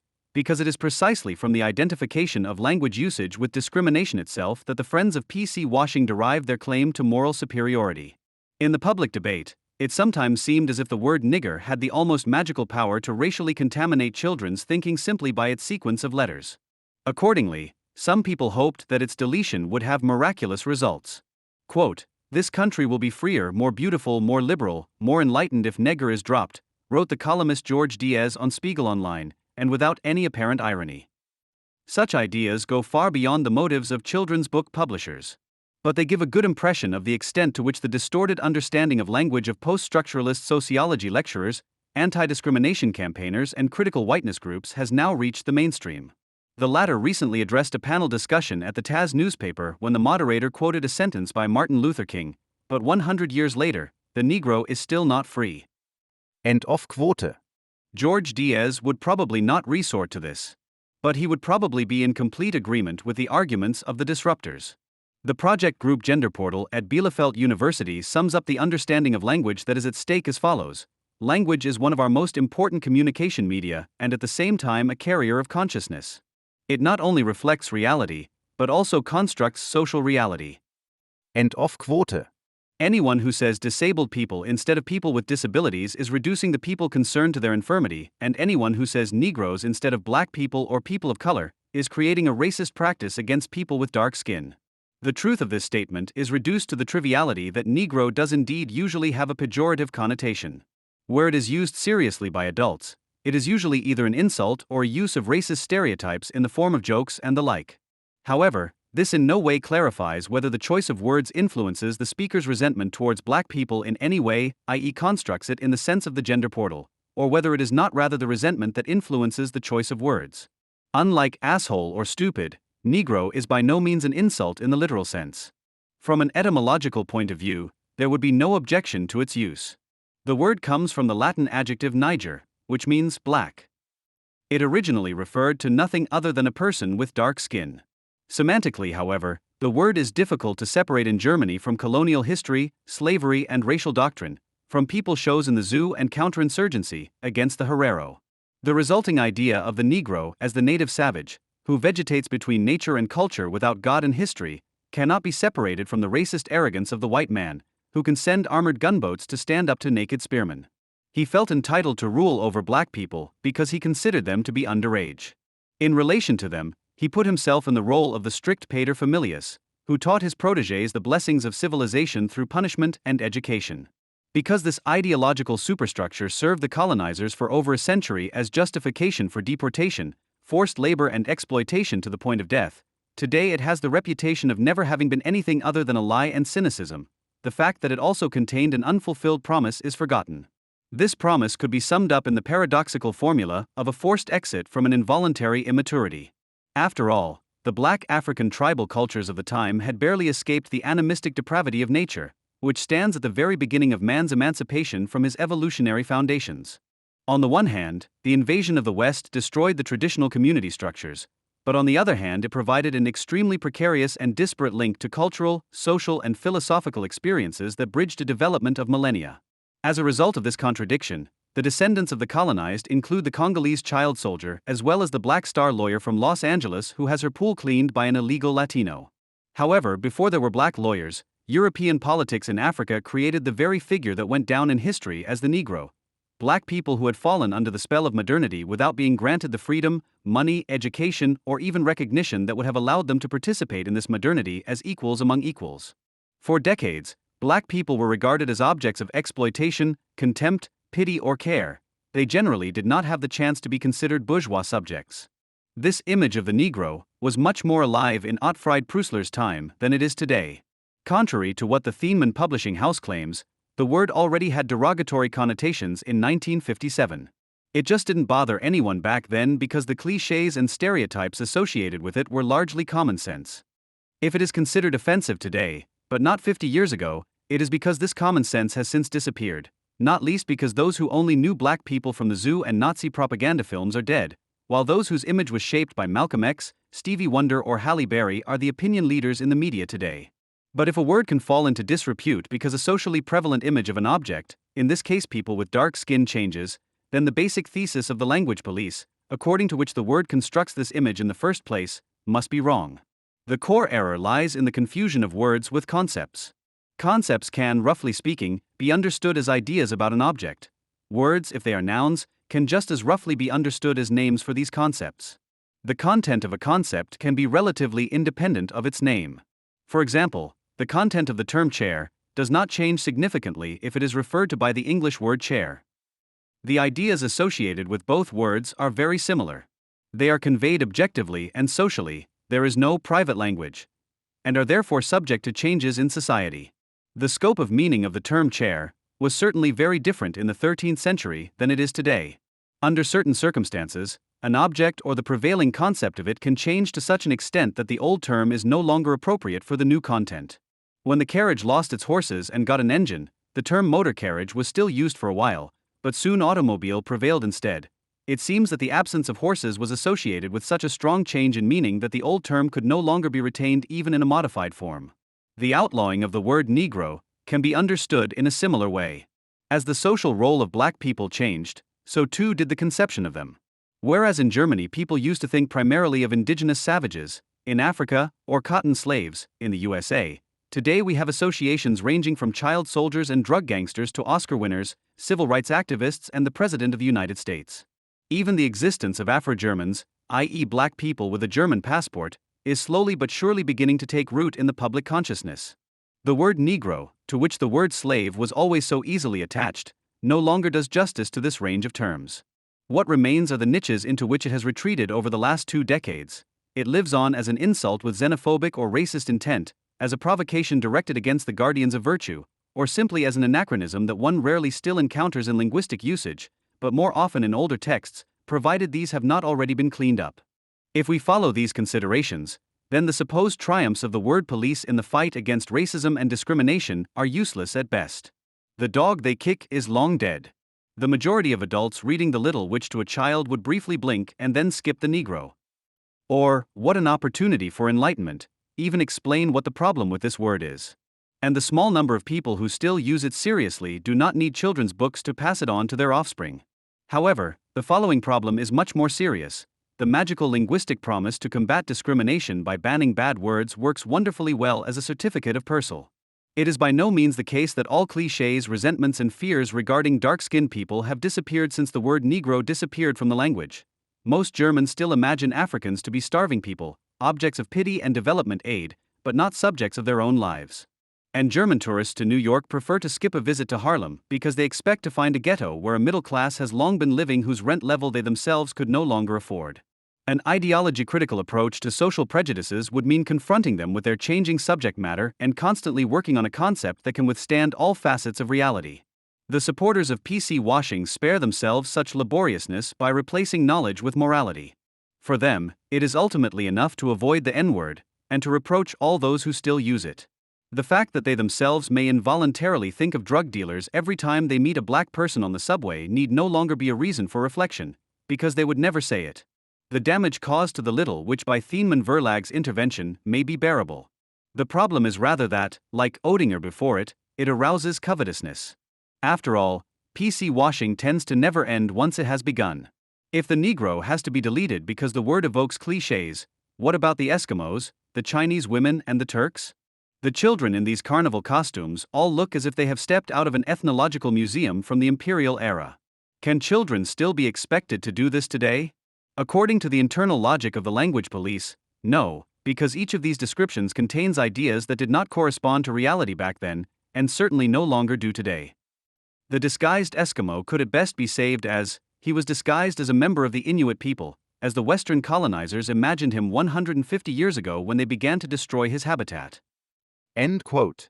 Because almost every statement in a children's book classic bears traces of the false hole under whose rule it was created, a politically correct correction program would only be consequent once every sentence has been checked for anachronistic elements and, if necessary, remodeled. The result of such an operation would, of course, be identical from top to bottom with the ideology that dominates today's society. The eradication of the past calls for agreement with the existing. The fact that it is still a false existing is forgotten. Magnus Clow writes on the fashion for new translations, "What has disappeared is the awareness that the truth of the works lies precisely in their incommensurability, in the way in which they resist the respective present, indeed in the way in which they have become anachronistic and incomprehensible. The purge of children's books also aims precisely at this state of affairs, precisely where it claims linguistic critical awareness.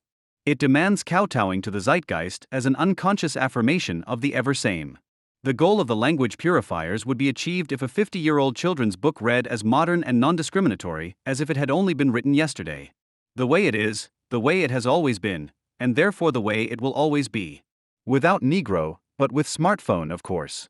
Ever since Klaus Wilberg, head of Thiemann Verlag, told the Taz newspaper in January this year that the word Nederlein would be removed from Ottfried Preussler's story The Little Witch from the next edition onwards, following a letter written to him by Mekonnen Meskina, head of the Heinrich Boll Foundation's Migration and Diversity Department, who had complained about the racist and exclusionary terms used in the story, not without adding, "We will go through all our classics because it was necessary to adapt books to linguistic and political change, because only then would they remain timeless. At the latest since that time, it could be clear to anyone that the word multicultural society is not an empty threat, but an undeniable reality." Germany still feels like a primitive country, with the difference compared to Benjamin's time being that the natives now also allow others into their territory, provided they integrate, which in the case of Germany means that they have to offer the guarantee of being just as narrow-minded and self-righteous as the natives. Of course, these modern clans, cliques and rackets, regardless of their provenance, are not archaic, but highly artificial entities, archaisms from third to sixth hand and as such products of civilization, which in them turns into its opposite.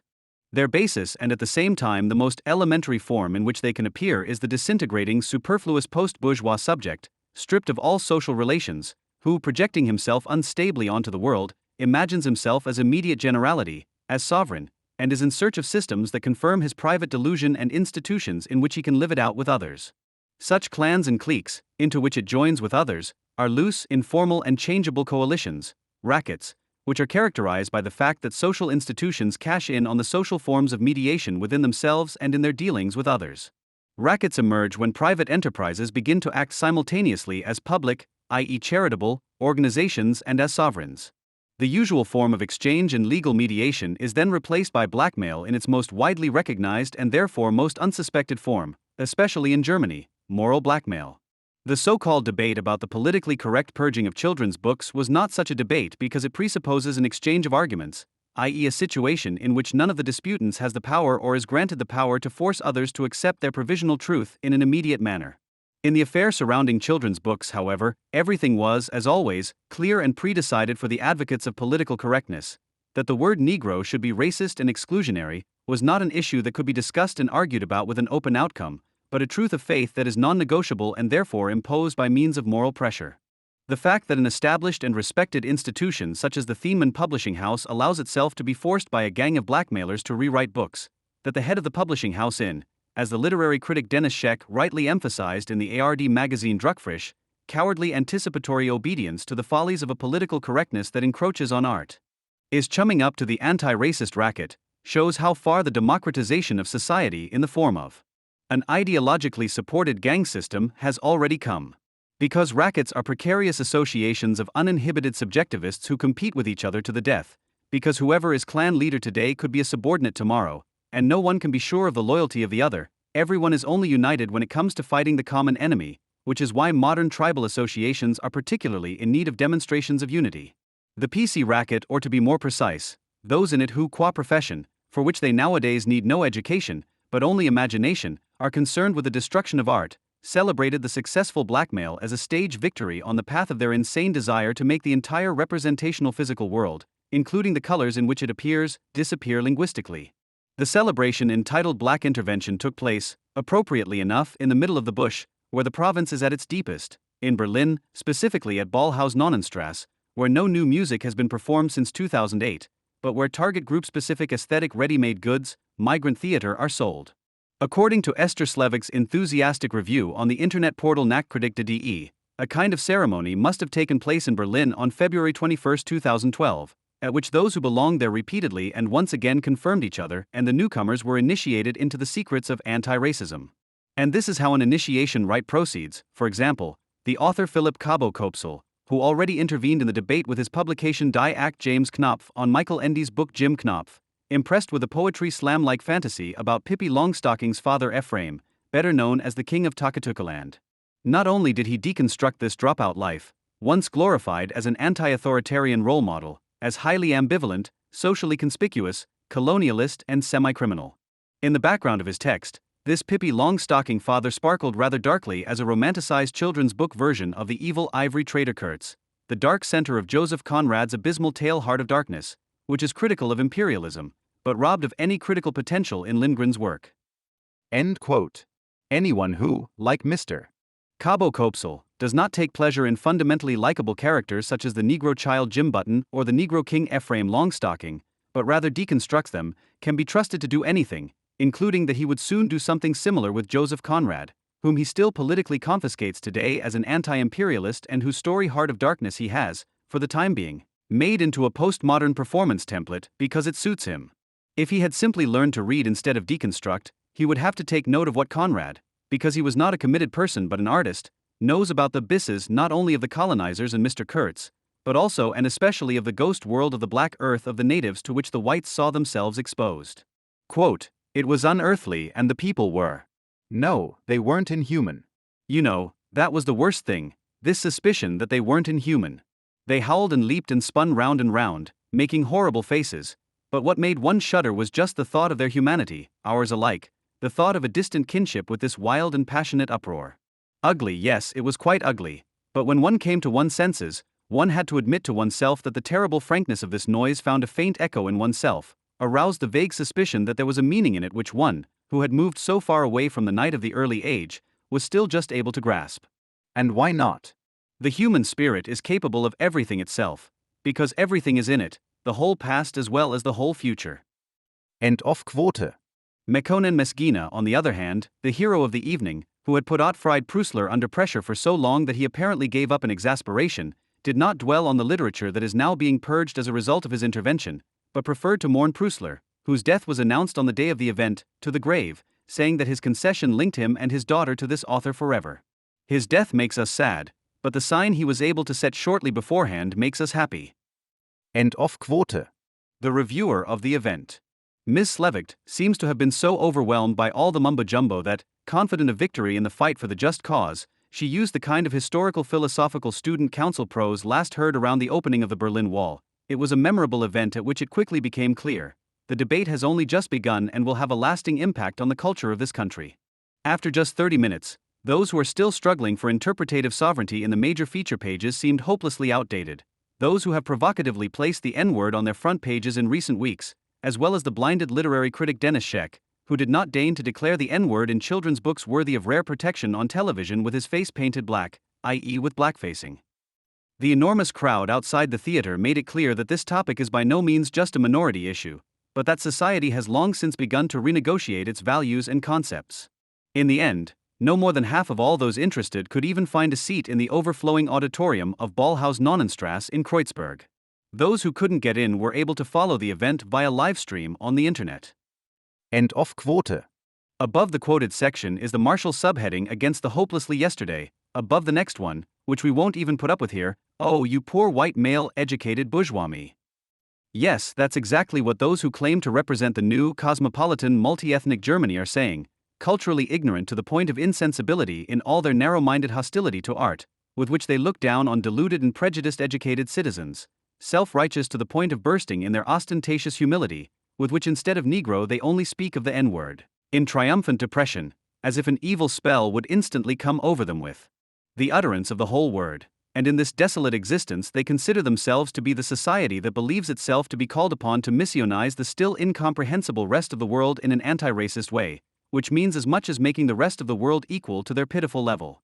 The language they themselves speak, the art they themselves have to offer, is that which can be marveled at festivals that this racket has already captured for its peers as cult venues, the Steirischer Herbst, the Documenta, the Ballhaus, the eternally identical ritual performative acts, in which the already forgotten action phrases and arts and crafts garbage from 40 years of left-wing movement is offered for sale in a postmodern way, the dullest, because non-objective self-reflection, a yawning nothingness inflated to an existential.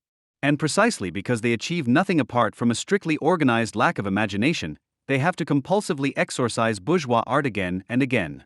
If art has a function at all, then it is to bear witness against the phrase and the violence that lurks within it, without judgment and rather with all the power of shaping that it has bestowed upon the respective aesthetic material as well as eavesdropping on it.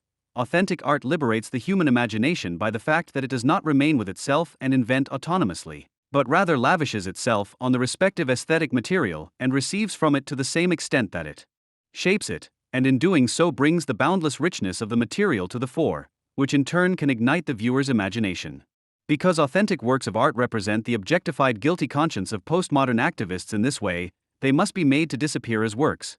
They will indeed not rest until they have linguistically assimilated the entire literarily expressed world to their miserable style and reduced the individualistic and cosmopolitan art of intention and essence to an authentic, commercial art comparable to tribal cults because it fully corresponds to the subjective arbitrariness of the Respektive en groupe.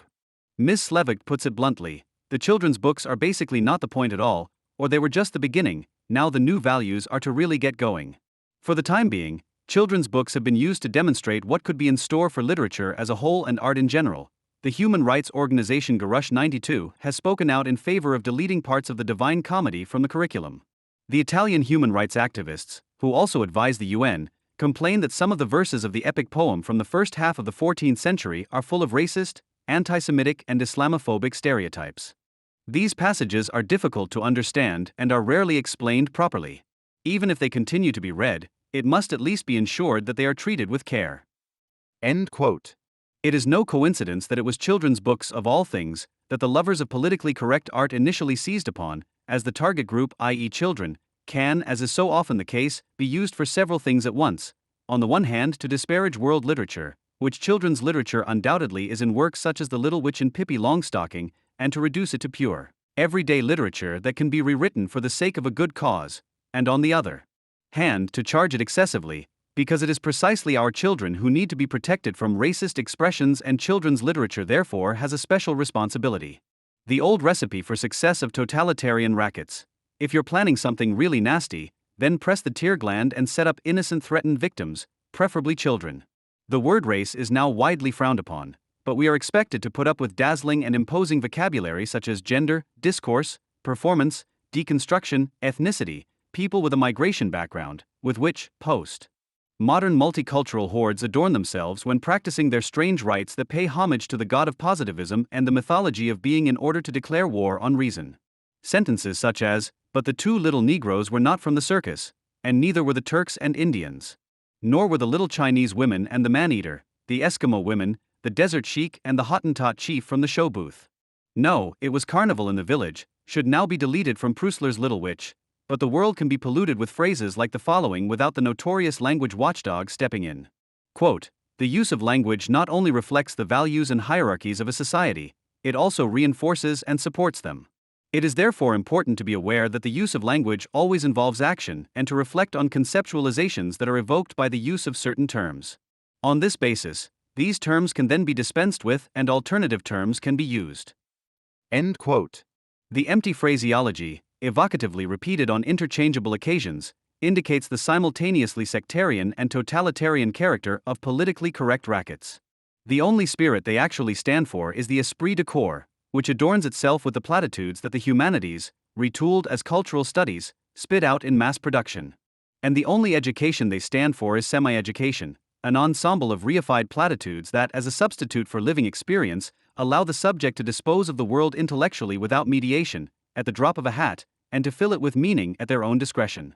From this point of view, postmodern ideology, from which the phrases of the politically correct generally originate, is the perfected half-education that has become a system by fusing the positivist linguistic pragmatism of Anglo-Saxon provenance with the mythology of being re-imported from France and refined there, and is thus able to persist. To sell the Heideggerian self-extinction of the deacon by its own means, which until the 1970s still had the odium of being stuffy and Black Forest, as the dernier cri of progress and consciousness. The trick is quite simple. On the one hand, all language is positivistically reduced to a collection of mere signs, but every single one of them is, to be blithe, a war stage for both an aesthetic staging and a political partisanship, in short, an existential act to be shaped by each individual. Every sign is therefore immediately totally emptied and totally charged at the same time, and the nature of the relationship is deliberately left in limbo so that everyone can determine it according to their own subjective arbitrariness. All statements that are made under this assumption are not sentences that concern any object and communicate something about it. only the most general statements are ever made about the same facts, i.e., that differences are created through language, that foreigners are discursively constructed, etc. What it is supposed to be about in each case is nowhere explained, but to a certain extent assumed as known with a wink, hence the clandestine and evocative style of the postmodern empty formulas. Their theses are therefore only diagnoses of the present in the sense that they reveal everything about the attitudes and intentions of politically correct guardians of virtue, and read in this way, they make no factual sense, but they do make technical sense. Their thinking, like its predecessor, fascist ideology, is no longer a consistent theory, but an ensemble of mobilization slogans that have no factual meaning, but only a strategic and tactical one, to be an effective means of enemy recognition in the struggle for power. What postmodern tribal warriors claim about any kind of thinking, that its validity is not determined by factuality, but merely by the right of the strongest, because any truth is merely a token in the eternal struggle for power of denomination, this thesis actually applies to their own thinking in full, it blurts out what they intend to do. According to this attitude, every word to which their deconstruction is directed must always be somehow significant and charged with all sorts of things, and to this end it is reduced, well, mystically, to its origin, which asserts itself in all historical development by the fact that every linguistic act performatively repeats the original ritualistic naming and, according to this view, creation of differences. It must always be pretended that every use of a word like Negro is a linguistic repetition of colonial massacres in everyday small-scale format. Nothing is less bearable to such a view than the idea that a word could actually be emptied of its meaning and thus be banal and harmless, yet the always unpleasantly iridescent quality of the term Negro has lost nothing so much as its everyday use, its thoughtless use in connection with desserts such as Nigerkus or the more hemmed, more in a shirt, that is so popular in Austrian. The profoundly comparative validity of socialization through litigious value certainly has something humane and progressive about it. Once rather charged words are reduced to harmless tokens. But, of course, professional important people cannot even begin to allow this possibility, and above all, they cannot under any circumstances accept that something should have happened of its own accord that falls within their exclusive remit. They would like to turn civilian life back into a war, and to this end they must first artificially breathe the aura of the word Negro back into it, which it has long since lost without the help of postmodernists, so that they can fight it as racist discrimination with public appeal. There is no doubt that no term in the emphatic sense is exhausted by the conscious and rational definitions that are subjectively, individually, or socially attached to it.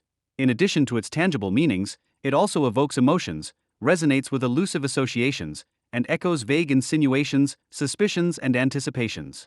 Language as a moment of organized mastery of nature constantly refers to what it does not contain, even though it believes it can clearly fix it, to both extra-human and inner-human, instinctual nature. Every concept transports something that simultaneously eludes it, the libidinal energy of the unconscious, which transcends the mere factuality of its object, which it occupies, and is therefore projective, expressing the fact that the rational grasp of an object owes itself to an unconscious projection. Without projection and the exaggerations it contains, not even a simple act of perception would be possible. By their very nature, projections are exaggerated occupations of the unfamiliar and strange that one encounters in things or other people, by which one is assaulted and to which one jumps idiosyncratically with one's sensorium. When encountering people, for example, the sound of the other person's speech, his facial expressions, his physical appearance, his smell, or even his skin color. As such phantasmagorical occupations of an object of experience, projections are neither good nor bad in advance, but like all unconscious impulses are deeply ambivalent. They are as alien and unknown as the unknown to which they apply, whether they amount to the subject wanting to keep its counterpart at a distance, incorporate it, or rather make itself equal to it, is not clear in advance. All emphatic experience is an invasion and projective occupation. Initially, there is only a violent emotion, the direction it will take is not clear. And because this is the case, just as the erotic and destructive impulses lie so close together in the unconscious that they merge into one another like a picture puzzle, they require philosophically or aesthetically mediated self-enlightenment so that the blindly destructive moments do not gain the upper hand. Only in the mediation in which the void sensory datum brings thought to all the productivity of which it is capable, and on the other hand, thought surrenders itself unreservedly to the overpowering impression, is the sick solitude in which all nature is caught overcome. Not in the possibility of reconciliation reveals itself not in the certainty unaffected by thought, not in the preconceptual unity of perception and object, but in their reflected opposition. The distinction occurs in the subject that has the external world in its own consciousness and yet recognizes it as something else. End of quote. If we assume that the word Negro kiss is actually such a highly effectively charged term as is always claimed, then it contains the association of chocolate and black skin color, both of which are presented as desirable and delicious. It also evokes the fantasy of the sweet Negro, who is to bite into, who you love to eat, who you want to nibble on and almost devour, and who, on the other hand, you think you are kissed by when you press the foam wafer to your mouth. Clearly recognizable in all these formulations are deeply ambiguous sexual fantasies of overpowering in relation to Negroes, the self-evident insinuation that the objects of overpowering would enjoy this, and that this is the case is not in itself a reason for moral qualifications of any kind, but simply provides information about human sexuality, which, contrary to what gender-promoting traffic calming planners generally assume, is inextricably linked to aggressive impulses. Whether this aggression has a benign or malignant effect, what direction it takes and in what form it appears, whether the subject not only recognizes instinctive impulses in excessive projection on the other person, but also recognizes them as their own other, or whether it represses them, splits them off from itself and attributes them to the Negroes as their special instinctuality. This can still be inferred from the projective fantasies and words in which they are expressed. These are trivialities, but in view of a widely shared, almost magical understanding of language, it is obviously necessary to remember that no, the N-word is not a magic word whose utterance instantly turns everyone into a racist and those who demonstratively avoid it into noble people. Whether and in what way unconscious and preconscious echoes of a term are actualized, whether they are called up, exploited and directed in a kind of reverse psychoanalysis, politically and demagogically, speculating on mobilization, or whether they are reflected with philosophical or aesthetic means, is decided in the respective linguistic, aesthetic and action context. Again, it is remarkable that the postmodern anti-racists, who pride themselves so much on their supposedly non-metaphysical but pragmatic approach to language, never really consider these contexts of action, but merely conjure them up in their concretion with zero vocabulary such as discourse, situation, or matrix. The common discourse, academically sanctioned by post-colonial studies and comparable unscholarly disciplines, according to which the designation and description of foreign countries and people made by members of the white dominant culture is nothing more than a projection of our inner self, our unconscious or the foreign in our own onto the outside world or construction that we make with others, has nothing in common with the psychoanalytical term as coined by Freud or, subsequently, Adorno and Horkheimer, other than the name. Rather, it is one of those scholarly half-truths that become a lie through constant repetition and absolutization. On the one hand, the unconscious is treated in this context like a spatio-temporally existing object, as if it were a clearly defined, fixed entity that is available to everyone at all times, readily accessible and not, in Freud's sense, something that also withdraws to the same extent that it constantly makes itself felt. The unconscious is not discovered and elucidated, but rather rationalized, with the consequence that the projective constructions are treated as an offense personally attributable to the individual, which entails a public trial with confession and subsequent therapy. On the other hand, the reproachful statement of projective constructions does not mean criticism in the sense that they miss their object instead of illuminating it. What is meant is rather that the object of our descriptions of the others is exhausted in the projections and constructions. According to this view, no object exists beyond our perception that is determined in itself. Any object is merely the epitome of what we project onto it and otherwise literally nothing. Deconstruction is thus at its root the insane desire to prevent projections, i.e. to shut down imaginative activity and thus perception itself, and because this cannot work, repeated exorcistic rituals demand proof of harmlessness from the human imagination. It is supposed to certify in advance whether it is meant to be good or evil. On the other hand, that which ignites projections, the unknown stranger, is only invoked in order to deconstructively make it disappear once and for all. What is considered offensive and exorcised is what does not fall under the spell of the discursive power of being from the outset and resembles it, the indeterminate, enigmatic, unavailable and unpredictable that appears in people as existing in the flesh. It is precisely the politically correct who are xenophobic both internally and externally because they fear the alien allure that emanates from the human body like the devil fears holy water. If there is no longer any something, no objective, on which projection is active and which either opposes or counteracts it, the concept of projection becomes both objectless and absolutized as objectless. Projection becomes synonymous with purely arbitrary invention, no longer bounded by any external barriers, and in this the postmodernists in turn provide a very apt self-description. Whereas classic racist projections had at least imputed other people with substantially human characteristics such as an exuberant sex life, the delusional, unbounded projections of the anti-racists now deny them not only any foreignness but also every characteristic with a clear conscience and impeccable moral legitimacy. No other human being is any longer conceded to be an alien continent, as it were, which is involved in the projective assaults in which it simultaneously appears and remains hidden, in an unknown way, and which must be patiently explored with all the imponderables that this entails. The humble, self-accusatory attitude that pronounces a verdict on fantasies attached to the human body reveals itself in this way as an insane fantasy of power to appropriate other people even more and totally by declaring them to be creatures that exist only by the grace of occidental discursive constructions and attributions. They are reduced to qualityless material into which the postmodern counter-sovereign wishes to exclusively inscribe himself, as it is called in the blissful brutality, Bockelman, of postmodern jargon. What emerges is a new kind of guardianship over the world, carried out through self-accusation and remorse.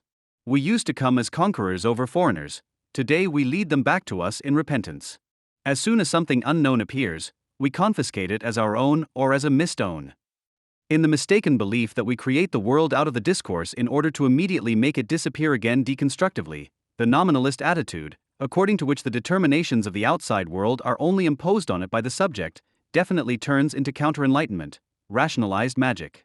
This, in turn, is the appropriate ideology of rackets, with which the clan chiefs mean to their subjects and those outside, only those who unconditionally submit to their interpretations, their jargon and their power of definition are accepted into the circle of initiates and remain in it. The postmodern attitude is the popular philosophy of the delimited subject in the dissolving post-Nazism. Although it corresponds to a social character that is not in itself bound to any class, the grotesque linguistic magic with which it is associated is undoubtedly particularly attractive to those whose professional subject is language, intellectuals, writers, artists in general. They are shown daily how meaningless language is and how little words are actually capable of, and because, instead of admitting their powerlessness, they prefer to politicize it immediately and transform it into boundless omnipotence, they hold themselves harmless when they conjure up the supposedly devastating effect of words that have long since been trivialized and denounce a racism that has long been ideological junk from the day before yesterday. The firmness of conviction and respectability that they demonstrate in doing so are, in turn, nothing more than an expression of the altruism that is the cover image of a bestial and abstract self-interest Marcuse.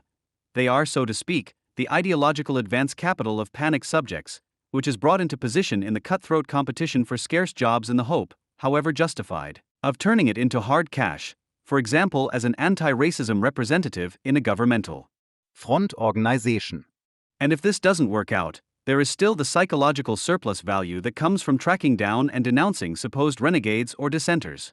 The fact that intellectuals in particular, and those who consider themselves to be such, are so intensively concerned with racist discrimination means that they see themselves as disadvantaged victims and care cases with a claim to exclusive permanent care.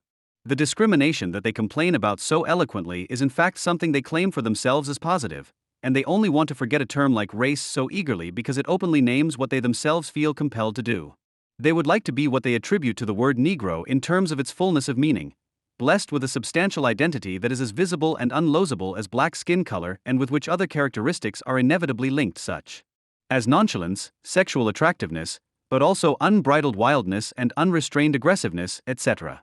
In this sense, they would all like to be Negroes.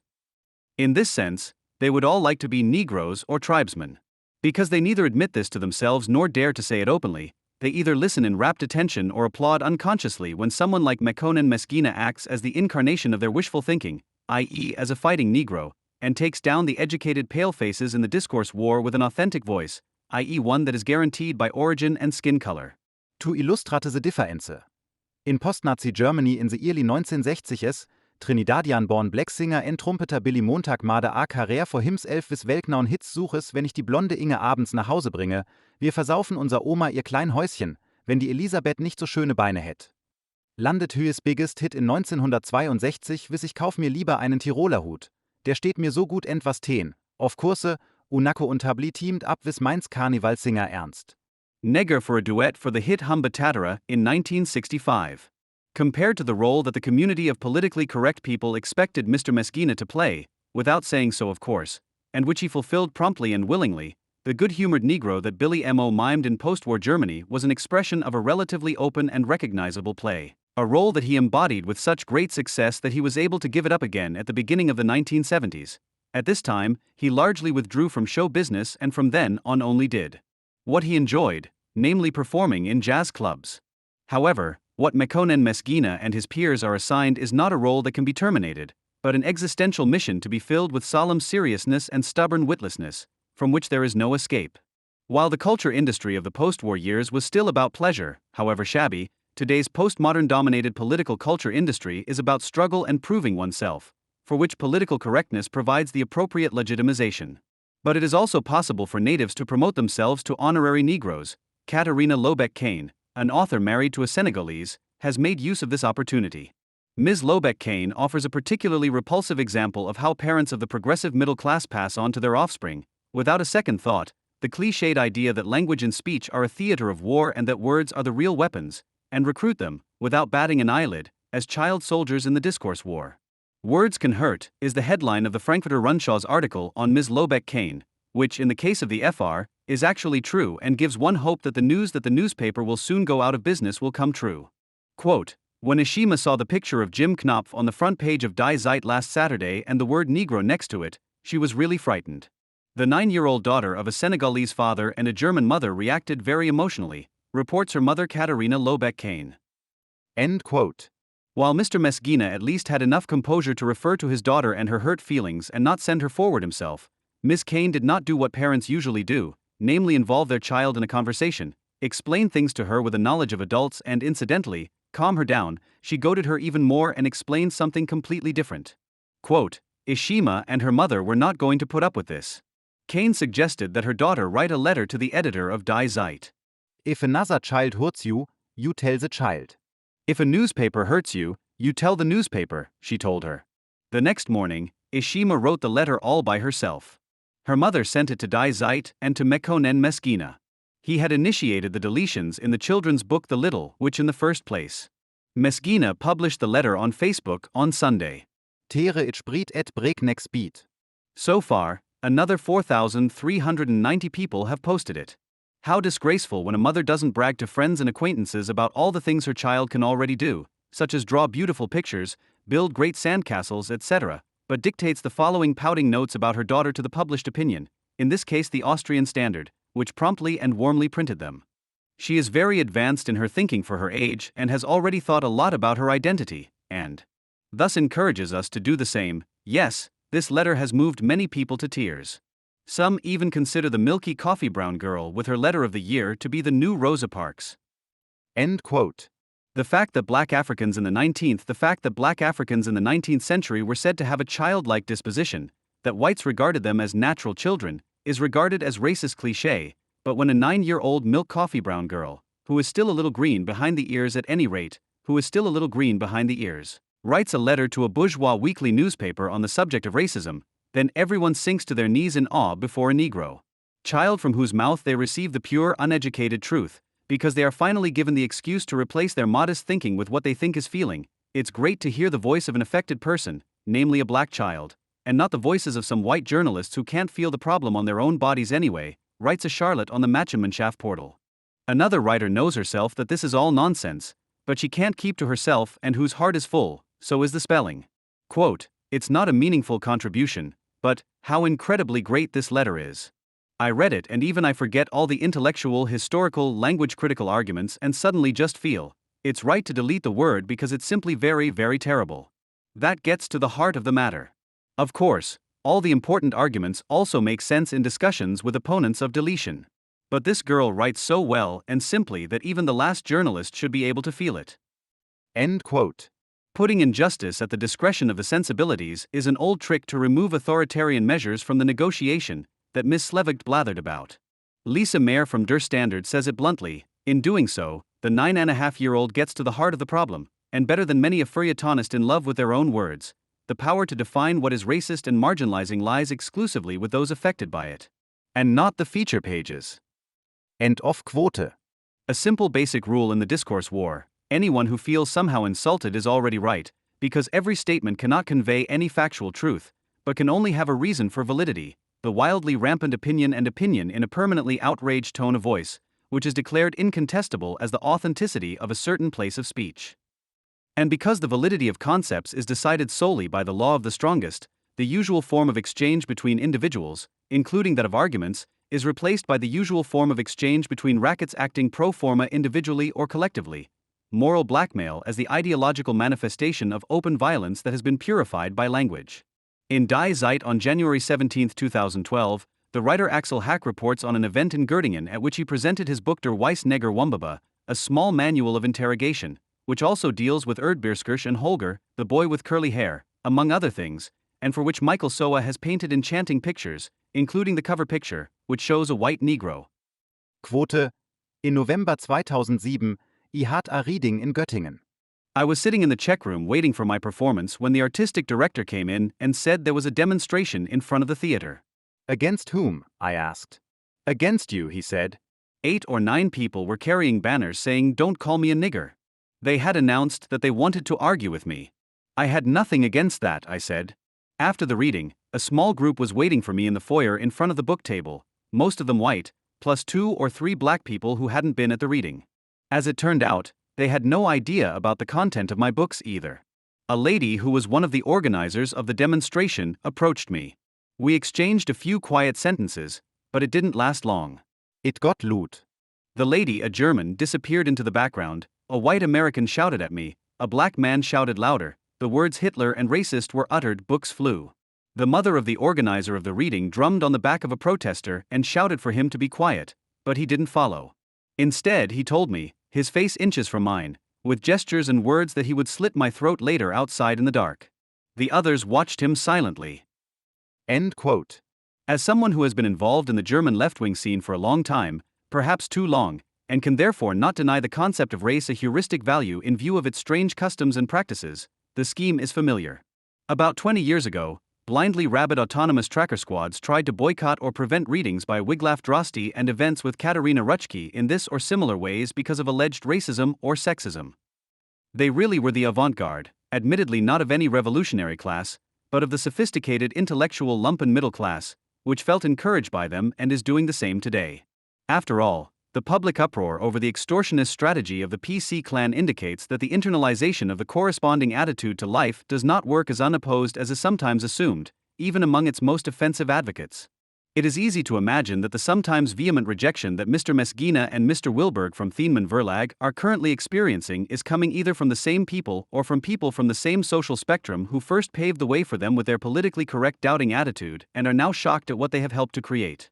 This may be considered hypocritical or opportunistic, but it is always better when people do not draw any practical consequences from the ideology they advocate. In general, it seems that the gruff manners and confused language of postmodern tribal associations have little or no effect on people who are not intellectually biased. They seem to have more brains than the completely hardened intellectuals.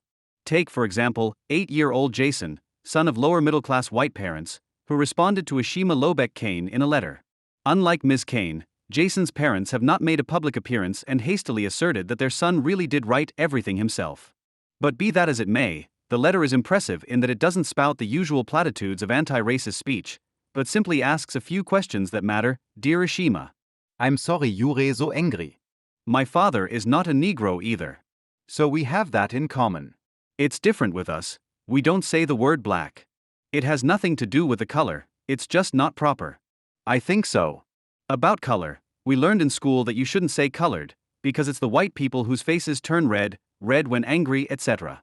Black isn't good either because black is associated with bad things, black magic, black workers. And a brown person is a Nazi. African?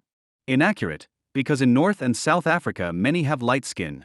There are also black-skinned Germans. How do you say that? With heavily pigmented, you'd feel like a fool. Perhaps you've also let yourself be persuaded that it's bad if a child dresses up as a Negro? I'm going to dress up as an Indian for carnival and hope that nobody is angry with me and that I don't get into trouble with your Jason 8 years old. End of quote. Intellectuals are never confronted with such elementary questions, such as how best to behave when a white person is confronted with a black person, but simpler people sometimes are.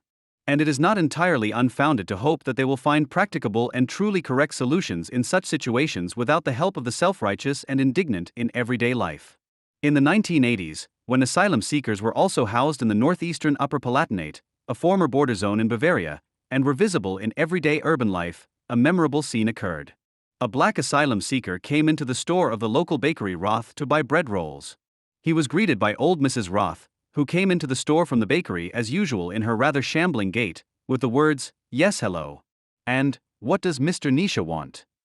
Not burdened by any kind of deconstructionist nonsense, but also without any relevant serious intellectual training, Ms. Roth had so much intuition and tact that in personal dealings one does not address a Negro as such, i.e. as a member of a group of people with black skin color, but rather as an individual, as Mr. but even as a substitute for the missing name, the nigger after her, still seemed too coarse to her, which is why she softened it to Nisha, a pronunciation completely foreign to Upper Palatinate, which apparently only came to her mouth at that moment so that her form of address would sound polite, chosen, and in no way insulting or derogatory. If politically correct tribal warriors, who did not yet exist in this form at that time, had noticed this, they would certainly have immediately attacked Ms. Roth and denounced her as a racist for the mere use of the N-word. However, we would like to honor her memory as a person with sensitivity and an educated heart who, in her own personal way, made a contribution to a multi-individual rather than a multicultural society.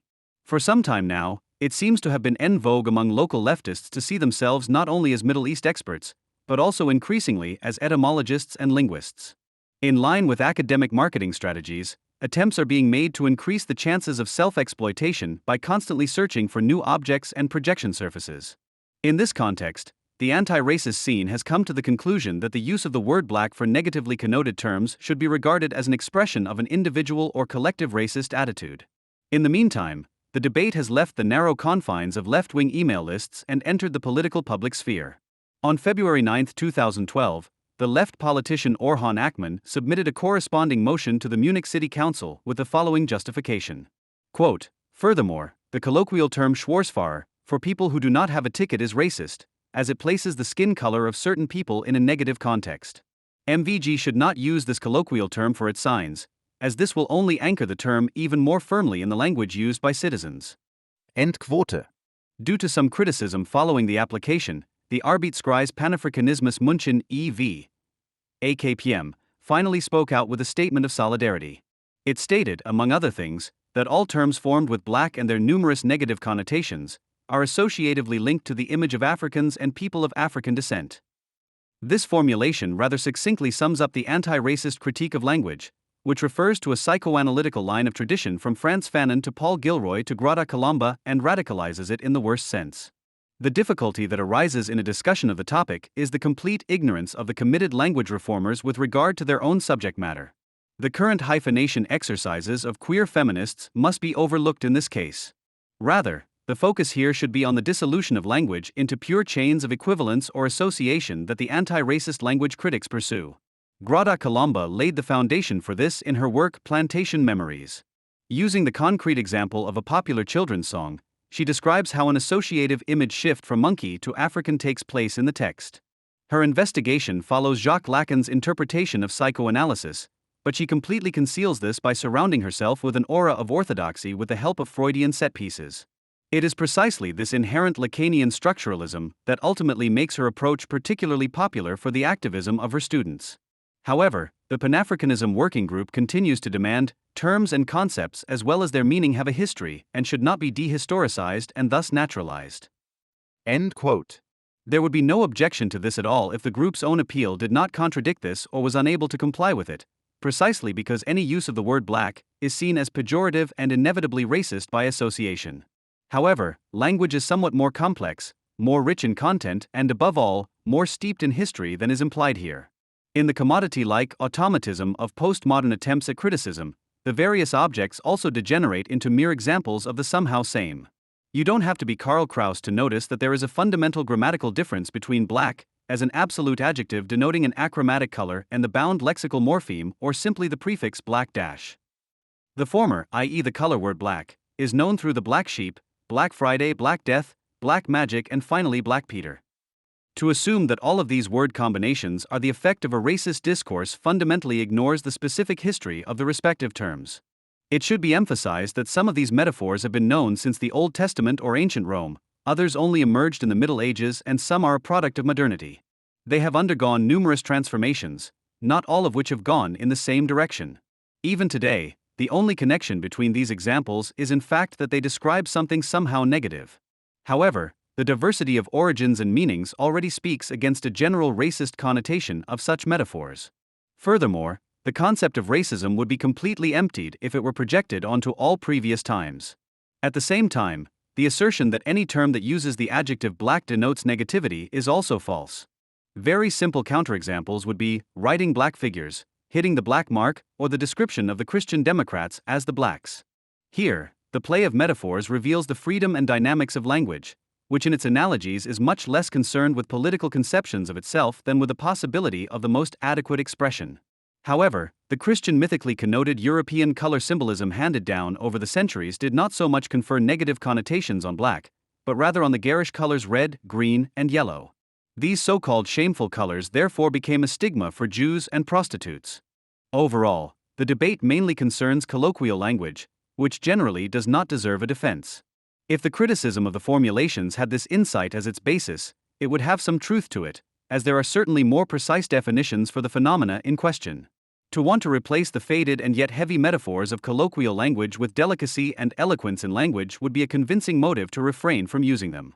However, even colloquial language and its use must be defended against linguistic activism if criticizing it increases the general stultification and thus falls short of its own object. Neither Schwarzfahren or Brennen nor Schwarzarbeit, Schwarzmarkt or Schwarzgeld refer immediately to the metaphorical use described above. Schwarz- is a bound lexical morpheme. It could also be shortened to a bound lexeme, because it is the bound that is important here. Roughly speaking, it is a part of speech that requires a word connection and does not form an independent word in isolation. Comparable lexemes in German are Stief- or Schorn-. For the sake of simplicity, it will be referred to here as a prefix. Today, Schwarz- denotes something illegal or unlawful, although this still needs to be clearly specified. This can best be achieved by describing the development of the term and its changes due to new social circumstances in order to not only register the etymological change, but also to understand it. The automatic identification of the prefix with racism, motivated by linguistic politics, ignores the countless efforts to explore the linguistic historical origins and concrete meaning of the phrase. The Arbeitskreis Panafrikanismus, Pan-Africanism Working Group, correctly comments on this, without being aware that this contradicts the assumed pan-European racist color metaphor. In none of the other major European languages is an equivalent of the term black driving used. This can be signed up to and can even be extended to the related combinations, but lies in the specific nature of the terms themselves. Contrary to what is claimed, Schwarzfahren is not a rhetorical metaphor, but rather a metonymy. This refers to the stylistic figure of renaming. A metonymy cannot be understood in the usual literal sense, but refers to a real existing factual proximity of the formulation, i.e., to a similarity in content and not in form. The most likely origin of the ostracize phrase is from the Western Yiddish swears for night or darkness, and its first adaptation under the same meaning in 14th century Rotwelsh. The verbal extension to blacken, to do something at night, also seems obvious. Rotwelsh is a sociolect of German that developed during the late Middle Ages and was mainly spoken by the so-called vagrants. These included vagrants, robbers, thieves, smugglers and Jewish merchants as well as Sinti and Roma. They were all those who were excluded from both the rural patriarchal sedentariness and bloodshed as well as the developing bourgeois city and thus spent most of their lives on the country road. The influences and adaptations from other languages, such as Yiddish or Romani, were just as diverse as their speakers. Because of its background, the sociolect can therefore be described as a jargon of vagueness and the delinquency that sometimes arose from it, which was always intended to be a secret language and a mark of distinction. The meaning of Rotwelsh as the incomprehensible language of beggars expresses this very aptly from an outside perspective. The term is an attempt to subsume various dialects and self-designations of this excluded community under one umbrella term. Rotwelsh was only ever a second language for the people who used it. There was no written form, only oral traditions, which used the language to convey a certain wealth of experience. This can be seen particularly clearly in the fact that Red Welsh is almost exclusively used to refer to concrete descriptions of useful facts or activities, and abstract terms are hardly known. When metaphors were used, they differed greatly from German, precisely in order to remain incomprehensible.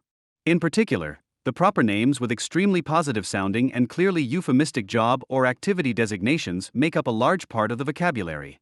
The second phase in the development of Rotwelsh began after the 30 Years' War.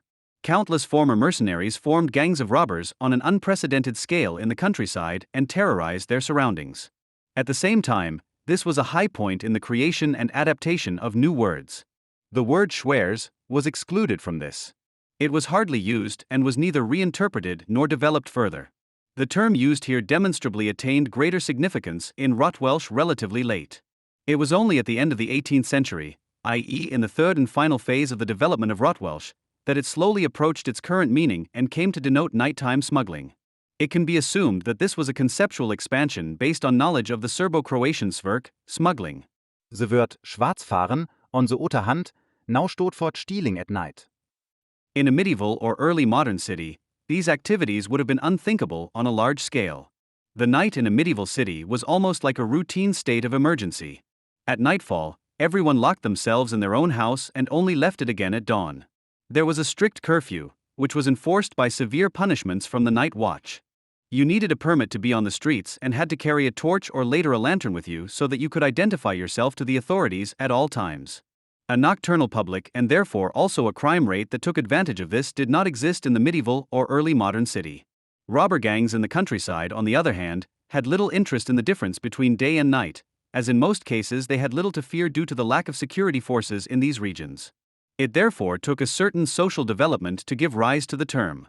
This is precisely what the new postmodern language games overlook, which for some time now have been recognizing a performative potential for resistance in the jargon of these murderous rackets in the manner of cultural studies and ultimately proposing the compromise formation of Schwarzfahren.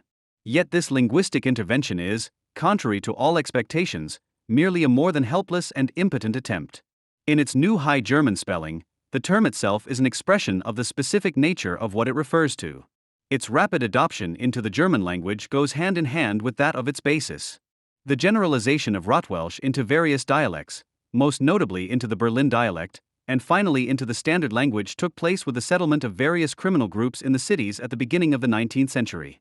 This was due, on the one hand, to the expansion of cities in the wake of the onset of industrialization and the associated rural exodus, and on the other, to a massive increase in the persecution of criminals in the countryside. The gangs therefore had to reorient themselves and mostly took on legal fictitious activities in the city in order to pursue their previous trade. This ushered in the third phase of the formation of the Rotwelsch language, which still continues today. The coincidence of the emergence of the meaning of the nocturnal illegal with the general spread of the jargon that gave rise to the term shows its intrinsic connection with the process of civilization. The meaning of civilization as bourgeois enlightenment becoming practical is expressed quite well in the English and French equivalents, enlightenment or les Lumières. Even Goethe's supposedly last words on his deathbed, more light, illustrate the inner connection between civilization and light, even if they belong to myth. In fact, street lighting in cities was one of the most important achievements of modern civilization.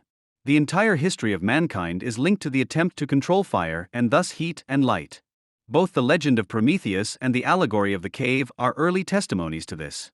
However, the development of artificial light was very slow. Although lighting has been known since Greek antiquity, it never became widespread and always remained in the realm of private responsibility. It was not until the end of the 17th century that the absolutist states began to turn towards centrally prescribed public lighting. The highest technical development during absolutism was the reverbera oil lamps in Paris. However, these were so sparsely distributed throughout the city that they only served as position or orientation lights for the population and left large parts of the city as dark as in the Middle Ages. On the other hand, they were regarded exclusively as instruments of state control, which were introduced primarily as a means of preventing feared uprisings and could therefore be described as police lighting. It is therefore not surprising that lanterns became one of the main targets of destruction during the Paris uprisings and the French Revolution. The actual lighting of cities began with the introduction of illuminating gas. This made it possible to actually illuminate streets and squares in their entirety. The progressive abolition of the separation of day and night had an economic basis, as the exploitation of capital in the 18th and 19th centuries could no longer tolerate the barriers of nature. Marx described the expansion of working hours in the course of industrialization very vividly in the first volume of Capital. For a long time, the first gas lighting was used exclusively as factory lighting and only found its way into the open city in the 19th century. The proletarianization of a large part of the population caused cities to grow into metropolises and demanded new forms of transport. The effect of the revolution in these technologies can hardly be understood from today's immediate perspective, but it has found diverse and impressive expression in literature. The lighting of the streets created the conditions for a nocturnal life that was no longer subject to nature. The end of the day no longer necessarily meant being at the mercy of the dreariness within one's own four walls, but allowed people to escape to the outside world. Thus, the darkness of the night did not force us into the private sphere, but the night lights created a completely new form of publicity that no longer seemed exclusively threatening, but even inviting. Of course, they still served the purpose of control by the authorities and were criticized as such from the very beginning of their existence. Nevertheless, it must be emphatically emphasized that it was the new regulations in the unfolding process of later civilization that enabled a nuanced development and certain traits of individuality and demanded instinctual sacrifices from individuals in return. Delegating part of one's own self-preservation to the law, the police, the fire department, and numerous other achievements thus made it possible to develop an autonomous self.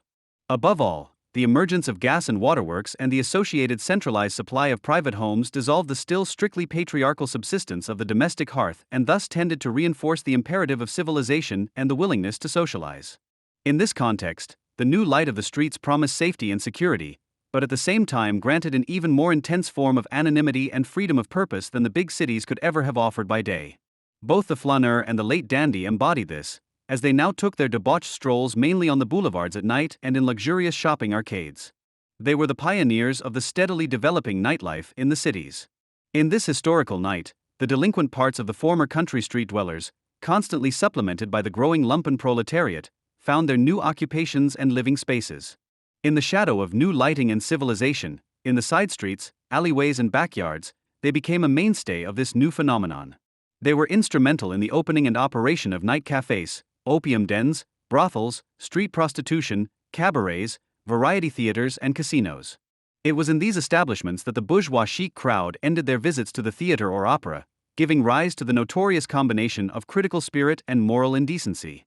The result was the half-world or shadow world, the demi-monde, which the younger Dumas described in great detail in his comedy of the same name in 1885. It was this form of delightful delinquency that ultimately brought about a shift in the meaning of black, and moved it in a new direction. A form of illegality developed, which became consumable and frequented by parts of the bourgeois class itself, so that the latter left a good part of their consumption funds as revenue to these dedicated lumpen proletarians. This trade had to remain as clandestine by tacit agreement as the sins of those who spent the night recovering from the rigid bourgeois morality and rationality of the day. The approximation of the term to that of modern-day moonlighting and related formulations is inextricably linked to the dialectic of civilization. The phenomenon described can be seen as a form of reaction or even a corrective to the instrumental overregulation of the advancing practical enlightenment, which itself turned into the deeply irrational. This form of nightlife was subject to moralizing hostility throughout its existence. The Puritan women's associations were particularly prominent here. This particular form of illegality of the night is a clear sign of the transformation of practical reason into irrationality, which allowed neither the poor to satisfy their hunger nor the wealthy to satisfy their urges within the framework of what was legally and, above all, morally permitted. Between the old barbaric and the new rational chastisements of the individual, a gap was created for a short time within socialization, to which many a hope for the realm of freedom still clings today.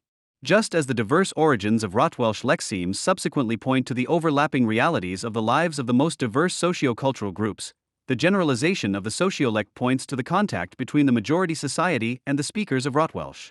Today's uses of the prefix Schwarz denote a form of illegality that describes a very specific violation of the principle of equivalence exchange. In contrast to fraud, which directly enriches the specific exchange partner, illegal employment, illegal driving, and similar offenses are committed at the expense of the state and ultimately the general public. Interestingly, this meaning can only be traced back to the period after the First World War. Derivations into other European languages can be traced back to this time at the earliest. This dissocial behavior represented a direct objection to the injustice of fair exchange.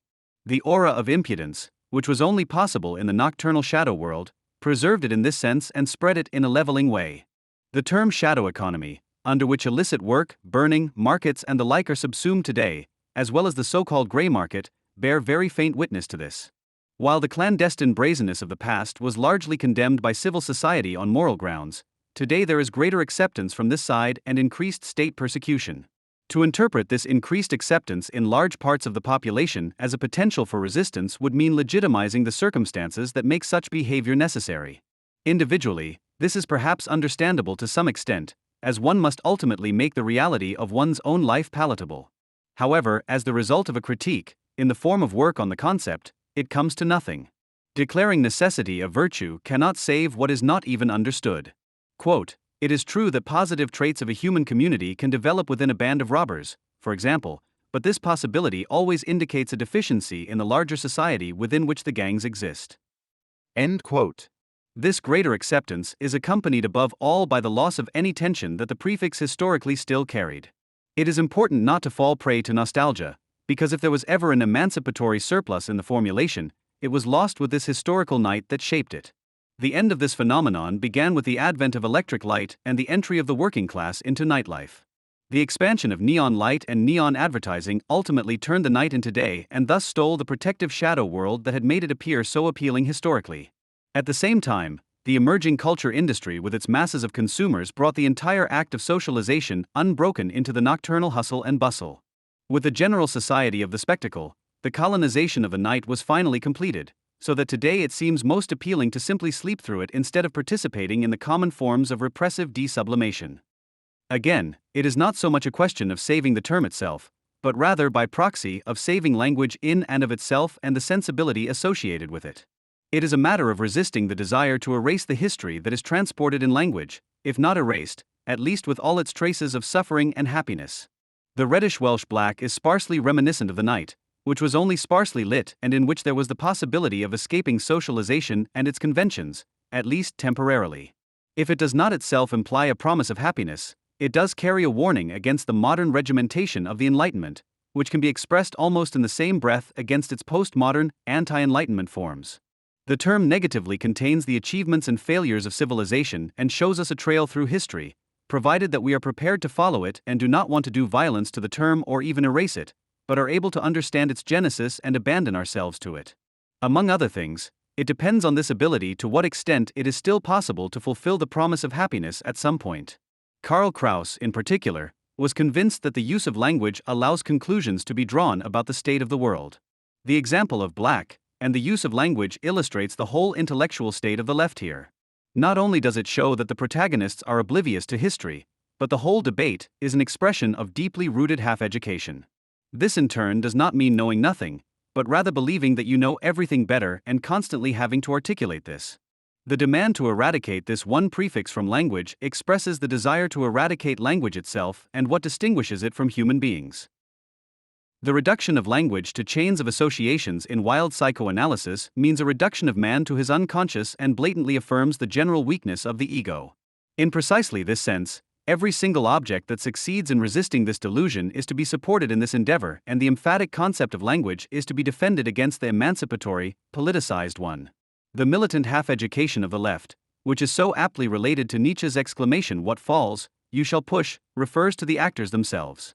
The demand to eradicate blackness, which could in some way denote something negative, from the language occurs slightly later than the appropriation of blackness as a self-designation in the 1980s.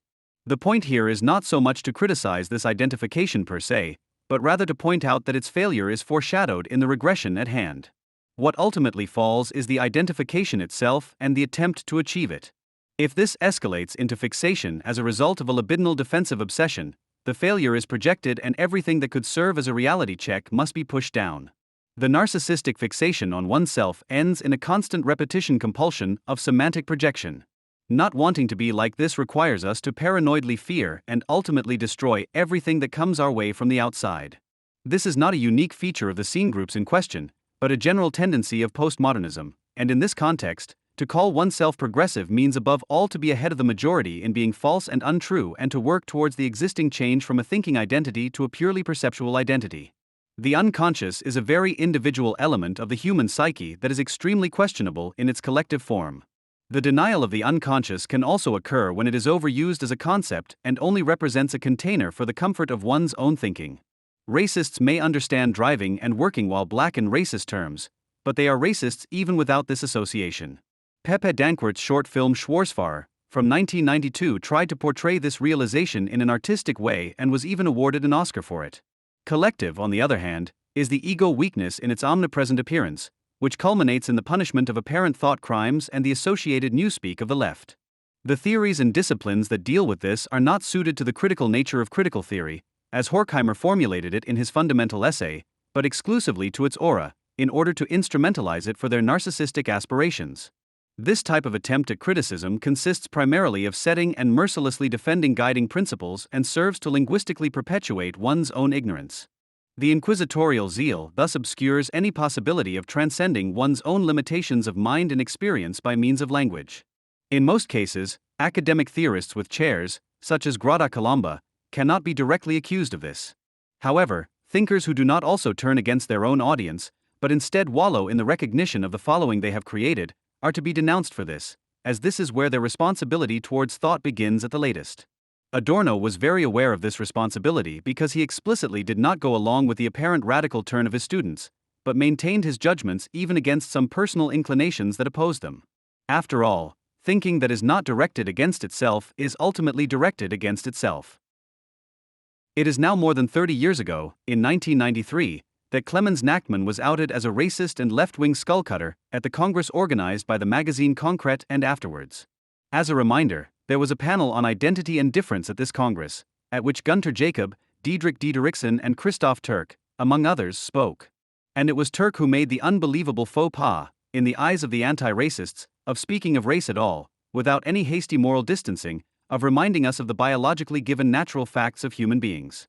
As if that were not enough, he cast fundamental doubt on the explanatory power of the term racism in the face of an inflation of racism, the title of his presentation, that had long been underway at the time, in the wake of which the term was extended to absolutely everything that could have anything to do with domination or oppression and was thus completely emptied of its meaning. Turk has sharply criticized this Punch and Judy show, which defies all logic and any reference to reality and which not only avowed anti-racists, among them many anti-Germans, but also social scientists were already putting on at the time, and thus ruined their favorite toy with which they could stage their firmness of conviction and moral integrity.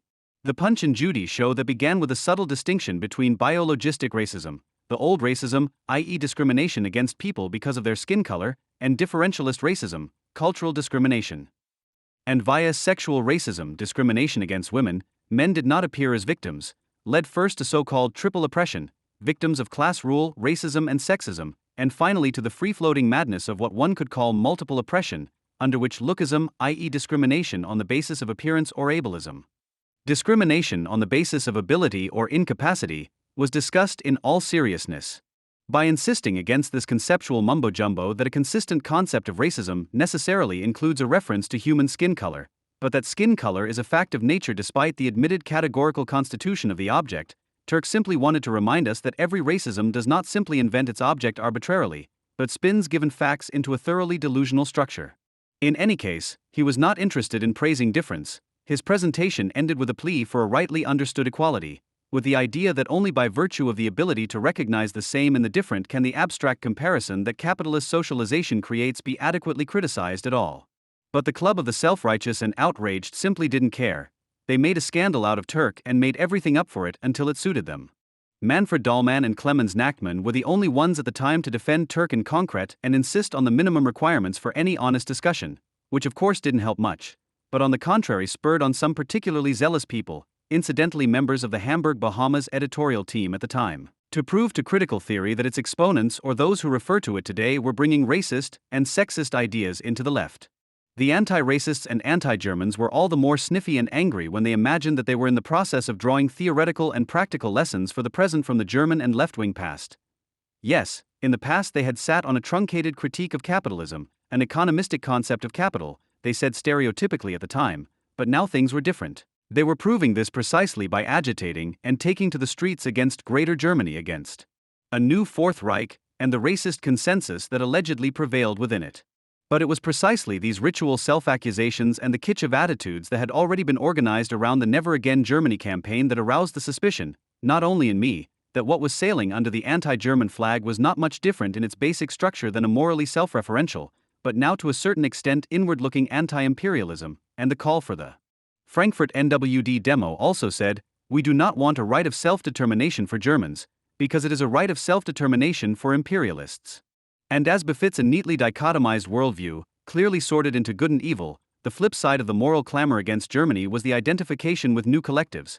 Now it was the foreigners and especially the now subtly called migrants who were pushed into the role of a new revolutionary subject and in some cases were quite happy to take on this role. In this context, it is worth remembering, for example, such a fun association as the Café Morgenland, which directed its abstruse tirades against German perpetrators with a preference for their anti-German advocates, but who refrained from the obvious reaction that the Morgenlanders were simply getting on your nerves, out of a guilty conscience and consideration for their new subject. Be that as it may, in any case, all the figures of argumentation that today find their true purpose in a different political practice were already assembled back then. Today, everything is back in the right anti-imperialist place, no longer against the Fourth Reich, but against the new Nazis in the true empire of evil, which can be found incarnated in the USA and Israel, the great and little Satan in the language of the Islamists, with whom the leftists also eagerly fraternize. There is nothing to save about anti-racism, nothing to inherit, just as little as there is about anti-imperialism and traditional anti-capitalism, with which it also shares the essential basic assumptions. To put it briefly and painfully, racism is an ideological buzzword of an anti-racist racket that lacks any reference to reality, which its members carry before them only as proof of their firmness of conviction and respectability, and which serves them as a tried and tested means of arbitrarily and freely determining who is to be considered a racist. And this anti-racist racket is now used by almost everyone. Opposing racism has long since ceased to be the domain of the left, but is now the official raison d'etat and common sense of all respectable and well-meaning people, and that is the overwhelming majority. Anti-racism is a ticket, a combined package of self-assessments, attitudes and behaviors based on them, the claim to take a morally clean and politically effective counterposition to racism, and this absolutely includes banning the word race and everything that could remind you of it from your vocabulary, being open to the other and their culture, religion, customs and traditions, only speaking respectfully about other cultures, not at all or shamefully to disparagingly about your own. Because they represent imperialism, i.e. the oppression of foreign cultures, they should not pass any judgment at all on foreigners and their customs. That would be Eurocentric presumption and an extension of this imperialism, but rather adopt the self-image of foreigners, hold back and thus symbolically remove guilt.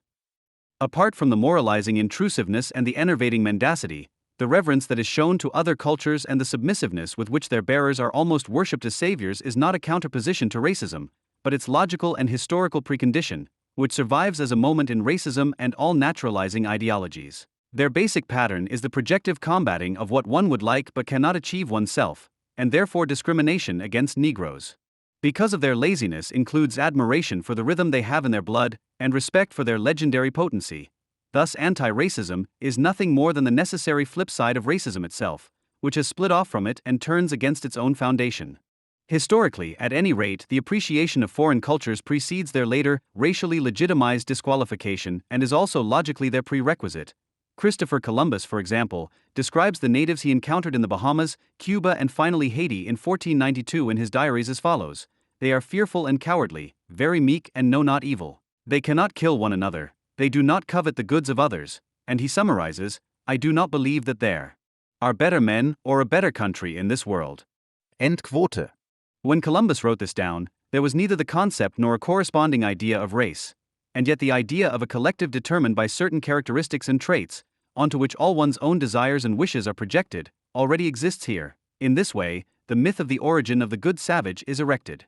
Empirical people are measured against a standard that they have to meet, an ideal essence is imposed on them that they have to live up to, and if they fail to do so, which is inevitable, the logical consequence is their disqualification and condemnation. Just 2 years later, for Columbus, the peaceful and gentle have been transformed into cruel savages who are only fit to be slaves and who must be punished with draconian punishments. The myth of the good savages, who were closest to the origins of humanity and to whom we should return, then reappeared in the 18th century in Montesquieu's letters to the Persians and in Herder, who took up Montesquieu's doctrine of the common spirit of peoples, determined by natural and social factors, and condensed it into a theory. According to this theory, there are no universal standards, categories, principles or values that apply equally to all people. On the contrary, every society has a very special, incomparable collective soul, a folk spirit, which is expressed equally in language, art, way of thinking, clothing, habits, and traditions. Therefore, as Herder polemicized against Voltaire in particular, it is not acceptable to try to re-educate people according to abstract, general principles in the manner of the Enlightenment, but rather to leave peoples in their traditional prejudices, as these represent the good origins of a collective. Prejudice is good in its time, because it makes people happy. It draws peoples together to their center, makes them firmer on their tribe, more flourishing in their kind, more fervent and therefore also more blissful in their inclinations and purposes. The most ignorant, most prejudiced nation is often the first in this respect. The age of foreign wanderings of desire and foreign voyages of hope is already disease, flatulence, unhealthy abundance, a foreboding of death. End quote. It doesn't take much imagination to realize that Herder's theory of the good folk spirits to be protected against the arrogance of the Enlightenment corresponds pretty much exactly to today's anti-racist common sense in Europe, which indiscriminately practices respect and tolerance for all grown cultures and protects them against the arrogant imperialism of the USA. And it is not difficult to see that Herder's doctrine of the uniqueness expressed in all expressions of a people's life was the model for the modern concept of culture, which is repeatedly claimed in the current context and which, with high culture denigrated as elitist, rejects any objective standard for what is and what is not culture. Instead, every regular expression of life is indiscriminately declared to be culture, while retaining the nimbus of the old term, with the consequence that everything can be declared to be culture today, based on a cultural conceit that dominates both everyday consciousness and jurisprudence. Pop songs as subculture, Tuscan olive oil as food culture. The violent actions of Islamic husbands as traditional culture and the European welfare state as a supposedly successful cultural taming of capitalism. Incidentally, Herder was an avowed opponent of the racial theories that increasingly emerged towards the end of the 18th century, which honors him personally, but does not change the fact that his anti-racist teachings paved the way for later explicitly racist German nationalism. On the other hand, anti-racism is not only the precondition but also the consequence of racism. All anti-racist pamphlets, both those of 20 years ago and those of today, always assume that there is first something like a racist doctrine or teaching, which is then realized and put into practice in a second step. Opposition therefore refers mainly to an ideology, rather than to the practice it covers. Older anti-racism, as reflected for example in the founding statutes of the UN, therefore endeavored to refute racism and to this end cited scientific and even sociological evidence to underpin the fact that racism is not only reprehensible but also untenable. Modern anti-racism does not care about such scientific solidity and prefers to stick to Protestant inwardness, according to the motto that before the bad deed comes the bad thought and the bad word, which must therefore be driven out so that everything gets better. Anti-racist practice today consists of highly scrupulous examination of conscience and permanent purification of language, which in turn is kept going by the universal suspicion against each individual, which the whips and speakers never Tiere of Spreading.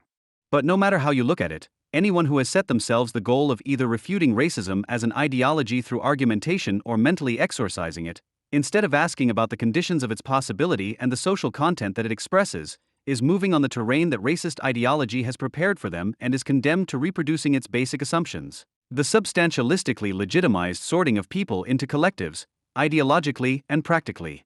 Thus it is that today it is anti-racism that, under the pretext of heroically fighting against a racism that in reality does not exist, demands respect and tolerance even for the most backward and inhuman customs and traditions, and thus itself functions as the protagonist and advocate of a racism of the rest of bourgeois society.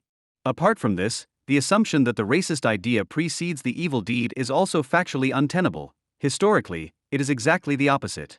The enslavement, exploitation, oppression, and murder of people of other colors functioned for centuries, beginning with the colonialism of the 15th century, without a pronounced racist doctrine. The racial doctrine that emerged in the 18th century stems from the thoroughly enlightened effort to measure, classify, and systematize the diversity of human beings using scientific criteria. The fact that all knowledge and even banal classification does not simply passively depict its object, but actively constitutes it, that all nature is only accessible to us through the forms of thought that apply with generality and necessity, which the cognizing subject has imprinted on the object, that the classification of people according to skin color is therefore also an achievement of the human mind and moreover, materialistically read, arises from a social intention. This is as is well known, the basic epistemological question of all modern philosophy, especially in Kant, and we did not need postmodernism to teach us about it. But no classification would be possible in a meaningful way if it did not come up against something in the object. The different pigmentation of human skin is an objective fact, not a mere invention.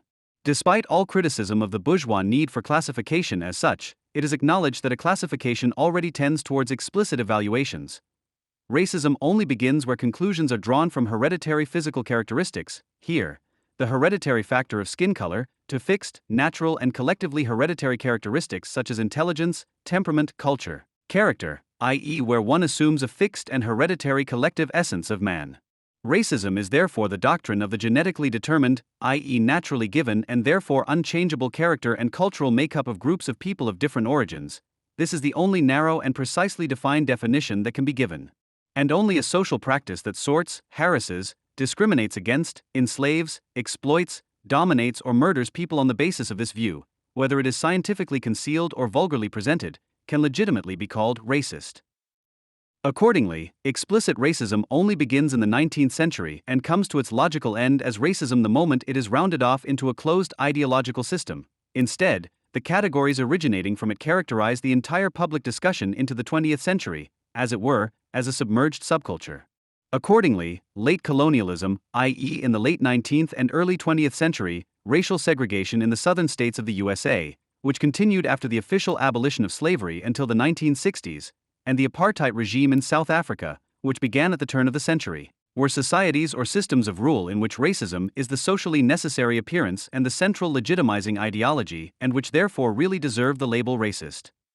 Accordingly, it is also grotesque to speak of racism still existing today, because racism as a socially effective ideology includes movements that take it as their banner, exponents who see themselves as racists and make no secret of this in public, whereas today, all racial thinking is socially outlawed across the board, and the last remaining racists no longer represent any social tendency or movement that should be taken seriously, but rather make themselves impossible if they openly profess their views. What is falsely called racism today has nothing to do with it, but is ordinary xenophobia. The impact that racism has had as racism is therefore much more limited than is generally assumed, and this limited impact results from its immanent logic, which is concealed by the declared anti-racists because it is also their own, and as unnamed, they can implement it in practice all the more unchallenged. If we delve into this insane logic of racism, we come across its peculiar dialectic, the assertion of the hereditary genetic superiority and inferiority of different groups of people, i.e. the sorting of people into all kinds of special, mutually incompatible races, necessarily implies the recognition of the category race as a general, i.e. socially valid principle of division and domination.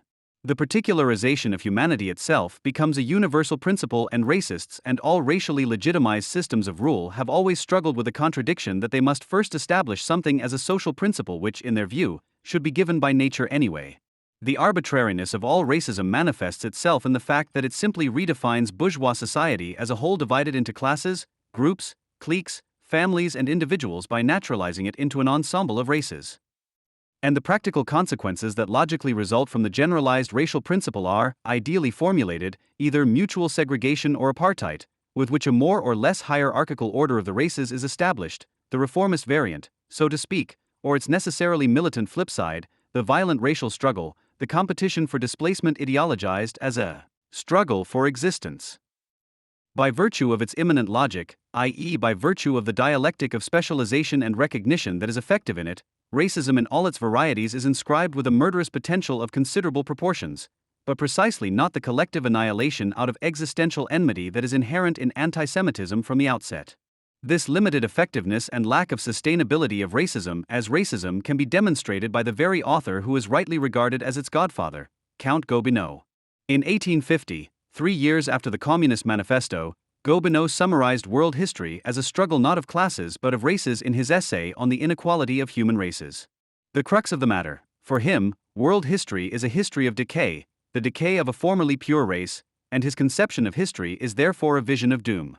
This is why this epoch-making work is above all the document of a failure, which neither his zealous followers nor his anti-racist opponents noticed. When Gobineau dates the pure human races back to the beginnings of mankind and conceives history as racial degeneration, he is admitting that in the present day races cannot or can no longer be scientifically proven exactly. However, this means that any theory of race cannot achieve exactly what it claims, namely to create an indisputable certainty about the identity of people, i.e. about their belonging to a collective. For that from which the doctrine of race takes its starting point and which it identifies as an apparent given or as nature, the human skin colors, is itself already the product of history. Wolfgang Port once formulated this in an essay as follows: while racism therefore pretends to follow immediate appearances when dividing people into different similar groups and to base itself on simple objective and measurable facts, this doctrine does not in fact correspond to any reality, because wherever racism occurs, the mixing and socialization of those natural collectives that would come closest to the concept of race has already taken place. So that one can claim that the existence of people as different races and racism are mutually exclusive, which is also persistently ignored by those opponents of racism who tacitly accept the term race when they condemn discrimination against people because they belong to a race. End quote. And secondly, the inference from skin color to character traits or culture of a collective is nothing more than the mystification of a quite banal fact, as a process of individual projection. What is expressed in racism is rather a strictly social determination, the fundamental crisis of the bourgeois individual, his fear of losing his bourgeois quality, of relapsing into mere nature, but also, and this is the double face of racism, flirting with a relapse into this nature. Racism articulates the logically impossible but practically necessary attempt of the bourgeois subjectivized, socialized individual to want to make its permanent preparation for the purposes of exploitation, i.e. an incessant process threatened by the risk of failure, a fixed and unlosable natural characteristic. As a universally socialized individual, it must nevertheless think and behave unsocially, i.e., in a fetishistic, reified form as the owner, as the sovereign of itself, which, as an equal among all other equals, is able to set those differences and subtle distinctions out of itself, out of its nature as it were, which makes it socially useful and disposes it for the purposes of exploitation. However, this permanent self-equipping of the individual is not linked to any guarantee of exploitation or its actual productive utilization. The concept of the subject is therefore the epitome of all the preparations that the individual makes for the demands of society. The real paradox of capitalist socialization as a social sociality, Stefan Brewer, asserts itself in the individual in such a way that its relation to other people and things, its social quality, its respective being for others, is to a certain extent pushed back into the individual and appears in a reified form as its natural disposition or its essence. As with the fetish character in general, this is also the case here. We do not need to know anything about this crazy form in order to act in it every day, and the phrases I am or I as demonstrate, regardless of whether they are put forward in an affirmative convincing or critical self-accusatory manner, the assertion of identity, i.e. the reclamation of some substantial, super-individual quality that is supposed to be in the individual, with which it claims to be firmly fused. This substantialization or naturalization of the relational of social relations is the general and necessary crisis-ridden form of movement of the bourgeois individual as subject. And while the anti-racists, and with them almost the entire public, act as if racism were the epitome of an ideology based on nature for the purpose of exclusion, and all other ideologies, namely anti-Semitism, were either only its variant or had to be understood in terms of racism. The truth is that racism, i.e., the assertion of the superiority or inferiority of people based on their skin color, is only a specific, historically originated and therefore transient, and not even the most important manifestation of this substantialization or naturalization of the bourgeois and post-bourgeois individual. The nature of the individual, his physicality, his instinctual life, is, like external nature, only relevant as an indifferent material on which this in and of itself abstract general process, this real abstraction, is illustrated, just as, for example, the doctrine of race takes possession of skin color.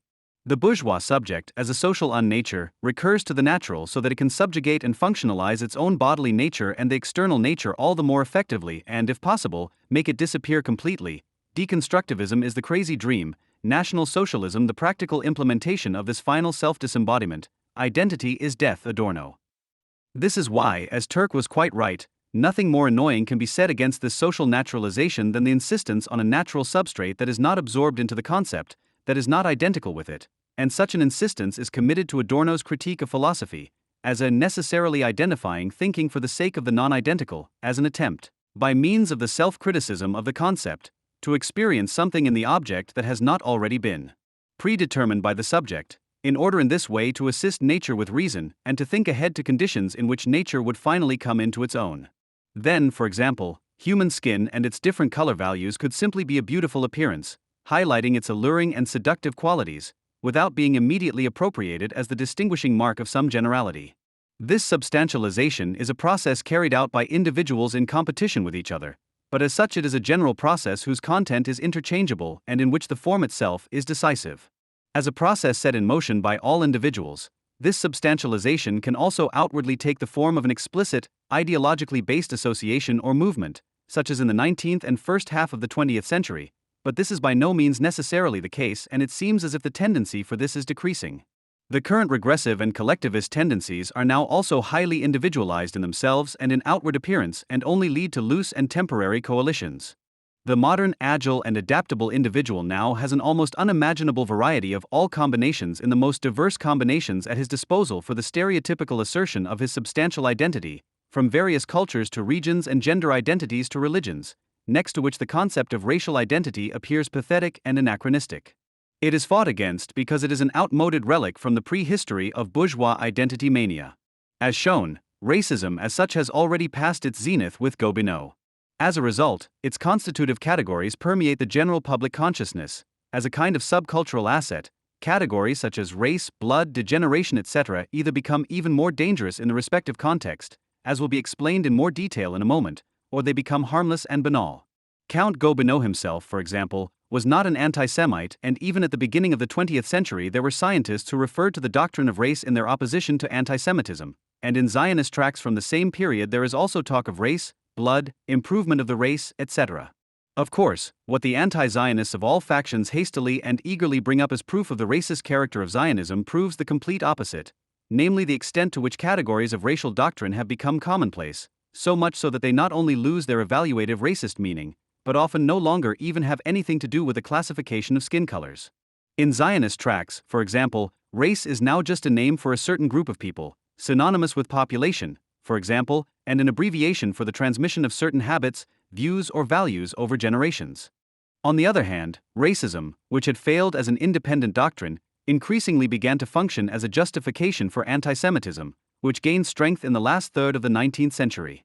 During this period, a fusion took place between racist thinking, which until then had not necessarily had anti-Semitic connotations, and an anti-Semitism that was not necessarily racially legitimized.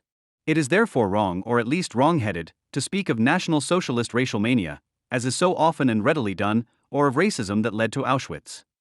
On the one hand, this emphasizes precisely what is not central or decisive about Nazi anti-Semitism, namely its racial ideological justification. And the reason for this is quite transparent. Emphasizing the racist aspect of the Nazis' hatred of Jews is the tried and tested legitimation for modern anti-Semites, who today like to emphasize their respectability by saying that they are not talking about the Jewish race and the necessity of its annihilation, but on the contrary are arguing purely politically, when they wish destruction on Israel and its inhabitants, and that their actions are following a lesson from history, not to marginalize people, as the Nazis did and the Israelis allegedly do today. On the other hand, a notion of race is attributed to the Nazis that they had long since outgrown. The racial anti-Semitism of the Nazis carries out and prolongs the failure of the former racism. They simply make a virtue out of the proven impossibility of defining race even rudimentarily consistently.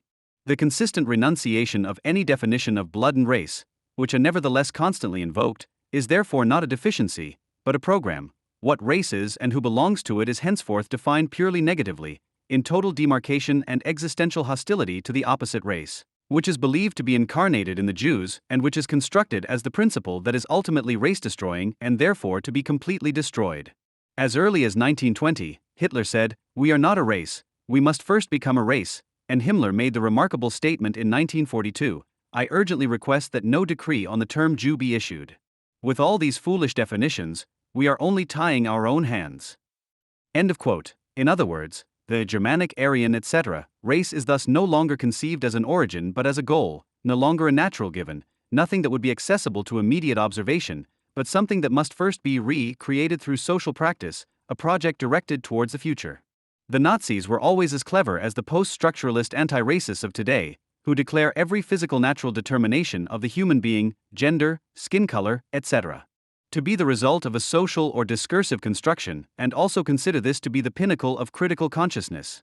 It is therefore no exaggeration to describe them as the first practicing deconstructionists who, with their social construction of an Aryan master race, wanted to replace the first with a second nature. In this, they take the real abstraction litigating in the bourgeois individual to the extreme and therefore represent a bourgeois creation myth that has become malignant and insane, despairing of itself and settling into despair, which also runs riot in post-structuralism. The difference, however, is that unlike the embarrassed anti-racists, they have also clearly named and practically demonstrated against whom the social construction of a race must necessarily be directed and who is able to set it in motion and give it validity, namely the sovereign, who appears as the master of the capitalist crisis, i.e. promises to organize a definitive healing of the capital relation from its yet incurable crisis character by positioning the equalized capitalized subjects, namely the equally superfluous, as a collective of persecutors and thus as a race, against the comparative principle causing the crisis of the citizen and his society, which is believed to be incarnated in the Jew in delusional projection. The mobilization of the subjects by the sovereign takes place in the form of many knowing hints and meaningful murmurs, which are only concentrated in the catchword of race, a term that is, as it were, translated back into a gesture. What race and what counter-race should be, who belongs to each and i.e. who is allowed to survive for the time being and who will be killed is deliberately left in limbo, because each individual is called upon to prove themselves as a worthy member of the future race on their own responsibility and at their own risk, through anticipatory servitude, through the unconditional willingness to sacrifice themselves and to sacrifice the designated anti-subjects. The luring and threatening, the generalized arbitrariness that has been generalized into a principle of domination, keeps the panic of the economically superfluous before the collective downfall that is longed for by political means going and sparks a now political competition of the de-individualized subjects for the favor of power. Because the only thing that matters is actively demonstrated loyalty and not any kind of dissent, everyone is invited to prove themselves, not only on a national but also on an international scale. Our place is at the side of the coming Russia, at the side of Turkey, in the ranks of the Rifkabilians and the Druze, with the Egyptians and with the Arabs, wrote Gregor Strasser, the exponent of the National Revolutionary Wing of the NSDAP in the Focus Observer, as early as 1925. And the collaboration with the Nazis throughout Europe, especially in the East, the Islamic Auxiliary Troops on the Eastern Front, the Bosnian SS volunteer brigades, the cooperation with the Mufti etc. make the Nazi transformation of bourgeois subjects into a race appear as an anticipated multicultural enterprise on a large scale. What race was to the Nazis is today to the anti-racists the multitude, the racket of multicultural haters of the USA and Jews, which fortunately still lacks a sovereign. For a critical theory of society, this ultimately means that the concept of race is neither to be refuted nor even banished from the language. Racism itself already refuted it in the 19th century, and all attempts to refute it scientifically are misleading, but it is to be deciphered materialistically. The practical side of this is that we can dispense with this work, as Horkheimer and Adorno have already done this in the Dialectic of Enlightenment. In their first thesis on anti-Semitism, they state, race is not, as the Foucault would have it, the immediate natural particular. Rather, it is the reduction to the natural to mere force, which is precisely the general in the existing. Race today is the self-assertion of the bourgeois individual, integrated into the barbaric collective. The harmony of society, which the liberal Jews professed, was ultimately experienced by them as that of the Volksgemeinschaft. End of quote. Unlike the concept of racism, which is of historical interest at best, the concept of race cannot be dispensed with, because it reminds us of it. Germans who stuck by the Furor to the last, professional Palestinians, already their allies at the time, who may no longer distinguish between themselves as individuals and the collective that they themselves reclaim and which in turn obliges them, and who attest to this through behavior, facial expressions, tone of voice, language, and their eventual disembodiment as suicide bombers. Professional Europeans driven by civilization fatigue and self-hatred, who self-righteously and arrogantly insist on a culture to which most of them no longer have any living relationship. Which is why they indiscriminately idolize everything that advertises itself as culture and which in most cases makes a mockery of even the simplest idea of culture and excuse suicide bombers as pitiful victims of cultural uprooting. And last but not least declared no. Global anti-racists, whose spokespeople when they say I speak of themselves only in terms of total identity as representatives of a generality that is in any case severely threatened, i.e. a culture, a religion, a religion, a religion. In other words, they no longer recognize individuals, but only culturally and religiously determined collectives, for which they indiscriminately demand respect, and which they want to position as a multitude against the US empire and its allies, namely Israel. They all behave like an inferior race and deserve to be described as such. However much they may be enemies of one another and however much they may differentiate themselves from one another. The term race is only so unanimously demonized today because it is the only one that still reminds us of how the post-civil individual, albeit with different content and in a variety of forms, but in its basic form, voluntarily renounces his individuality as always and cedes it to a collective. This voluntary self-sacrifice, which can be seen in the tendency of individuals everywhere to derive their self-confidence precisely from perceived suffering and to claim perceived disadvantage and discrimination as a mark of identity, remains necessarily and irredeemably inscribed in the bourgeois individual as such. True individualism, on the other hand, would be a project for the future. For someone who not only advocated such unrestricted individualism throughout his life, but also tried to live as an individualist, all longing for sacrifice was therefore simply an abomination. It is still to be remembered that individualism does not approach man with any sick talk about duties, by which is meant nothing else than doing what others want merely because they want it, nor will it come to us with any abominable talk about self-sacrifice, which is only a remnant of the barbarous custom of self-mutilation. In fact, individualism approaches man without any demand. And he writes about people's notorious willingness to suffer with both astonishment and a clear view of its fatal political-economic conditionality. The world is fascinated by the terrible truth that man can realize himself through suffering. Sunday speakers and small-minded people often enough rant from pulpits and grandstands about the world's addiction to pleasure and lament against it. But how rarely has it happened in world history that people have chosen joy and beauty as their ideal? Far more often, the worship of suffering has prevailed. Suffering is not the final stage of perfection. It is only a temporary protest. It is immediately connected with bad, unhealthy, and unjust living conditions. End quote. The writer Oscar Wilde defended himself against such impositions, which make life under capitalism so unbearable, with the weapons of a dandy and gentleman.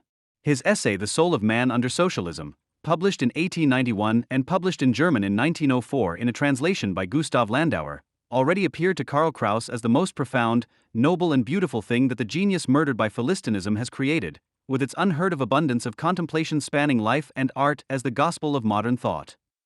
Although Wilde's essay certainly bears the traits of a manifesto, it is not a manifesto, but a philosophy in the best sense of the word, a doctrine of the conditions of happiness, pervaded by a critical spirit and presented with charm, wit, and eloquence.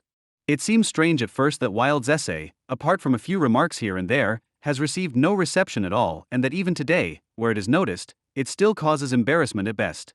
Neither the bourgeois nor the socialists or communists could understand that the master of self-stylization and decadent Wilde, of all people, had anything relevant to say about socialism. We may regret such ignorance, but it certainly puts us in the comfortable position of being able to deal directly and straightforwardly with Wilde's essay without having to clear away the unsavory pile of rubble that has usually piled up around a work and which is then euphemistically called the history of its reception. The declared intention of this text is to finally give Oscar Wilde's work, and not just the essay mentioned, which will be the main focus of the following, the attention it has long deserved among materialist critics. No ideological criticism that really deserves the name, that does not appropriate Karl Marx, Theodore W., Adorno, and Oscar Wilde. At second glance, it is not so strange that the socialist movement either ridiculed Wilde or accused him of aestheticism, decadence, and cynicism, as the abhorrent catchphrases go, insinuating that he basically only wanted to transfer his own way of life as a dandy, bohemian, and artist to society as a whole, which, even if it were true, could not justify a reproach.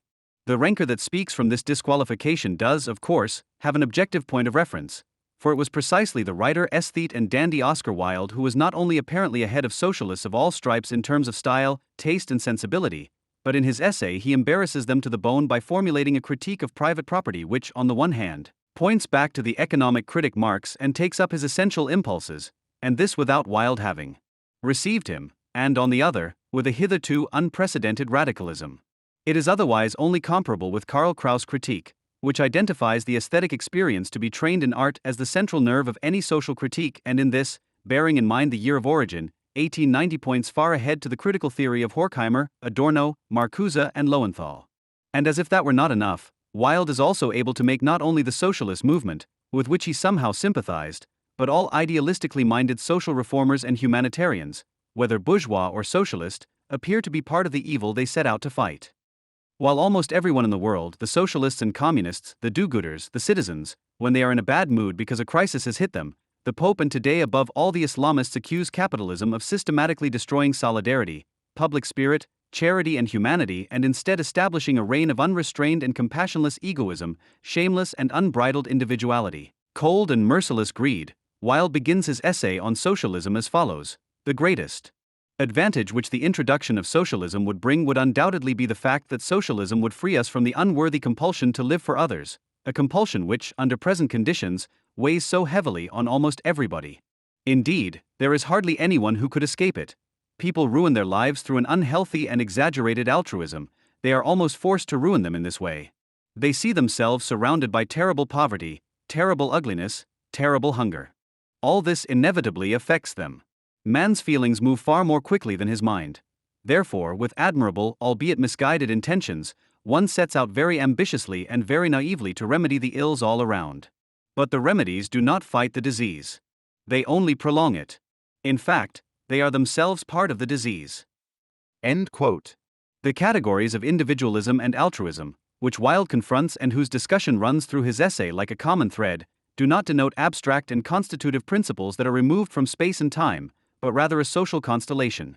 By means of the concept of altruism, Wilde succeeds in making immediate contact with both the self-ideologization of capitalist socialization in the form of abstract idealistic principles and the attempt to practically appropriate and realize this idealism as an attitude for the purpose of social reform. It is a fundamental condition of the existence of capitalist socialization that its exponents, regardless of their class affiliation, must mystify and idealize the profoundly profane and prosaic character of this socialization. In order to function smoothly, the banal process of capital utilization must appear as its opposite, as a higher cultural ideal, as selfless service to mankind.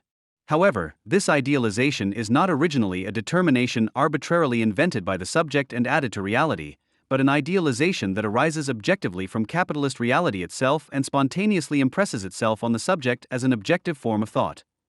It itself appears on its surface as a harmoniously structured, inherently stable community of free and equal subjects of exchange, as an Eden of supposedly innate human rights merely guaranteed by the state.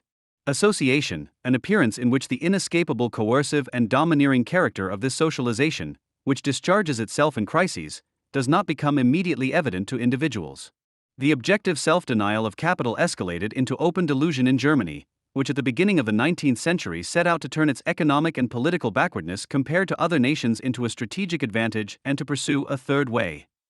Historical socialism in all its various directions, whether socialist, social democratic or party communist, was, systematically and historically speaking, nothing more than the ineffectual attempt to realize the necessarily inverted ideal expression of bourgeois society, what Marx already described as the silliness of the socialists, especially the French, who want to prove socialism as the realization of the ideas of the bourgeois revolution expressed by the French Revolution, who demonstrate Z exchange, exchange value, etc. originally, in time or according to their concept in their adequate form, are a system of freedom and equality of all, but have been falsified by money, capital, etc. It was precisely in this respect that historical socialism, in its overwhelming majority, was never de facto a veritable antagonist of the bourgeois world, but rather the unloved heir of its left wing, namely the Jacobins, and enrages with their notorious state and political idealism. Like their predecessors in the French Revolution, they consequently misinterpreted the opposition of economy and politics, in which capitalist socialization must necessarily move and which appears in the individual subject as the opposition of bourgeois and citoyen, as an antagonistic contradiction, and that is why they did not regard politics, the sphere of the state, as what it alone can be, as a relationship complementary to the economic relations of coercion, doubling them, but on the contrary as the embodiment of general human virtues such as public spirit, selflessness, altruism, morality and morality. In short, as a socialist ideal that already exists in itself, but which still requires a productive basis so that it is actually realized for itself, and this basis is the socialist people's state, in which the productive class of workers finally, as it says in the bad third stanza of the Internationale, pushes aside the unproductive bourgeois idlers and realizes democracy, i.e. the state of the whole people. Wilde was well aware that socialism, which feeds on altruistic motives and invokes altruistic virtues, must reproduce the objective compulsion to live for others emanating from bourgeois society in an even worse, i.e. more immediate form, and also that this means a veritable regression, but I must confess that behind many socialist views I have encountered traits of authoritarian power, if not of immediate compulsion, appear.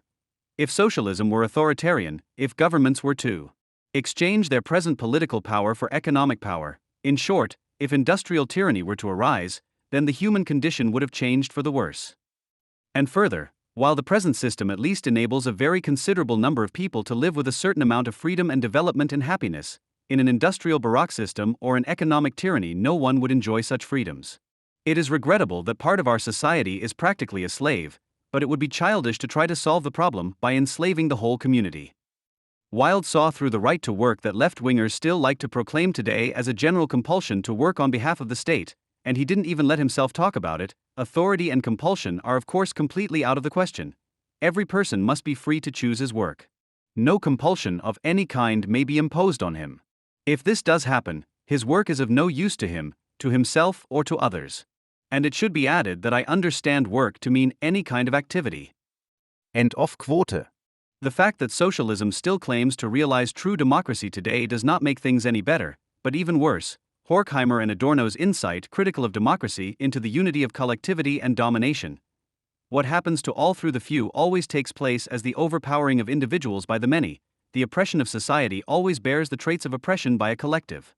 Was already self-evident for Wilde. All forms of government are to be considered inadequate.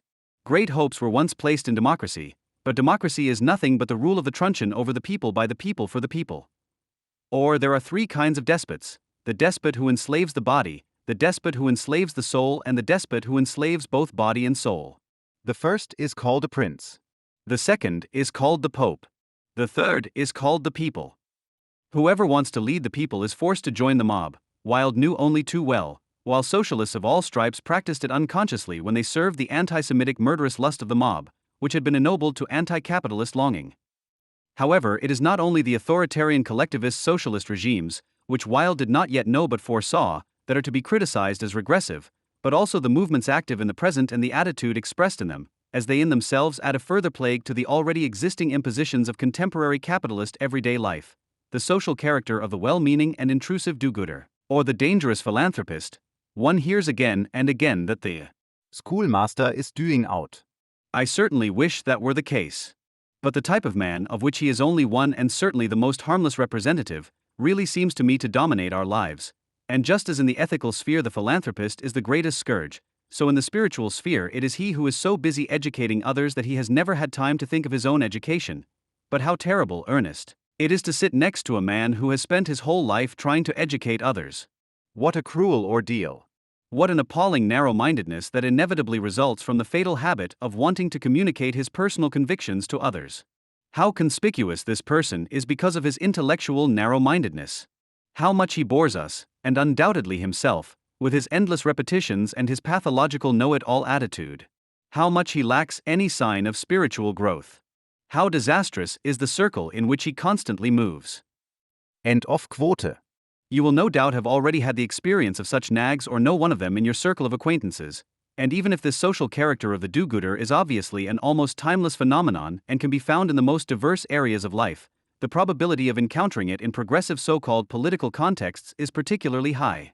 Here, the altruistic virtues, compassion, solidarity, selflessness, etc., are traditionally held in particularly high regard and are therefore a suitable field of activity for social characters who prefer to identify with the suffering of others as a substitute for their own unlived lives. But it is precisely the highest virtues that cover the lowest instincts. As Marx already knew, so far man has hardly developed his compassion. He feels it only with suffering, and this is certainly not the highest form of compassion. All compassion is noble, but compassion for suffering is the least noble form. It is mixed with selfishness. It tends to the morbid. Moreover, compassion is strangely limited. Anyone can feel compassion for the suffering of a friend, but it requires the nature of a true individualist to be able to share in a friend's success. End quote. And since every demonstrative altruism not only masks a petty egoism, but also goes hand in hand with the idealist's claim to have an educational effect on the object of his devotion, it is the appropriate ideology of Rackett's, and this has not escaped Wilde either. Charity, he writes, is the ridiculously inadequate kind of partial restitution or sentimental almsgiving, usually linked to the maudlin donor's scandalous attempt to influence the poor's private life. In its totalized grip on those subjected to it, the socialist movement can also be seen as a racket of virtue terror to this day, as it considers it its task to lead the proletariat or the subject in question to its true destiny and i.e. to educate it in the sense of the ideals it is to realize. And that always means exorcising the vices that appear to the vanguard as marks of the individualistic bourgeois world, such as alcohol abuse, idleness, broken immoral relationships, Between the sexe, etc.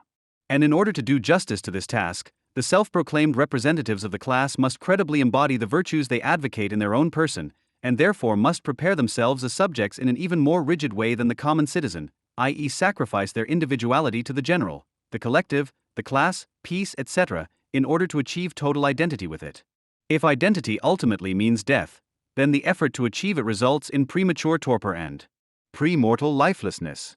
Hence the cowering, pinched and lurking expressions of all professional humanitarians that can still be observed today, their rigidly enforced morality and consistent resistance to humor, the same old official phrases that they always spout, the deadly boredom that emanates from them and their penetrating sense of mission, and their chronic offendedness if they think they sense even the slightest hint of doubt in their counterparts about their pretended goodness. And on top of all this, these people believe they are authorized to declare their bleak existence as a binding guideline for all others. What the humanitarians actually achieve is their own moral self-indulgence in the presumed or actual domination over others, but not the practical solution to the things they are supposedly so selflessly concerned about. In the eyes of the thinker, however, the real damage caused by moral compassion lies in the fact that it limits our knowledge and thus prevents us from solving even one of our social problems. Self-sacrifice for the collective proves to be not only the true selfishness, but also directed against the species, for the development of the species depends on the development of the individual, and where the development of one's own personality has abdicated as an ideal, the immediate consequence is the decline of the intellectual level, if not its complete disappearance. End of quote. And the ostensibly practical and goal-oriented action proves to be confused and impractical in reality, for it does not leave the spell of the necessary and compulsive. Indeed, it strengthens its power all the more, the more trumped up and diluted it hardens in its moral self-righteousness and fends off all self-enlightenment. As long as society confronts individuals as a foreign external power, the good intention regularly turns into its opposite, and human action is only blind action, dependent on external influences and driven by a dark impulse of which it itself knows nothing. It is imperfect by nature because it is limited by chance, and ignorant of its true direction, it is always at odds with its goal. Each of our deeds feeds the great machine of life, which can grind our virtues into worthless dust or transform our sins into the building blocks of a new culture. End quote. Wilde considers agitators, in contrast to do-gooders, to be absolutely necessary, as they are individualists, notorious troublemakers who break into a perfectly contented social class and sow the seeds of discontent there. And individualism, in turn, is not based on altruism and morality, but on criticism, on the ability to dissolve and set in motion what has been found and fossilized. Criticism, which recognizes no point of view as final and refuses to blindly follow the shallow shibboleth of any sect or school, produces that serene philosophical spirit that loves truth for its own sake and loves it no less because it knows it is unattainable. End quote. Wilde's concept of criticism is, as is easy to recognize, that of Hegel, whom Wilde actually received. In Oxford, where Wilde studied among other things, a neo-Hegelian school was established from 1865 to 1900 that was directed against the empiricism that traditionally dominated in England. However, criticism is not only a cheerfully destructive activity, but also a cheerfully creative one, and therefore a necessary component of the actual artistic activity or even its prerequisite, for only the critical spirit invents new forms. It is to the critical spirit that we owe every newly developing school, every creative principle that art has willingly made use of. And by insisting on the unity of the human spirit in all its different forms in stark contrast to Herder's doctrine of the Volksgeist, criticism, to which no way of thinking seems alien, no emotional impulse dark, could, according to Wilde, promote the cosmopolitanism that the supporters of free trade seek to bring about in vain and which the friends of peace undermine all the more. And the way Wilde describes this may serve as proof that a precise critical imagination makes it possible to take aim at the peace-loving, anti-racist no-globals and with them the entire European ideology of today, which is committed to international understanding, as early as 1891. Nowadays, other groups are emerging that invoke the feeling of compassion or the shallow principles of an abstract, unreflective system. They have their peace societies, so dear to the hearts of sentimentalists, and their proposals for the establishment of an unarmed international court of justice are greeted with joy by those who have never read history. An international court of arbitration deprived of the power to enforce its decisions for the good of mankind will be able to do little. Only one thing is worse than injustice, namely justice without the sword in hand. Where justice does not also mean power, it turns into evil. End quote. Historical socialism was idealistic, not critical, in its affirmation of general human civic virtues, and, complementarily, of productive labor.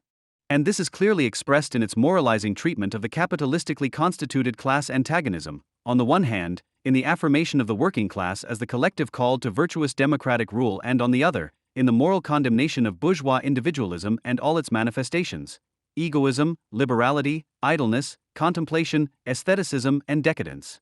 Wilde's observation of capitalist class relations, on the other hand, is not only free of any accusation, moral clamor, and identificationist partisanship. The rejection of shallow, sentimental virtues is the declared basis of all observation. In a passage of the Socialism essay, in which he undertakes an anarchist interpretation of Christianity, it says, "Note that Jesus never says that the poor are necessarily good or the rich necessarily bad. That would also be quite wrong. Because the rich, seen as a class, are better than the poor, they are more moral, more educated, and more civilized.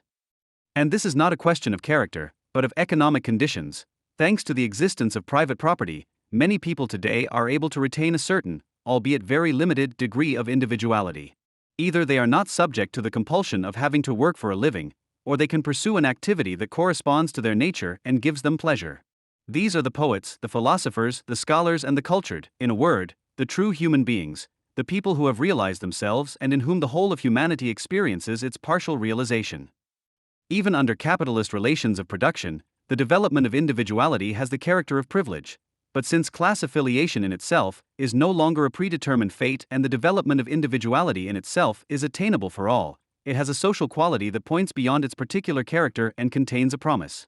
However, bourgeois individuality is not only to be criticized for the fact that it does not de facto benefit everyone, but also as a form, i.e., its own objective coercive character. Marx says, The bourgeois class and the class of the proletariat represent the same human self-alienation. But the first class feels comfortable and confirmed in this self-alienation, knows alienation as its own power and possesses in it the semblance of a human existence. The second feels annihilated in alienation, sees in it its impotence and the reality of an inhuman existence. Wilde, without referring to Marx, takes up these provisions. The possession of private property is often extremely demoralizing, which is one of the reasons why socialism wants to abolish it. In fact, property is a heavy burden. Property does not simply oblige, but imposes so many duties that every possession brings nothing but trouble. You are constantly faced with demands, have to constantly take care of your business, and have nothing but trouble. We could live with property if it were only associated with amenities, but its obligations make it unbearable. In the interest of the rich, we must abolish it. End quote. The wastefulness of the capitalist never has the bona fide character of the wastefulness of the brisk feudal lord. In its background lurks, rather always the dirtiest avarice and the most fearful calculation, Marx says. As production for the sake of production, capital does not set the private owner free to enjoy universal wealth, but under the compulsion to act as a functionary of exploitation, and therefore bourgeois individuality is at the same time its own greatest enemy. Private property has destroyed genuine individualism and given rise to a false individualism. It has deprived a part of the community of an individual being by imposing upon it a heavy burden. The efforts without which no wealth can be acquired are also exceedingly demoralizing. Man works himself to death to increase his possessions, which can hardly be surprising in view of the immense advantages which property confers. What is regrettable, however, is that society is set up in such a way that man is forced into a mold in which he cannot freely develop his wonderful, fascinating, and most valuable talents, indeed, in which he is ultimately denied the true joy of life. Moreover, he leads a highly insecure existence under the current conditions. At any moment in his life, a rich merchant can be at the mercy of things beyond his control. An unexpectedly violent gust of wind, a sudden change in the weather, or any other everyday event can sink his ship, wreck his speculations completely, and he is left a poor man without any social standing. End quote. The dependent class is at the mercy of the arbitrariness of things that are beyond their control to an even greater extent. On the other hand, there are just as many people who have no private property, who live constantly on the brink of starvation and are thus forced to do the work of beasts of burden, work that does not suit them at all and to which only the relentless, unreasonable, humiliating tyranny of necessity drives them. These are the poor, and in their lives there is no adornment of manners, no graceful expression, no education or culture, no refined pleasures, and no joy of life. From their collective strength mankind draws considerable material wealth. But the gain is only material, and the poor as such is completely meaningless. He is only the tiny atom of a force that not only disregards him, but crushes him, even prefers to see him crushed, because he is then far more docile. End quote. In Wilde's work, therefore, there is no moral exaltation of the working class, no glorification of a proletarian subculture, as later became fashionable, but rather the sober diagnosis that demoralizing conditions produce demoralized people and should therefore be abolished. There is only one social class that thinks more about money than the rich, namely the poor. The poor can't think about anything else. That is the worst misery of being poor. End of quote. The only virtue of the subaltern classes that Wilde is able to recognize, in an ironic repurposing of the term, is their rebelliousness. The best of the poor are never grateful. They are ungrateful, dissatisfied, obstinate, and rebellious. And quite rightly so. It was only through rebellion that progress became possible, through rebellion and rebelliousness. On the other hand, as for the virtuous poor, they can of course be pitied, but by no means admired. They have made their peace with the enemy and sold their birthright for a thin soup. Besides, they must be blatantly stupid. End quote. The vices of conformity have the effect that the revolution that is due has failed to materialize for the time being, and instead, rule also adapts itself to the welfare state. If it is exercised with a certain indulgence and advertised with rewards and prizes, its effect is terribly demoralizing. In that case, people are less aware of the terrible pressures on them and go through life with a kind of dull comfort. The authority that tempts people to conform brings about a decidedly crude form of oversaturated barbarism among us. End quote. Above all, Wilde's social criticism is devoid of any cult of work, even creative work, which Wilde dismisses as if with a contemptuous gesture. And since we are on the subject of work, I will not refrain from adding that a lot of stupid things are said and written nowadays about the dignity of physical labor. Yet physical labor has nothing that necessarily confers dignity and is, at the very least, absolutely degrading. An activity performed without pleasure is mentally and morally degrading to a human being, and many forms of labor are entirely joyless pursuits and should be regarded as such. Man is made for better things than digging in the dirt. All work of this kind should be done by machines. End of quote. Wilde thus relies entirely on the development of technical productive forces, which, under different social circumstances, can finally serve to transform socially necessary work into an objective process that is no longer alien to people, but controlled by them, and set them all free for culture and contemplation. And I have no doubt that this will one day be the case. Up to now, man has always been a slave to the machine to a certain degree, and it is almost tragic that with the invention of every machine that took over his work, man's need for labor also increased. The reason for this, of course, lies in our system of property and private competition. All mechanical, monotonous, and dull work, all tasks that have to do with disgusting things and take place under unpleasant conditions, must be performed by machines. It is simply the case that civilization cannot do without slaves. The Greeks were quite right about that. Without slaves, who do all the disgusting, unbearable, and monotonous work, culture and contemplation become almost impossible. The enslavement of human beings is unjust, unsafe, and demoralizing. On mechanical slavery, on the slavery of the machine, depends the future of the world. End quote. The misery of socialism from its beginnings to the present day was and is always reliably evident in its contempt for all autonomous, purposeless, intrinsically grounded and socially determined art, because it prefigures and gives expression to the precarious and incomplete emancipation of the individual from blood, clod, race, and collective. However, the art that socialist movements or regimes then produce and promote, an art that is supposed to take sides, take a stand and document social responsibility, destroys itself and its preconditions. Art that voluntarily makes itself subservient to heteronymous purposes escapes itself and anticipates the voluntary de-individuation on which modern totalitarian regimes rely. Such art regresses to what it once arose from, the stereotypical cult that is staged as the cult of work, of the people, of the indigenous, in short, of the collective with modern technical means, and finds its disgusting climax in the glorification of individual sacrifice for the collective that is currently in vogue. The unavoidable consequences are, on the one hand, the regression of the aesthetic language of form to tickets, clichés, to swagger and sentimental kitsch, and, correspondingly, the destruction of the indispensable individual aesthetic experience and those attitudes to life that are both the precondition and the result of the experience of art, privacy, leisure, and contemplation. Wilde cannot be reasoned with in this matter. For him, committed art is an expression of that altruistic compulsion to live for others, and it is therefore beyond question for him that wherever a society or a strong section of society or any government tries to dictate to the artist, art either disappears completely or is exhausted in stereotypes or degenerates into a trivial, cheap form of handicraft. Socialist realism is merely the forerunner and reverse image of capitalist realism, which is now the dominant attitude towards art. While partisan and committed art was frowned upon some 30 to 40 years ago, today it is celebrated, promoted, and used against autonomous art everywhere. And in doing so, it expresses the extent to which the European public in particular is already flirting with a relapse into barbarism. And vice versa, as soon as the artist pays attention to the needs of others and tries to meet them, he ceases to be an artist and becomes an unsuccessful or sought-after craftsman, a decent or cunning tradesman. He no longer has any claim to be considered an artist. All authority that presumes to rule over art and the artist, be it the state, religion, the monstrous and mindless nature of public opinion or the press, is ridiculous and to be rejected outright.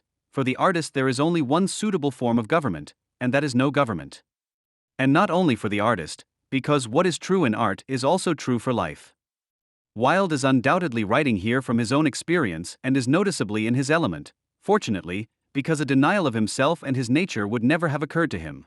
And yet his writing about art is not a flat and vapid self-justification, but simply exudes the generosity that is characteristic of all self-reflexive attitudes, because it recognizes one's own actions as universally human and does not have to encapsulate itself. Art and the experience it makes possible provide the model for this. All individuality, which a communism worthy of the name must be about enabling, is formed and trained through aesthetic experience, the imagination or soul, as Wilde writes in Anticipation of Psychoanalysis, which the experiencer mobilizes in the mirror of art, can help us to escape the age into which we were born and immerse ourselves in other ages. It can teach us to break out of our own experience and make the experiences of others who are greater than us. And this is possible because art itself is a shaped product of the imagination, which Wilde defines as the condensed experience of humanity. The utility value of art therefore consists precisely in its freedom from purpose, i.e. in the fact that it inherently turns the subject's instrumental relationship to the world of things, which is necessarily given in the concept of utility value, into its opposite, in that, as an artifact belonging to the world of things but at the same time originating from it. It provokes the subject to self-reflection and to reflect on its own possibilities by looking at or hearing its own enigmatic form. In other words, it is not the subject that recognizes art, but art that recognizes the subject, and its aesthetic status is measured by the more emphatically it succeeds in functioning as such an unwieldy, non-identical thing. Anyone who approaches a work of art with the intention of appropriating the work and the artist in any way is approaching it with an attitude that makes it impossible for them to receive an artistic impression at all. The work of art should dominate the viewer should not dominate the artwork. The viewer should be receptive. They should be the violin played by the musician. And the more he can suppress his own absurd ideas about what art should or should not be, the more he will succeed in understanding the work of art in question. The experiencing subject is merely invited to contemplate a work of art in order to forget all blinded preconceptions, both those born of ignorance and those born of knowledge, while contemplating it, provided it is a genuine work of art. End quote.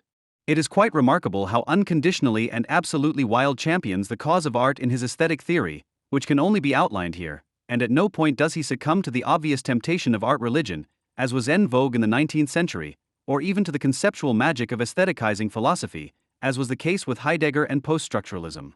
Instead, he consequently emphasizes art's individualistic and critical moment. Art is individualism, and individualism is a disturbing and disintegrating force. This is precisely where its immeasurable value lies.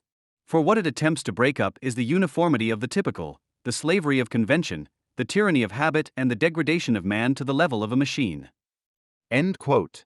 As a purposeless, impractical phenomenon that is not directed towards action and intention, art and the individual behavior it demands is polemically opposed to the realm of necessity. For the goal of art consists in sensation for the sake of sensation, while sensation for the sake of action is the goal of life and also of that practical organization of life that we call society. And in this it gives a glimpse of actual freedom, as liberation from the dictates of the practical and purposeful, which would finally be attainable for all through the automation of social production. Yes, Ernest, the contemplative life, that life whose goal lies not in doing but in being, and also not in mere being but in becoming, that is what the critical spirit can give us. We too could live like this and, as spectators, give ourselves over to the changing sensations that the goings on of people and nature awaken in us. We could spiritualize ourselves by renouncing all action and perfecting our being by rejecting the power of action. Serene, self-satisfied and free of every urge, the aesthetic critic contemplates life. Is such a life amoral? Certainly, all the arts are amoral, except the lower forms of sensual or instructive art, which seek to incite us to good or bad deeds. Is such a life impractical? Bah! It is not as easy to be impractical as the small-minded Philistin imagines. Above all, we need impractical people who see beyond the moment and think beyond the day.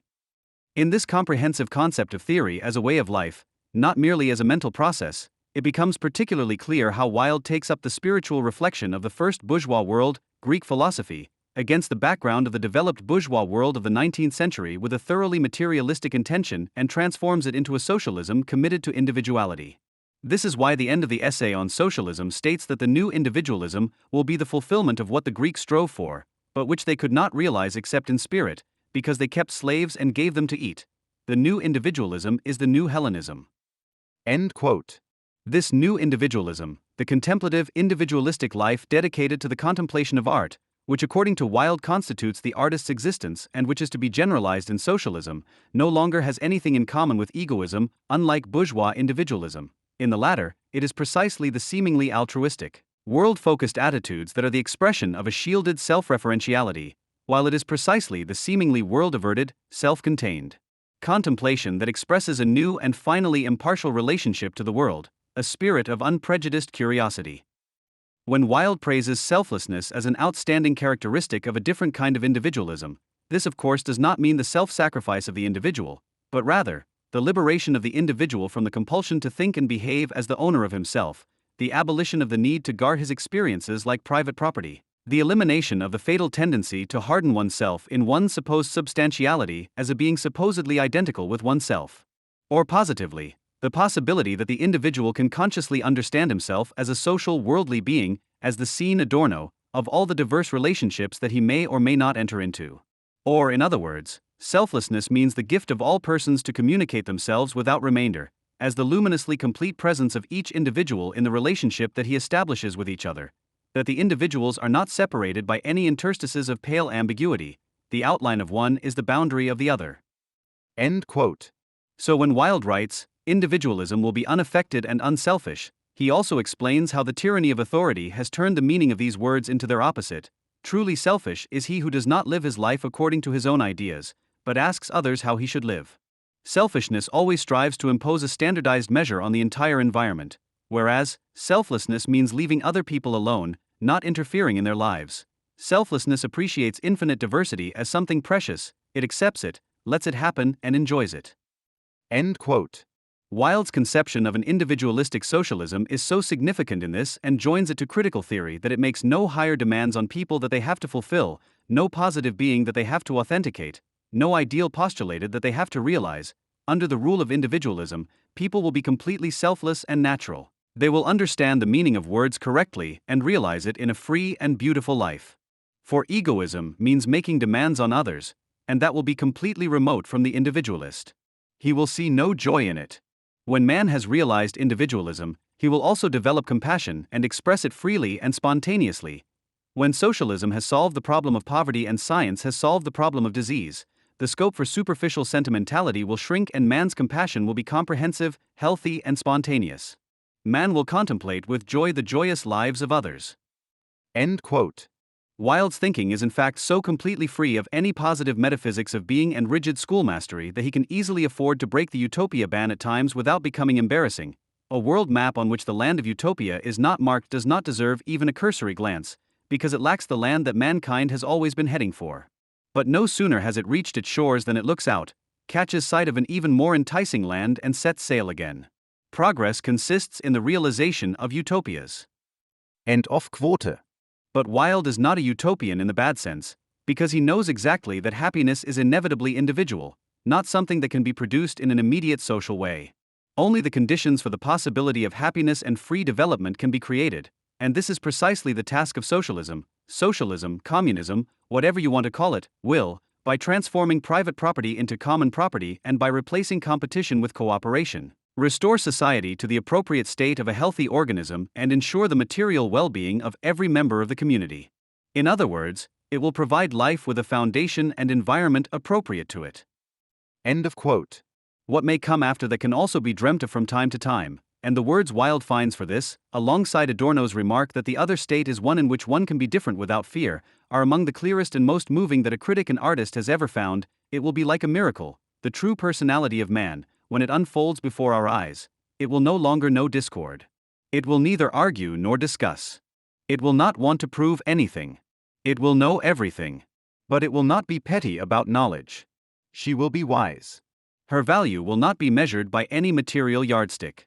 She will call nothing her own.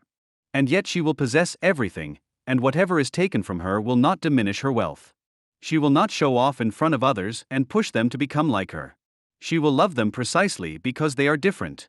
And even if it does not impose itself on anyone, it will help everyone, just as something beautiful helps us by its very existence. The personality of man will be an incomparable miracle. End of quote. Wilde responds to the objection that individualistic socialism runs counter to human nature with the remark, "That is quite right. That is precisely why it is worth realizing.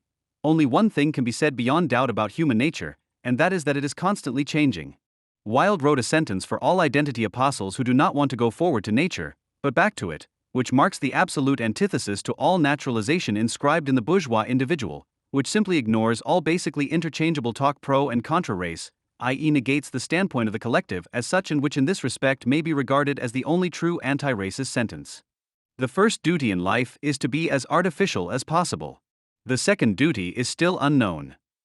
Wilde did not concede nature any right of its own. In this he was undoubtedly a very charming epistemological idealist. He would probably have rejected the idea of a reconciliation of man and nature, in which the latter also comes into its own right, as expressed by Adorno. Nevertheless, the idea of reconciliation is always present in his aesthetic theory. His thought, for example, if people see fog today, it is not because there is fog, but because poets and painters have made them receptive to the mysterious beauty of its appearance means, after all, that mediation is needed in order to recognize the unmediated, that it is precisely the perfected artificiality that allows nature as such to become eloquent. That artistic mediation therefore gives an idea of what a different social mediation aimed at reconciliation, not at the subjugation of nature could look like, but that art on the other hand, only brought to light something in nature that although intrinsically present, first had to be seen and heard. And in general, the attributes that Wilde ascribes to art, namely the definition of the work of art as an intentionless entity that rises above the viewer and dominates him, are also an expression of such non-identity. Music is a universal art, says the rich, white man in James Weldon Johnson's autobiography of an ex-colored man. Music belongs to everyone, you can't limit it to race or country. The novel itself, however, is skeptical of the musical claim to universality, and this is because it agrees with a colored man's trip to the deep heart of the South to sojourn among its people and immerse himself in its unadulterated inspirations, but denies white musicians going to Harlem to get their imitations firsthand from the black entertainers they see playing there. The music may belong to everyone, but there is still a difference between the imitations that whites do of blacks and the inspirations that blacks get from blacks. The logic of this stance, however, suggests a more general conclusion. Black musicians who listen to spirituals are thereby laying claim to their heritage. White musicians who imitate spirituals, or ragtime or hip-hop or blues, are, as one contributor to the publication Race Trader put it, denying blacks the right to their own heritage. The staff of Race Trader, a journal dedicated to abolishing whiteness, disagree on whether white people can or should sing the blues. And indeed, the way in which this disagreement is played out is crucial to the project of racial betrayal, the project of abolishing not white racism, but the white race. So do white people borrowing from black culture contribute to white people ceasing to be such, or do they, like the white musicians who go to Harlem, merely rip off black people? Once Johnson's man of color neglects the sources of his inspiration, he becomes an ex-colored man, which is to say that he degenerates into an imitation, he henceforth passes for white. Race Trader even imagines that white people, perhaps, as one of the editors, Noel Ignatieff, says, through some preoccupation with blackness, possibly even through an identification as black, can transform themselves into ex-white people. But do white people who engage with blackness in any way even pass as black? The ex-colored person sheds his racial identity by concealing it. The ex-white person does not want to conceal his racial identity, but to reject it, to destroy it. The ex-colored person no longer wants to be identified as a Negro. The Race Trader, perhaps by identifying with black, wants to stop being white. The difference between these two projects corresponds to a difference in racial theory. Race in Johnson's autobiography is a function of something the narrator calls blood. Only because his skin color is ivory can the narrator claim to be white, but because his blood is black, he is not. In contrast, the editors of Race Trader, like most contemporary race theorists, believe that race is a social, not a biological fact. Indeed, only on the premise of a socially constructed conception of race can the abolition of whiteness make non-genocidal sense. To make white people disappear is not to kill white people, it is to destroy the social fact of whiteness. Insofar as whiteness, like slavery, is a social fact, it can be abolished, and just as there were once millions of ex-slaves in the past, there could be millions of ex-whites in the future. Of course, the project of abolishing whiteness has only become possible through the redefinition of race as a social construction, although at the same time the celebration of racial difference is a characteristic concern of contemporary race theory. Because these two projects, the celebration of race and its abolition, are based on a conception of race as a social fact, they are doomed to failure. Race cannot be understood as a social fact like slavery or, to choose an analogy even more fundamental to the project of racial betrayal, as class. If, as Ignatieff claims, race, like class, is something that does happen, then, and this is the project of race betrayal, it can also be made not to happen. I will demonstrate in my argument that race is not to be understood like class, that race does not happen, nor can it be made not to happen. And against those who want to respect and preserve race, rather than abolish it, I will demonstrate that it makes no more sense to respect racial differences than it does to abolish them. In fact, however, the immediate impulse to preserve race betrays the extent to which those who believe their notions of race are anti-essentialist or performative, actually remain wedded to a racial essentialism. My critique of the notion of race as a social construction is not a defense of racial essentialism. Rather, I want to insist that our actual racial practices, the ways in which people talk about and theorize race, however anti-essentialist in intent, can only be understood as not adhering to the idea that race is a social construction. I would also like to insist that if we want to abandon this idea, we must abandon the idea of race altogether. Either race is an essence or there is no such thing as race. That being said, there can be no ex-black or ex-white people. If race, to be what it is made out to be, must be essential, then Johnson's ex-colored man, because he was once black, can never cease to be black, If there is no such thing as race, then white people like the race traders, because they were never white, cannot cease to be white. Either race makes it possible to realize a form of passing through the rejection of one's racial identity, or passing becomes impossible and there is no longer such a thing as racial identity. But how is this passing possible? For an anti-essentialist, the question could be formulated as follows. How is it even possible to pass as someone else without becoming identical to the person you pass as? For an essentialist, the question would have to be posed somewhat differently. How is it even possible to pass? What character must race have in order for it to be concealed? In a racial system in which racial identity is a function of physical appearance, in which skin color, rather than any question of kinship, determines racial identity, this might be nearly impossible. For if racial identity is determined by physical appearance, if a dark skin color makes someone black, and a light skin color makes someone white, then the only way to pass is to hide or change one's skin color. The choice between changing and concealing, or more precisely, the possibility of concealing by changing, raises another question. If you somehow manage to change your skin color, do you really pass as other race? Are you pretending to belong to one race when you actually belong to another, or have you actually stopped being part of one race and started being part of another instead? A relevant analogy in this context might be the transsexual. Usually, one would not want to claim that the transsexual passes as an other-gendered person, and if one did want to claim that, one would have to have an explanation for how a person's body can undergo a sex change without the essence of that person changing gender. That is, provide an explanation for what the essence of what is concealed by the change is. In Black Skin, White Masks, Frantz Fanon imagines a serum for denegrification that has been developed to enable black people to make themselves white. If such a serum really existed, would one want to say that the person using it was now able to pass as white, or would one want to say that the person in question was now white? In the American racial system, on the other hand, according to which one drop of black blood makes the person black, passing does not require a physical transformation. In Johnson's novel, the X-colored man, who is of ivory whiteness, simply grows a mustache and changes his name. Where, in other words, physical appearance does not determine racial identity, but is merely a sign of it, one can pass without altering the body in any way. However, the claim that the one-drop rule allows passage without necessitating physical change does not, of course, mean that it renders the body irrelevant. Even if one concedes that the notion of black or white blood does not meet with widespread biological acceptance today, one can still understand the reference to blood as a metaphor for something that, whatever it may be, is present in the body and is supposed to determine race, e.g. one's genes. With the one-drop rule, therefore, a black person who wants to pass as white must conceal anything in their body that might identify them as black. But because it is only possible to pass because the thing is already invisible, passing is less about hiding something and more about refusing or failing to acknowledge something. Racial identity in the sense of the one-drop rule thus emerges as something that is not only embodied, in the sense that the one-drop is in the body, but must also be represented, since without the representation, the fact that the drop is in the body cannot be recognized. This non-identity of a person's racial affiliation and the representation of this affiliation opens up, indeed constitutes, the entire field of racialized discourse. At the most basic level, it inserts race into the field of ethics. If racial identity is invisible, then it becomes something to lie or tell the truth about, or something to conceal or reveal. On its own, this possibility is of limited significance. After all, hair color is also something that can be concealed or revealed. But although hair color can be misrepresented, it cannot be represented.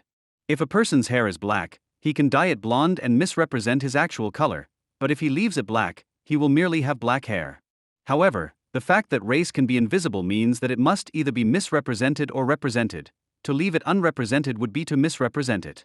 In other words, if you are not visibly black, you either have to find a way to represent your blackness or you have to pass as white. This is exactly what is meant when we talk about the possibility of passing opening up the whole field of racialized discourse. The discourse of race is the discourse of people who can pass but don't want to. This is true despite the fact that comparatively few people can pass. For the merely conceptual possibility of passing makes it possible to proclaim the essential invisibility of race, and to wipe the color off even those who cannot pass, the vast majority, to transform them from a fact constituting their racial membership into a representation of that fact. For this reason, a writer like Howard Winant in Racial Conditions can convincingly argue that race is not just a matter of skin color. Rather, it is a way of life, a way of being. This means that because skin color does not define race, it can only be understood as one way, and not necessarily the most important way, to manifest race. The possibility of belonging to a race of people who do not look like you implies the possibility of manifesting your own racial identity in your actions, that is, in behaving black or white. It produces, in other words, the idea that certain actions, and we want to include under the heading of actions both beliefs, values, and practices, i.e., all the matters that are said to make up a person's culture, adequately accompany certain identities. Regardless of skin color, there are always ways to act black or white. Once you realize this, you also realize that even if you can't pass, if you look like what you are, you can still fail to act like what you are. Therefore, the conceptual possibility of passing, for those whose physical appearance is such that they can pass, represents the possibility of concealing or revealing their racial identity. It opens up the possibility for all to be loyal or disloyal to one's race, to embrace or reject the lifestyle that their race has in store for them. Precisely because race is invisible, all the circumstances that make it visible are reduced to simple representations of a racial identity that is made up elsewhere. At the same time, precisely because race cannot be reduced to any of its representations, pretty much anything can be considered its representation. It is only because the thing itself is invisible that anything can be imagined as a way of seeing it. The invisibility of the race contributes much to its power. This is why early American racial thought always sought to locate a person's racial identity not merely in a part of the person that is hard to see, the blood for example, but in a part of the person that is not visible at all, the soul. Indeed, locating race in the soul rather than the body makes it a single representation of racial essence. It makes race immune to a fantasized denegrification serum, for what is not really in the body cannot be affected by the alteration of the body. Thus, in contemporary racial thinking, meaning that of the end and not so much that of the beginning of the 20th century, the rejection of the body as a site of racial identity makes the fantasy of biological denegrification irrelevant, as it were. However, contemporary racial thinking, i.e., the belief in race as a social construction, sees itself as anti-essentialist, not as a form of essentialism. The assertion that race is socially constructed is tantamount to the assertion that race is not a biological entity, that there is nothing in people's bodies, visible or invisible, that constitutes their racial identity. In other words, there is no such thing as black or white blood and no genetic equivalent to it. Or as biologist Richard C. Lewontin puts it, in Of Genes and Genitals, Transition 69, race is simply not a category that biologists or anthropologists still take seriously, although race as a social phenomenon still has a compelling reality. But if one assumes that race is present neither in the soul nor in the body, where does one think one can find it? What kind of reality is a compelling reality of race today? One way to characterize this reality might be to understand it as the reality of a fallacy. Even if race is not a biological fact, many people have believed it to be, and some people no doubt still do. And this belief, wrong as it is, has obviously had significant consequences in the past and continues to do so today. For this reason, one might assume that the reality of race is that one lives in a world that is still organized along racial lines. The point of our new knowledge, the knowledge that there are no biological races, would then be to undo these consequences of our old ignorance, that is, to establish a world in which race is not a compelling reality. However, those who have committed themselves to the social construction of race, even the race traders, clearly do not conceive of racial reality as a fallacy. They do not conceive of race as a thing that, if it does not exist in nature, does not exist at all. In a very famous passage of Reflections on the Jewish Question, Sartre says that the presence of a Jewishness in him, of a Jewish principle analogous to phlogiston, makes the Jew a Jew in the eyes of the anti-Semite. However, when people stopped believing that phlogiston occurs in nature, they did not begin to believe that phlogiston was a social construction. This is just to say that by claiming that there are no races in nature, but that race is a social construction, is not to deny that there is such a thing as race. It is just to provide a better explanation of what race actually is. So when we say that because there are no races in nature, racial thinking is just an illusion, the supporter of the social construct doctrine thinks we have missed the point. If it is a mistake to understand race as an essence, as something fixed, concrete, objective, as Michael Omi and Howard Winant put it in Racial Formation in the United States, then it is equally a mistake to regard it merely as an illusion that an ideal social order would eliminate. Those who see race as a biological fact make the first mistake, those who see race merely as an ideology, and consider a colorblind society desirable, make the second. But racial consciousness is not false consciousness.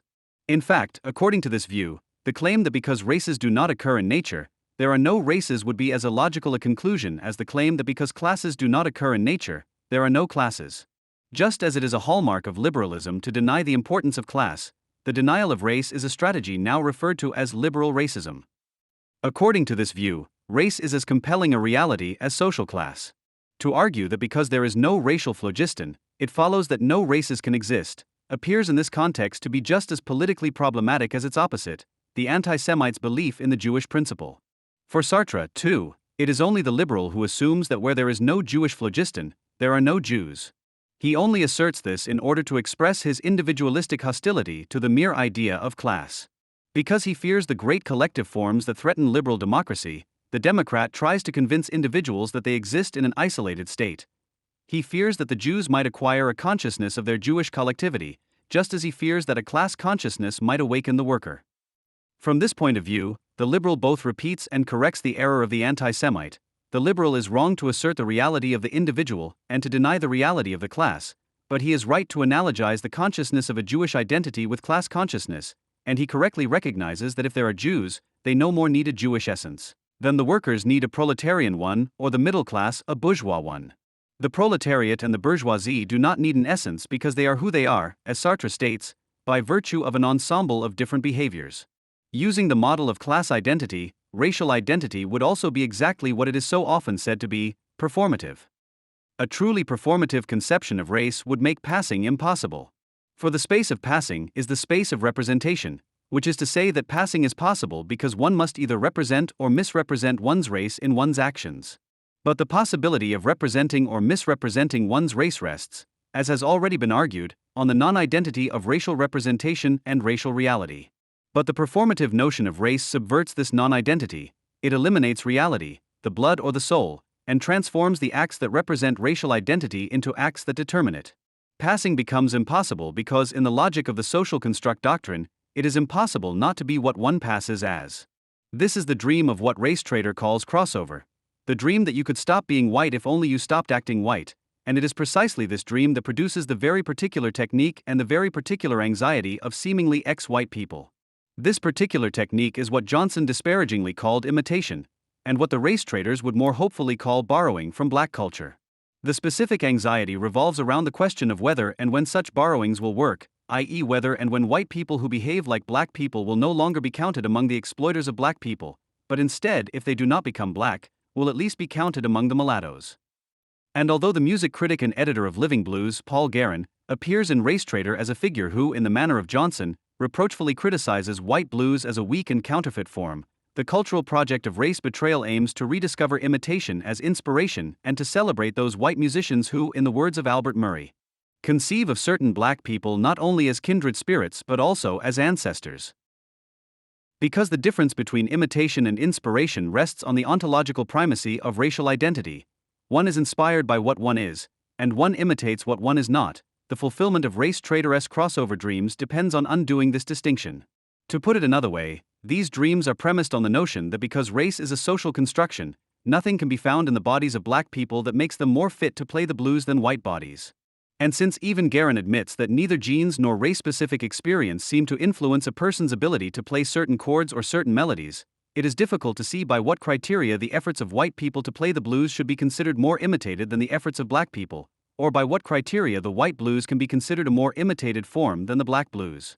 Indeed, because describing the blues in formal terms does not require reference to the skin color of those who play it, any more than describing a sonnet in formal terms, and because the very notion of a musical form depends on the possibility of its imitation, it is difficult to see how there could be a formal difference between black and white blues.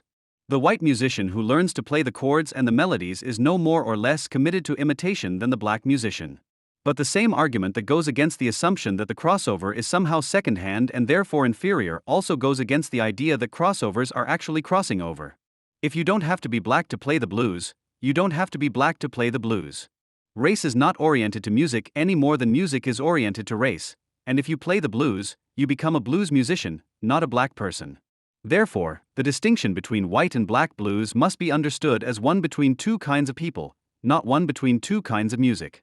What makes the music someone plays black is the fact that they are black. What gives the music its color is the skin color of the people playing it. So if it is only the anti-essentialist conception of race that makes the project of crossover possible, precisely because only an anti-essentialist conception makes it possible to stop being white by discarding white behaviors, it is only an essentialist conception of race that makes this very project seem desirable, precisely because only an essentialist conception of race makes a person's behavior seem white. and thus declares it something that can be discarded. Although the goal of the ex-white person who crosses over is fundamentally opposed to the goal of the ex-colored person who passes through, the fact that people want to cross over, as well as the fact that people can pass through, is to be read as a tribute to essentialism. In this sense, the anti-essentialist charged idea of transgressions, the performative, is merely a variant of the essentialist denegrification serum. For if race is a biological fact, then a change in skin color is a change in racial membership, and if race is a behavior, then a change in lifestyle is tantamount to a change in racial membership. But because, as Heinlein says, race is not exclusively a matter of skin color, one cannot simply change one's race by changing one's skin color. If race, precisely because it is not exclusively a matter of skin color, must nonetheless always be a matter of skin color, one cannot change one's race by changing one's lifestyle. It must still remain a question of skin color, because without the reference to skin color there can be nothing specifically racial in terms of lifestyle. The social construct doctrine, with its stubborn adherence to the idea of transitions between races, is as superficial as skin. It does not provide for the possibility of choosing a way of life against the color of one's skin, but demands that one's behavior conform to the color of one's skin. This is true even if we turn our attention not to racial identity but, as it is called today, to cultural identity. In the foreword to the latest edition of Reflections on the Jewish Question, Michael Walzer criticizes Sartre for claiming that there is an empty Jewishness without religious or cultural content. The Jewish religion is completely irrelevant for Sartre, because insofar as Jewishness is understood as a form of religious belief or religious practice, the Jew is a Jew only insofar as a Methodist is a Methodist or a member of the Elks Club is an Elk. We do not need an anti-essentialist understanding of moose. Their identities are entirely performative, which is to say that they are entirely constituted, and not represented by their behavior. But a Jew does not become Jewish in the same way that a moose becomes a moose, and of course a Jew cannot leave Judaism in the same way that a moose can leave the Moose Club. To put it another way, Sartre sees that being Jewish is not a biological matter, nor does it have anything to do with a metaphysical essence, which is why he denies the existence of a Jewish phlogiston. On the other hand, he also sees that a Jewish principle cannot simply be replaced by a set of Jewish behaviors. The anti-Semite hates what the Jew does only insofar as these actions represent what the Jew is. One can make this point more generally and positively by pointing out that the celebration of difference in contemporary multiculturalism is entirely committed to an understanding of the cultural identity of other peoples as expressed in their actions, and not manifested in those actions. Why else would one not only tolerate, but even value, actions and beliefs that seem wrong and misguided to oneself? For example, if you are convinced that the circumcision of boys is cruel and senseless, why should you allow it? If you are convinced that circumcision of girls is even more cruel and just as pointless, why should it be allowed? These practices are not valued because they seem valuable in themselves, but because they represent identities that seem valuable. The same distinction between a person's identity and their actions that makes passing possible is what makes the celebration of multiculturalist difference seem plausible.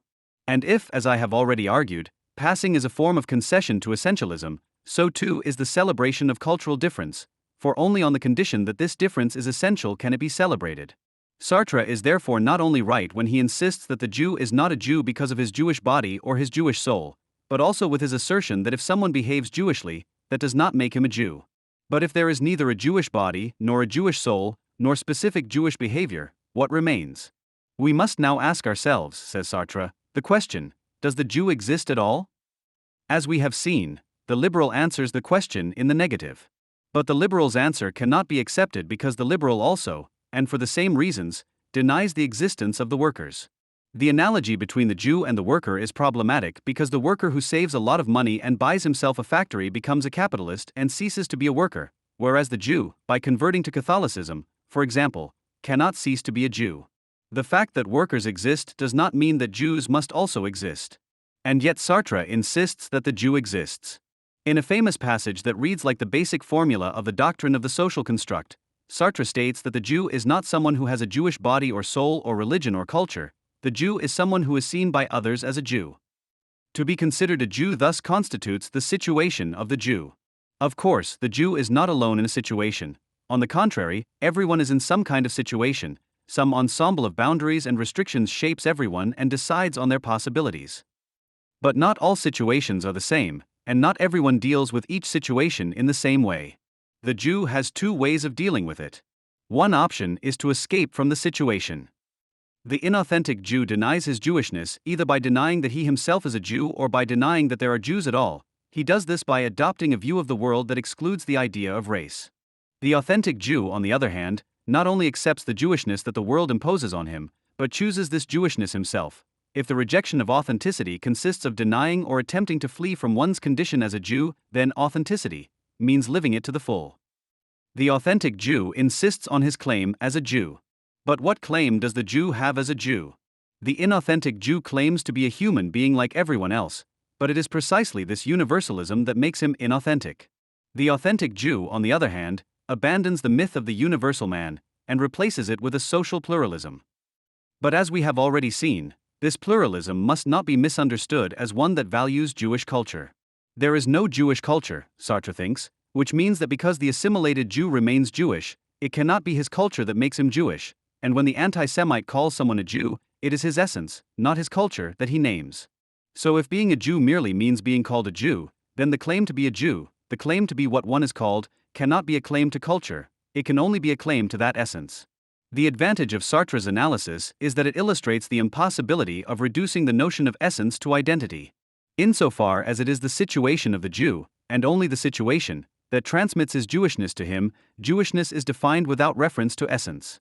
But the Jew finds himself in a situation in which a Jewish essence is attributed to him.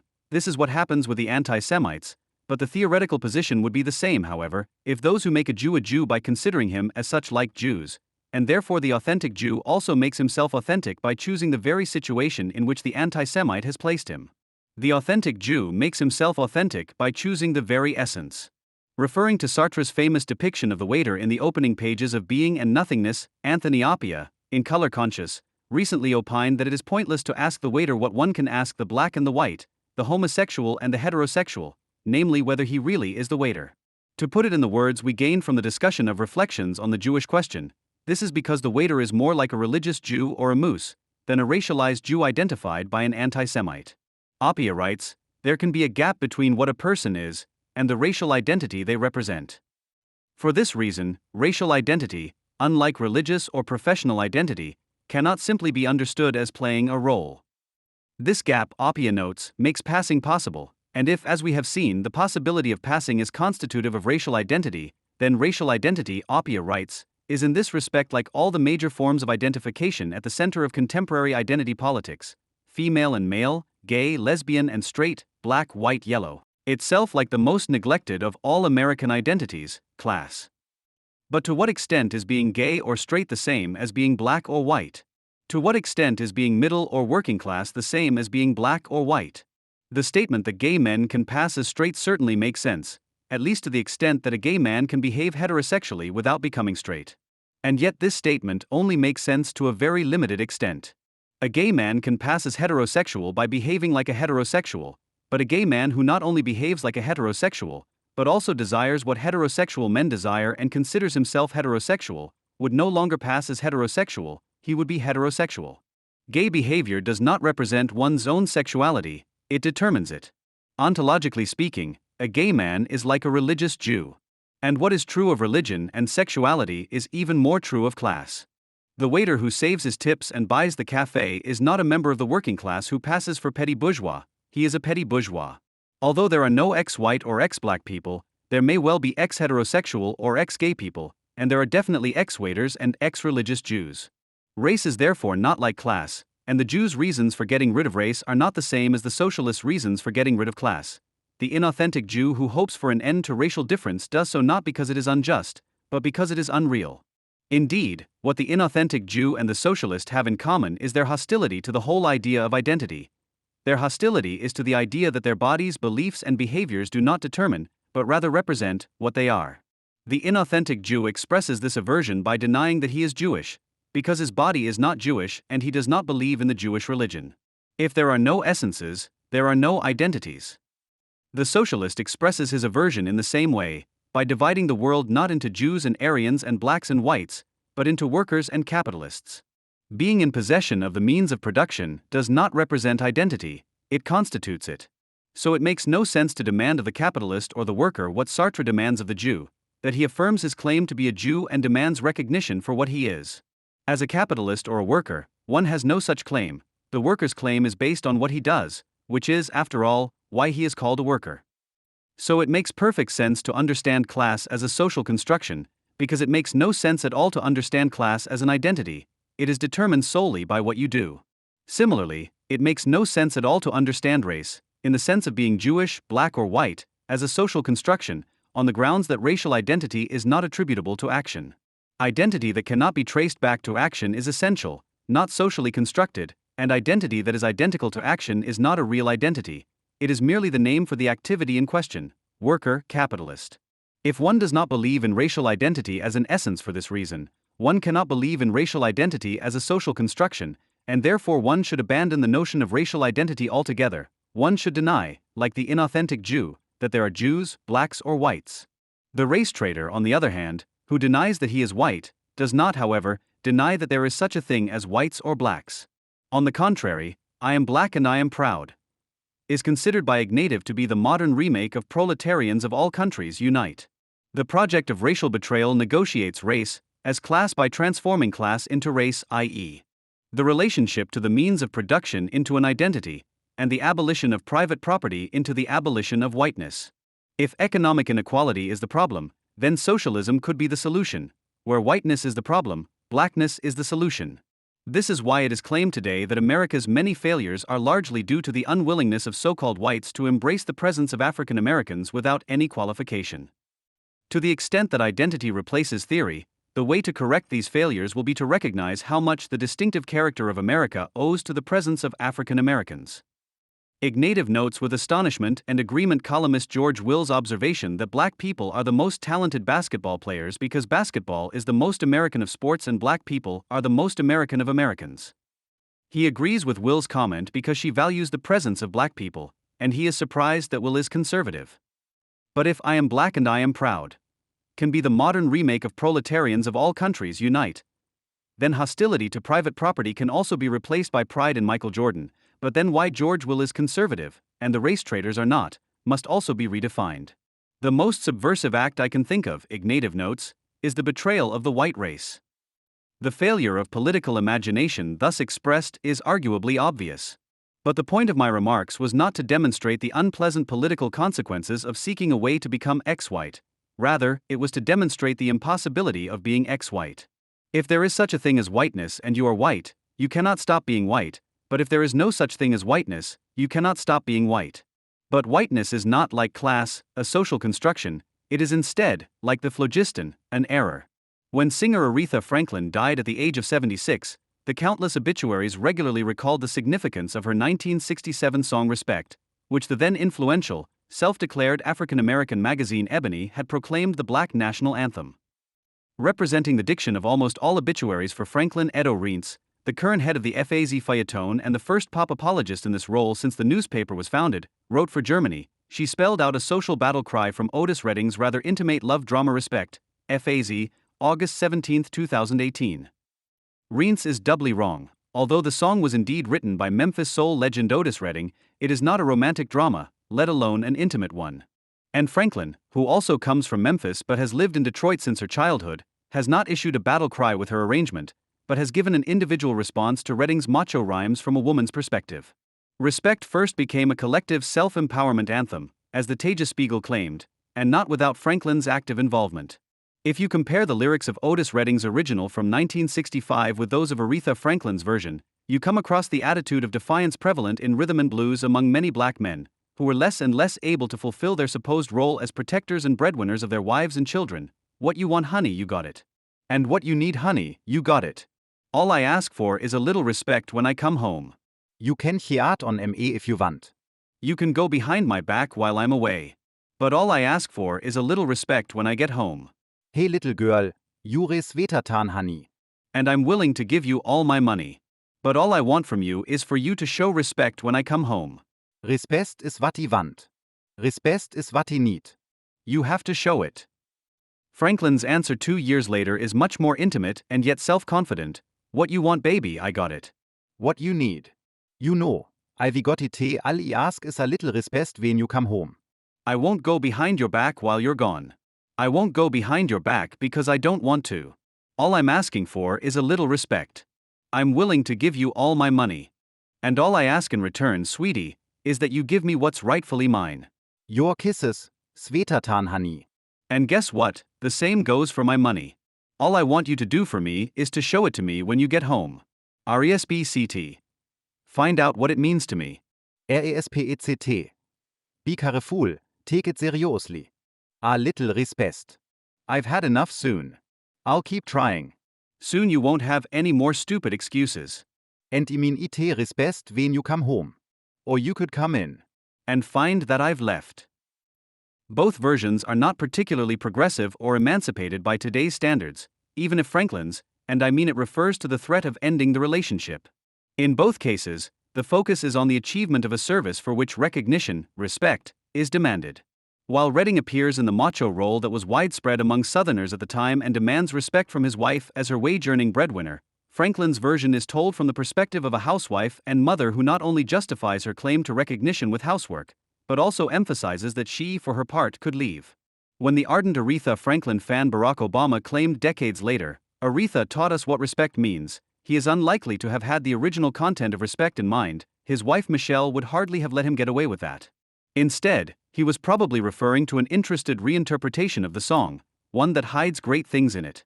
An example of how to do this can be found in a 2015 Zeit article that elevated respect to a manifesto of the Black liberation struggle and was determined to discover the coded call to revolt in the Franklin version. To come to this conclusion, the Zeit author has to go back to Redding's original, from which he reads astonishing things. The song text is by no means as modest as one might think. On the contrary, at its core it is about money and the experience that it is not enough.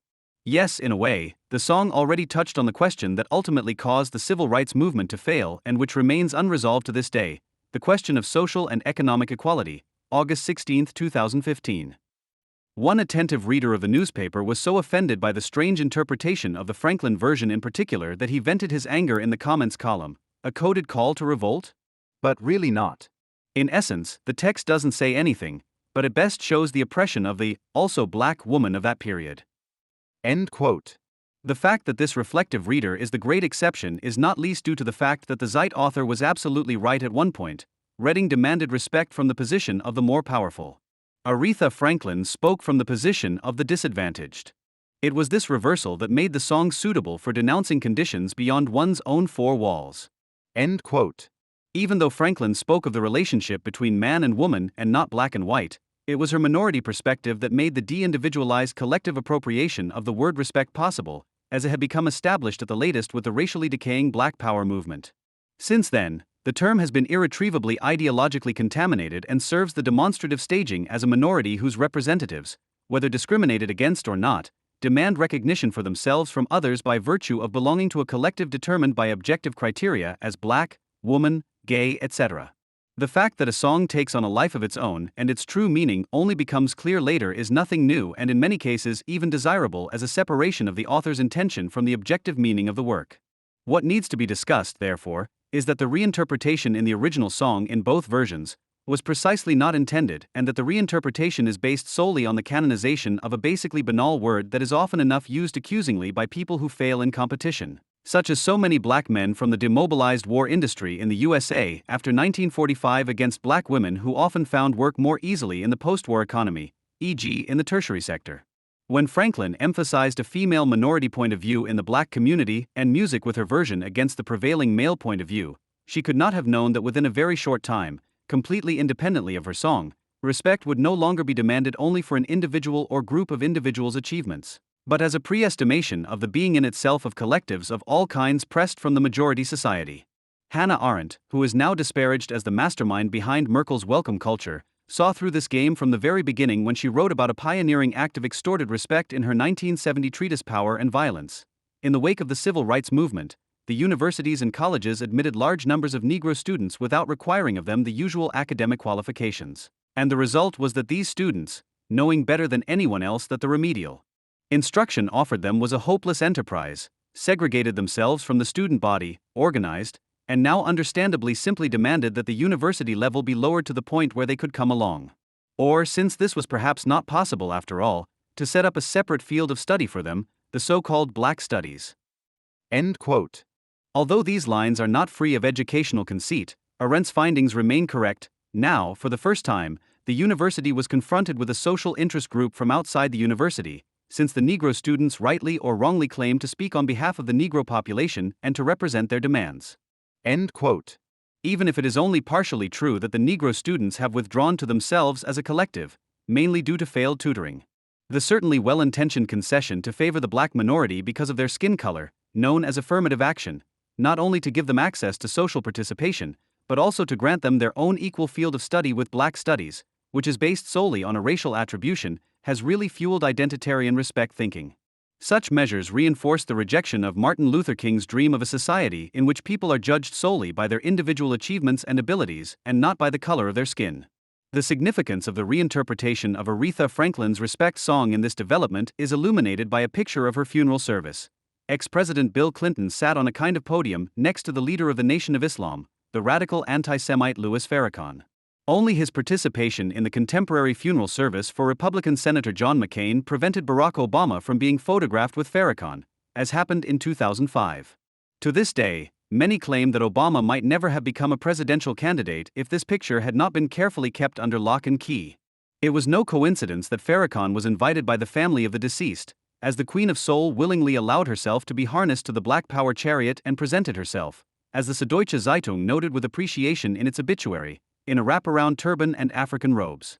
The fact that Farrakhan's presence was not an oversight cannot be understood by those who do not make the compelling connection between the show of respect for the Black Power movement and its anti-Semitism, homophobia, and contempt for women. Filmmaker Jeremy Neuberger, for example, tweeted indignantly, "I love Aretha Franklin and this great tribute is wonderful to watch." But Louis Farrakhan? His view of Jews, gays, and immigrants represents a complete lack of RESPCT, Daily Mail, August 31, 2018. In his obituary entitled Aretha Franklin, A Godsend for Us and All Mankind, Farrakhan pointed out that the lifelong Baptists stood by him and his then mosque community in solidarity during a police raid in 1972. Her activism, her selflessness, led her to join Martin Luther King and the civil rights movement in our nation's fight for freedom, equality, and justice. End quote. Leaving aside the transparent attempt to embrace Martin Luther King, whom the Nation of Islam had declared to be the enemy of our people, Farrakhan quite truthfully points out the special features of the biography of the Queen of Soul. As the daughter of the prominent Baptist preacher C.L. Franklin, she not only came into contact with gospel and blues from an early age, but also with Martin Luther King, who often visited the family of his comrade in arms. A rift between daughter and father arose in the wake of Martin Luther King's assassination in 1968, when Aretha turned to the Black Power movement, while her father rejected the black segregation movement in the tradition of Martin Luther King. Aretha's enthusiasm for the black collective spirit culminated in 1970 when she wanted to bail out Black Power activist and communist Angela Davis after her arrest for supporting terrorism. 2 years later, she apparently also felt a special need to show her respect for the macho and misogynistic Black Panther Party, of all people. She was particularly taken with Emory Douglas, the Black Panther Party's Minister of Culture at the time, who was responsible for the design of the party newspaper and had already given the Panthers a gangster image, a kind of blueprint for the later so-called gangster rap and its repulsive flaunting of sexism and glorification of violence. With Aretha Franklin, the feeling prevailed that, as a prominent black woman, she absolutely had to show solidarity with the most radical protagonists of the struggle for her own people, according to the principle that blood is thicker than water. She explained her support for Angela Davis as follows: "Not because I'm a communist, but because she's a black woman who wants freedom for black people. I have the money, I got it from black people. They're the ones who put me in this financial position, and I want to use it for things that will help our people." End quote. The Queen of Soul was not only driven by her own success, but voluntarily put herself at the service of reinterpreting her famous song to empower minorities. Even if Black Power was fortunately never able to achieve the desired complete segregation of society by race, the fact that Aretha Franklin allowed her Respect song to become a vehicle for the ideologues of unfreedom casts a shadow over the legacy of a great singer.